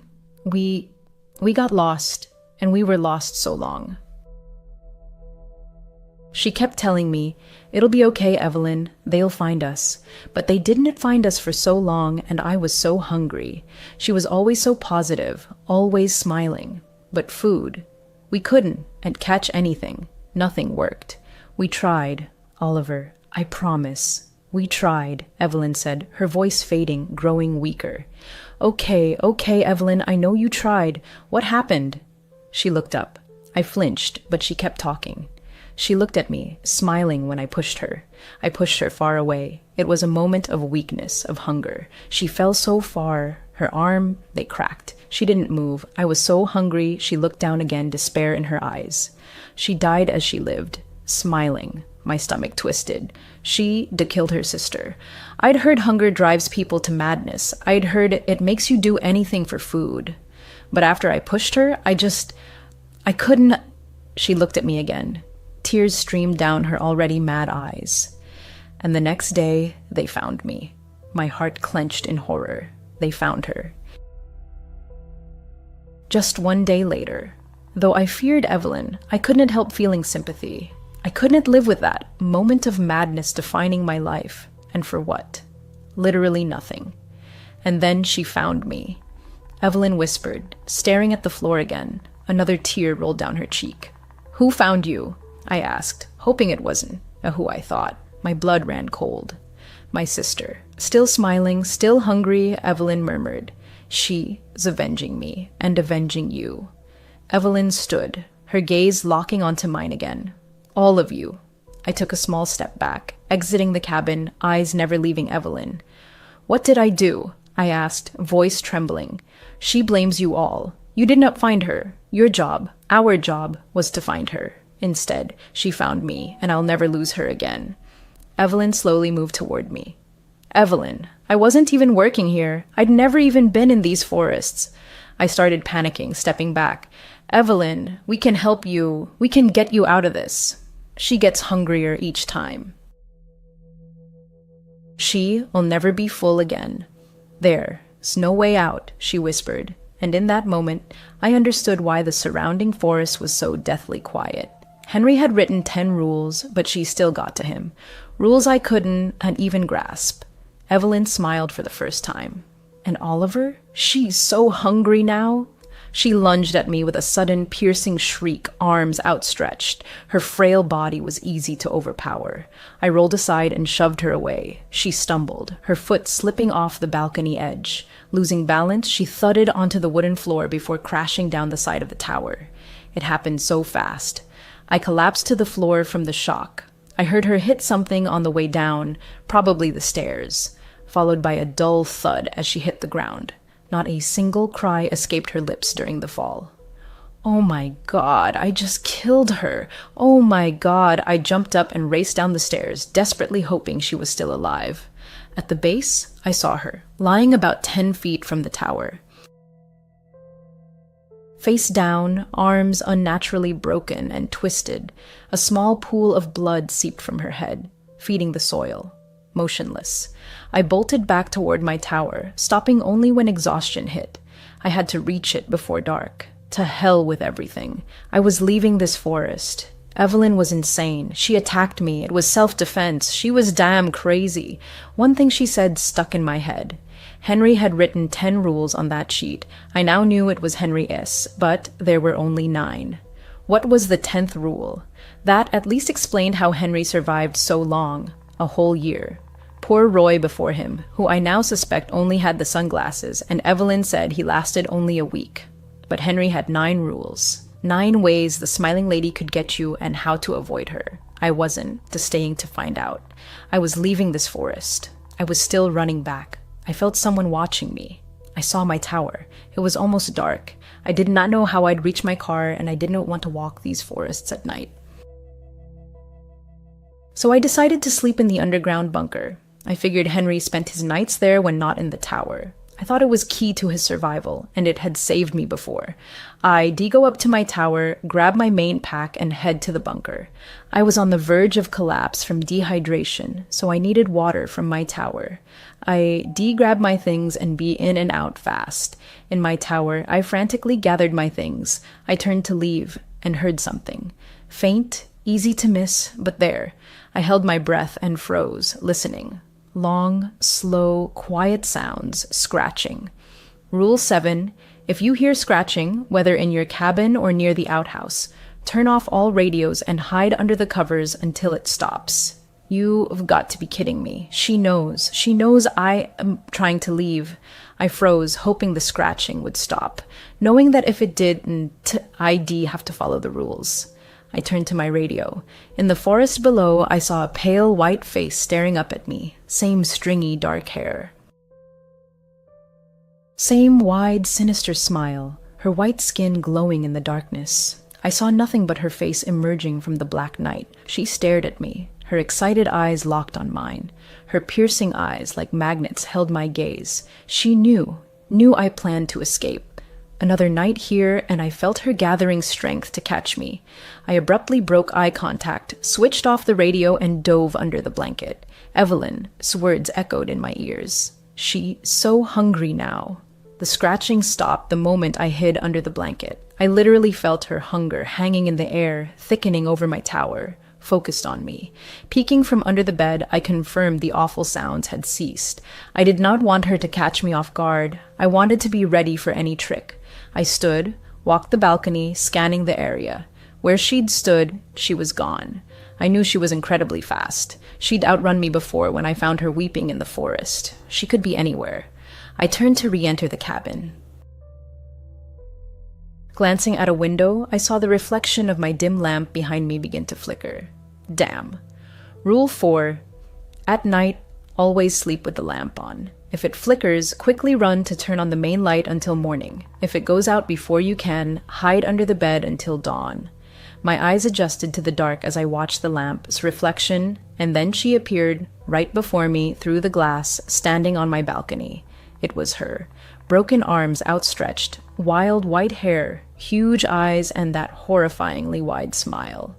Rule 6. If you wake and see a smiling woman peering through your window, hide under the blanket and hold your breath. She'll enter your cabin and you'll feel her breath hovering above you as if she's floating. Don't breathe. It lasts only seconds. Once you feel her leave, turn on the main light until morning. The lamp flickered again, then went out, plunging me into darkness. I had 2 rules, 2 conflicting rules. I couldn't look away, but I knew I had to turn on the main light. Her neck suddenly twisted sideways and she began walking. Very fast, each step loud as she moved across the balcony toward the door on the other side. Oh damn, I spun and sprinted to the main switch. She was halfway to the door when I flipped the light on, and now I had to decide. Hide under the bed or under the blanket. I chose the blanket. Rule 6 said, she'll enter your cabin, and she was about to. I dove to the bed and pulled the blanket over my eyes. The moment I did, the cabin door opened. I heard loud, fast footsteps rushing toward me, but I saw only darkness under the thick blanket. I held my breath. I felt her, just as the rule predicted, right above me. Her breath, cold, washed over me. My eyes were shut, but I knew she was there. I desperately tried not to breathe, heart pounding, stomach clenched, but I refused to inhale. And still, she waited, desperate for me to give in. What if I breathed? Would she kill me right there? Possess me? My chest ached unbearably. I couldn't hold on. There it was. I lost. My mouth opened. She vanished. Just gone. I held out 3 or 4 more seconds until my body physically couldn't before coughing and gasping. But she was gone. No cold breath. No presence. I was alone again. I threw off the blanket. The cabin door was wide open, swinging in the wind. My main light was still on, as was the lamp which had reignited. Had she used the lamp's flicker to trick me into choosing the wrong rule? If I'd hidden under the bed, would she have killed me? Hours passed in silence. Both lights still burned. I felt a bit safer, but suspected it was her tactic, to lull me into complacency. I stayed alert, and thank God I did. I saw a campfire right at my tower as base. The cabin lights made it hard to see, but I spotted it. In fact, I saw more than one. Fires burned all around my tower as perimeter. I walked the balcony, counting 6 fires. At each stood a dark human figure, back to me. What the hell? All stood alone by a fire, staring into it. Figures of different sizes. One looked like a child. I couldn't make out features in the dark, only silhouettes. The 6th fire had no figure. Why was no one there? As my eyes adjusted to the darkness below, the figures began falling into their fires one by one. The first, a tall, thin man, fell face first into the flames, almost willingly. As he writhed, fire consumed him, making his features indistinguishable. His screams pierced the air. As I watched in horror, a woman fell into her fire. She screamed as flames covered her, writhing but not trying to escape. Then a smiling figure, a child, a boy, fell face first into the fire. I gasped. I couldn't scream. My whole body was in shock. The child was silent, but twitching. Finally, the 4th, a large, broad-shouldered man, fell into his fire, grunting in pain, stifling screams, barely moving as he burned, motionless as she burns. Finally, a woman, a silhouette. I spun toward her, trying to catch her before she fell. I rushed inside, grabbed my flashlight, and sprinted back. She fell into her fire, and I just caught a glimpse in the beam, tangled blonde hair and a red flannel shirt torn at the sleeve, before flames swallowed her. Only one burning fire remained, the 6th, the one with no figure. As screams echoed through the night, I heard faint weeping somewhere below among the trees. "Oliver!" A voice called as the first sun rays pierced the trees. "Oliver, are you there?" I cautiously stepped onto the balcony and saw Sarah, Marcus's daughter, standing below. She wore the same clothes as our last meeting. "Sarah!" I shouted. "Sarah, we need to get out of here." "There, Oliver!" she yelled back. "Oliver, I know everything about Evelyn, her sister, about Henry and his family, about Roy. I know it all. Oh, we need to leave, Sarah." "We can't," she cried. "We have to burn her. We have to burn Evelyn as sister. Why do we have to burn her?" I shouted, despair rising in my throat. "It is Rule 10, Oliver. She'll follow you wherever you go if you leave this place. She'll be one step behind you forever unless you burn her. Rule 10, burn her body or she'll haunt you eternally." "How the hell do we find her body?" I yelled, feeling utterly broken. "I know where it is, Oliver." Sarah smiled warmly, trying to calm me. "Let me explain on the way. It's nearby. I'd survived all the other rules. Now I had to survive one more." I gripped my machete tightly. It made sense. This lady follows you out of the forest. That's why Henry couldn't leave and why he needed Evelyn. That's why Evelyn said there was no way out, because there isn't unless we burn her. And Sarah. Evelyn said Marcus had no daughter, but that was just to confuse me, to turn me against a potential ally. Either way, I didn't fully trust Sarah, not yet. Not until I heard what she had to say. So I grabbed my machete. I descended the stairs, approaching Sarah. She looked at me. Her eyes flicked to the machete, but she seemed to understand my caution. "Why didn't you tell me all this before?" I asked, voice trembling. "If you knew everything, why not tell me when we first met?" "I did not know who to trust, Oliver," Sarah explained, her expression turning serious. "I knew Henry and we trusted no one, not fully, except each other. And Henry is gone now." I was stunned. "How did you know him?" Yes, she looked down, pain on her face. "It was confirmed last night. I befriended him while he worked here. I brought him extra food and ran errands just to see him. That is why I'm in this forest now. I was looking for him, but after last night, yes, he's dead." "How was it confirmed last night?" I asked, seeing her genuine grief. "The lady, the smiling lady, seems to focus on one victim at a time. While she hunts someone, she ignores everyone else. That is why Evelyn kept feeding her people, to keep her sister from turning on her," Sarah explained. My breath grew heavy, heart racing. She continued, Last night, I was looking for Henry, as I always did. I saw the fires around your tower, and I saw those figures fall into them. People, she's taken. One looked like Henry, others like his family. I saw the sixth fire, the one she made for you, and heard her weeping, trying to lure you out. She focuses on prey one at a time, which confirms you are her target. She already got Henry. She never gives up until she gets them. And now it's you. You have to burn her.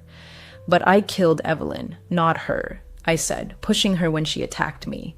So why did I see her fall into the fire last night? I trembled, barely holding myself together. I hadn't said aloud before that I killed her. Yes, I thought you might have.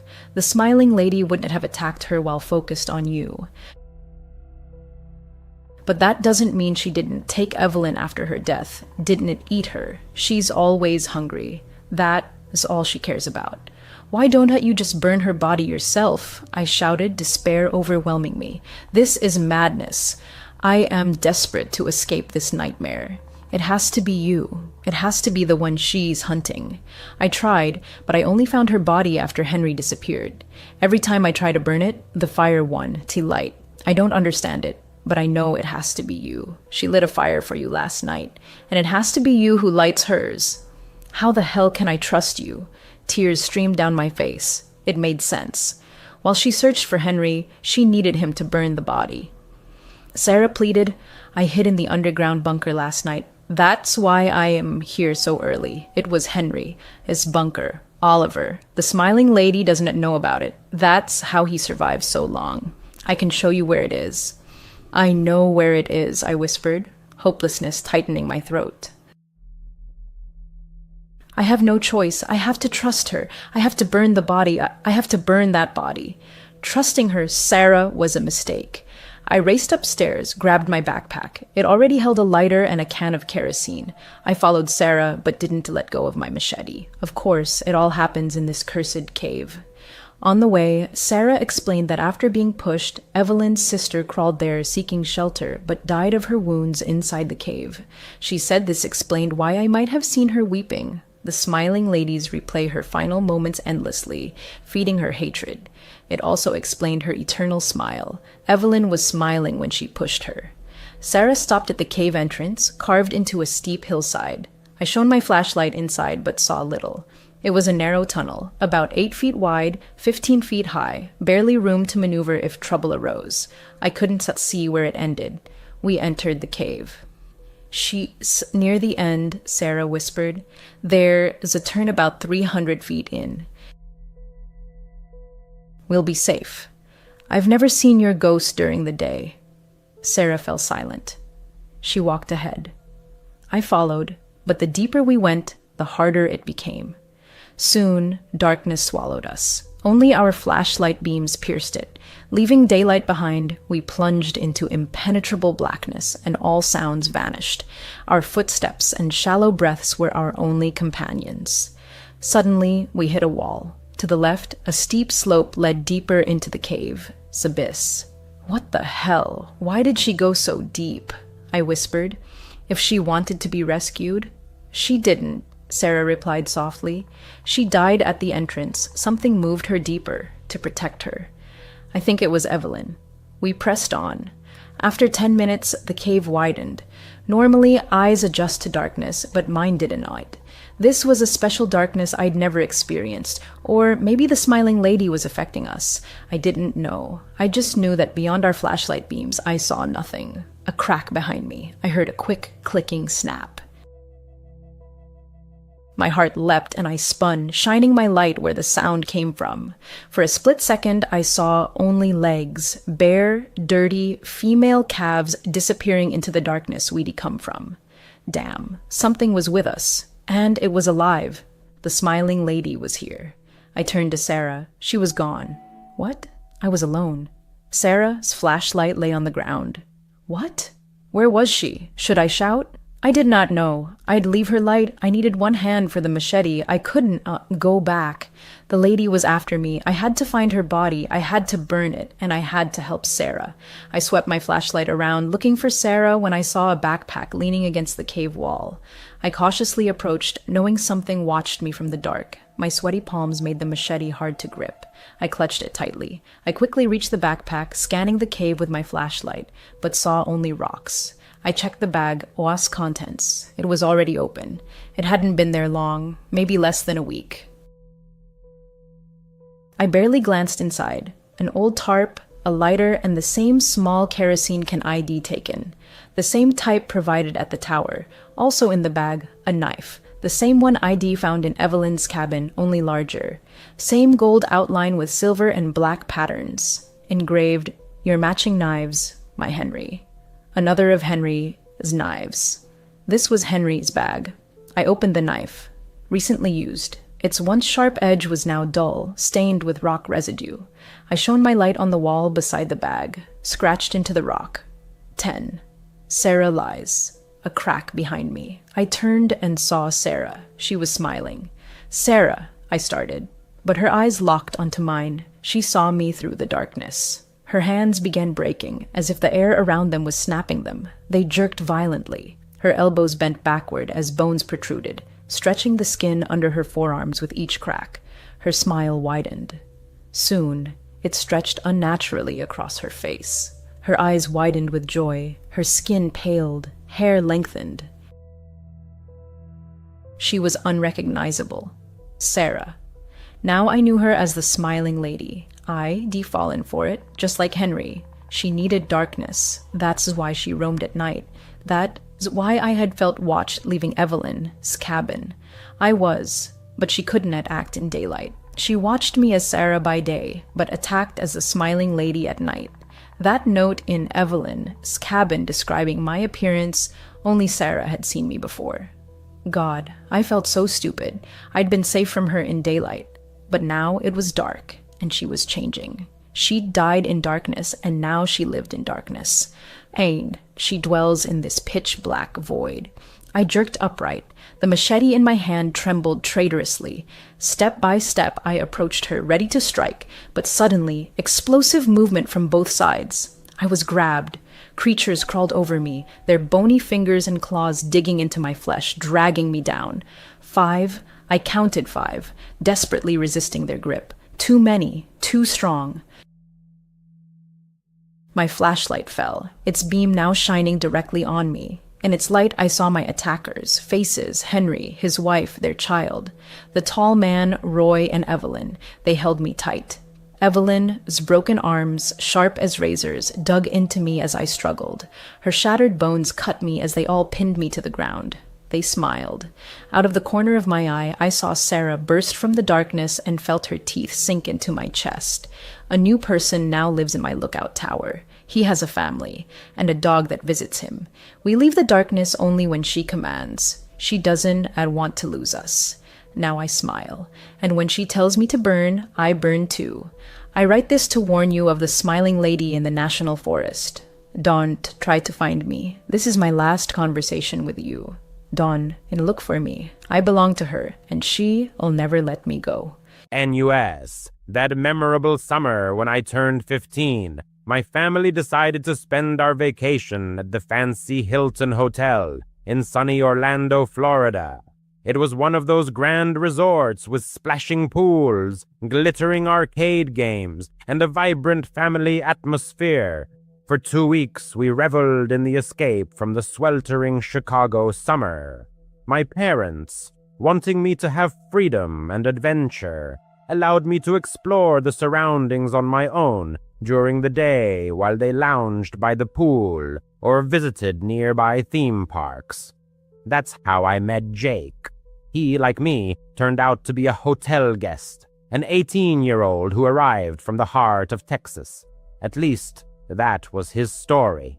From the first glance, he gave the impression of being a cool guy, tall with unruly chestnut hair and a constant smirk on his face, as if he was always plotting something mischievous. From the start, Jake aroused vague suspicions in me. He was prone to risky adventures, such as secretly sneaking into the gym after it closed, or manipulating vending machines for free treats. One time, he even talked me into switching the signs on the men's and women's restrooms to watch people's reactions. It seemed funny, but looking back, I realized how absurd it was. Jake radiated irrepressible energy, constantly talking about pranks and convincing me that life without a little chaos becomes unbearably boring. Since there weren't many peers at the hotel, I spent time in his company. My parents, having casually met him in the lobby, found him polite enough, but warned me against participating in questionable enterprises. Everything changed on the fourth night of our stay. Around 2 a.m, I was sitting in my room scrolling through my phone, trying not to wake my parents, who were sleeping peacefully in the next bed. Suddenly, my phone vibrated, notifying me of a message from Jake. "Hey, buddy, can't sleep? Let's pull a late-night prank. Knock on doors and run like the good old days. Meet me in the lobby in 5 minutes." I hesitated for a moment. It was late. The hotel was quiet, but the idea seemed tempting. Boredom was setting in, and Jake had a way of turning the ordinary into an exciting adventure. I quickly put on my sneakers, grabbed my keycard, and slipped out of the room silently. The hallway was dimly lit, the soft light of the nightlights and the plush carpet absorbing the sound of our footsteps. Jake was waiting for me by the elevators, grinning foolishly. "This floor is perfect," he whispered. "It's mostly old people who go to bed early." We started on the 3rd floor, quietly knocking on doors and immediately hiding around the corner. The first few times we heard disgruntled grumbling or the sound of doors opening, barely able to contain our laughter. No one caught us. It seemed like a harmless, childish prank. After about 20 minutes, we had probably knocked on 6 doors. Jake was getting bolder, knocking harder each time. "One more," he said, heading to the end of the hallway. That's when everything took a sinister turn. He led me down a side corridor that I hadn't noticed before. It was narrower, with a staff-only sign partially hidden by dense vegetation. The dim light flickered, and the air had a musty smell of old carpet that hadn't been cleaned in a long time. "Why are we here?" I asked, but Jake just shushed me and continued forward. At the end of the corridor was a slightly ajar door with service area written on it. Jake carefully opened it a crack and peeked inside, then turned to me with the same sinister smirk. Before I could say anything, I saw him. An old man stood in the dim light right in the doorway, tall and thin, wearing a faded gray jacket and pants that looked like a hotel staff uniform, but clearly worn and dirty. His face was pale, etched with deep wrinkles, and his eyes seemed unnaturally dark, like bottomless shadows. Behind me, I heard Jake's voice, but it was no longer a whisper. He shouted right behind me, "Dad, there he is! Our meal for tonight! Get him!" I froze for a split second, gripped by terror. What? Meal? My heart pounded in my chest. I spun around and saw Jake lunging at me, his face contorted into a malicious grin that had no trace of playfulness. He was bigger than me, stronger according to his stories about working out at home. Without thinking, I reacted instinctively. As he tried to tackle me, I swung my fist as hard as I could and hit him right in the nose. There was a crunch, and blood splattered. He yelped and stumbled back, clutching his face. I took off running, my feet barely touching the ground. My sneakers slapped against the floor as I raced towards the open hallway. Behind me, I could hear Jake cursing, and the old man shuffling heavily behind. "Catch him!" The old man growled in a raspy and sinister voice. I didn't look back. Bursting into the main hall, I ran for the stairs, ignoring the elevator, which seemed too slow. After descending 2 flights, I felt my lungs burning. The hotel was dead silent. No night staff or wandering guests. I ran out through a side door to the pool area. The humid Florida night air hit me like a wall. The pool was illuminated by underwater lights that shimmered eerily blue in the darkness. There was no one around. Without stopping, I jumped straight into the water, fully clothed, splashing loudly into the deep end. The water was freezing, shocking my body. I swam to the bottom, about 8 feet down, and huddled there, holding my breath. My lungs screamed for oxygen, but I stayed underwater, looking up through the rippling surface. Bubbles of air escaped from my nose. Suddenly, I saw him. The old man emerged from the door, scanning the pool area. He moved slowly, as if sniffing out prey. "I know you're hiding here, boy," he shouted, his voice echoing off the concrete. "I'll find you. You can't escape." My vision started to blur from the chlorine, but I held on, counting the seconds. 30, 40. My chest burned unbearably. Then I heard another familiar voice, my father's voice. "Excuse me, sir. Have you seen my son? He's 15, about this tall, wearing a blue shirt." My father must have woken up, noticed I was missing, and gone looking for me. He was standing there in his pajamas, with his phone in his hand and the flashlight on. With the beam of light from the flashlight, the old man went silent. "No, I haven't seen anyone," he muttered with a hint of annoyance. At that moment, my patience snapped. I pushed off the bottom and shot to the surface, gasping for air. Streams of water ran down my face as I treaded water. "Dad!" I exclaimed. My father turned instantly, his eyes widening in surprise. "What the hell? Get out of there immediately!" He hurried to the edge of the pool and helped me out, wrapping his arms tightly around my shivering shoulders. I glanced back. The old man was retreating into the shadows of the doorway, disappearing not like a ghost, but rather slipping away, as if trying to avoid attention. When my father looked in that direction, he was gone. We hurried back to our room, leaving wet footprints behind. My mother, worried and unwell, had gotten out of bed. I shared everything that had happened with them. The pranks, how Jake had lured me into that creepy corridor, the mysterious old man, and the shout of meal. Even to me, it sounded implausible. My parents exchanged glances. "Honey, are you sure they weren't just playing a prank on you?" my mom asked. "Kids can be cruel with their jokes sometimes." My father supported her, nodding. "Probably some weird father-son duo decided to scare you. We'll be sure to report it to the front desk tomorrow morning." However, the next morning when we tried to inquire about Jake and the old man, the hotel staff thoroughly checked the guest list.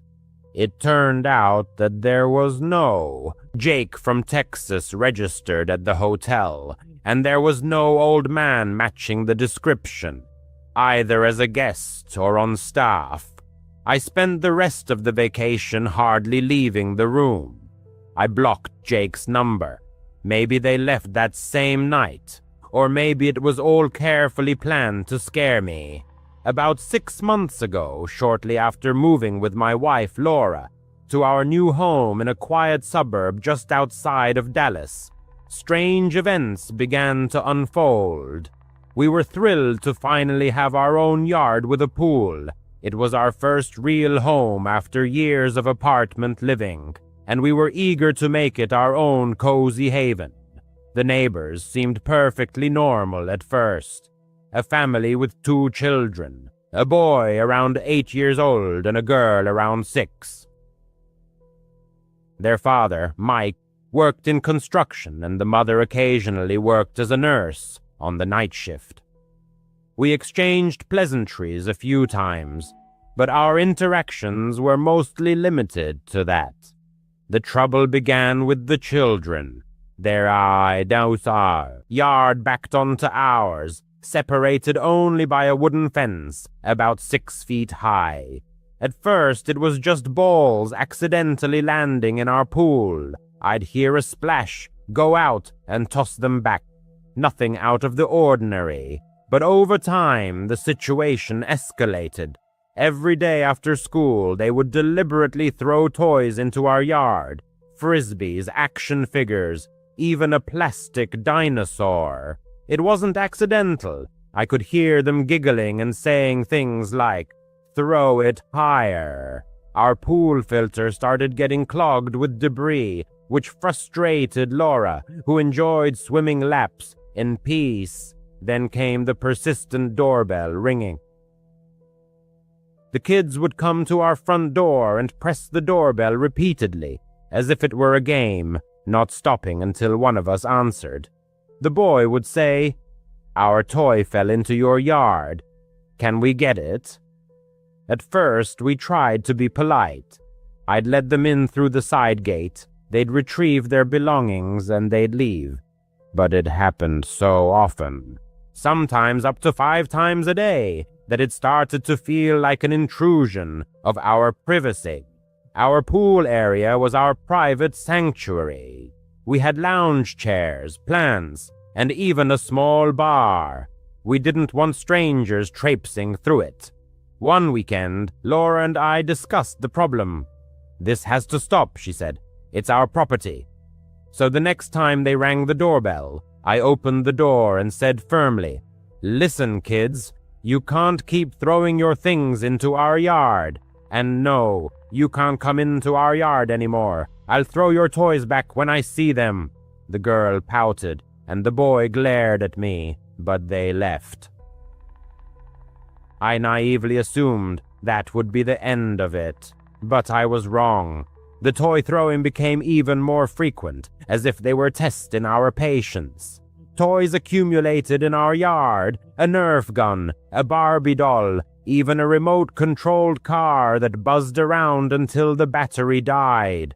They continued to ring the doorbell, despite my ban. One day, the boy rang it for a solid minute without stopping. I tried to ignore it, but Laura was starting to get anxious. "What if they climb over the fence?" she asked worriedly. Later, I checked the recordings from our Ring doorbell camera. Sure enough, the kids were standing there, whispering and laughing. Before running away, the situation escalated when Mike got involved. A few days after I stopped letting the children in, he appeared at our door one evening. He was a large man, about 6'3", with tattoos on his arms from his construction work. "Hey, man," he said without a hint of a smile. "My kids say you're keeping their toys. That's not cool." I politely explained that they were throwing them deliberately, and I was simply returning them. He stared at me intensely. "Just let them get their stuff. It's no big deal." I remained firm. "Sorry, but it is our property. Tell them to stop throwing them." He muttered something under his breath and left. That night, even more toys flew into our yard, thrown with more force than before. One of them even cracked our sliding glass door. Laura and I installed extra lights in the yard and made sure the gate was securely locked. My job as a sales rep for a tech company often required me to travel, so Laura was sometimes home alone at night. She started double-checking all the doors before bed.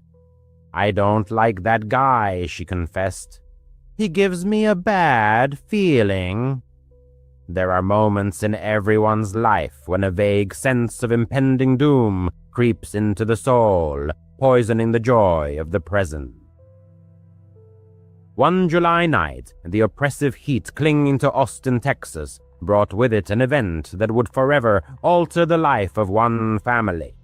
Laura, home alone, texted her husband, who was 2 hours away at a conference, to say she was going to watch Netflix and head to bed.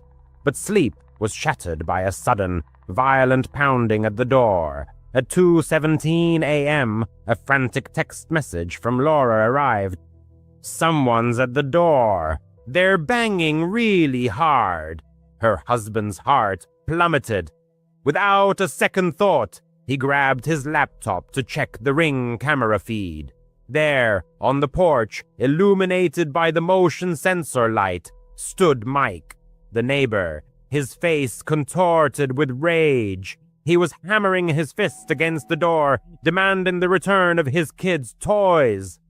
Laura, terrified, texted her husband that the neighbor was drunk or high.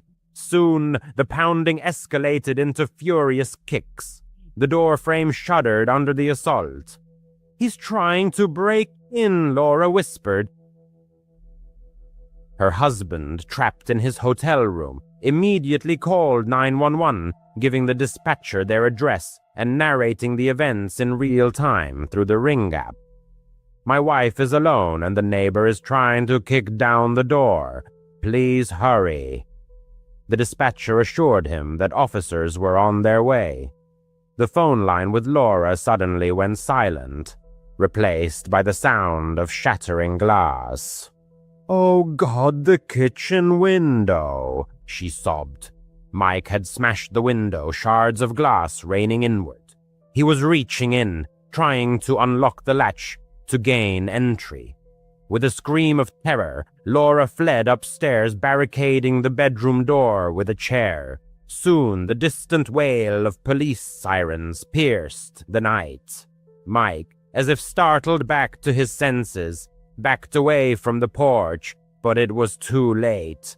2 police cruisers, lights flashing, screeched to a halt in front of the house. Officers leapt from their vehicles, weapons drawn. "Hands up! Get on the ground!" Mike raised his hands but continued to argue, claiming his children's toys had been stolen. The officers handcuffed him on the front lawn. Laura, peering out the window, saw the scene unfold and pointed the officers to the broken window, where drops of blood were visible. Mike had cut himself, breaking the glass. As Mike was being led to the police car, he turned and looked directly at Laura through the open doorway. The Ring camera captured the look, seething with hatred. "I'll kill you someday, bitch," he said calmly, as if making a promise. The officers, hearing the threat, noted it in their report. Laura's husband raced home, arriving at dawn. Still in shock, Laura clung to him. Mike was arrested for attempted burglary, vandalism, and making terroristic threats. He spent the night in jail, and the family obtained a restraining order. The next day, his wife came over, offering profuse apologies and explaining that Mike had anger issues due to stress at work. The children stopped throwing toys and the family tried to keep to themselves, but the fear lingered for Laura and her husband. They replaced the broken window with reinforced glass and installed additional security cameras. Now, Laura jumps at every noise at night. Her husband sometimes replays the Ring camera footage, hearing Mike's voice saying, "I'll kill you someday." Mike is out on bail and still lives next door. What if he really means it? The family is considering moving, but housing prices are high. For now, they are forced to keep their doors tightly locked and hope it's over. But in quiet moments, Laura's husband can't shake the thought that one day Mike might try again. A summer evening in Austin, Texas, 2017. The heat seemed to linger even after the sun had set. Emily often visited the Zilker Park public pool to unwind after a stressful day at the office. She arrived late that evening around 7:30 p.m., hoping the pool would be nearly empty. It was. A couple of older men were gathering their towels, and a child was splashing in the shallow end with their mom. The lifeguard, a college student named Jake, waved goodbye as he left early. "Lock up when you're done, guys," he called out. Budget cuts meant no one stayed after sunset. Emily was fine with that. The water, cool against the humid air, had a sharp chlorine smell. Cicadas buzzed in the trees, providing a soothing backdrop. Emily slipped into the deep end, adjusted her goggles, and started swimming freestyle, slow and steady, letting her mind wander. Work anxieties receded with each stroke. The sun was low, painting the sky orange and casting long shadows. The chain-link fence around the pool rattled a bit in the breeze, but Emily didn't pay it much attention. This was her time. After about 10 laps, she stopped at the edge to catch her breath. The other swimmers were gone now, just her and the quiet lapping of the water. Wiping the water from her eyes, Emily looked around. The parking lot beyond the fence seemed empty. Her beat-up Honda was the only car left. Good, she thought. Peaceful. But suddenly she felt a prickling sensation on the back of her neck, as if someone was watching her. A familiar sense of unease. Emily scanned the trees beyond the fence, about 20 feet away. Nothing but shadows from the oaks. Probably just paranoia from too many true crime podcasts, she thought. Shrugging off the feeling, she pushed off the wall again and swam a few more laps. Stopping again, this time she heard something. A faint creak, like a gate opening. She turned, treading water. The gate was slightly ajar, but no one was visible. Wind, maybe, Emily thought. She called out, "Hello?" Her voice echoed off the tiled walls, sounding small and uncertain. There was no response. The cicadas continued their monotonous drone. The summer heat enveloped everything, and only the incessant chirping of cicadas broke the silence. Moving closer to the shallow end, she kept her eyes fixed on the pool grounds, and then she saw him. A male figure emerged from behind the changing rooms. Tall, muscular build, wearing a hooded jacket, which seemed absurd in the heat. The stranger's face was obscured by the shadow of the hood. His posture was unnatural, just standing there with his hands in his pockets, staring intently at her. An inexplicable sense of dread washed over her. Who would wear a jacket in this weather? The thought of a jogger flashed in her head, but his posture was too static, too focused. She swam back a little, pretending to adjust her stroke, but her heart was pounding in her chest. "The pool's closing," she said, trying to sound casual. The stranger didn't reply, didn't move. Then he started slowly walking along the edge, toward the deep end of the pool. The sound of his footsteps echoed. Not sneakers, but boots. Heavy boots. And something in his hand, an object like a flashlight, hung loosely, as if it could be used for something sinister. With redoubled force, she pushed off the water, striving for the ladder. The water seemed to thicken, restricting movement. Why doesn't he leave? Unused fragments of news stories about similar incidents flashed through her mind. Perpetrators lying in wait for victims in public places after closing time. Austin was a relatively safe city, of course, but parks at night were a different story. Reaching the ladder, she climbed out of the water. Her feet slipped on the wet tiles. Grabbing a towel, she quickly wrapped it around herself and headed for the exit. A brisk walk, but not a run. She couldn't show fear. The stranger kept pace, moving parallel to her on the other side of the pool. Suddenly, a flashlight beam flashed on, blinding her. "What the hell?" she muttered. The light went off, and he was closer now, crouching at the edge of the pool as if judging the distance for a jump. Panic gripped her. She bolted for the exit, her bare feet slapping against the wet concrete. The stranger's pace quickened, and suddenly she heard a sound that chilled her to the bone, a soft, raspy laugh, as if he had been anticipating this moment.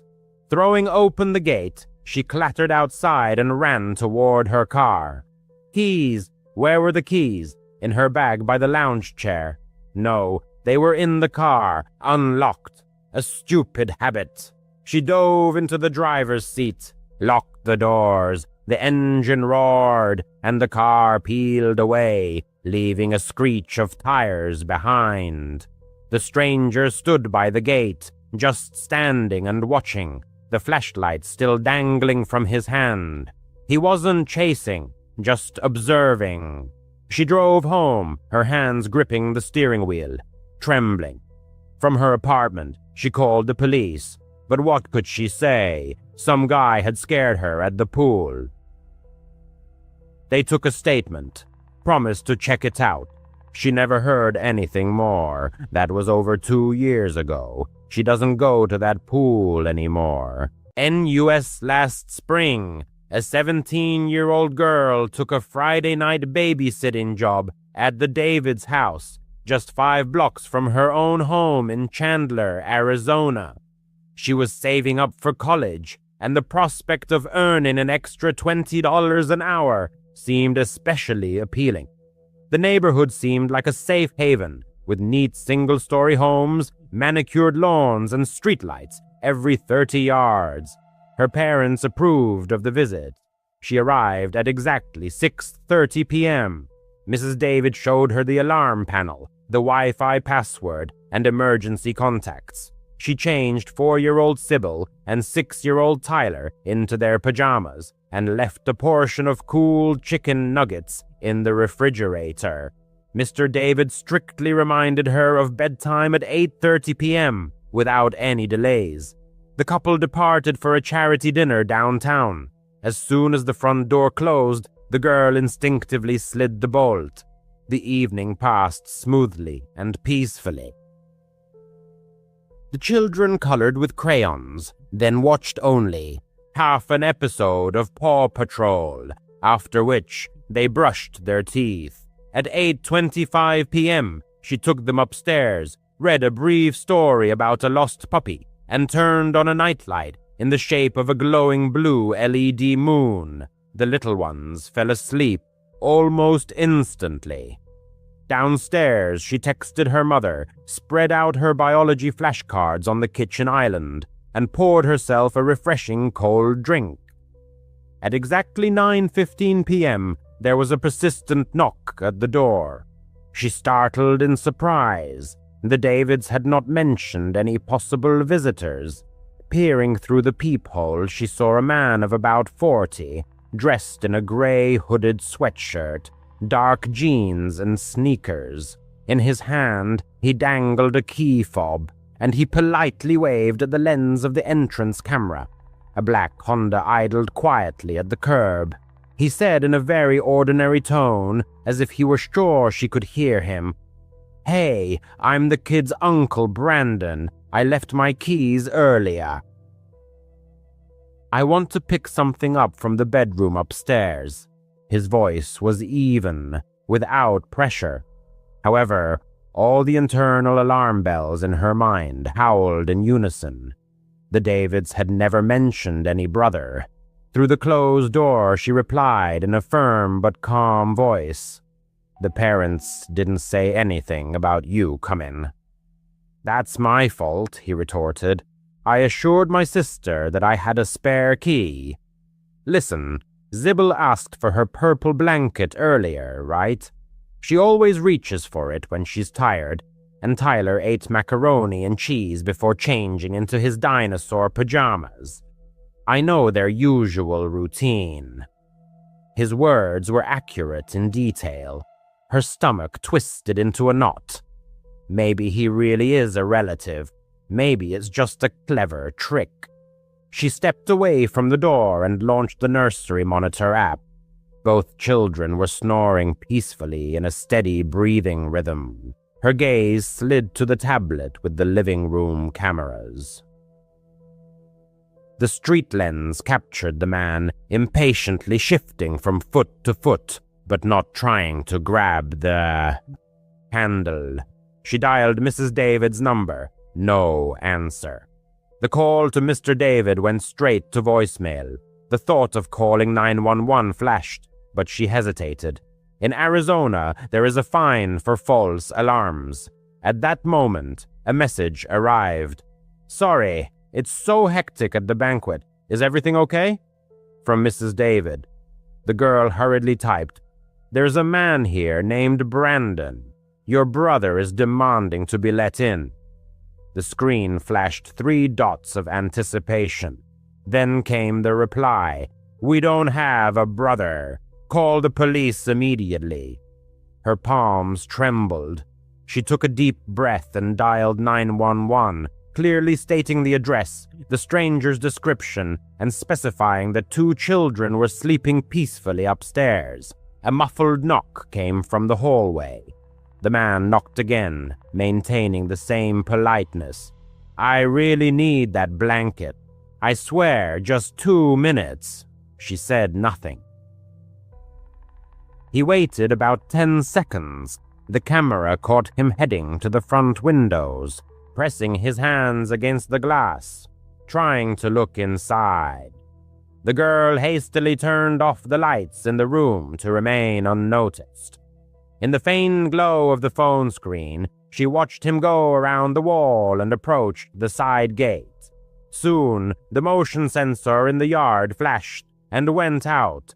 The dispatcher kept in touch. "A patrol will arrive in 3 minutes. Don't go out and keep everything locked." She crept silently to the patio door. The lock was secure, the curtains securely drawn. Outside, there was dead silence.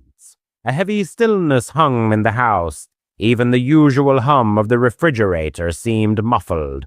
In the distance, she heard the wailing sirens of 2 police cars, which soon fell silent.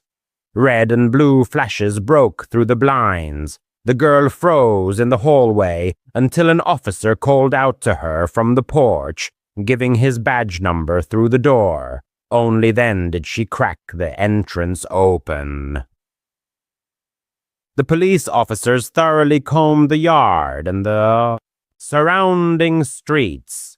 The Honda had vanished without a trace. Tire tracks stretched to the main highway. Neighboring door cameras captured nothing useful. The stranger had parked out of their view. In the house, the children never woke up from the commotion. The officers recorded her statement, noted her vigilance, and waited for the return of Mr. and Mrs. David, who rushed home pale as sheets. Mrs. David squeezed her so tightly that she gasped for breath and muttered, "Thank you for protecting them." By 12:30 a.m., the patrol cars had left. The parents insisted on personally driving her home. She agreed, but kept looking over her shoulder throughout the ride. At night, all the details of what she had experienced swirled in her head. How did he know about the children's dinner and the exact bedtime? Had he been peeking in the windows beforehand? Had he been eavesdropping on her conversations? Later, the Davids found a gap between the window frame and the lock. He had probably managed to break it before her arrival and was listening from the garden. He disappeared before the police arrived, suggesting either a signal scanner or animal instincts. Weeks passed before she dared to take on evening babysitting jobs again. When she did, she brought blackout film for the windows, replaced the unreliable latches with sturdy ones, and always kept a baseball bat close at hand. She learned that a calm tone and personal details are not always a guarantee of truthfulness. The detectives who got involved later revealed that similar men had been seen near elementary schools, where they picked up snippets of conversation for greater credibility. They believed that this type had targeted 3 houses that month, invariably hiding behind family ties. This brought no relief. On the contrary, it only highlighted the sophistication of his manipulative style. The case remains open, with no arrests. She still babysits, but only for trusted relatives, and never dismisses her gut feelings. Safety hangs by thin threads, locking the gate, not engaging in conversation with strangers, verifying backgrounds. That night, her decisions saved the situation. 2 little ones continued to doze under the soft blue light of the nightlight, undisturbed by the steps of an uninvited guest. There are nights when she wakes up to the echo of that quiet knock and even voice, begging for a child's blanket. He seems so patient, almost cordial, waiting for a moment of trust. Let no one succumb. No one will believe this story, but it still hangs in the air, giving no peace. Leah isn't one for ghost stories or wild fabrications, but the events of the past month still rob her of sleep. She's 32, working as a nurse at a small hospital in upstate New York. Her shifts often run late, and she drives home on deserted highways winding through forests and fields. On ordinary evenings, it brings peace. Just her faithful old Honda Civic, and the muted murmur of the radio. But that night, everything went wrong. The clock read around 11:30 p.m. when Leah, exhausted after a 12-hour shift, finally pulled out. The main highway, Route 12, was her usual route, a 2-lane strip with dense thickets of trees on either side, and occasional gas stations blinking in the darkness. Approaching a turn 5 miles from home, she noticed orange warning signs about construction and plastic cones blocking the way. A huge arrow pointed insistently to the left, onto a secondary road that Leah had never even heard of before. The sign was concise: detour, road work ahead. She sighed in annoyance, dreaming only of a hot shower and a soft bed. But there was no choice. She had to turn onto this narrow, unlit path. From the first few feet, the detour felt ominous, like a sinister labyrinth. The asphalt barely fit 2 cars side by side, and tree branches hung down on both sides, creating a feeling of being trapped. Not a single street light. Not a single light in the windows of houses, just solid blackness and the crunch of gravel under the wheels. Leah turned down the radio to concentrate better and gripped the steering wheel tighter, feeling her palms getting clammy. The road snaked and twisted, and she kept looking for signs of road work, a crew of workers in vests, rumbling equipment, or at least a pile of equipment. Nothing like that, just an endless succession of tree trunks and the steady hum of the engine echoing in the silence. After 10 minutes, a vague unease began to grow into anxiety in Leah's soul. Not a single oncoming car. The path seemed endless, like in a nightmare. The GPS signal kept disappearing and reappearing intermittently, refusing to give clear directions. Something's not right here, she whispered to herself, fighting the rising fear. At that moment, she glanced in the rearview mirror and saw it, a truck, 100 yards back, crawling forward at a snail's pace. Its headlights were off, blending into the night background. Her stomach twisted into a knot. Who in their right mind drives around in the dark without lights? Leah tried to convince herself that it was nothing, just a local resident on the same detour, hurrying about their business. However, the truck maintained its distance, neither approaching nor pulling away, like a shadow clinging to her tail. She pressed the gas pedal, trying to break away and escape this pursuit. It reacted instantly, also picking up speed. Leia's heart beat wildly, throbbing in her temples. To pull herself together, she mentally ran through explanations. Maybe their headlights had failed, or they were just as lost in this wilderness as she was. But then her gaze fell on the side of the road. There were no more construction signs. Not a single cone, no barricades, not even a trace of detour signs. Suddenly, the realization came. She hadn't noticed any work on Route 12 either. No excavators, no torn-up pavement. Just those mysterious signs and obstacles that had appeared out of nowhere. Panic washed over her in a wave, cold and clammy. Leia grabbed her phone to dial 911. There was no signal at all. In this wilderness, she was completely alone, cut off from the world. The truck stubbornly stayed behind, its silhouette in the mirror resembling a disembodied ghost, relentlessly following at her heels. She pressed down even harder on the accelerator, and the car shook on the potholes, protesting against such driving. It didn't fall behind by a single step.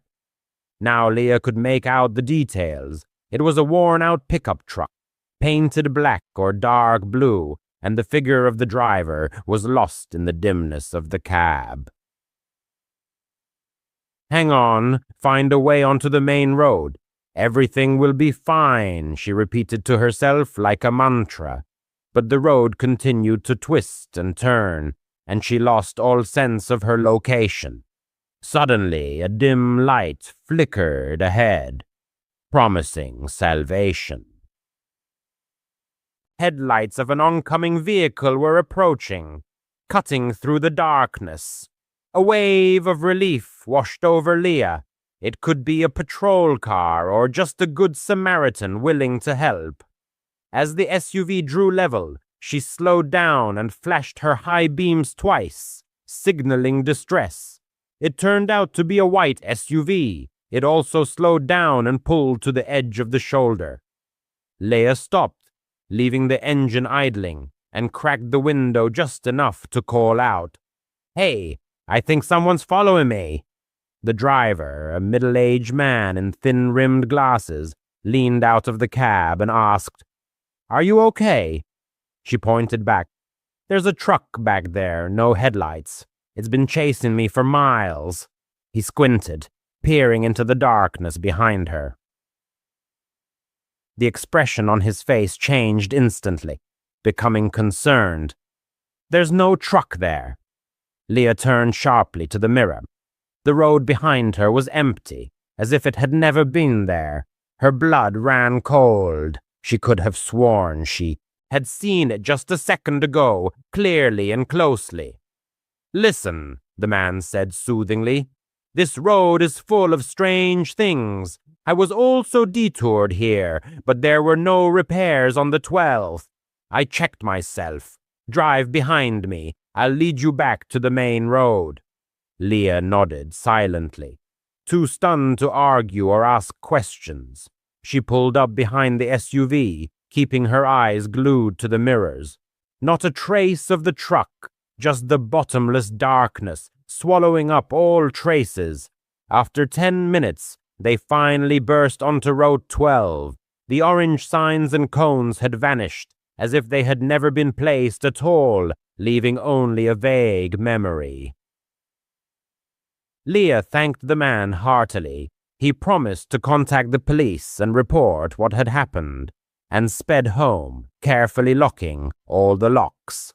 In her apartment, she couldn't close her eyes, running through the events in her mind, those sudden signs, the mysterious truck, its inexplicable disappearance. In the morning, she dialed the sheriff's office. They confirmed that no repairs had been planned on Route 12 that night. Not a single complaint of false detours. Leia dove into the internet and came across forums where others shared similar cases. Fake detours, mysterious cars leading nowhere. Some blamed it on someone's prank. Others whispered about something sinister, robbers or something worse lurking in the shadows. What exactly she saw, Leah doesn't know for sure. Maybe it was just a prank, or her tired mind played a trick on her. But the feeling of the clammy, unnatural presence of that road doesn't leave her, as if the highway harbored its own will, waiting for lonely travelers. Now Leah chooses a different route, even if it's longer, avoiding suspicious sections. And every time she sees a construction sign, her heart clenches with foreboding.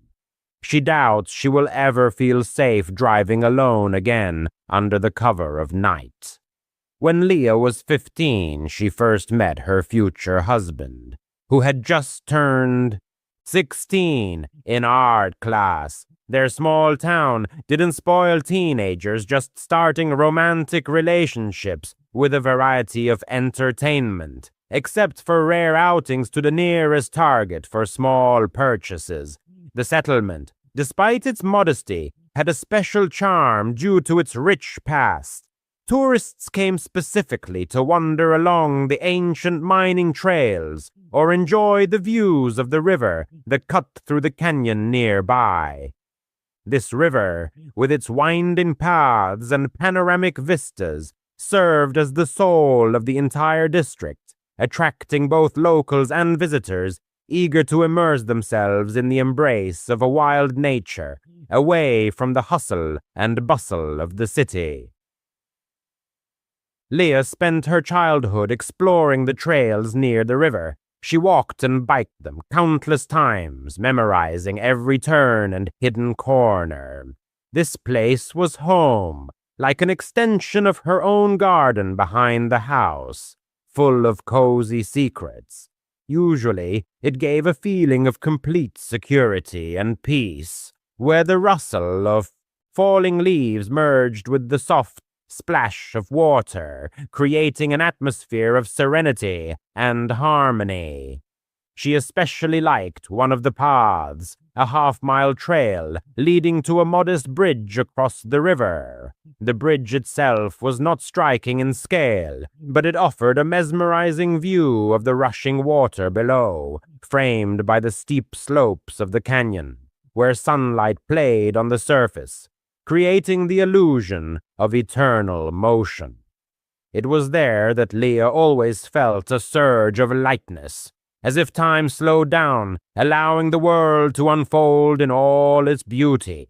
Time seemed to stretch out, and the surrounding world slowed down. But nearby stood another bridge, far grander in scale and fame, one of the tallest on the planet, a true engineering masterpiece that attracted daredevils and curious tourists to its base. Walks in its vicinity opened up breathtaking panoramas of the canyon and the rushing river below. However, behind all this beauty hid a dark backstory. Over the decades, the bridge had become a sinister symbol, a point on the map where the lives of suicides ended all too often. The heavy imprint of these events hung in the atmosphere, like an invisible whisper about the dark side of this structure.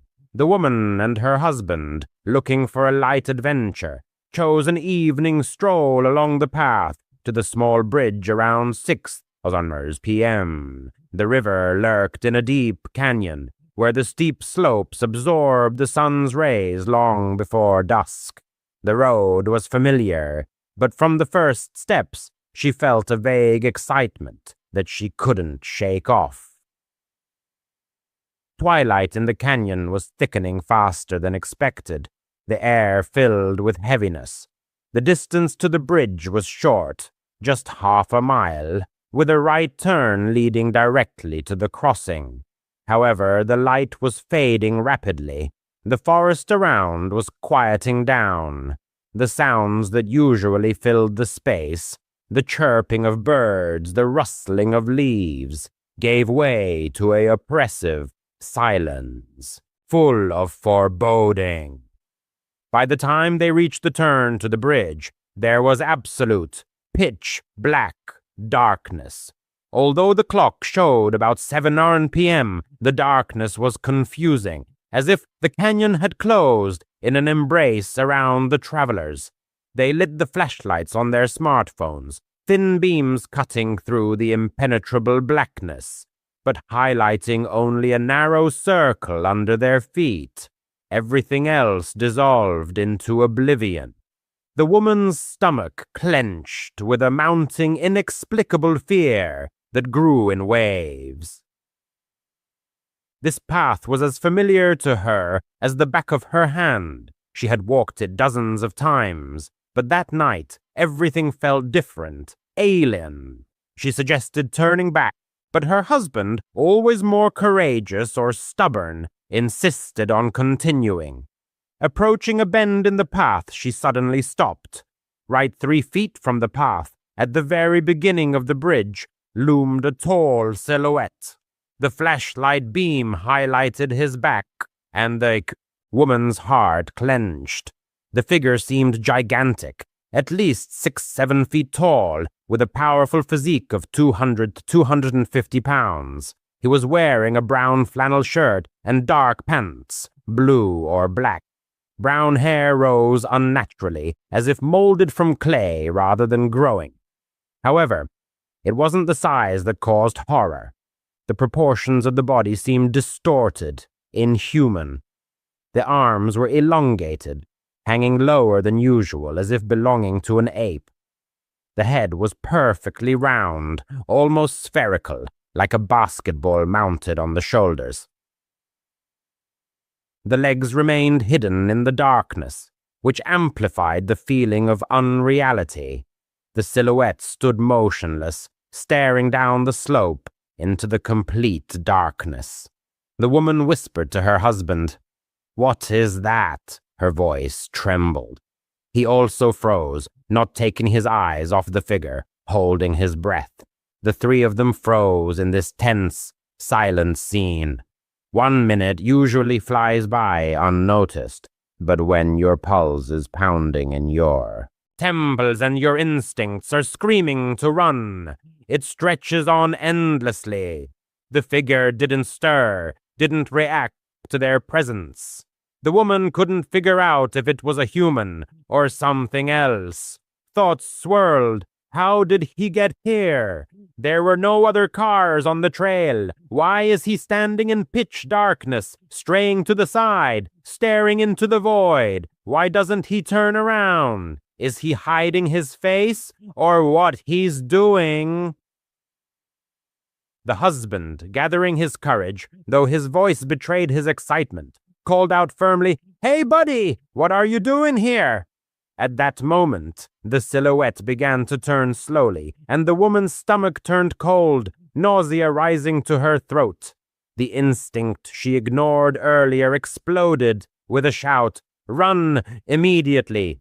She didn't wait to see his face. Grabbing her husband's hand, she darted back toward the car. The flashlight beam flitted in time with her steps. Her breath came in gasps. She never looked back. She didn't want to know if this creature was chasing them. Behind her, her husband shouted her name. His steps echoed. He was lagging noticeably behind. They burst out to the car, panting and shaking. The woman fumbled frantically with the keys. The parking lot was empty, not a single other car. The nearest town was 5 to 6 miles away, depending on the route, and the entire stretch of road was out of cell service. Her heart didn't calm down until the lights of the streetlights flickered into view. They barely spoke a word. Shock had tied their tongues. A few days later, curiosity outweighed fear. The woman couldn't get that silhouette out of her head. Was it a person, a joke, an illusion of light? She persuaded her husband to return during the day, bringing friends for backup. They needed to dispel their doubts. Maybe it was just a jacket on a pole, a bizarre boulder, or a prop from a local hoax. But there was nothing there. No pole, no clothing, not a single hint of an explanation. But what? She saw now sent a chill down her spine. The place where the silhouette had stood ended in a steep ledge, 4 feet down. If he was really standing there, then his height was not 6 to 7 feet, but closer to 8 to 10. The realization hit like a blow. What they had seen was not just tall, it was unimaginably huge. This river, this town, is steeped in a rich past. Some stories are full of charm, others of tragedy. Legends of mining times, lives cut short on the high bridge, the serene beauty of the canyon, all intertwined into a fabric, alive and almost sentient. What exactly they encountered that night remains a mystery. The woman shared the story with friends, relatives, anyone who would listen, but no one knew the answer. A person, a ghost, or something beyond. The memory of the motionless figure in the darkness doesn't let go. It's a fragment of the river's legacy that she will never solve. A mystery hovering like shadows in the canyon. For a long time she kept it secret. A year ago, silence seemed wiser. But now it's clear. It's useless to hide it. Someone may need a warning. He worked as a security guard at a small airport in Germany. Most flights took off in the pre-dawn hours, so his shifts were always at night. For 5 years, his service flowed monotonously, checking doors, verifying passes, monitoring cameras. Mid-July, the height of tourist season. Families with strollers, noisy groups with luggage, long lines at check-in counters. Despite this bustle, the terminal that night seemed distorted, wrong. He couldn't quite explain the feeling, so he just continued to perform his duties. Around midnight, he went out for a smoke. He went to the bakery, grabbed a chocolate bar and an energy drink, and sat down at a metal table. He was watching a short video on his phone when he felt an impulse to look back. Behind him stood a man in a black raincoat. The hood was pulled up, but his eyes were staring intently at him. His gaze didn't waver, no pretense of looking at the displays, just him, the watcher. The guard held out for a couple of seconds, then returned to the screen. Strange types in airports are a common, daily occurrence. The vast majority of them are harmless. AirTag, the vast majority of them are completely harmless. He finished half the can, slipped the phone into his pocket, and headed to the toilet to rinse his hands before the end of his break. Returning, he noticed the same man, now standing 50 meters away, in the main hall. The stranger's head was tilted, his gaze fixed on him again. As soon as the man realized he had been noticed, he turned and silently rushed into a side corridor, without a sound, without the slightest hesitation. A quiet alarm bell rang in his head, but nothing reprehensible had happened. He returned to his post and spent the next hours patrolling the gates, checking the locks, and waiting for the first rays of dawn. With the first rays of sun, his phone died. His house was nearby, so he just put the gadget in his pocket and set off. Halfway there, he remembered the power bank in his backpack, took it out, connected the cable, and continued walking. 10 minutes before arriving, he pressed the power button to look at the charge level. The screen suddenly filled with a foreign notification. Unknown AirTag detected. It is moving with you at a distance of 800 meters. He didn't have an AirTag. He froze in place. The street was empty. Only a row of dim lights cast a faint glow. A new alert. The distance had decreased to 600 meters, then to 500. He frantically searched for a rational explanation. Perhaps someone nearby had lost luggage with such a device. The numbers continued to fall inexorably. 400, 300. He broke into a run. The phone vibrated. 200 meters. He turned the corner and dashed forward. His legs felt like lead, numb with tension. But the distance was decreasing even faster. 100 meters. Finally, he burst into the entrance, inserted the key, slammed the door, and leaned against it. The hallway greeted him with a deathly silence. The screen showed 50 meters, then 20, 10. He pressed his eye to the peephole. The street remained deserted. His hands were shaking uncontrollably. He emptied his pockets and turned his backpack onto the floor. Nothing suspicious. He wanted to dial the police, but how to explain? The signal on the display supposedly indicated surveillance. In the end, he convinced himself that he was overtired. The shift had been exhausting. His mind was in a semi-sleep state. After changing, he collapsed into bed and started a video with a scary story on his phone. The narrator's voice usually lulled him to sleep. He only remembered the beginning, and then sleep finally overcame him. Later, he woke up in complete darkness. The video had ended, but the home screen was still flickering. A fresh notification appeared. Unknown AirTag detected. It is moving with you. Distance 2M. 2 meters. That's inside the room. He froze, unable to move. He locked the phone and the screen went dark. His eyes gradually adjusted to the darkness. At the foot of the bed, near the closet, loomed the silhouette of a man in a black raincoat. The same face, staring at him again. A hoarse cry escaped his throat. The stranger stepped back, threw open the door, and disappeared into the night before he could jump up. By the time the police arrived, the apartment was empty. No fingerprints, no tracker itself, just a wet footprint near the bed. The officers thoroughly searched the rooms, inspected the windows and the staircase. The door frame remained untouched. He had the only key. They advised him to spend the night with relatives. He spent the night on his sister's couch, with the light on in the hallway and the phone set to motion detection. In the morning, he returned with a locksmith. They installed new reliable bolts and a camera above the door. Then, on the kitchen table, they turned over the contents of the backpack.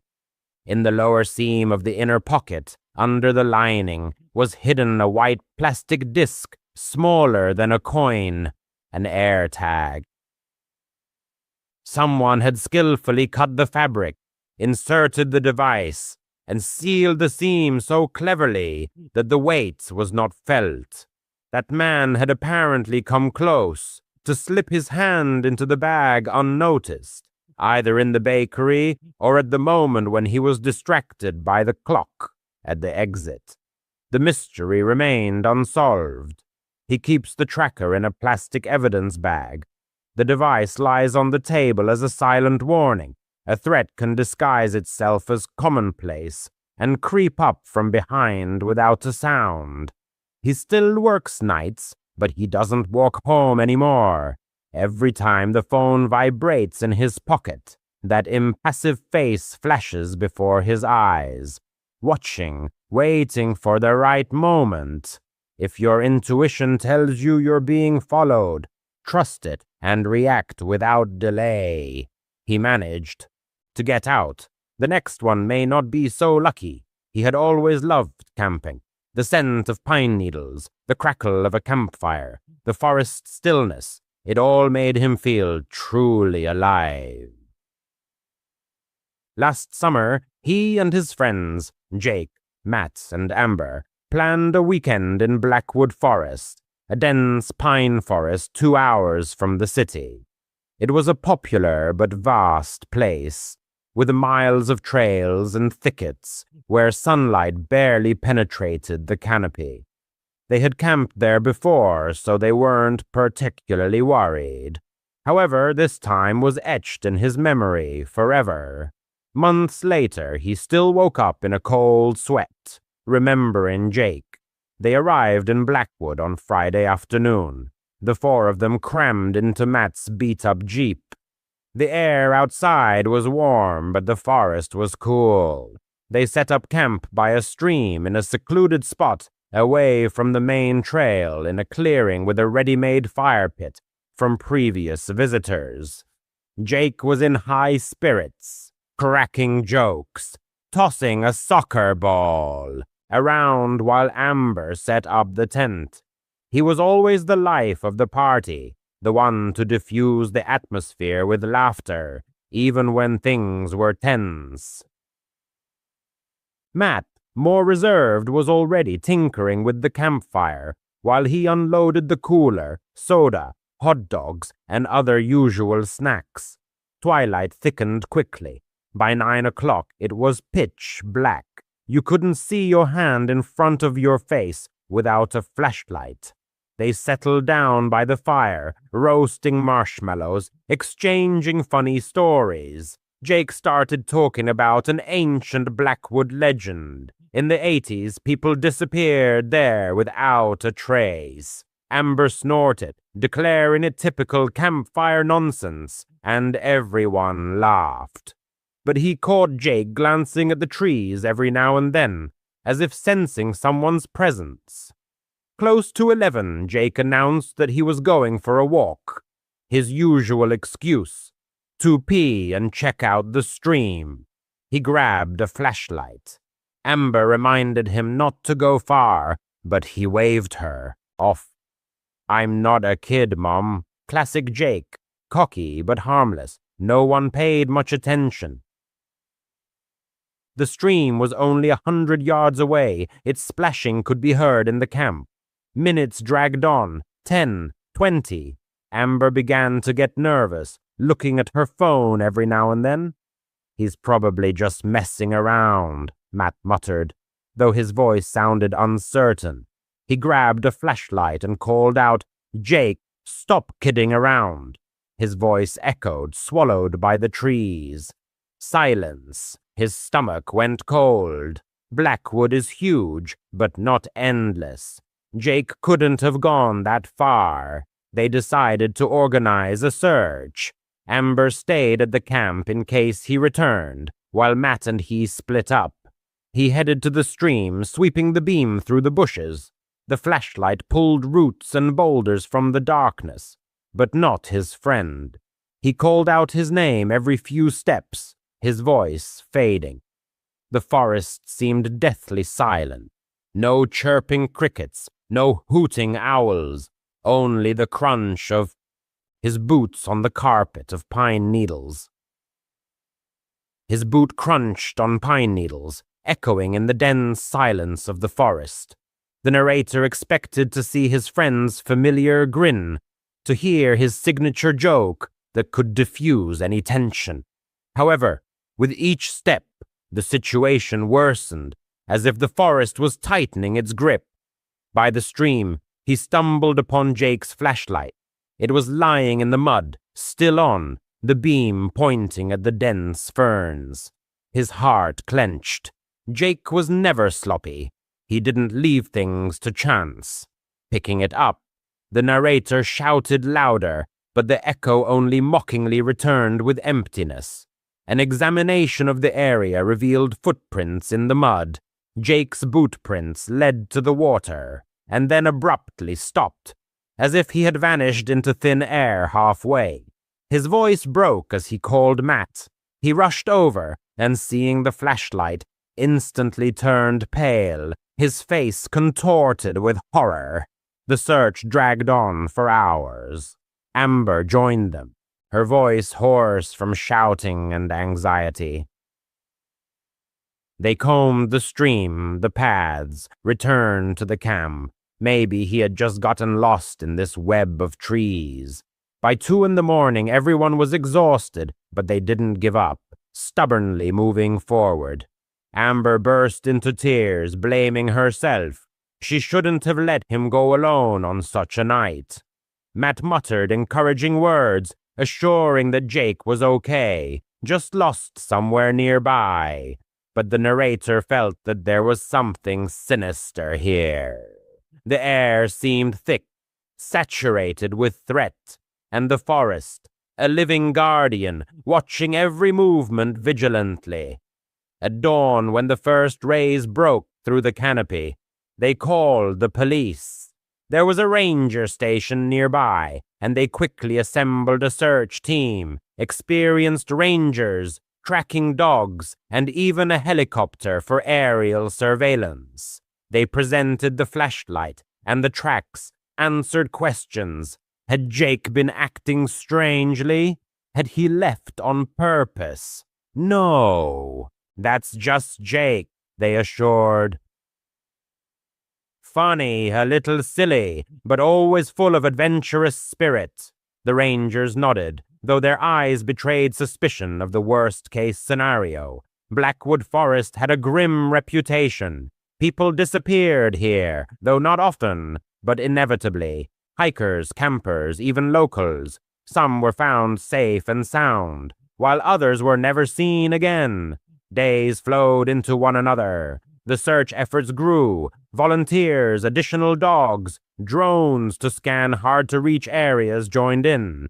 The group stayed at the campsite, barely closing their eyes, helping as much as they could. Amber went into hysterics, endlessly blaming herself for that fateful night. Matt fell silent, staring into the endless wall of trees, as if his gaze could magically bring his friend back. The narrator, on the other hand, mentally reviewed the events of that night. Jake's strange look at the forest before leaving, the sudden silence after his step, the break in the tracks at the stream. All this didn't fit into a logical picture, like a puzzle with missing pieces. The rangers found nothing suspicious. Not a scrap of clothing, not a drop of blood, no signs of a struggle. They thoroughly checked the caves, ravines, and abandoned forest roads, but all in vain. The dogs, like the human tracks, lost the thread at the stream, as if the scent had evaporated into nowhere. One of the rangers, an older and seasoned man, took the narrator aside and said with a heavy sigh, "Sometimes people just disappear without explanation. Blackwood is treacherous. It has too many nooks and crannies." These words hit like a slap.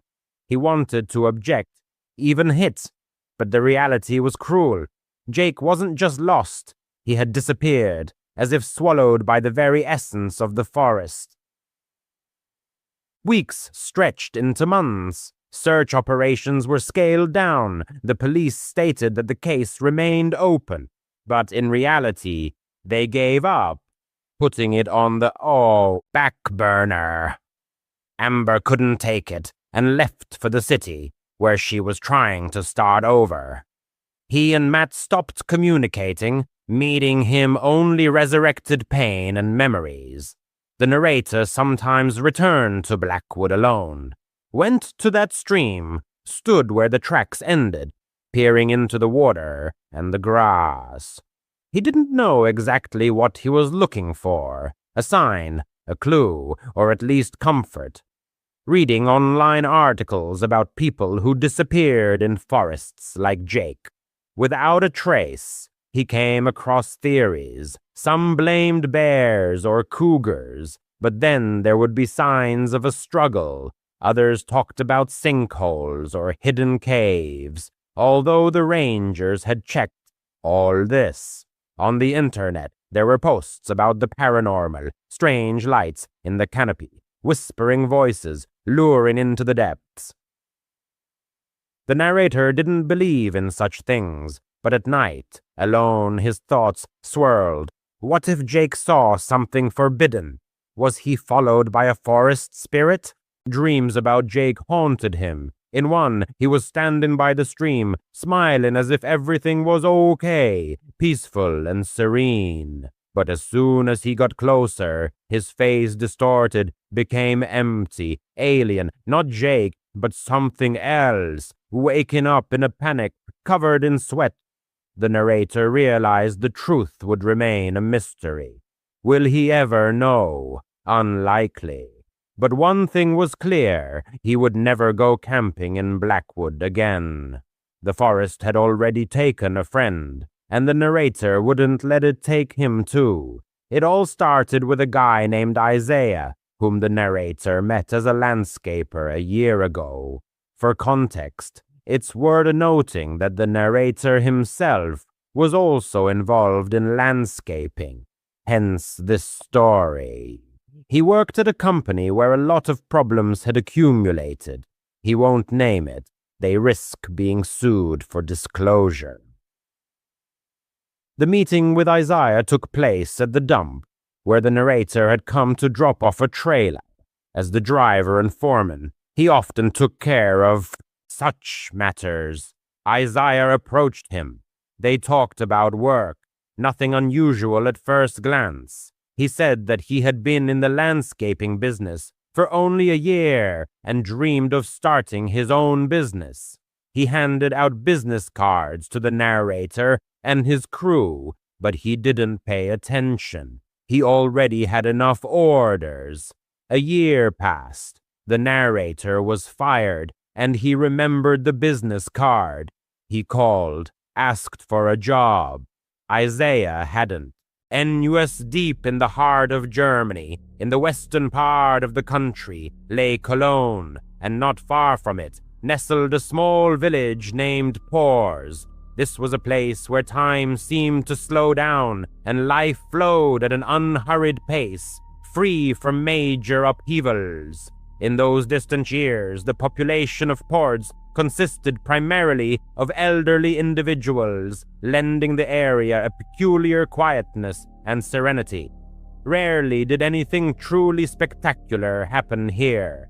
The only source of vital activity and the village's unique pulse was the nearby airport, which provided employment for many of Pors's residents.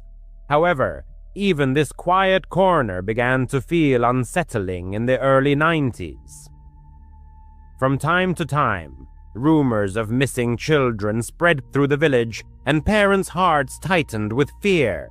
The police, of course, made every possible effort to solve these mysterious disappearances, but unfortunately, their actions yielded no results. The atmosphere grew increasingly tense. People now hesitated to let their children play outside alone, gripped by uncertainty. Had the children run away, or had they become victims of abduction?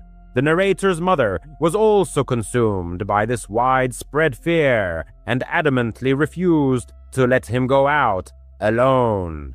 Her anxiety was too great. The boy, being a child, understood her worry, but at the same time felt an irresistible urge to push the boundaries. And so, one day, yielding to an impulse, he saw his mother asleep on the sofa. This was his chance. He quickly put on his shoes and slipped out of the house, unnoticed. Carelessly wandering the surroundings, the boy let his imagination run wild, completely losing track of time. He ventured deep into the nearby forest, hoping to meet other children. Hours flew by, and soon it began to get dark. He was about to head home when something completely unexpected happened. In the distance, he noticed the village church. At first, he didn't pay much attention to it, but then his eye was caught by something like a light flickering inside. It seemed strange to him, and being a curious child, he cautiously crept towards the building. Usually, no one should have been there at this time of day. So what could be happening there? Reaching the back entrance, the boy slowly circled the building. As he passed one of the windows, he thought he heard voices. He stood up just enough to peer inside. The village priest was there. The boy could barely make him out. Only a few candles were lit, casting the priest's enormous shadow on the wall. He couldn't understand what the priest was doing, so he decided to sneak inside. The back door was unlocked. He entered, trying not to make the slightest sound. Eventually, he got close enough to hear the priest. He seemed very nervous and didn't look nearly as friendly as he did on Sundays. Something was definitely wrong. The boy knew the priest shouldn't see him. It would be very bad for him. He stayed quiet and waited, patiently. At some point, the priest went down to the basement. This was the moment the boy had been waiting for. He quickly rushed into the room and hid behind the pews. When the priest returned upstairs, he was on the phone. Soon after, 2 other men entered the church. One of them asked the priest why he had left the door unlocked. The priest froze for a moment, then said he must have simply forgotten. "I have everything ready," the priest said, and told the 2 men to go down to the basement. They obeyed and went downstairs. The priest glanced around the room for a moment, then followed them. Now the boy was sure something was terribly wrong. He tried to hide as best as he could. Voices and metallic sounds, like something clicking, echoed from the basement. The boy tried to get closer to hear better, and then what he feared happened. His foot brushed against a metal candlestick, and it crashed to the floor. Suddenly, everything went silent. The boy quickly found a new hiding spot. Then footsteps were heard. Many footsteps. They were all coming upstairs. "What was that?" one of the men asked. "Something just fell," the priest replied. "Don't worry about it." "All right, I'll give you half now, and I'll bring the rest of the money tomorrow," one of the men said. "Okay," the priest replied, and the men exited through the back door. When the priest was alone, his expression suddenly changed. He looked angry. He slowly walked through the church. His steps were heavy but confident. The boy knew the priest realized he was still there. "I saw you, boy," the priest said. The boy's blood ran cold. He knew the priest was aware of his presence. "You can't hide for long. You don't need to hide. I'm a good man. Come out. Let's play." But the boy knew the priest didn't want to play. He had seen something he shouldn't have. If the priest found him, he would be in serious trouble.